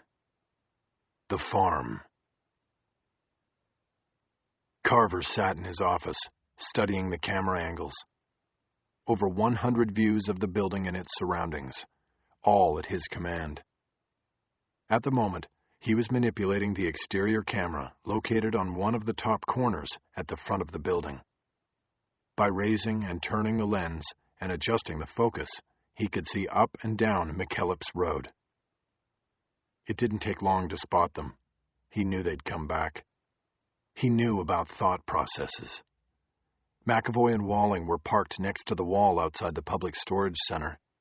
They were watching Western Data at the same time he was watching them. Only he wasn't as obvious about it. Carver toyed with the idea of letting them bake out there, waiting longer to give them what they wanted. But then he decided to get things moving.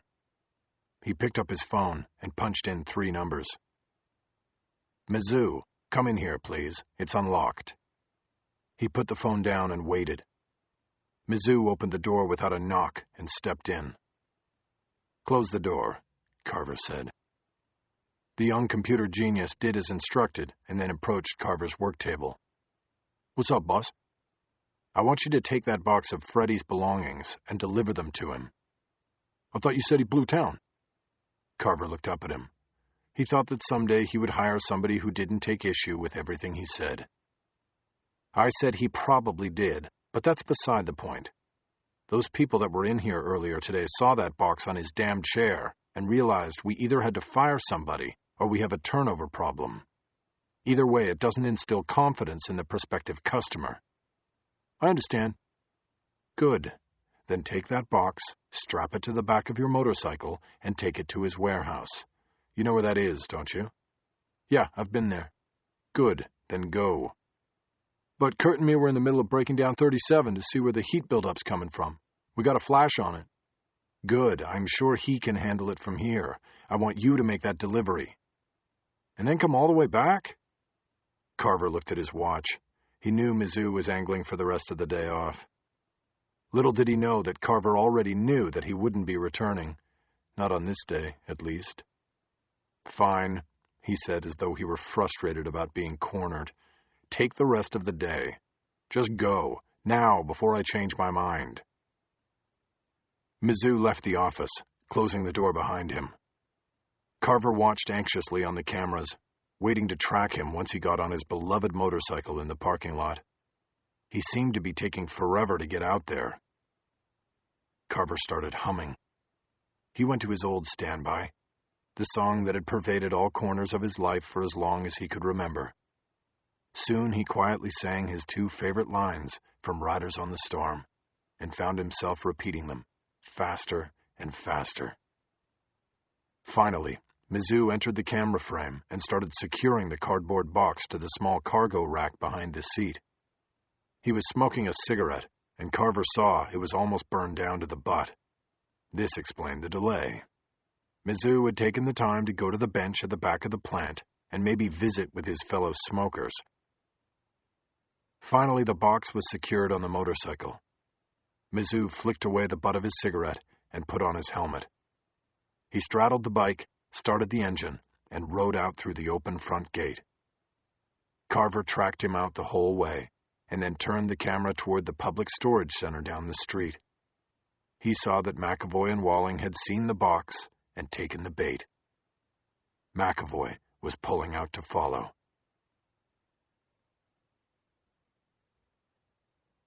"16. Dark fiber." We had found a shaded spot next to the front wall of a public storage center, and had just settled in for what might be a long, hot, and fruitless wait when we got lucky. A motorcyclist pulled out of the Western Data entrance and headed west on McKellips Road. It was impossible to tell who was on the bike because the rider wore a full-mask helmet, but Rachel and I both recognized the cardboard box that was lashed to a rear rack with bungee cords. "Follow the box," Rachel said. I restarted the car and quickly pulled onto McKellips. Following a motorcycle in a tin can rental car wasn't my idea of a good plan, but there was no alternative. I pinned the accelerator and quickly pulled within 100 yards of the box. "Don't get too close," Rachel said excitedly. "I'm not. I'm just trying to catch up." She leaned forward nervously and put her hands on the dashboard. "This is not good. Following a motorcycle with 4 cars trading off the lead is difficult. This is going to be a nightmare with just us."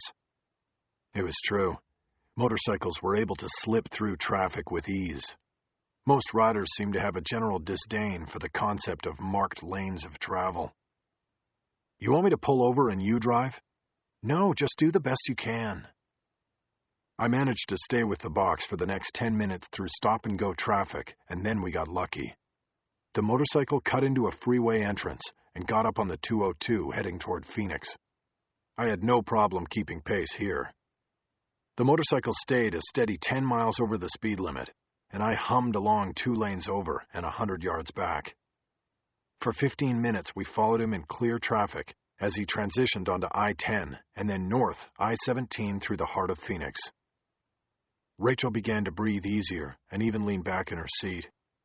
She thought we had disguised our tail well enough that she told me to pull up in our lane so she could get a better look at the man on the motorcycle. "That's Mizzou," she said. "I can tell by his clothes." I glanced over, but couldn't tell. I had not committed to memory the details of what I had seen in the bunker. Rachel had, and that was one of the things that made her so good at what she did. "If you say so. What do you think he's doing anyway?" I started falling back again to avoid being spotted by Mizzou. "Taking Freddie his box." "I know that, but I mean, why now?" "Maybe it's his lunch break, or maybe he's finished work for the day. Could be a lot of reasons." Something about that explanation bothered me, but I didn't have a lot of time to think about it. The motorcycle started gliding across 4 lanes of interstate in front of me and heading toward the next exit. I made the same maneuvers and fell in behind him on the exit with a car between us. We caught the light on green and headed west on Thomas Road. Pretty soon, we were in a warehouse district where small businesses and art galleries were trying to stake a claim in an area that looked like it had been deserted by manufacturers long ago. Mizzou stopped in front of a 1-story brick building and dismounted. I pulled to the curb a half block away. There was little traffic and few cars were parked in the area. We stood out like, well, cops on an obvious surveillance. But Mizzou never checked his surroundings for a tail. He took off his helmet, confirming Rachel's identification, and put it over the headlight. He then unhooked the bungee cords and took the box off the bike rack. He carried it toward a large sliding door at the side of the building. Hanging on a chain was a round free weight, like the kind used on barbells. Mizzou grabbed it and pounded it on the door, making a banging sound I could hear a half block away with the windows up. He waited, and we waited, but nobody came and opened the door. Mizzou pounded again and got the same negative result. He then walked over to a large window that was so dirty there was no need for blinds on the inside. He used his hand to rub away some of the grime and looked in. I couldn't tell whether he saw anyone or not. He went back to the door and pounded one more time. Then, for the hell of it, he grabbed the door handle and tried to slide it open. To his surprise and ours, the door easily moved on its rollers. It was unlocked. Mizzou hesitated and for the first time looked around. His eyes didn't hold on my car. They quickly returned to the open door. It looked like he called out, and then, after a few seconds, he went in and slid the door closed behind him. "What do you think?" I asked. "I think we need to get in there," Rachel said. "Freddie's obviously not there, and who knows if Mizzou is going to lock that place up or decide to take something of value to the investigation. It's an uncontrolled situation, and we should be in there." I dropped the car into gear and drove the remaining half block to the building. Rachel was out and moving toward the sliding door before I had it back in park. I jumped out and followed. Rachel pulled the door open just enough for us to slip in. It was dark inside, and it took a few moments for my eyes to adjust. When they finally did, I saw Rachel was 20 feet in front of me, walking toward the middle of the warehouse. The place was wide open, with steel roof supports going up every 20 feet. Drywall partitions had been erected to divide it into living, working, and exercise space. I saw the barbell rack and bench the door knocker had come from. There was also a basketball rim and at least a half court of space in which to play. Farther down was a dresser and an unmade bed. Against one of the partitions was a refrigerator and a table with a microwave, but there was no sink or stove or anything else resembling a kitchen. I saw the box Mizzou had carried on the table next to the microwave, but I saw no sign of Mizzou. I caught up to Rachel as we passed a partition, and I saw a workstation set up against the wall. There were 3 screens on shelves above a desk and a PC underneath it. The keyboard, however, was missing. The shelves were crowded with code books, software boxes, and other electronic equipment, but still no sign of Mizzou. "Where'd he go?" I whispered. Rachel raised her hand to silence me and walked toward the workstation. She seemed to study the spot where the keyboard should have been. "He took the keyboard," she whispered. "He knows what we can—" She stopped at the sound of a toilet flushing. It came from the far corner of the warehouse and was followed by the sound of another door being slid open. Rachel reached up to one of the shelves and grabbed a cable tie used for bunching computer wires, then grabbed me by the elbow and pulled me around a wall to the sleeping area. We stood, backs against the wall, and waited for Mizzou to pass. I could hear his approaching steps on the concrete floor. Rachel moved past me to the edge of the partition. Just at the moment Mizzou passed the edge, she sprang forward, grabbing him by the wrist and neck and spinning him onto the bed before he knew what was happening. She planted him face first and hard on the mattress, and in one fluid move jumped on his back. "Don't move!" she yelled. "Wait, what is—" "Stop struggling! I said don't move!" She yanked his hands behind his back and used the cable tie to quickly bind them. "What is this? What did I do? What are you doing here?" He tried to look up, but Rachel smashed his face back into the mattress. "I said, what are you doing here?" "I came to drop off Freddy's shit and just decided to use the can." "Breaking and entering is a felony." "I didn't break in, and I didn't steal shit. Freddy never minds it. You can ask him." "Where's Freddy?" "I don't know. Who are you, anyway?" "Never mind who I am. Who is Freddy?" "What? He lives here." "Who is he?" "I don't know. Freddy Stone. I work with him. Hey, you! You're that lady that was on the tour today. What are you doing, man?" Rachel climbed backward off of him, since hiding her identity no longer mattered. Mizzou turned around on the bed and propped himself up. Wide-eyed, he looked from Rachel to me and back to Rachel. "Where's Freddy?" Rachel demanded. "I don't know," Mizzou said. "Haven't seen him." "Since when?" "When do you think? Since he quit. What is going on here? First the FBI and now you two? Who are you, anyway?" "Don't worry about it. Where would Freddy go?" "I don't know. How would I know?" Mizzou suddenly stood up as if he were simply going to walk out and ride away with his hands bound behind his back. Rachel roughly slammed him back onto the bed. "You can't do this! I don't even think you're cops! I want a lawyer!"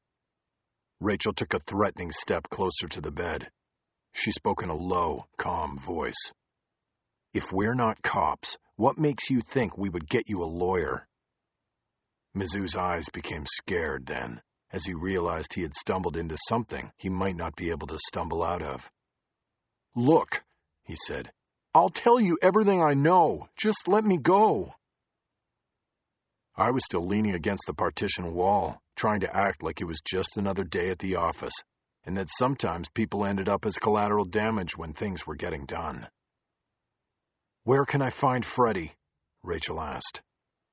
"I told you," Mizzou yelped. "I don't know. I would tell you if I knew, but I don't know." "Is Freddy a hacker?" She gestured toward the wall. The workstation was on the other side. "More like a troller. He likes fucking with people, doing pranks and shit." "What about you? Did you do some of that with him? Don't lie." "One time, but I didn't like it, messing people up for no good reason." "What's your name?" "Matthew Mardson." "Okay, Matthew Mardson, what about Declan McGinnis?" "What about him?" "Where is he?" "I don't know. I heard he emailed that he was homesick." "Do you believe that?" He shrugged. "I don't know, I guess." "Did anybody talk to him?" "I don't know. That kind of stuff is above my pay grade." "And that's it?" "That's all I know." "Then stand up." "What?" "Stand up and turn around." "What are you going to do?" "I said stand up and turn around. Never mind what I'm going to do." He reluctantly did what he was told. If he could have turned his head 180 degrees to keep his eyes on Rachel, he would have. As it was, he must have been close to 120. "I told you everything I know," he offered desperately. Rachel came up close behind him, and spoke directly into his ear. "If I find out differently, I'm going to come back for you," she said. Holding him by the cable tie, she pulled him around the wall into the workstation. She took a pair of scissors off the shelf and cut the binding from his wrists. "Get out of here, and don't tell anybody what happened here," she said. "If you do, we'll know." "I won't. I promise I won't." "Go!" He almost slipped on the polished concrete when he turned to head toward the door. It was a long walk, and his pride deserted him when he was 10 feet from freedom. He ran those final steps, slid the door open, and slammed it home behind him. Within 5 seconds, we heard the motorcycle kick to life. "I like that move, throwing him down on the bed like that," I said. "I think I've seen that before." Rachel offered a very thin smile in return, and then got down to business. "I don't know if he's going to go running to the cops or not, but let's not take too much more time here." "Let's get the hell out now." "No, not yet. Look around. See what you can find out about this guy. 10 minutes and then we're out of here. Don't leave your fingerprints." "Great. How do I do that?" "You're a newspaper reporter. You have your trusty pen?" "Sure." "Use that. 10 minutes. But we didn't need 10 minutes. It quickly became clear that the place had been stripped of anything remotely personal about Freddie Stone. Using my pen to open cabinets and drawers, I found them empty or containing only generic kitchen tools and food packages. The refrigerator was almost empty. The freezer contained a couple of frozen pizzas and an empty ice tray. I checked in and under the dresser. Empty. I looked under the bed and between the mattress and box spring. There was nothing. Even the trash cans were empty. "Let's go," Rachel said. I looked up from checking under the bed and saw she was already to the door. Under her arm, she was carrying the box that Mizzou had just dropped off. I remember seeing the flash drives in there. Maybe the drives would hold information we needed. I slammed the freezer and hurried after her. But when I went through the open door, she was not at the car. I turned and caught a glimpse of her rounding the corner of the building and entering the alley. "Hey!" I trotted over to the alley and made the turn. She was walking with purpose down the center of the alley. "Rachel, where are you going?" "There were 3 trash cans in there," she called back over her shoulder. "All of them were empty." It was then that I realized she was heading toward the first of 2 industrial-sized dumpsters that were pushed into alcoves on opposite sides of the alley. Just as I caught up with her, she handed me Freddie Stone's box. "Hold this." She flung the heavy steel lid up, and it banged loudly against the wall behind it. I glanced down into Freddie's box and saw that somebody, probably Mizzou, had taken his cigarettes. I doubted he would miss them. "You checked the kitchen cabinets, right?" Rachel asked. "Yeah." "Were there any trash can liners?" It took me a moment to understand. Yeah, a box under the sink." "Black or white?" I closed my eyes to try to visualize what I had seen in the cabinet under the sink. "Black. Black with the red drawstring." "Good, that narrows it down." She was reaching into the dumpster, moving things around. It was half full and smelled awful. Most of the detritus was not in bags, but had been dumped in directly from waste containers. Most of it was construction debris from a repair or renovation project. The rest was rotting garbage. "Let's try the other." We crossed the alley to the other alcove. I put the box down on the ground and threw open the heavy lid of the dumpster. The odor was even more stunning, and at first I thought we had found Freddie Stone. I stepped back and turned away, blowing air through my mouth and nose to keep the stench away. "Don't worry, it's not him," Rachel said. "How do you know?" "Because I know what a rotting body smells like, and it's worse." I moved back to the dumpster. There were several plastic trash bags in this container, many of them black and many of them torn and spilling putrid garbage. "Your arms are longer," Rachel said. "Pull out the black bags." "I just bought this shirt," I said in protest as I reached in. I pulled out every black bag that wasn't already torn and revealing its contents, and dropped them on the ground. Rachel started opening them by tearing the plastic in such a way that the contents stayed in place inside, like performing an autopsy on a garbage bag. "Do it like this and don't mix contents from different bags," she said. "Got it. What are we looking for? We don't even know if this stuff is from Stone's place." "I know, but we have to look. Maybe something will make sense." The first bag I opened mostly contained the confetti of shredded documents. "I've got shreddings here."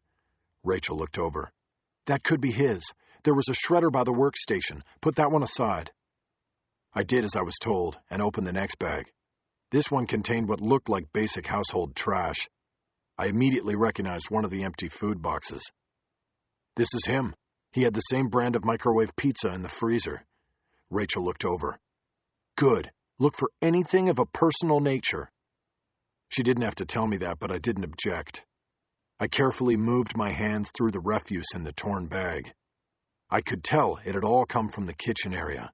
Food boxes, cans, rotting banana peels, and apple cores. I realized it wasn't as bad as it could have been. There was only a microwave in the warehouse loft. It made the choices narrow, and the food came in nice, clean containers that could be hermetically sealed before being tossed. At the bottom of the bag was a newspaper. I carefully pulled it out, thinking the date of the edition might help us narrow down when the bag had been tossed into the dumpster.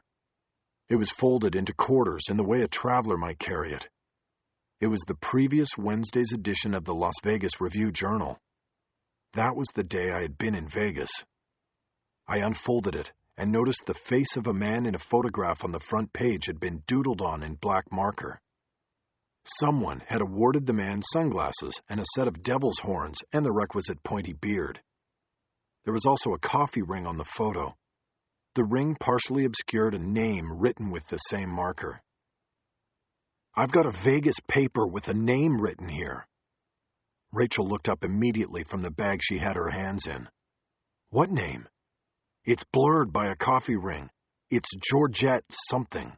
Begins with a B and ends M-A-N. I held the paper up and angled it so she could see the front page. She studied it for a second, and I saw recognition fire in her eyes.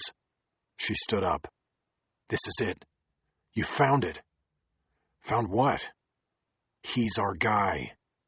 Remember I told you about the email to the prison in Ely that got Ogilvy put in lockdown? It was from the warden's secretary to the warden." "Yeah?" "Her name is Georgette Brockman."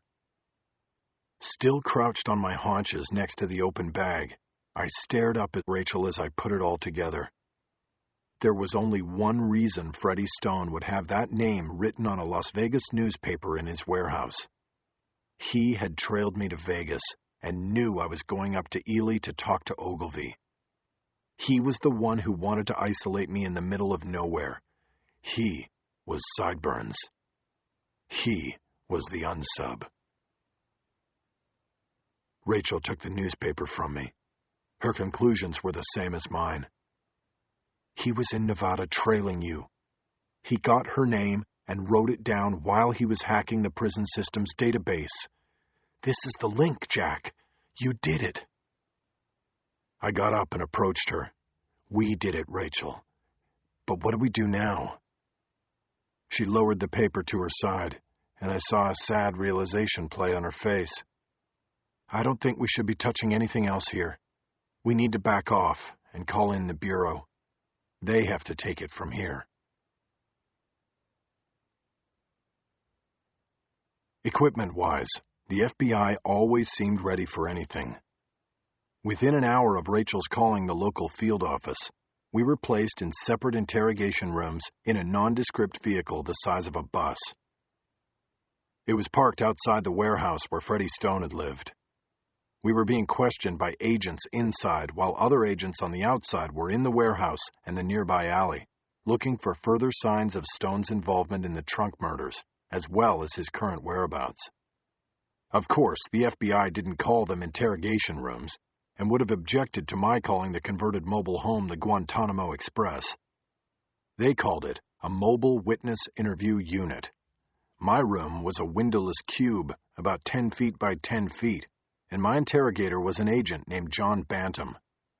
This was a misnomer, because Bantam was so big he seemed to fill the whole room. He paced back and forth in front of me, regularly slapping his leg with the legal pad he carried in a way I think was designed to make me think that my head could be its next destination. Bantam grilled me for an hour about how I had made the connection to Western Data and all the moves Rachel and I had made after that. All the way, I took the advice Rachel gave me right before the federal troops showed up. Do not lie.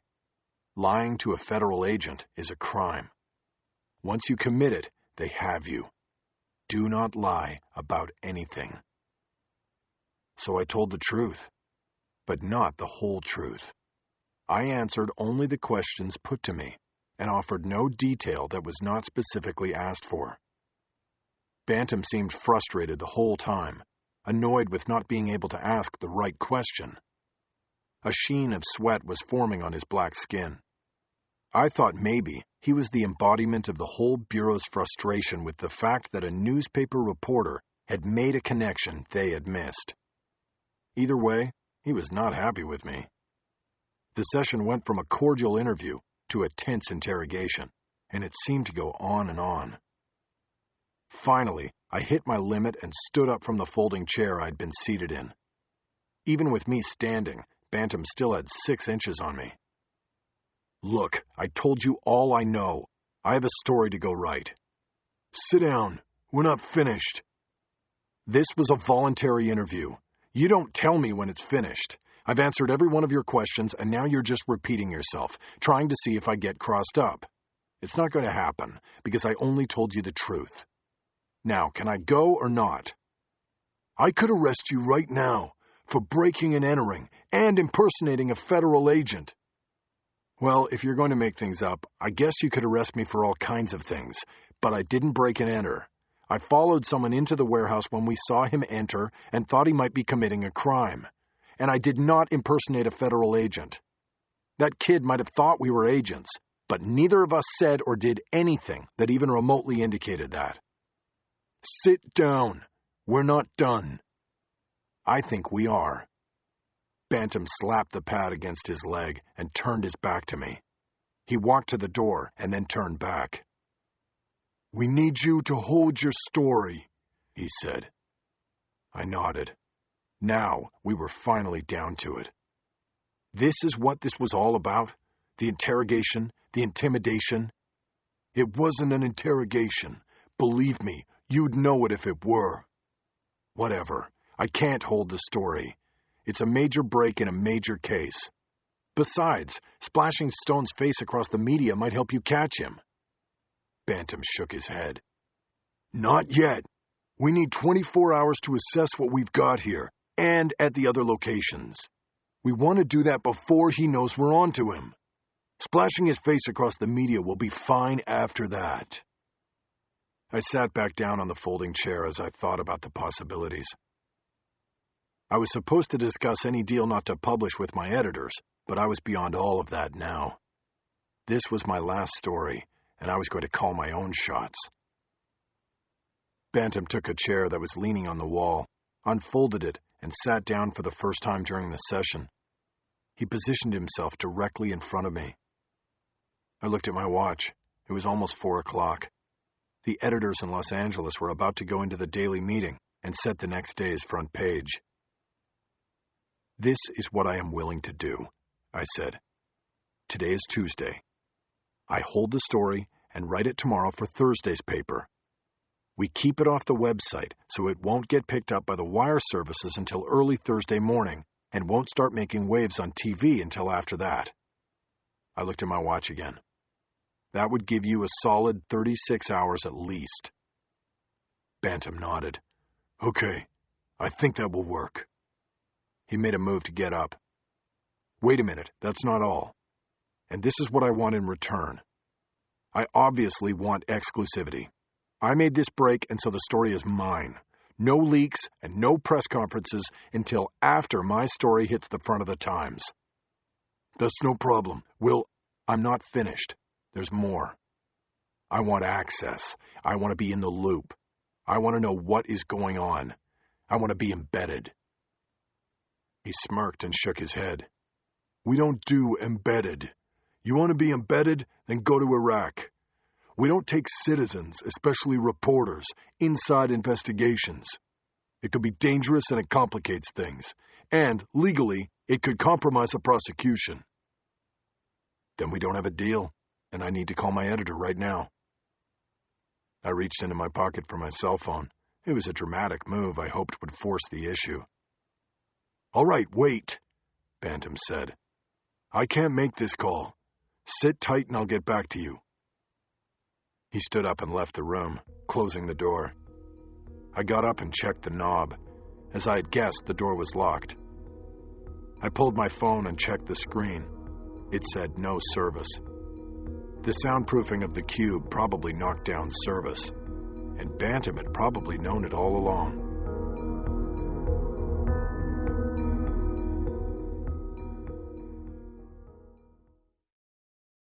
I spent another hour sitting on the hard folding chair, occasionally getting up to knock loudly on the door or to pace in the tiny room the way Bantam had. The abandonment started to work on me. I kept checking my watch or opening my phone, even though I knew there was no service and that wasn't going to change. At one point, I decided to test my paranoid theory that I was being watched and listened to the whole time I was in the room. I opened my phone and walked the corners like a man reading a Geiger counter. In the third corner, I acted like I had found service and started through the motions of making a call and talking excitedly to my editor, telling him I was ready to dictate a major breaking story on the identity of the trunk killer. But Bantam didn't come rushing in, and it only proved one of two possibilities: that the room wasn't wired for sight and sound, or that the agents outside watching me knew my cell service was blocked and I couldn't possibly have made the call I'd just pretended to make. Finally, at 5:15, the door opened. But it wasn't Bantam who entered. It was Rachel.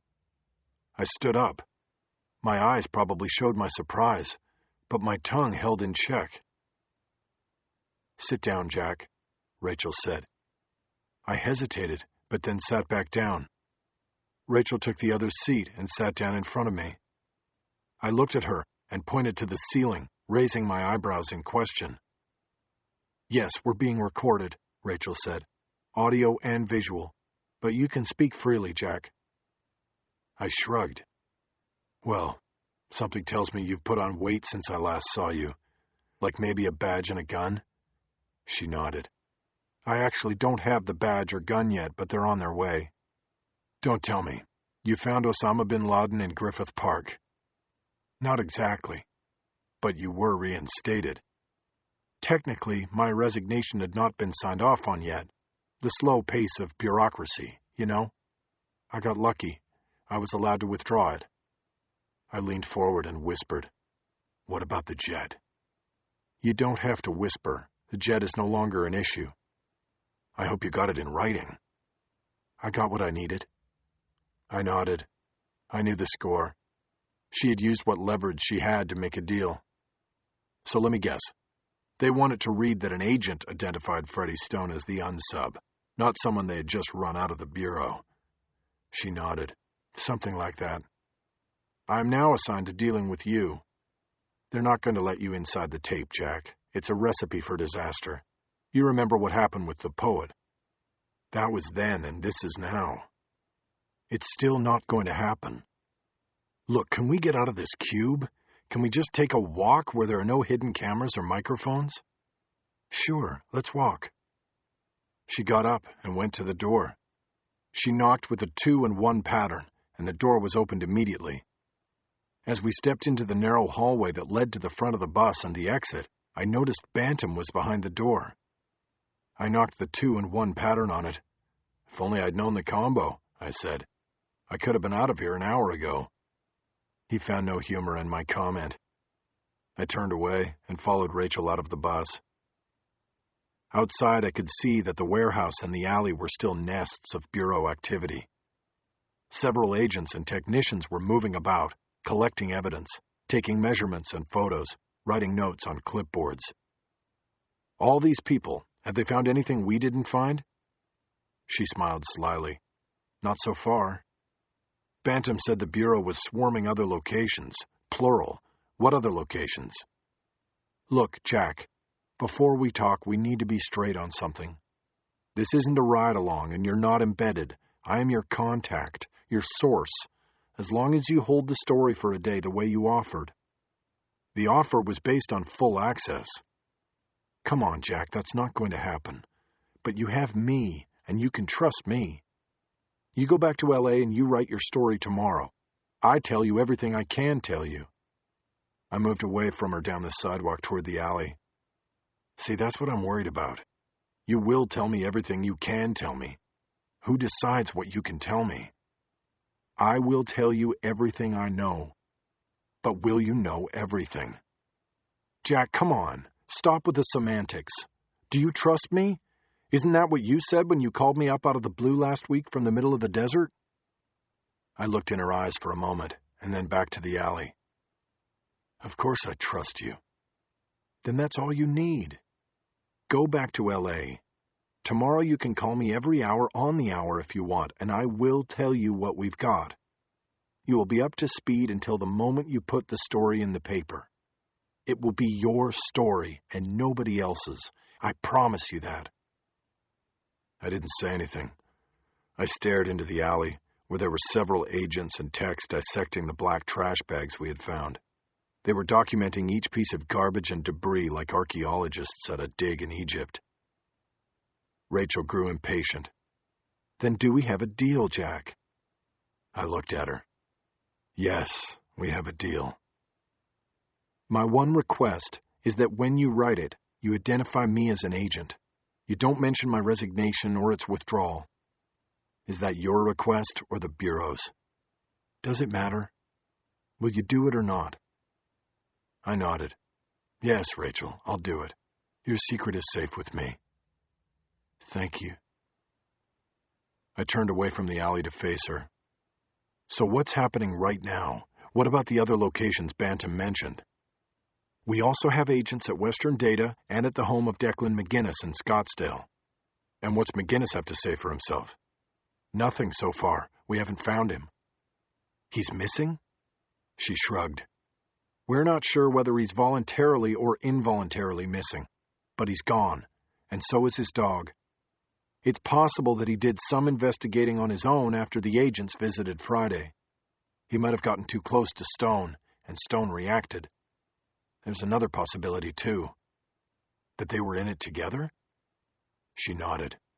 Yes, a team, McGinnis and Stone. And wherever they are, they're together. I'd thought about it, and knew it was not without precedent. The Hillside Strangler turned out to be two cousins, and there were other serial killer teams before and after. Bittaker and Norris came to mind. Two of the most heinous sex killers to ever walk the planet somehow found each other and became a team in California. They tape-recorded their torture sessions. A cop once gave me a copy of one such session that took place in the back of a van. After the first scream of panic and pain, I turned the thing off. You see, Jack, this is why we need time before the media firestorm. Both men had laptops, and they took those with them. But they also had computers at Western Data, and we have them. We've got an EER team coming in from Quantico. They'll be on the ground by... EAR? EER. Electronic Evidence Retrieval Team. They're in the air now. We'll put them on the system at Western Data and see what we can learn. And remember what we've already learned today. That place is wired for sight and sound. The archived recordings should be able to help us as well. I nodded. I was still thinking about McGinnis and Stone working together as a tag team of murderers. What do you think? I asked Rachel. You think it's one unsub or two?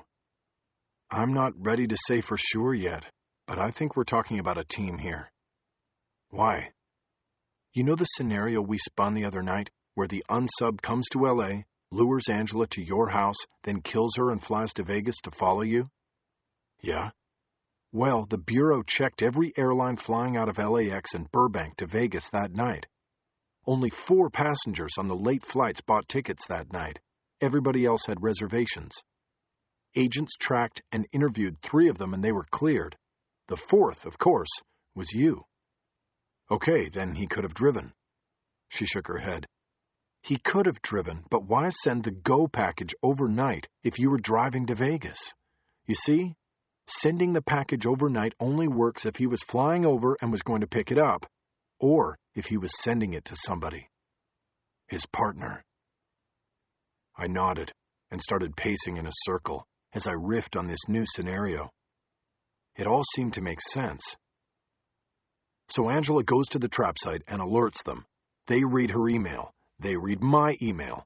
And their response is that one goes to LA to take care of her and one goes to Vegas to take care of me.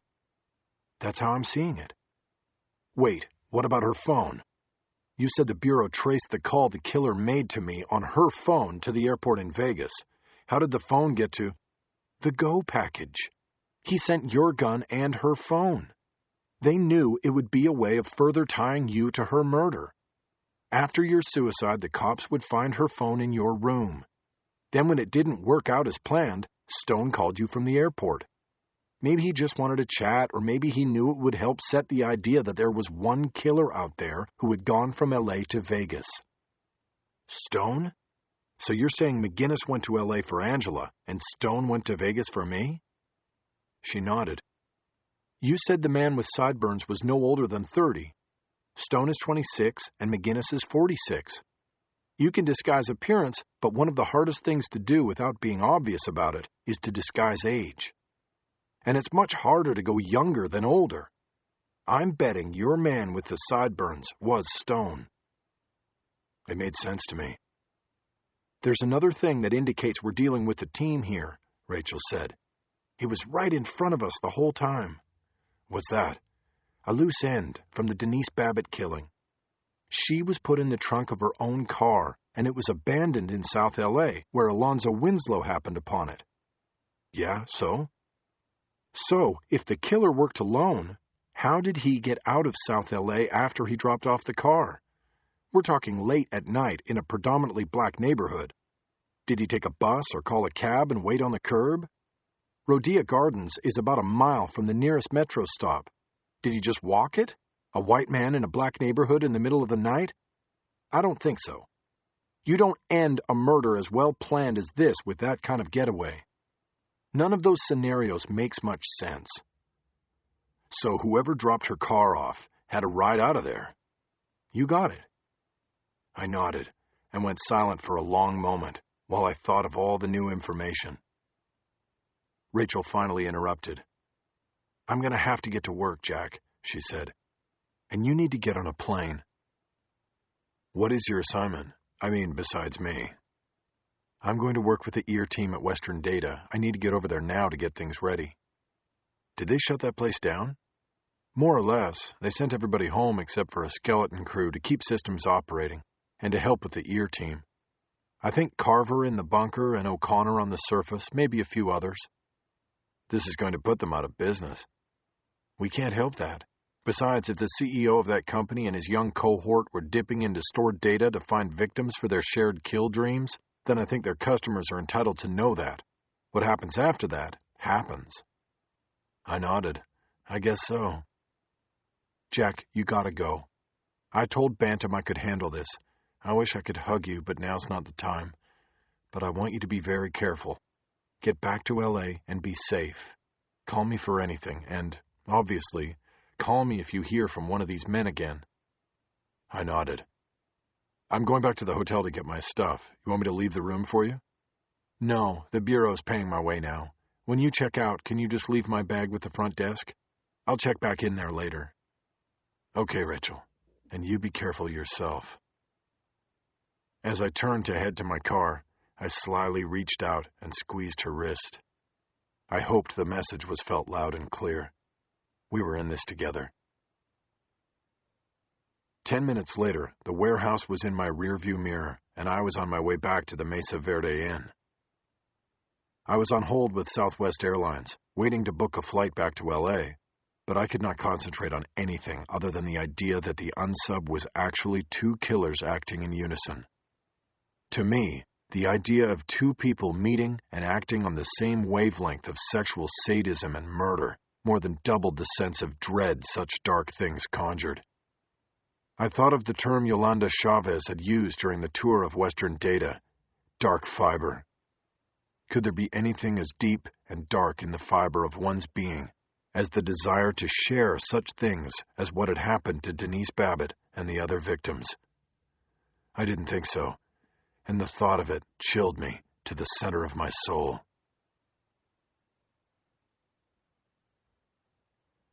"17. The farm.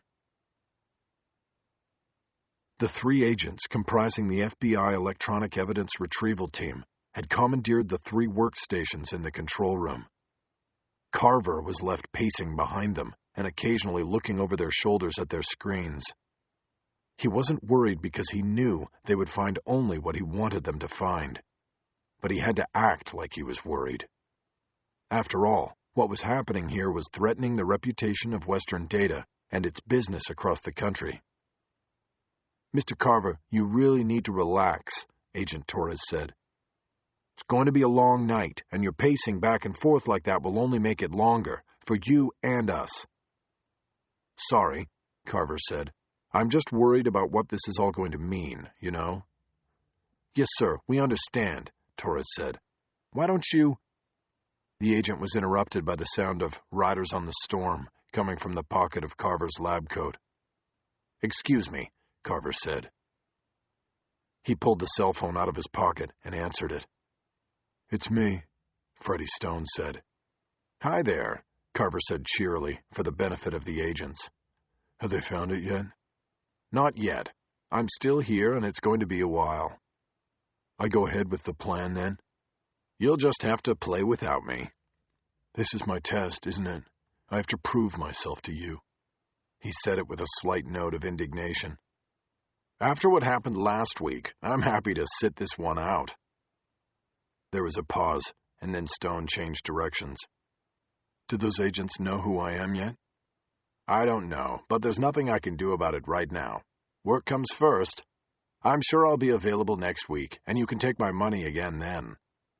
Carver hoped his lines fell within the bounds of poker talk for the listening agents. "I'll meet you later at the place?" Stone asked. "Yes, my place. You bring the chips and beer. See you then. I gotta go." He ended the call and dropped the phone back into his pocket. Stone's hedging and indignation was beginning to concern Carver. A few days ago he was begging for his life. Today he didn't like being told what to do. Carver began to second-guess himself. He probably should have ended it in the desert and put Stone in the hole with McGinnis and the dog. End of story. End of threat. He could still do it. Later tonight, maybe. Another 2-for-1 opportunity. It would be the end of the line for Stone and a lot of other things. Western Data would not be able to withstand the scandal. It would close and Carver would move on. By himself. Like before. He would take the lessons he had learned and begin again somewhere else. He was the changeling. He knew he could do it. Torres turned from his screen and looked at Carver. Carver checked himself. Had he been humming? "Poker night?" Torres asked. "Yeah, sorry for the intrusion." "Sorry you're missing your game." "That's okay. You guys are probably saving me $50. The Bureau is always happy to help out." Torres smiled, and the other agent, the woman named Mowry, smiled too. Carver tried to smile, but it felt phony, and he stopped. The truth was, he had nothing to smile about.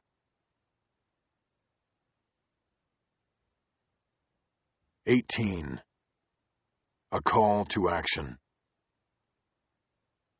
I stayed in my hotel room the whole evening, writing most of the next day's story and repeatedly calling Rachel. The story was easy to put together.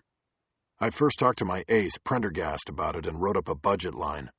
I sent that in and then started constructing the story. Though it was not going to run until the next news cycle, I already had the main components well in hand. Beginning the following morning, I would gather the latest details and just stick them in. That is, if I was given any new details. What had been a mild dose of paranoia bloomed into something larger when my hourly calls to Rachel's cell went unanswered and the messages unreturned. My plans for the evening and the future hit the rocks of doubt. Finally, just before 11 o'clock, my cell phone rang. The caller ID said Mesa Verde Inn. It was Rachel. "How's L.A.?" she asked. "L.A.'s fine," I said. "I've been trying to call you. Didn't you get my messages?" "I'm sorry, my phone died. I was on it so much earlier. I'm back at the hotel now and just checked in. Thank you for leaving my bag with the desk."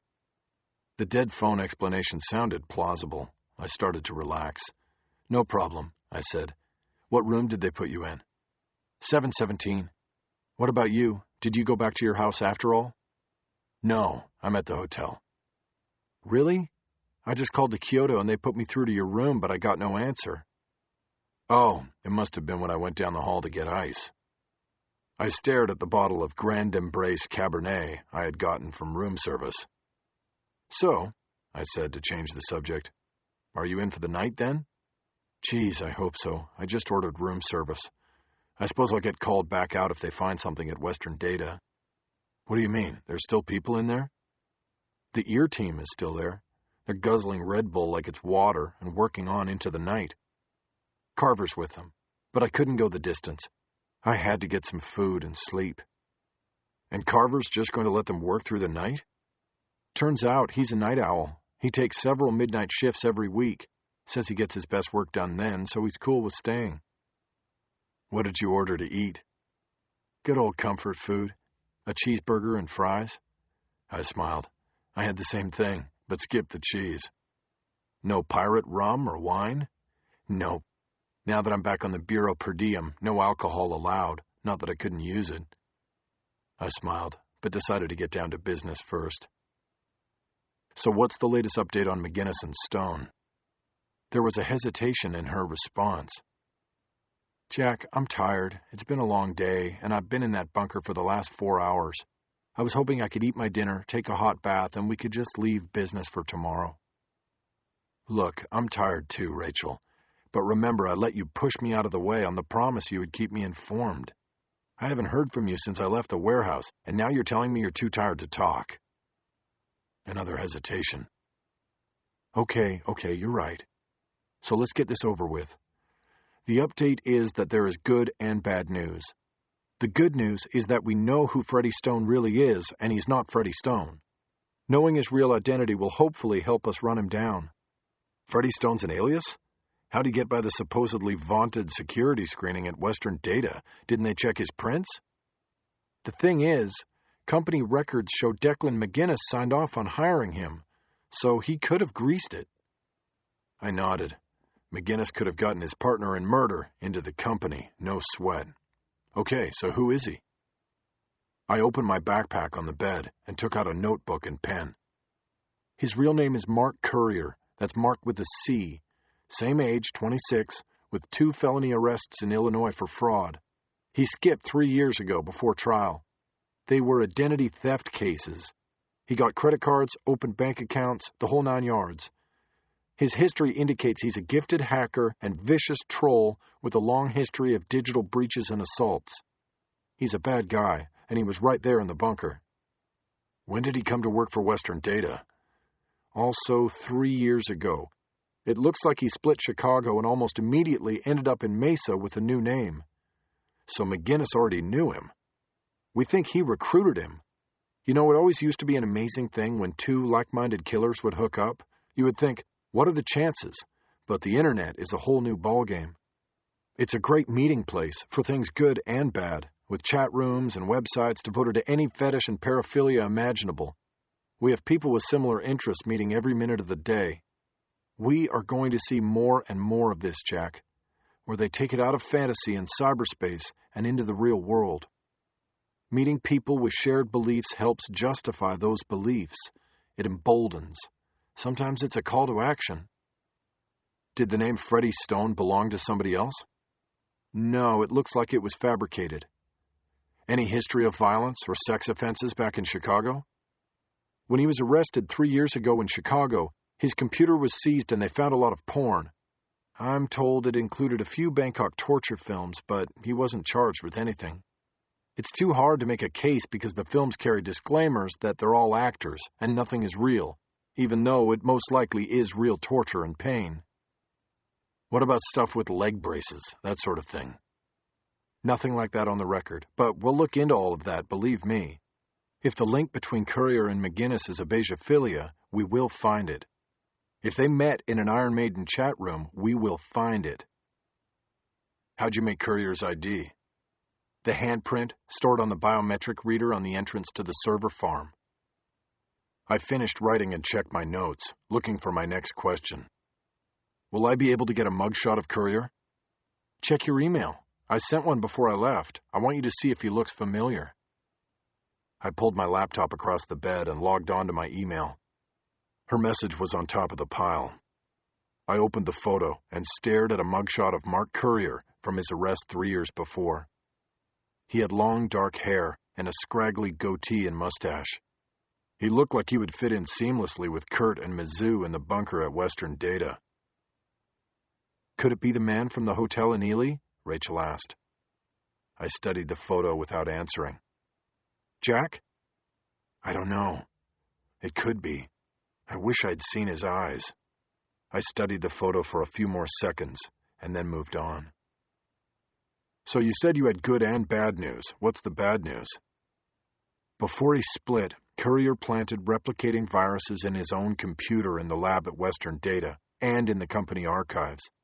It chewed through almost everything by the time it was discovered tonight.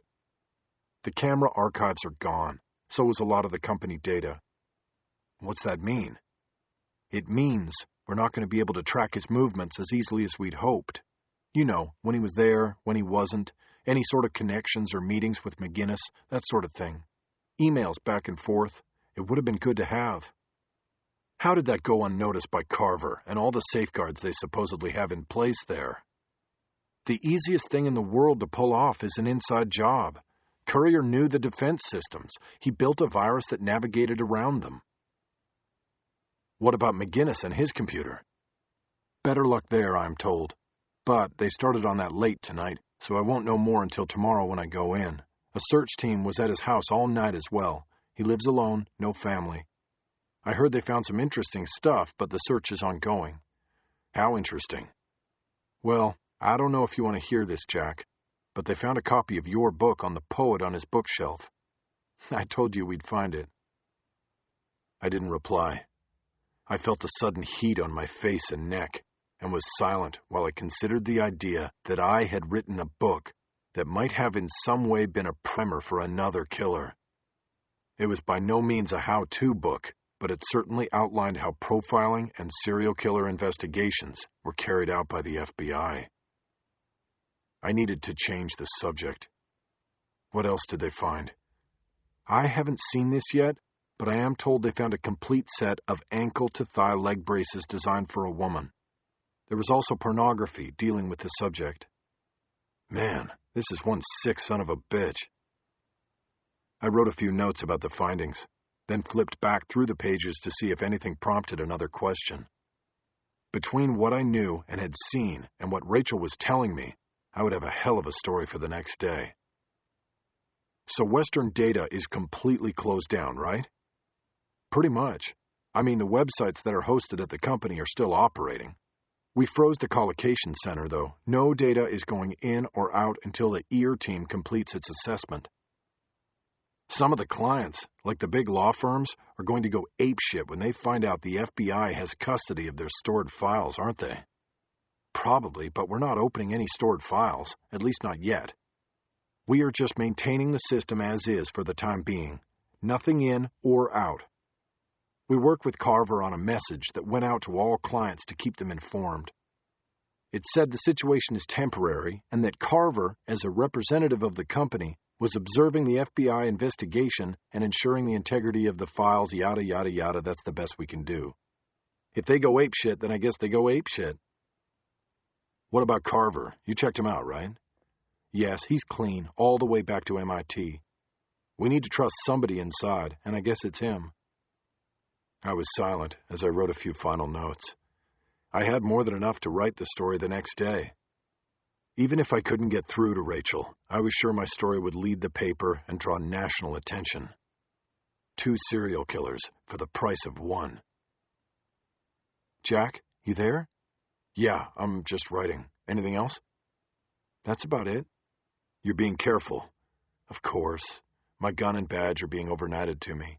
I'll be locked and loaded tomorrow morning. Then you'll be all set. I will. Can we finally talk about us now? I was suddenly speared through the chest with anxiety. She wanted to get the work-related discussion out of the way so she could get to what she really wanted to say about our relationship. After all the unanswered phone calls, I didn't think it was going to be good news.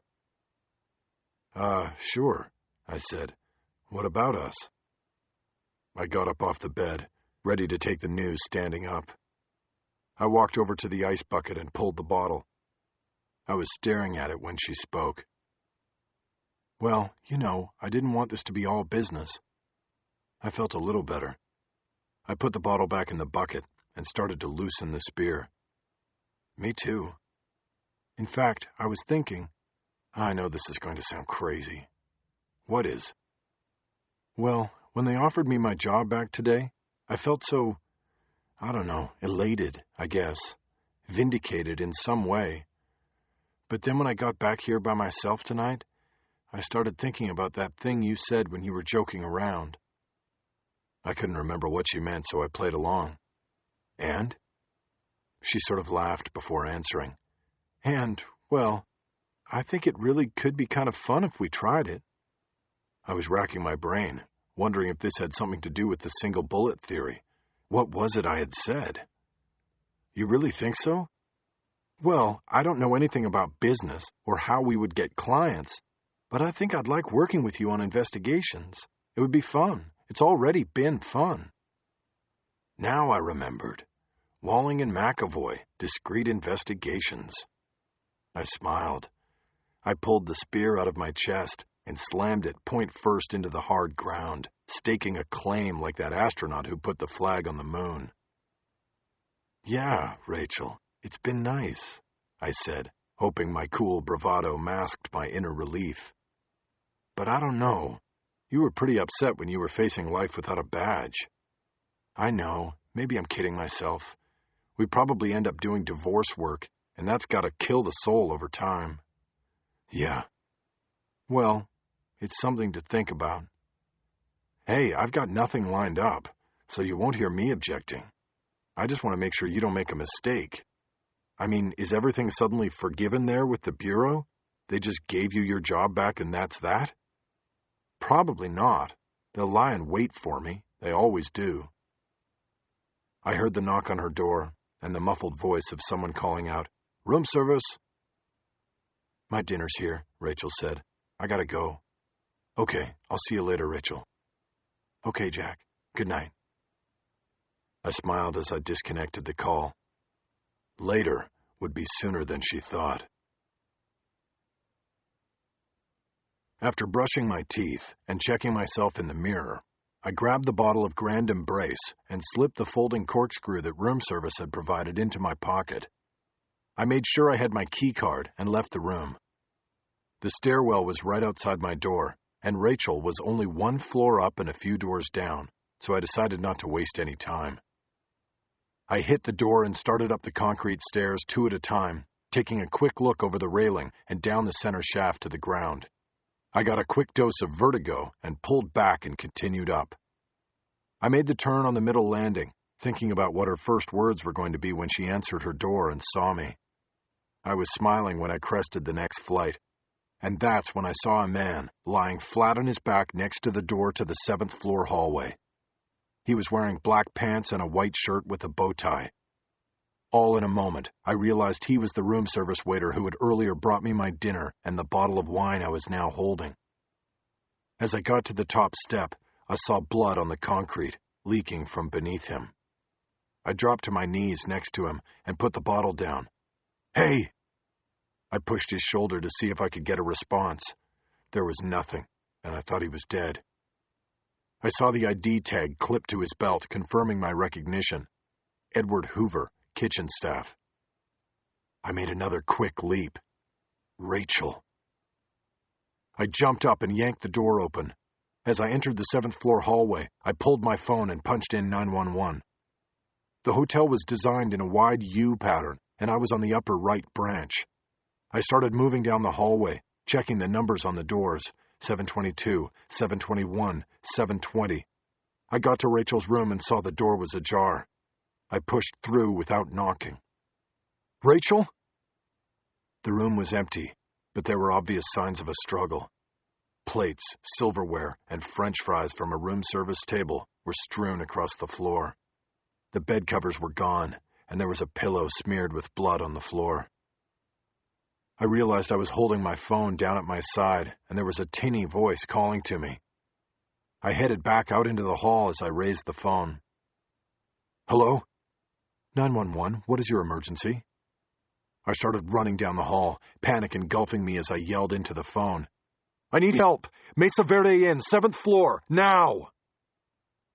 I made the turn into the central hallway and caught a split-second glimpse of a man with bleached blonde hair and wearing a red waiter's jacket. He was pushing a large laundry cart through a pair of double doors on the far side of the guest elevators. Though it had been only a quick view, the picture didn't add up. "Hey!" I increased my speed, covered the ground quickly, and hit the double doors just seconds after I saw them close. I came into a small housekeeping vestibule and saw the door of a service elevator closing. I lunged for the door, reaching my hand out, but I was too late. It was gone. I backed away and looked up. There were no numbers or arrows above the door that would tell me which way he was going. I smashed back through the double doors and ran to the guest elevators.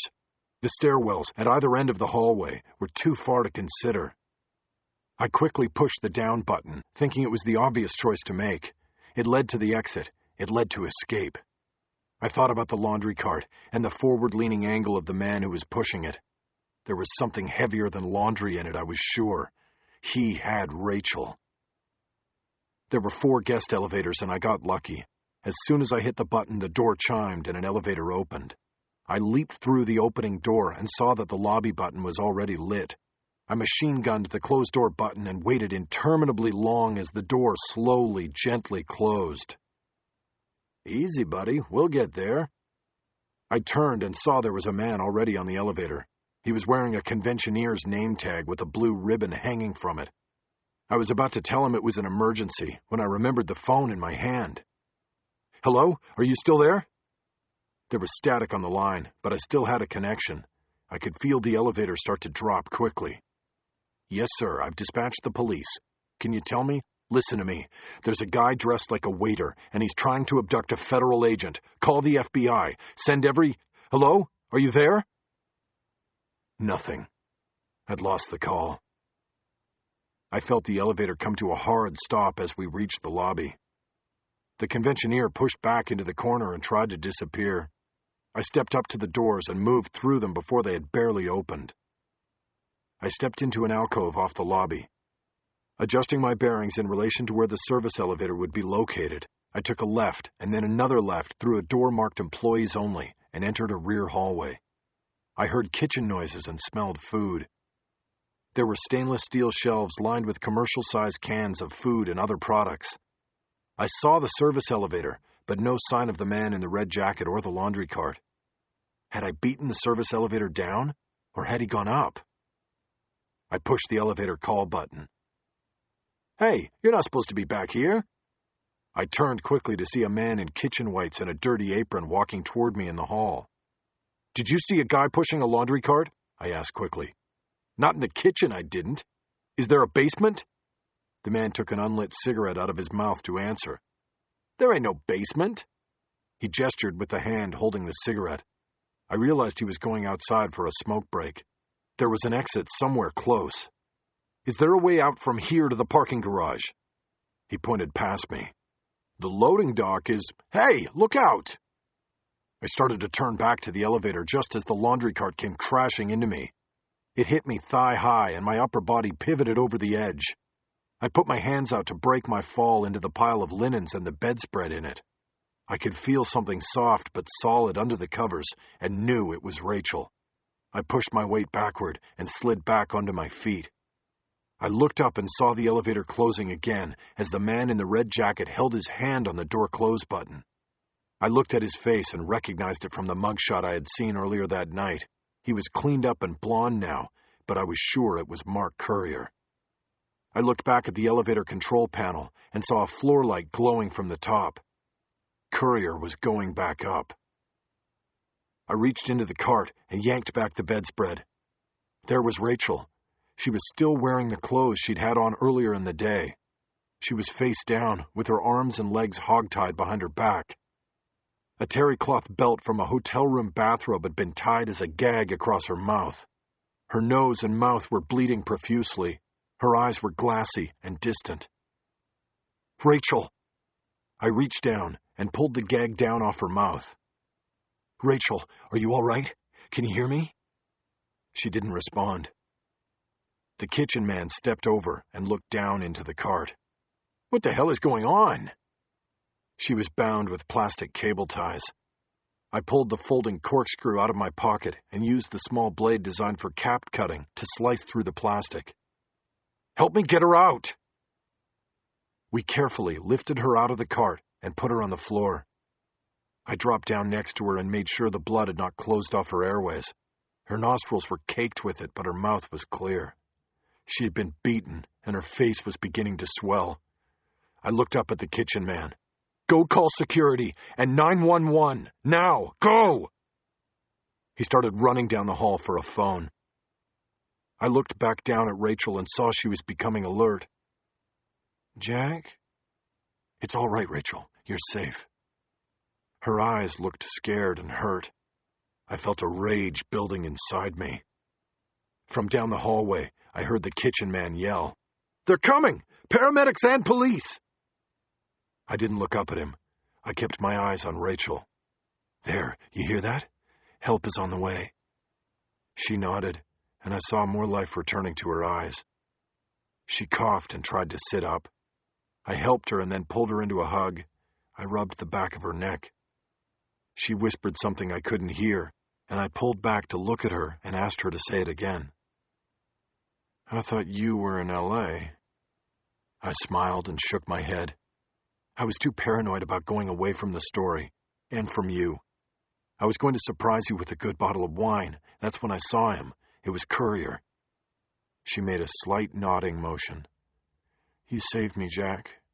I didn't recognize him through the peephole. When I opened the door, it was too late. He hit me. I tried to fight, but he had a knife. I shushed her. No explanation was necessary. Listen, was he by himself? Was McGinnis there? She shook her head. I only saw Courier. I recognized him too late. Don't worry about it.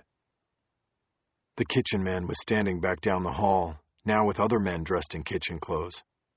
I signaled them to come forward, and they didn't move at first.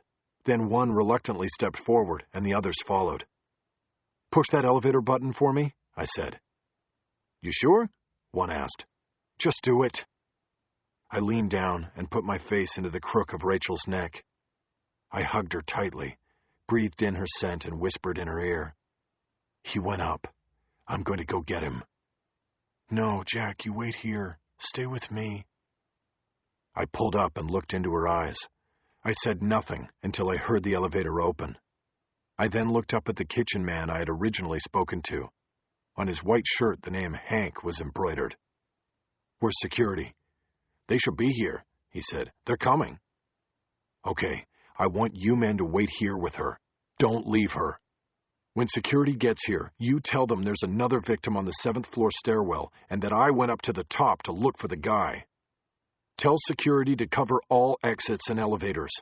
This guy went up, but he's going to have to try to come down. Rachel started to get up. I'm going with you, she said. No, you're not. You're hurt. You stay here and I'll be right back. I promise. I left her there and stepped onto the elevator. I pushed the 12 button and looked back at Rachel. As the door closed, I noticed that Hank, the kitchen man, was nervously lighting his cigarette. It was a damn the rules moment for both of us. The service elevator moved slowly upward, and I came to realize that so much of Rachel's rescue had relied on pure luck. A slow elevator, my staying in Mesa to surprise her, my taking the stairs with the bottle of wine. But I didn't want to dwell on what could have been. I concentrated on the moment, and when the elevator finally reached the top of the building, I stood ready with the 1-inch corkscrew blade as the door opened. I realized I should have grabbed a better weapon from the kitchen, but it was too late now. The housekeeping vestibule on 12 was empty, except for the red waiter's jacket I saw dropped on the floor. I pushed through the swinging doors and into the central hallway. I could hear sirens coming from outside the building now, a lot of them. Looking both ways, I saw nothing, and I started to realize that a one-man search of a 12-story hotel, nearly as wide as it was tall, was going to be a waste of time. Between elevators and stairwells, Courier had his choice of multiple escape routes.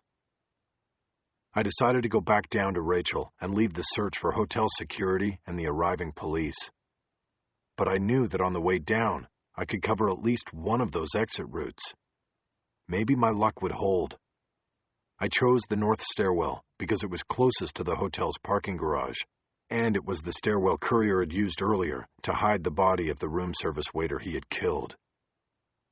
I went down the hallway, rounded the corner, and then pushed through the exit door. I first looked over the railing and down the shaft. I saw nothing and heard only the echo of the sirens.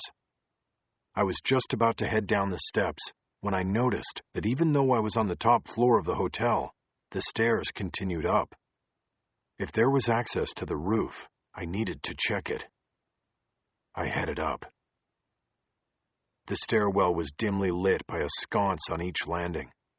Each floor was broken into 2 sets of stairs and landings in the routine back-and-forth design.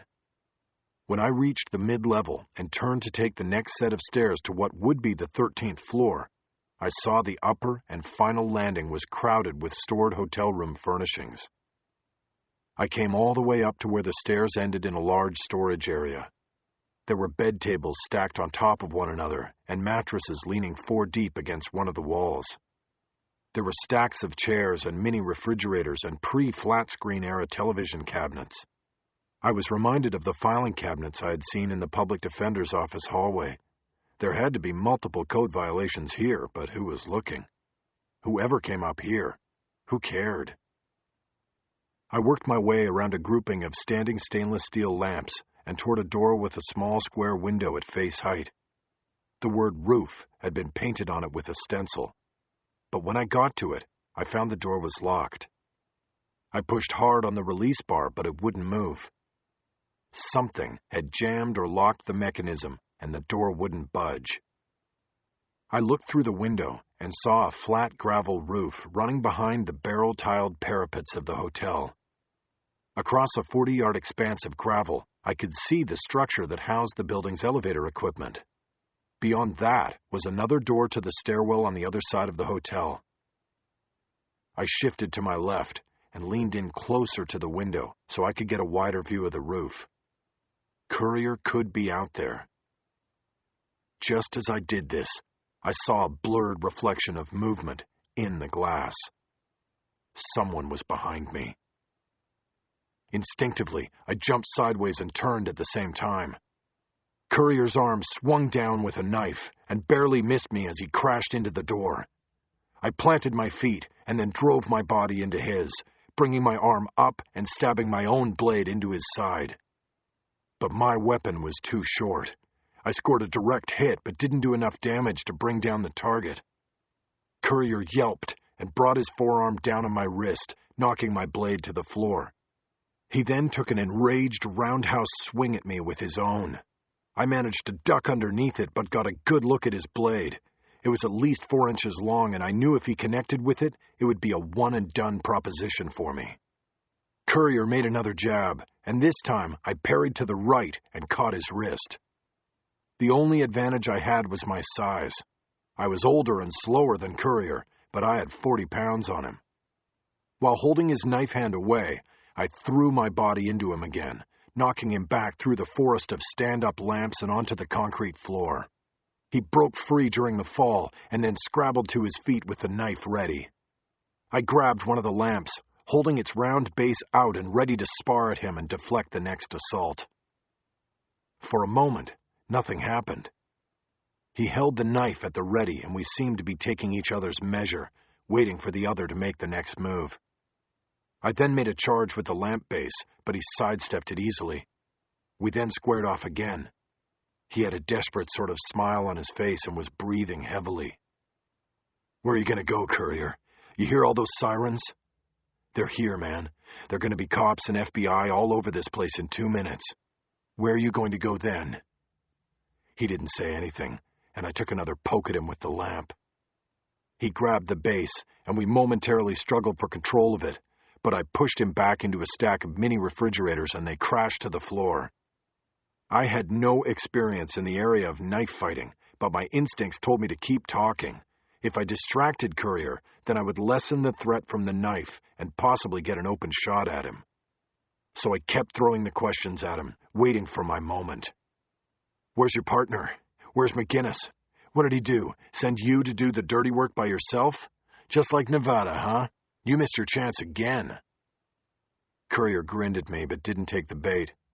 "Does he just tell you what to do? Like your mentor on murder or something? Man, the master's not going to be very happy with you tonight. You're 0 for 2, man."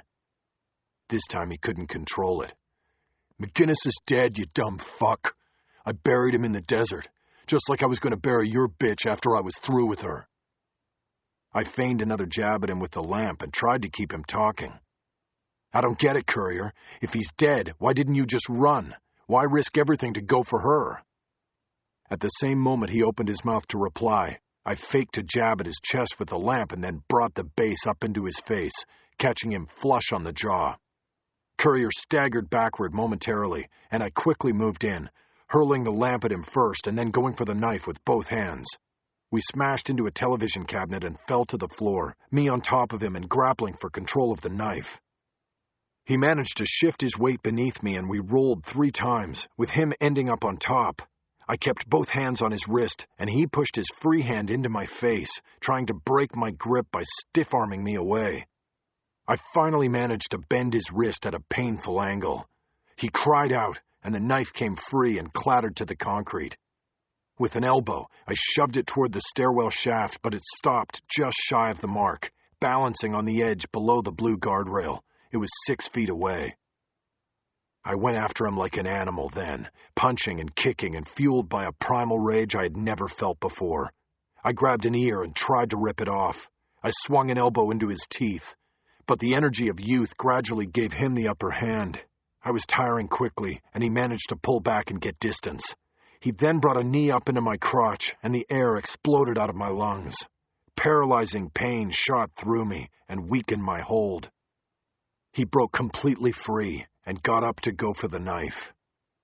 Calling on my last reserve of strength, I half-crawled, half-lunged after him as I struggled to my feet. I was hurt and spent, but I knew that if he got to the knife, I would be dead. I threw my weight into him from behind. He lurched forward into the railing, his upper body pivoting over it. Without thinking, I reached down, grabbed one of his legs, and flipped him all the way over the rail. He tried to grab the steel piping, but his grip slipped, and he fell. His scream lasted only 2 seconds. His head hit either a railing or the concrete siding of the shaft, and after that, he fell silently, his body caroming from side to side on its way down 13 floors. I watched him all the way, until the final loud impact echoed all the way back up to me. I wish I could say I felt guilt or even a sense of remorse, but I felt like cheering every moment of his fall. The next morning, I went back to Los Angeles for real, leaning against the plane's window and sleeping the whole way. I had spent most of the night in the now familiar surroundings of the FBI. Agent Bantam and I faced off again in the mobile interview room for several hours, during which I told and retold the story of what I had done the evening before and how Courier came to fall 13 floors to his death. I told him what Courier had said about McGinnis and the desert and the plan for Rachel Walling. During the interview, Bantam never dropped the mask of detached federal agent. He never said thank you for saving the life of his fellow agent. He just asked questions, sometimes 5 or 6 different times and ways. And when it was finally over, he informed me that the details regarding the death of Mark Currier would be submitted to a state grand jury to determine if a crime had been committed or if my actions constituted self-defense. It was only then that he broke the mold and spoke to me like a human being. I have mixed feelings about you, McAvoy. You no doubt saved Agent Walling's life, but going up there after Currier was the wrong move. You should have waited.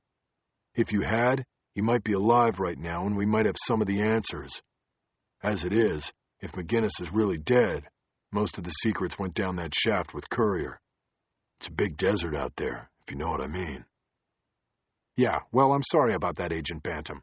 I kind of look at it like if I hadn't gone after him, he might have gotten away. And if that had happened, the chances are you wouldn't get any answers either. You'd just get more bodies. Maybe, but we'll never know. So what happens now? Like I said, we'll present it to the grand jury. I doubt you'll have any problems. The world's not exactly going to feel sorry for Mark Currier. I don't mean with me. I'm not worried about that. With the investigation, what happens now? He paused as if to consider whether he should tell me anything. We'll try to recreate the trail. That's all we can do. We're not done at Western Data. We'll continue there and we'll try to put together a picture of what these men did. And we'll keep looking for McGinnis, dead or alive. We only have Currier's word that he's dead. Personally, I'm not sure I believe it. I shrugged. I had accurately reported what Currier had said. I would leave it to the experts to determine if it was the truth. If they wanted to put a picture of McGinnis in every post office in the country, that was fine with me. Can I go back to L.A. now? You're free to go, but if anything else comes to mind, you call us. Likewise, we'll call you. Got it. He didn't shake my hand. He just opened the door. When I stepped out of the bus, Rachel was waiting for me. We were in the front parking lot of the Mesa Verde Inn. It was close to 5 in the morning, but neither of us seemed very tired. The paramedics had checked her out.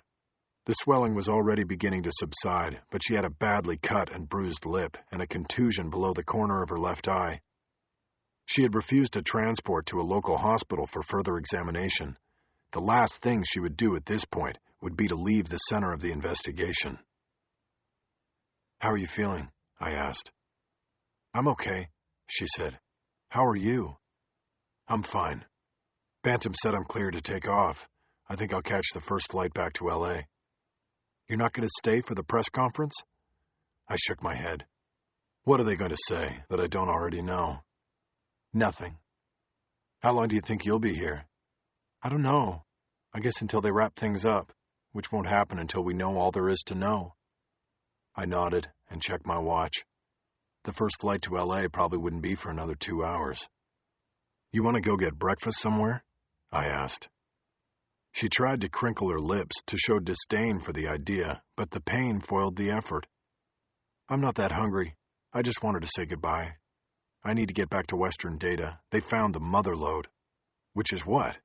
An unaccounted-for server that both McGinnis and Currier had been accessing. It's got archived videos, Jack. They filmed their crimes. And both of them are in the videos? I haven't seen them, but I am told they are not readily identifiable. They wear masks and shoot at angles that mostly show their victims, not them. I was told that in one of the videos, McGinnis is wearing an executioner's hood, like the one worn by the Zodiac. You're kidding. Wait a minute. He'd have to be 60-some years old to be the Zodiac. No, they're not suggesting that. You can buy the hood in cult stores in San Francisco. It's just a sign of who they are. It's like having your book on the bedside. They know history. And it shows how much fear plays a part in their program. Scaring their victims was part of the rush. I didn't think you needed to be an FBI profiler to understand that, but it brought to mind how truly horrible the last moments of their victims' lives were. I once again remembered the audio tape of the Bittaker and Norris torture session in the back of the van. I couldn't listen then. I almost didn't want the answer to the question I had now. Is Angela on film? No, she was too recent. But there are others. You mean victims? Rachel glanced over my shoulder at the door to the FBI bus and then back at me. I guessed that she might be talking out of turn, no matter the deal I supposedly had. Yes. They haven't looked at everything yet, but they have at least 6 different victims. McGinnis and Courier were doing this a long time. Now I wasn't so sure I wanted to leave. The bottom line was that the bigger the body count, the bigger the story. 2 killers, at least 6 victims. If it was possible for the story to get bigger than it already was, then it had just happened. What about the braces? Were you right about that? She nodded solemnly. It was one of those times that being right wasn't such a good thing. Yeah, they made the victims wear leg braces. I shook my head, as if to ward off the thought of it. I checked my pockets. I had no pen and my notebook was back up in my room. You have a pen? I asked Rachel. I need to write this down. No, Jack, I don't have a pen to give you. I told you more than I should have. At this point, it's just raw data. Wait till I have a better handle on everything and then I'll call you. Your deadline isn't for another 12 hours at least. She was right. I had a full day to put the story together, and the information would develop through the day. Besides that, I knew that when I got back to the newsroom, I would face the same issue as the week before. I was part of the story again. I had killed one of the 2 men the story was about. Conflict of interest dictated that I wouldn't be writing it. I was going to sit with Larry Bernard once again and feed him a front-page story that would echo around the world. It was frustrating, but by now I was getting used to it. All right, Rachel. I guess I'll go up and pack my stuff, then head to the airport. Okay, Jack. I'll call you, I promise. I liked that she promised before I had to ask. I looked at her for a moment, wanting to make a move to touch and hold her. She seemed to read me.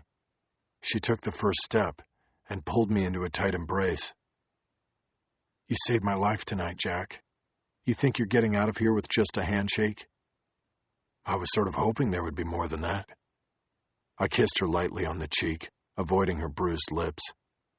If Agent Bantam or anybody else behind the smoked black windows of the FBI Mobile Command Center was watching, neither one of us cared. It was almost a minute before Rachel and I separated. She looked into my eyes and nodded. Go write your story, Jack. I will, if they let me. I turned and walked toward the hotel. All eyes were on me as I walked through the newsroom. It had spread as quickly as a Santa Ana wind through the newsroom that I had killed a man the night before. Many probably thought I had avenged Angela Cook. Others may have thought I was some sort of danger freak who put myself in harm's way for the thrill of it. As I approached my cubicle, the phone was buzzing and the message light was on. I put my backpack on the floor and decided I would deal with all the callers and messages later. It was almost 11 o'clock, so I walked over to the raft to see if Prendo was in yet. I wanted to get this part over with. If I was going to give my information to another reporter, I wanted to start giving it up now. Prendo wasn't in, but Dorothy Fowler was sitting at the head of the raft. She looked up from her computer screen, saw me, and did a double take. Jack, how are you? I shrugged. Okay, I guess. When's Prendo coming in? Probably not till 1. Are you up to working today? You mean, do I feel bad about the guy who fell down the stairwell last night? No, Dorothy, I'm actually okay with that. I feel fine. As the cops say, NHI. No human involved. The guy was a killer who liked to torture women while he raped and suffocated them. I don't feel too bad about what happened to him. In fact, I sort of hope he was conscious the whole way down. Okay, I think I understand that. The only thing I don't feel good about right now is that I'm guessing I don't get to write the story, right? She frowned and nodded. I'm afraid not, Jack. Déjà vu all over again. She squinted her eyes at me, like she was wondering if I realized the inanity of what I had just said. It's a saying, Yogi Berra, the baseball guy. She didn't get it. I could feel the eyes and ears of the newsroom on us. Never mind. Who do you want me to give my stuff to? The FBI has confirmed to me that there were 2 killers and they have found videos of them with several victims. At least 6 besides Angela. They'll be announcing all of this at a press conference, but I have lots of stuff they won't be putting out. We'll kick ass with this. Just what I want to hear. I'm going to put you with Larry Bernard again for continuity. You have your notes? Are you ready to go? Ready when he is. Okay, let me call and book the conference room again so you guys can go to work. I spent the next 2 hours giving Larry Bernard everything I had, turning over my notes and filling him in off the top of my head with regard to my own actions.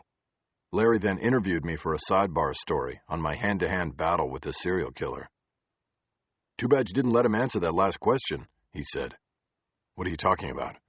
At the end, when you asked him why he didn't just take off instead of going after Walling, that's the essential question, isn't it? Why didn't he run? He went after her and it didn't make a lot of sense. He was responding to you, but you said you hit him with the lamp before he answered that one. I didn't like the question. It was as if he was suspicious of my veracity or what I had done. Look, it was a knife fight, and I didn't have a knife. I wasn't interviewing the guy. I was trying to distract him. If he was thinking about my questions, then he wasn't thinking about putting the knife in my throat. It worked. When I saw my chance, I took it. I got the upper hand, and that's why I'm alive and he's not. Larry leaned forward and checked his tape recorder to make sure it was still operating. That's a good quote, he said. I'd been a reporter for 20-plus years, and I had just been baited by my own friend and colleague. I want to take a break. How much more do you need? I actually think I'm good, Larry said, his manner completely unapologetic. It was just business. Let's take a break, and I'll go through my notes and make sure. Why don't you call Agent Walling and see if anything's come up in the last few hours? She would have called me. You sure? I stood up. Yes, I'm sure. Stop trying to work me, Larry. I know how it's done. He raised his hands in surrender, but he was smiling. Okay. Go take your break. I have to write up a couple of budget lines anyway. I left the conference room and went back to my cubicle. I picked up the phone and checked messages. I had 9 of them, most from other news outlets wanting me to comment for their own reports. The CNN producer I had saved from the wrath of the censors by heading off Alonzo Winslow's interview left me a message that he wanted me back on for the report on the latest turn of events. I would deal with all such requests the next day, after the story had run exclusively in the Times. I was being loyal to the end, even though I didn't know why I should be. The last message was from my long-lost literary agent. I hadn't heard from him in more than a year, and then it was only to tell me he had been unable to sell my latest book proposal, A Year in the Life of a Cold Case Detective. His message informed me that he was already fielding offers for a book about the Trunk murders case. He asked if the killer had been given a name by the media yet. He said a catchy name would make the book easier to package, market, and sell. He wanted me to be thinking about that, he said, and to sit tight while he wheeled and dealed. My agent was behind the curve, not realizing yet that there were 2 killers, not 1. But the message made any frustration I was feeling about not getting to write the day's story go away. I was tempted to call the agent back, but decided to wait until I heard from him with significant news. I then hatched a scheme in which I would tell him I would only take a deal from a publisher who would promise to publish my first novel as well. If they wanted the nonfiction story badly enough, they would take the deal. After hanging up the phone, I went to my screen and looked into the city basket to see if Larry Bernard's stories were on the daily budget. As expected, the top of the budget was weighted with a 3-story package on the case. Serial. A man suspected of being a serial killer who took part in the killings of at least 7 women, including a Times reporter, died Tuesday night in Mesa, Arizona, after a confrontation with another reporter for the newspaper led to his falling 13 floors down a hotel stairwell shaft. Mark Currier, 26, a Chicago native, was identified as one of 2 men suspected in a string of sexually motivated abductions and murders of women in at least 2 states. The other suspect was identified by the FBI as Declan McGinnis, 46, also of Mesa. Agents said McGinnis was the chief executive officer of a data storage facility from which victims were chosen from stored law firm files. Currier worked for McGinnis at Western Data Consultants and had direct access to the files in question. Though Currier claimed to a Times reporter that he had killed McGinnis, The FBI has listed his whereabouts as unknown. 45 inches with mugshot of Courier. Bernard's serial side. In a life-or-death struggle, Times reporter Jack McAvoy grappled with the knife-wielding Mark Courier on the top floor of the Mesa Verde Inn before distracting him with the tools of his trade, words. When the suspected serial killer dropped his guard, McAvoy got the upper hand and Courier fell down a stairwell shaft to his death. Authorities say the suspect left behind more questions than answers. 18 inches with art. Bernard. Data. They call them bunkers and farms. They sit in pastures and deserts. They are as nondescript as the nameless warehouses that line industrial streets in every city in the country. Data storage centers are billed as economical, dependable, and secure. They store vital digital files that remain just a fingertip away no matter where your business is located. But this week's investigation into how two men use stored files to choose, stalk, and prey on women is raising questions about the industry that has seen explosive growth in recent years. Authorities say the bottom line question is not where or how you should store your digital information. The question is, who is minding it? The Times learns that many storage facilities hire the best and the brightest to safeguard their data. The problem is, sometimes the best and the brightest are former criminals. Suspect Mark Courier is a case in point. 25 inches with art. Gomez Gonsmart. They were going all out again. The story package would lead the paper and be the authoritative report on the case. All other media outlets would have to credit the Times or scramble to match it. It would be a good day for the Times. The editors could already smell a Pulitzer. I closed the screen and thought about the sidebar story Larry was going to write. He was right. There were more questions than answers. I opened a new document on the screen and wrote my best recollection of the exact exchange I'd had with Courier. It took me only 5 minutes, because the truth was that not a lot was said. Me, where's McGinnis? Did he send you to do the dirty work? Just like in Nevada. Him, no response. Me, does he tell you what to do? He's your mentor on murder, and tonight the master won't be happy with the student. You went 0 for 2. Him, McGinnis is dead, you dumb fuck. I buried him in the desert. Just like I was going to bury your bitch when I was through with her. Me, why didn't you just run? Why risk everything to go for her? Him, no answer. When I was finished, I read it a couple of times and made a few fixes and additions. Larry was right. It came down to that last question. Courier had been about to respond, but I'd used the distraction to catch him off guard. I didn't regret that. The distraction may have saved my life, but I sure wished I had an answer to the question I had asked.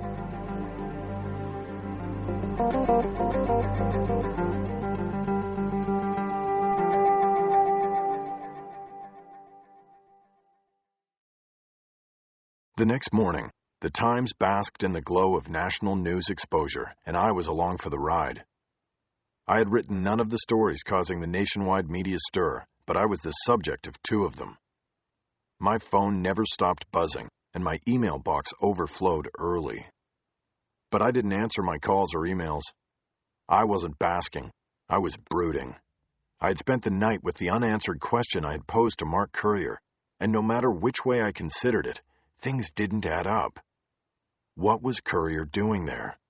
What was the great reward for such a large risk? Was it Rachel? The abduction and murder of a federal agent would certainly place McGinnis and Courier in the upper pantheon of killers whose deadly lore made them household names. But was that what they wanted? There had been no indication that these two were interested in harnessing public attention. They had carefully planned and camouflaged their murders.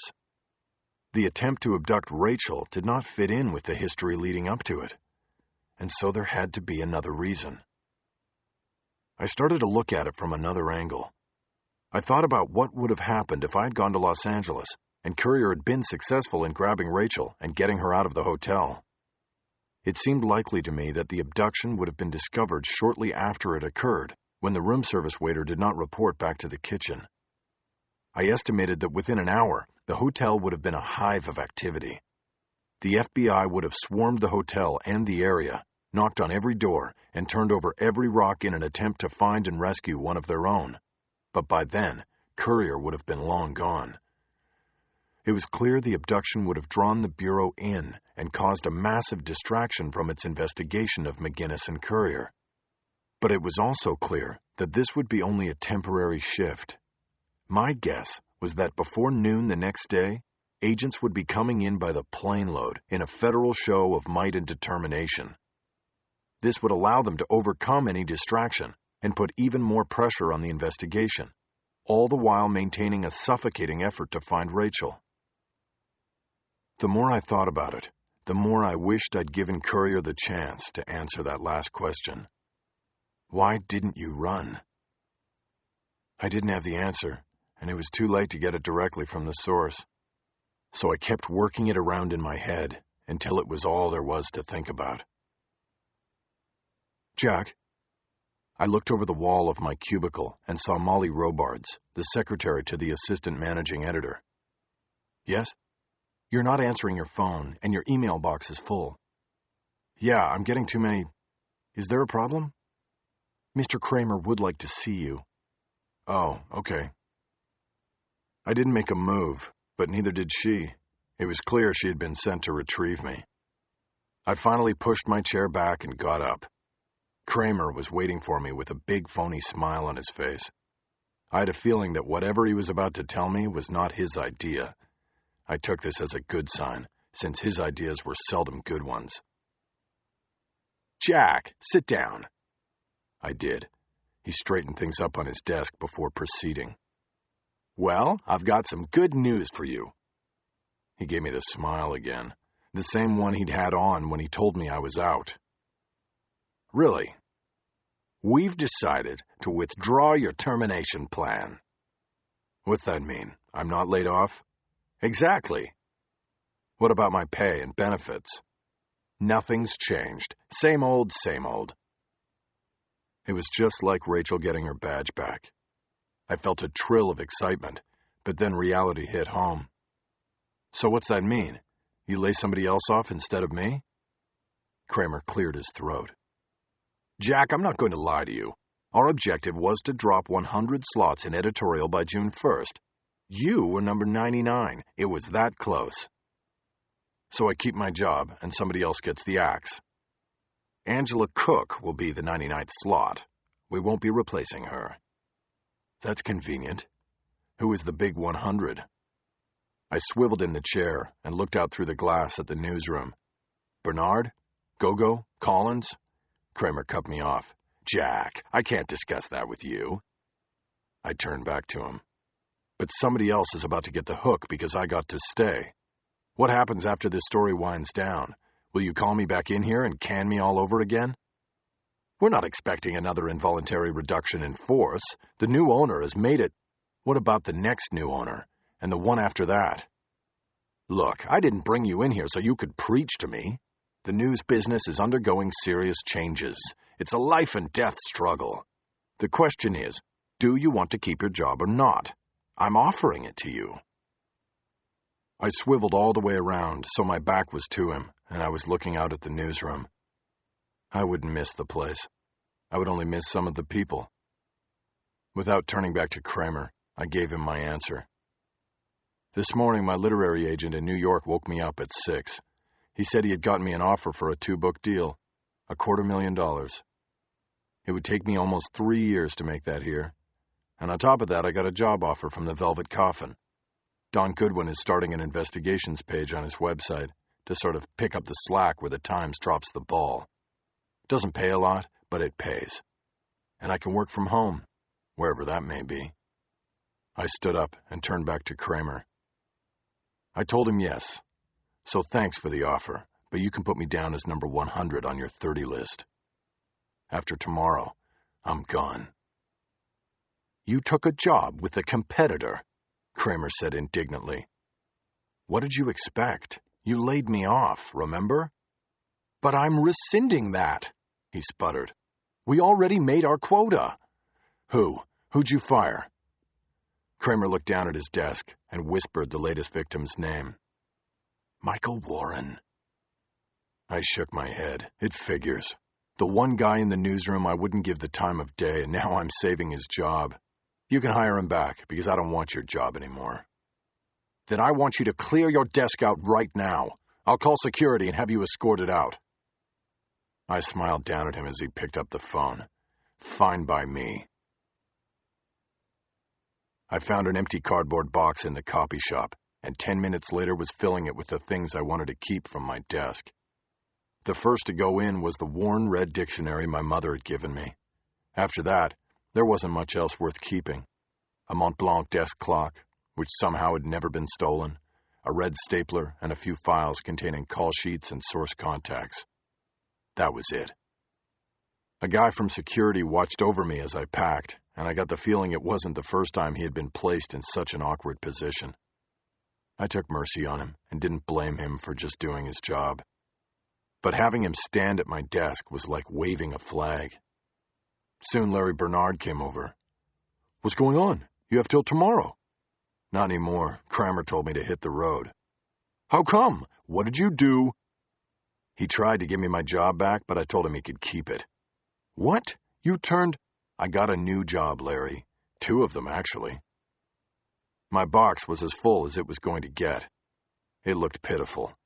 Not much for 7 years on the job. I stood up, slung my backpack over my shoulder, and picked up the box, ready to go. What about the story? Larry asked. It's your story. You've got a handle on it. Yeah, through you. Who am I going to get to give me the inside stuff?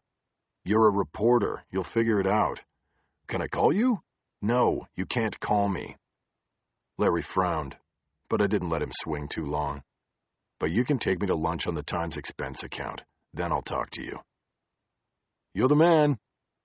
See you around, Larry. I headed for the elevator alcove, the security man trailing behind me. I took a wide look around the newsroom, but made sure my eyes never caught on anybody else's. I didn't want any goodbyes. I walked along the row of glass offices and didn't bother to look in at any of the editors I had worked for. I just wanted to get out of there. Jack? I stopped and turned around. Dorothy Fowler had stepped out of the glass office I had just passed. She beckoned me back. Can you come in for a minute before you go? I hesitated and shrugged, then handed the box to the security man. Be right back. I stepped into the city editor's office and slipped off my backpack as I sat down in front of her desk. She had a sly smile on her face. She spoke in a low voice, as if she was worried that what she said might be heard in the next office down. I told Richard he was kidding himself, that you wouldn't take the job back. They think people are like puppets, and they could play with the strings. You shouldn't have been so sure. I almost took it. I doubt that, Jack, very much. I think that was a compliment. I nodded and looked behind her at the wall covered with photos and cards and newspaper clips. She had a classic headline from one of the New York tabs on the wall. Headless body and topless bar. You couldn't beat that one. What will you do now? I gave her a more expansive version of what I had told Kramer. I would write a book about my part in the Courier McGinnis story. Then I would get a long-awaited shot at publishing a novel. All the while, I would be on the masthead at velvetcoffin.com and free to tackle the investigative projects of my choosing. It wouldn't pay much, but it would be journalism. I was just making the jump to the digital world. That all sounds great, she said. We're really going to miss you around here. You are one of the best. I don't take compliments like that well. I'm cynical and look for the angle. If I was that good, why did I get put on the 30 list in the first place? The answer had to be that I was good, but not good enough, and she was just blowing smoke. I looked away from her, as I do when someone is lying to my face, and back at the images taped to the wall. That's when I saw it. Something that had eluded me before, but not this time.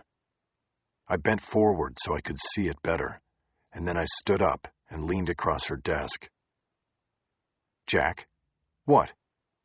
I pointed to the wall. Can I see that? The card from the Wizard of Oz.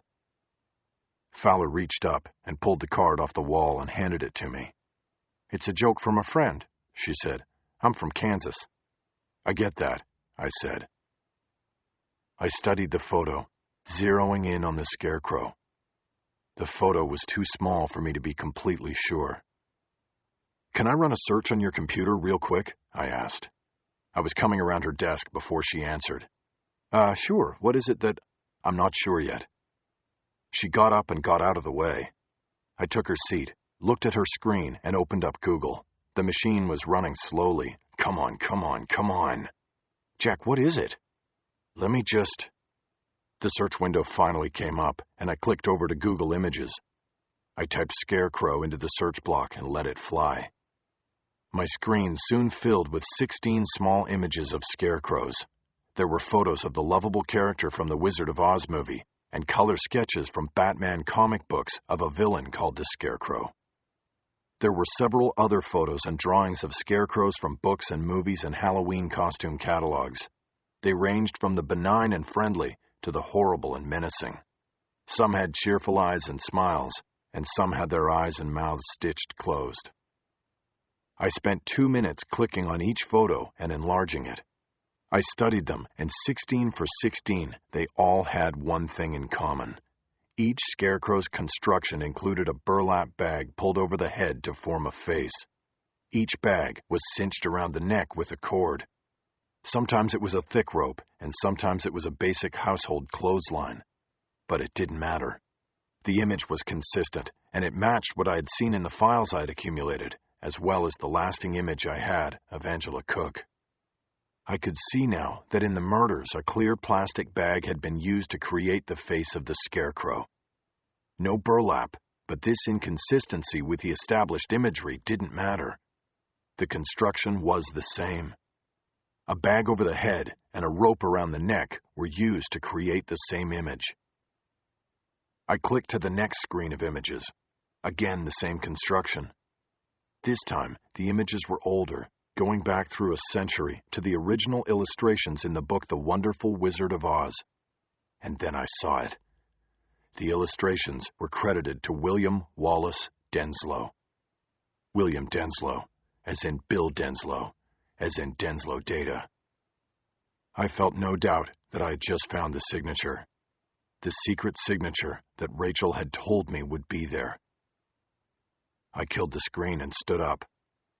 "I have to go." I went around her desk and grabbed my backpack off the floor. "Jack?" Fowler asked. I headed toward the door. "It was nice working with you, Dorothy."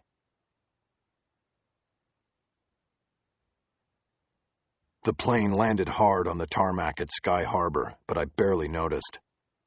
I had gotten so used to flying in the last 2 weeks that I didn't even bother to look out the window anymore to psychically nurse the plane to a safe touchdown. I had not called Rachel yet. I wanted to get to Arizona first, so that whatever happened with my information included my involvement. Technically, I was no longer a reporter, but I was still protecting my story. The delay also allowed me to think more about what I had and to work out an approach. After picking up a rental and getting to Mesa, I pulled into the lot of a convenience store and went in to buy a throwaway phone. I knew Rachel was working in the bunker at Western Data. When I called her, I didn't want her seeing my name on the ID screen and then answering with it in front of Carver. Finally ready and back in the car, I made the call and she answered after 5 rings. "Hello, this is Agent Walling." "It's me. Don't say my name." There was a pause before she continued. "How can I help you?" "Are you with Carver?" "Yes." "Okay, I'm in Mesa and about 10 minutes away. I need to meet you without anybody else in there knowing." "I'm sorry, but that's not going to be possible. What is this about?"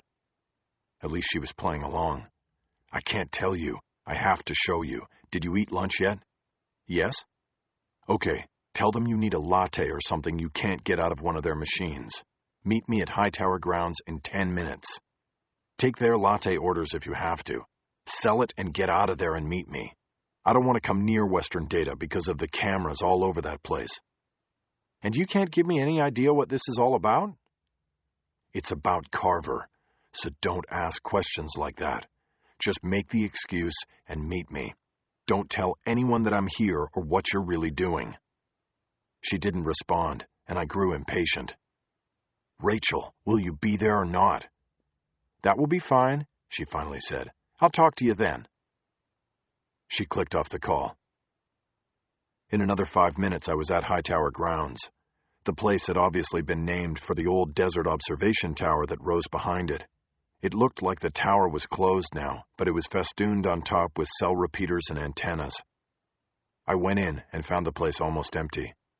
A couple of customers who looked like college students sat by themselves with laptops open in front of them. I went to the counter and ordered 2 cups of coffee, and then set my computer up on the table in a corner away from the other customers. After I picked up the 2 cups I had ordered, I doused mine liberally with sugar and milk and returned to my table. Through the window, I checked the parking lot and saw no sign of Rachel. I sat down and took a sip of steaming coffee and connected to the internet through the coffee shop's free Wi-Fi. 15 minutes went by. I checked messages and thought about what I would say to Rachel if she showed up. I got the page of Scarecrow images up on my screen and was ready to go. I was down to reading the receipt that had come with the coffee. Free Wi-Fi with every purchase. Check us out on the net, www.hightowergrounds.com. I crumpled it and threw it toward a trash can and missed. After getting up and putting in the rebound, I opened my throwaway and was about to call Rachel again when I finally saw her pull into the lot and park. She came in, saw me, and diverted directly to my table. She was holding a piece of paper with coffee orders written down on it. "The last time I went out for coffee, I was a rookie agent at a hostage negotiation in Baltimore," she said. "I don't do this, Jack, so this better be good." "Don't worry, it is. I think. Why don't you just sit down?" She did, and I pushed the cup of black coffee across the table to her. She didn't touch it. She was wearing sunglasses, but I could see the deep line of purple under her left eye. The swelling of her jaw was completely gone now, and the split in her lip was hidden beneath her lip gloss. You had to look for it to see it. I had been wondering if it would be proper to lean over and try to hug or kiss her, but took the hint from her all-business demeanor and kept my distance. "Okay, Jack, I'm here. What are you doing here?" I think I found the signature. If I'm right, McGinnis was just a cover, a fall guy. The other killer is the Scarecrow. It's gotta be Carver. She stared at me for a long moment, her eyes revealing nothing through the shades. Finally, she spoke. "So you jumped on a plane, frequent flyer that you are, to come over here and tell me the man I'm working beside is also the killer I've been chasing." "That's right." "This better be good, Jack. Who's back in the bunker with Carver? 2 agents from the EAR team, Torres and Mowry? But never mind them. Tell me what's going on." I tried to set the stage for what I would show her on the laptop. First of all, I was bothered by a question. What was the plan in abducting you? After seeing some of the video recovered in the bunker, I don't want to think about that. Sorry, wrong choice of words. I don't mean what was going to happen to you. What I mean is why you? Why take so big a risk to go after you?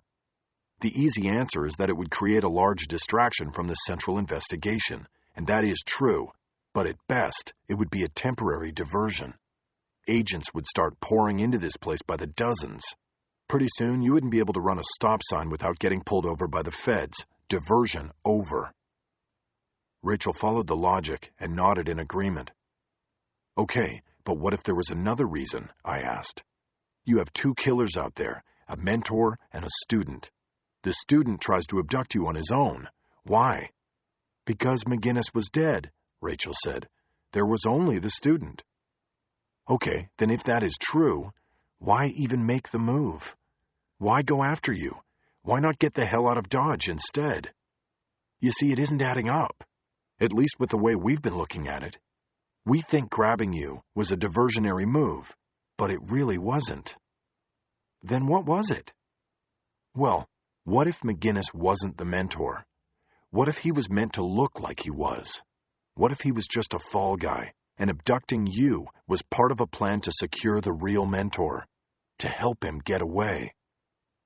What about the evidence we recovered?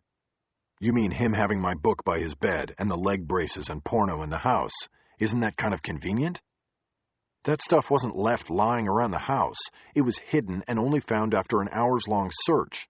But never mind all of that. Yes, it could have been planted. I'm thinking more about the server in Western Data we found that was full of video evidence. First of all, you said he isn't identifiable on the videos. And who is to say he and Courier were the only ones with access to that server? Couldn't the evidence on there have been planted just like the stuff at the house? She didn't respond right away, and I knew I had her thinking. Maybe she had thought all along that things were hanging too easily on McGinnis. But then she shook her head, like this didn't add up either. It still doesn't make sense if you're claiming the mentor is Carver. He didn't try to get away. When Courier was trying to grab me, Carver was in the bunker with Torres and... She didn't finish. I did. Mowry. Yes, he was with 2 FBI agents. I watched the realization come to her. He would have a perfect alibi because 2 agents would vouch for him, she finally said. If I disappeared while he was with the EAR team, he would have an alibi and the Bureau would be almost certain that it was McGinnis and Courier who had grabbed me. I nodded. It would not only put Carver above suspicion, it would keep him right in the middle of your investigation. I waited only a second for her to respond. When she didn't, I pressed on. Think about it. How did Courier know what hotel you were in? We told Carver when he asked us during the tour, remember? Then he told Courier. He sent Courier. She shook her head. And last night I even said I was going back to the hotel to get room service and go to sleep. I spread my hands as if to say the conclusion was obvious. But this isn't enough, Jack. It doesn't add up to Carver being... I know, but maybe this does. I turned the computer so she could see the screen. I had the page of Scarecrow images up on Google. She leaned over and looked at it first, then pulled the computer all the way over to her side of the table. She worked the keyboard and blew the images up, one by one. I didn't need to say anything. Denslow, she suddenly said. Did you see this? The original illustrator of The Wizard of Oz was named William Denslow. Yeah, I saw that. That's why I'm here. It still doesn't connect directly to Carver. It doesn't matter. There's a lot of smoke here, Rachel. Carver connects to a lot of it. He had access to McGinnis and Freddie Stone. He had access to the servers. We also know he has the technical skills we've seen all through this. Rachel was typing on my laptop while she responded. There is still no direct connection, Jack. This could just as easily be someone setting up Carver as it is... I just got another hit. I Googled the name Freddie Stone. Take a look at this. She turned the laptop around so I could see the screen. On it was a Wikipedia biography of an early 20th century actor named Fred Stone. The bio said Stone was best known for first establishing the character of the Scarecrow in the 1902 Broadway version of The Wizard of Oz. See, it's got to be Carver. All the spokes in the wheel come to him in the center. He's making scarecrows out of the victims. It's his secret signature. Rachel shook her head once. Look, we checked him out. He was clean. He's some sort of genius out of MIT. Clean how? You mean no arrest record? It wouldn't be the first time one of these guys operated completely beneath law enforcement radar. Ted Bundy worked at some sort of crisis hotline when he wasn't out killing women. It put him in constant contact with the police.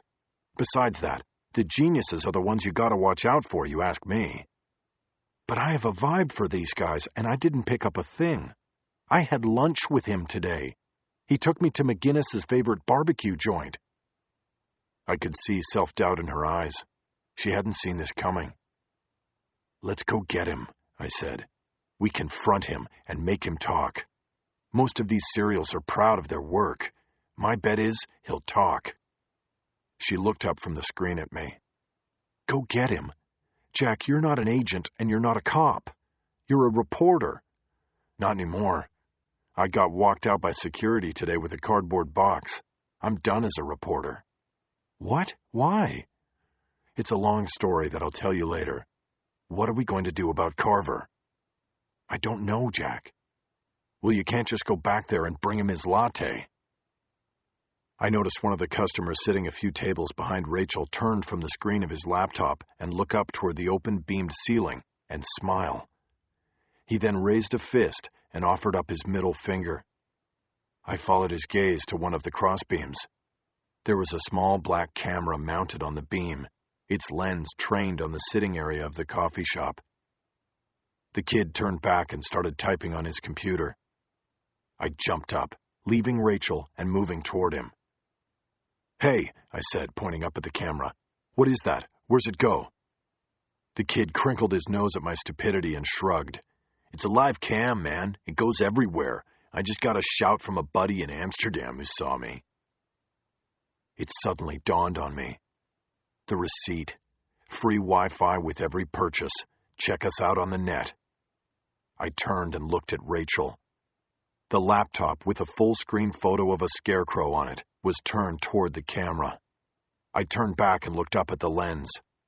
Call it a premonition or call it certain knowledge, but I knew I was looking back at Carver. "Rachel," I said, not looking away, "did you tell him where you were going to get coffee?"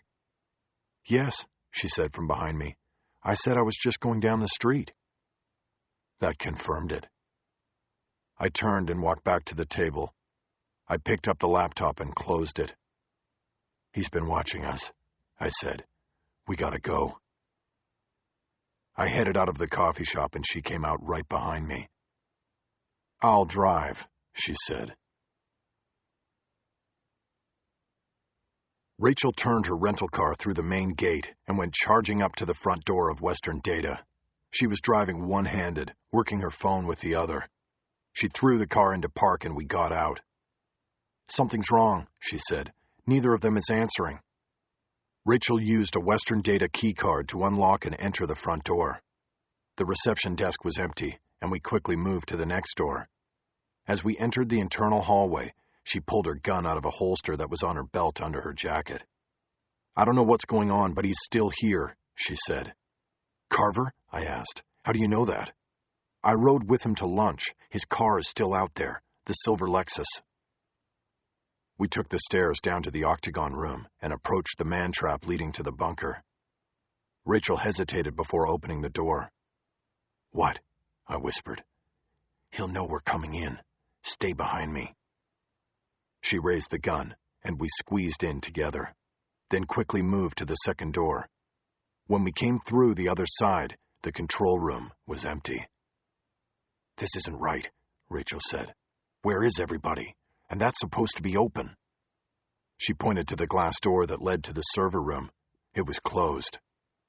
I scanned the control room and saw the door to Carver's private office was ajar.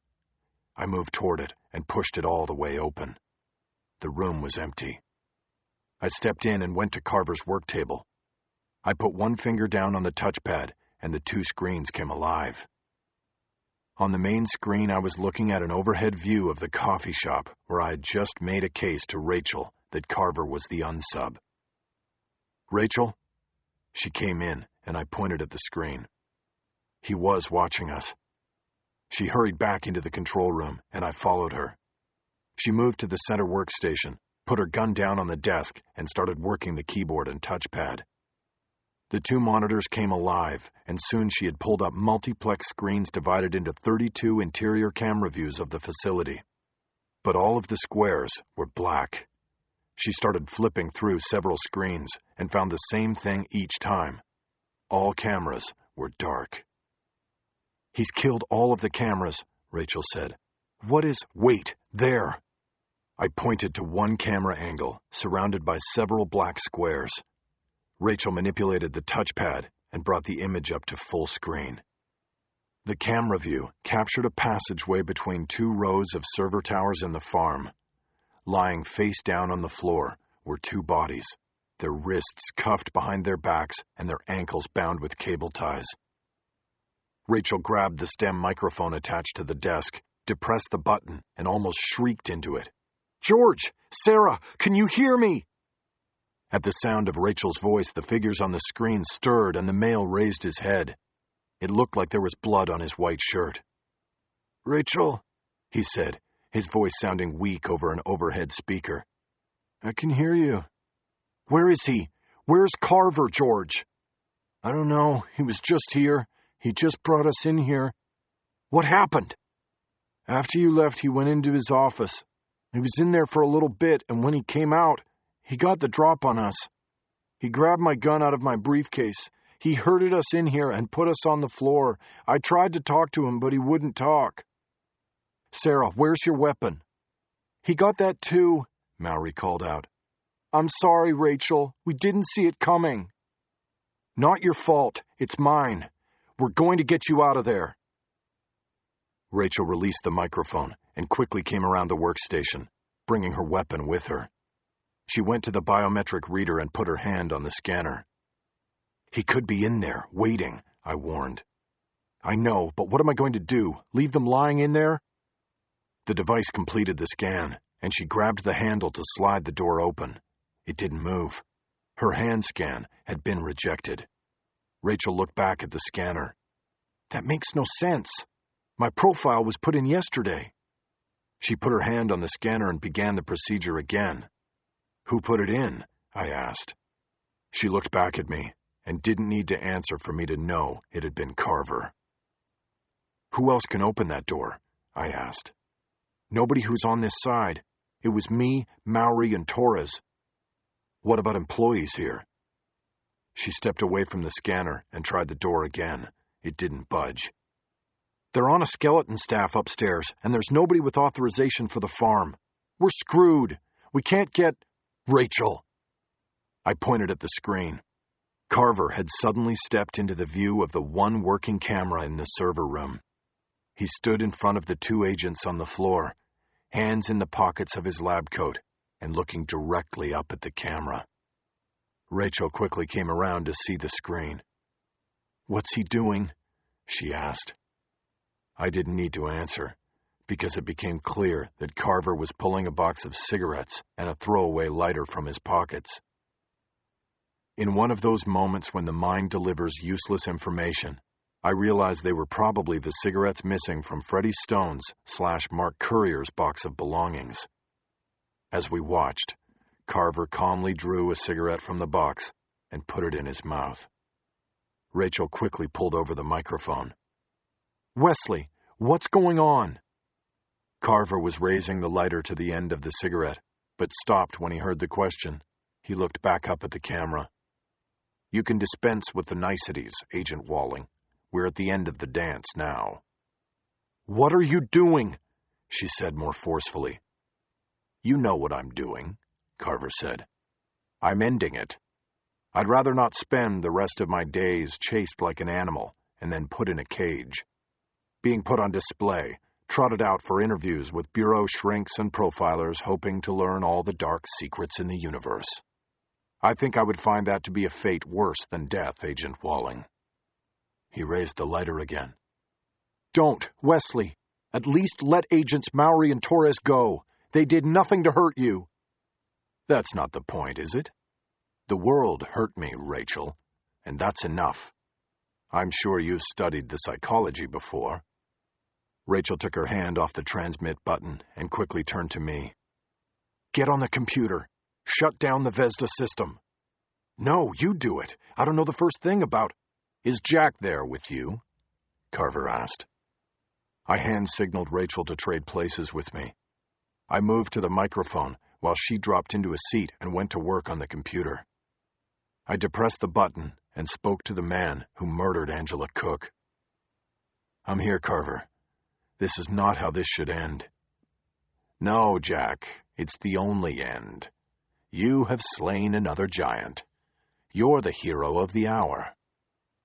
"No, not yet. I want to tell your story, Wesley. Let me explain it to the world." On the screen, Carver shook his head. "Some things can't be explained.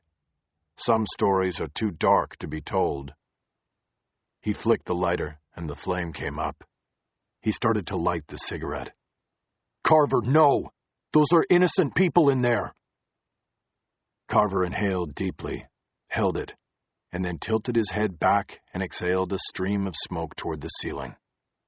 I was sure he had positioned himself under one of the infrared smoke detectors. "No one is innocent, Jack," he said. "You should know that." He drew in more smoke and spoke almost casually, gesturing with the hand holding the cigarette, a small trail of blue smoke following it in the air. "I know Agent Walling and you are trying to shut down the system, but that isn't going to work. I took the liberty of resetting it. Only I have access now. And the exhaust component that takes the carbon dioxide out of the room 1 minute after dispersal has been checked off for maintenance. I wanted to make sure there would be no mistakes and no survivors." Carver exhaled again, sending a jet of smoke toward the ceiling again. I looked over at Rachel. Her fingers were racing across the keyboard, but she was shaking her head. "I can't do it," she said. "He changed all the authorization codes. I can't get into." The blast of an alarm horn filled the control room. The system had been tripped.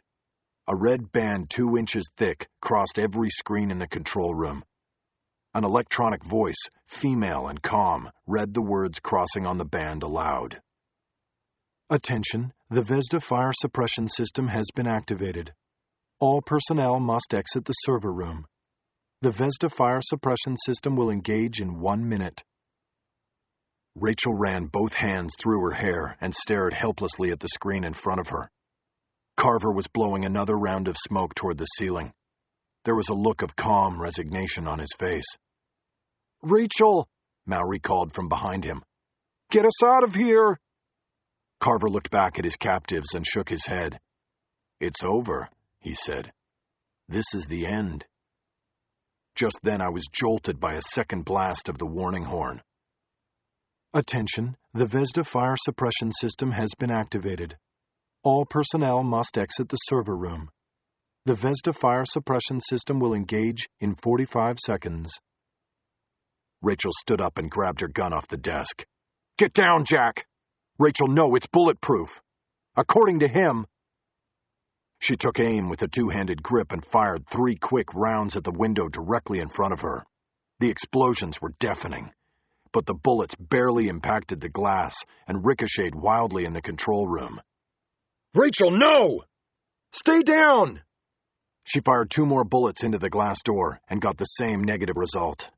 One of the ricocheting slugs took out one of the screens in front of me, the image of Carver disappearing as it went black. Rachel slowly lowered her gun.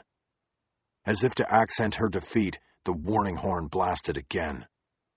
"Attention, the Vesda fire suppression system has been activated.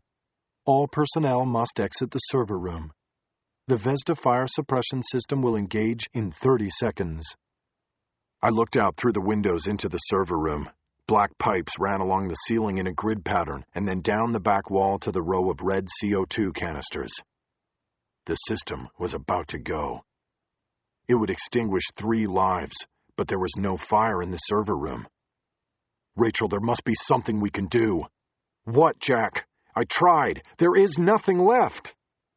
She slammed her gun down on a workstation and slid into the chair. I came over, put my hands on the desktop, and leaned over her. "You have to keep trying. There's got to be a back door to the system. These guys always put in back—" I stopped and looked out into the server room as I realized something. And the horn blasted again, but this time I barely heard it.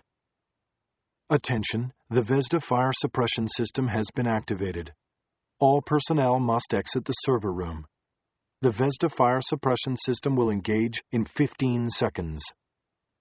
Carver was nowhere to be seen through the windows. He had chosen an aisle between 2 rows of towers out of view from the control room. Was this because of the location of the smoke detector, or for some other reason? I looked over at the undamaged screen in front of Rachel. It showed a multiplex cut of 32 cameras that had been turned dark by Carver. I hadn't thought about why until now. All in a moment, the atoms smashed together again.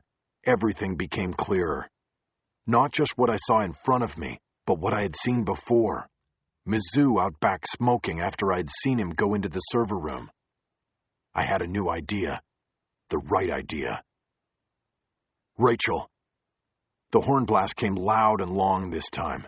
Rachel stood up and stared at the glass as the CO2 system engaged. A white gas exploded out of the pipes crossing the ceiling of the server room. Within seconds, the windows were fogged and useless. The high-velocity discharge created a high-pitched whistle that came loud and clear through the thick glass. "Rachel!" I yelled. "Give me your key! I'm going after Carver!" She turned and looked at me. "What are you talking about? He's not killing himself. He's got that breather, and there's got to be a back door." The whistling stopped, and we both turned back to the windows. It was a complete whiteout in the server room, but the CO2 delivery had stopped. "Give me the key, Rachel." She looked at me. "I should go." "No, you need to call for backup and medical emergency, then work the computer. Find the back door." There wasn't time to think and consider things. People were dying. We both knew it. She pulled the key out of her pocket and gave it to me. I turned to go. "Wait, take this." I turned back, and she handed me her gun. I took it without hesitation, then headed into the man-trap. Rachel's gun felt heavier in my hand than I remembered my own gun ever feeling. As I moved through the man-trap, I raised it, checked the action, and sighted down its barrel. I was only a once-a-year-at-the-range type of shooter, but I knew I would be ready to use the weapon if necessary. I went through the next door and entered the octagon with the muzzle up. There was no one there. I quickly crossed the room to the door on the opposite side. I knew from my tour that this led to the large rooms that housed the power and cooling systems for the facility. The workshop where Carver and his techs built the server towers was back here too. I remembered seeing a second stairwell on the tour. I moved into the plant facilities room first. It was a wide space with large equipment. An air conditioning system the size of a Winnebago sat in the center of the room, connected to numerous overhead ducts and cables. Past this were backup systems and generators. I ran to a door on the far left side and used Rachel's keycard to open it. I stepped into a long and narrow equipment room that I had not been shown on the tour. There was a second door at the other end, and my sense of the building's plan told me it would lead to the server room. Moving quickly to it, I saw that there was another biometric hand scanner mounted to the left of the door. Above it was a case holding the emergency breathing devices. It had to be the back door to the server room. There was no way to tell whether Carver had already made his escape, but I had no time to wait to see if he would come through. I turned and headed back. I quickly moved through the plant facilities room again until I reached a set of double doors on the far side. Holding the gun up and ready, I opened one of the doors with the keycard and stepped into the workshop. This was another large room with tool benches lining the right and left walls and a workspace in the center, where one of the black server towers was in mid-construction. The framework and sidings were complete, but the interior shelves for servers had not been installed. Beyond the server tower, I saw a circular stairway leading up to the surface. This had to be the way up to the back door and the smoker's bench. I quickly moved around the tower and headed for the stairs. "Hello, Jack." Just as I heard my name, I felt the muzzle of the gun on the back of my neck. I hadn't even seen Carver.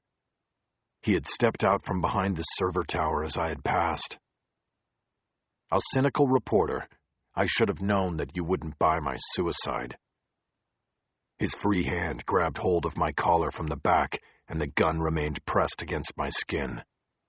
"You can drop the gun now." I dropped the weapon, and it made a loud clatter on the concrete floor. "I take it that was Agent Wallings, yes? So why don't we go back and pay her a visit, and we'll end this thing right now. Or, who knows, maybe I'll just end it for you and take her with me. I think I'd like to spend some time with Agent." I heard an impact of heavy object on flesh and bone, and Carver fell into my back and then dropped to the floor. I turned, and there was Rachel, holding an industrial-sized wrench she had taken off the workbench. "Rachel, what are—" "He left Mauri's keycard on her workstation. I followed you out." Come on, let's get him back to the control room. What are you talking about? His hand. He can open the server room. We bent down to Carver, who was moaning and moving slowly on the concrete floor. Rachel took her weapon and the one Carver was holding. I saw a second gun in his waistband and grabbed it. I secured it in my own waistband and then helped Rachel drag Carver to his feet. The back door is closer, I said, and there are breathers there. Lead the way, hurry. We quickly walked, half-carried Carver through the facilities room and into the narrow equipment room beyond. The whole way, he moaned and uttered words I couldn't understand. He was tall but thin, and his weight was not overbearing. Jack, that was good, figuring out the back door. I just hope we're not too late. I had no idea how much time had passed, but was thinking in terms of it being seconds, not minutes. I didn't respond to Rachel, but believed we had a good chance to get to her fellow agents in time. When we reached the back door of the server room, I took on Carver's weight and started to turn him so Rachel would be able to put his hand up on the scanner. At that moment, I felt Carver's body stiffen. He was ready for me. He grabbed my hand and pivoted, letting my momentum carry me off balance. My shoulders slammed into the door as Carver dropped one hand and went for the gun in my waistband. I grabbed at his wrist, but was too late. His right hand closed around the gun. I was between him and Rachel, and I suddenly realized that she couldn't see the gun and that Carver was going to kill us both. "Gun!" I yelled. There was a sudden sharp explosion next to my ear, and Carver's hands fell away from me, and he slumped to the floor. A spray of blood hit me as he fell. I could see a deep gash across his forehead, where the bullet had burrowed in a right-to-left pattern. I stepped back and doubled over, holding my ear. The ringing was as loud as a passing train. I turned and looked up to see Rachel still holding her gun up in a firing position. "Jack, you okay?" "Yeah, fine." "Quick, grab him, before we lose the pulse." I moved behind Carver so I could get my arms underneath his shoulders and lift him up. Even with Rachel helping, it was a struggle. But we managed to get him upright, and then I held him under the arms while she extended his right hand onto the reader. There was a metal snap as the door's lock disengaged and Rachel pushed it open. I dropped Carver on the threshold, keeping the door open to let air in. I opened the case and grabbed the breathers. There were only 2. "Here," I gave one to Rachel as we entered the farm. The mist in the server room was dissipating. Visibility was about 6 feet. Rachel and I put on the breathers and opened the airways, but Rachel kept pulling hers off her mouth in order to call out her fellow agents' names. She got no responses. We moved down a central corridor between 2 lines of servers and were lucky as we came upon Torres and Mowry almost right away. Carver had put them near the back door so he would be able to escape quickly. Rachel crouched down next to the agents and tried to shake them awake. Neither was responsive. She tore off her breather and put it into Torres's mouth. I took mine off and put it in Mowry's. "You take him, I'll take her," she yelled. We each grabbed one of the agents under the arms and dragged them back toward the door we had entered from. My guy was light and easy to move, and I got a good lead on Rachel. But I started running out of steam halfway there. I needed oxygen myself. The closer we got to the open door, the more air I began to get into my lungs. Finally, I reached the door and dragged Torres over Carver's body and into the equipment room. The bumpy landing seemed to jumpstart Torres. He started coughing and coming to, even before I put him down. Rachel came in behind me with Mowry. "I don't think she's breathing." Rachel pulled the breather out of Mowry's mouth and started CPR procedures. "Jack, how is he?" she asked without taking her focus off of Mowry. "He's good. He's breathing." I moved to Rachel's side as she conducted mouth-to-mouth. I wasn't sure how I could help, but in a few moments, Mowry convulsed and started coughing. She turned on her side and brought her legs up into the fetal position. "It's okay, Sarah," Rachel said. "You're all right. You made it. You're safe." She gently patted Mowry's shoulder, and I heard the agent manage to cough out a thank you and then ask about her partner. "He'll be fine," Rachel said. I moved to the nearby wall and sat with my back against it. I was spent. My eyes drifted to the body of Carver sprawled on the floor near the door. I could see both entry and exit wounds. The bullet had strafed across his frontal lobe. He had not moved since he had fallen, but after a while I thought I could see the slight tick of a pulse on his neck, just below the ear. Exhausted, Rachel moved over and slid down the wall next to me. "Backup's coming. I should probably go up and wait for them, so I can show them the way down here." "Catch your breath first. Are you okay?" She nodded yes, but she was still breathing heavily. So was I. I watched her eyes and saw them focus on Carver. "It's too bad, you know." "What is?" "That with both Courier and Carver gone, the secrets died with them. Everybody's dead, and we've got nothing, no clue to what made them do what they did." I shook my head slowly. "I've got news for you. I think the Scarecrow's still alive."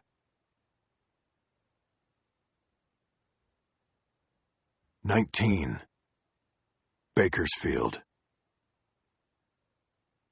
It has been 6 weeks since the events that took place in Mesa. Still, those events remain vivid in my memory and imagination. I am writing now. Every day. I usually find a crowded coffee shop in the afternoon in which to set up my laptop. I have learned that I cannot write in authorial silence. I must fight distraction and white noise. I must come as close as possible to the experience of writing in a crowded newsroom.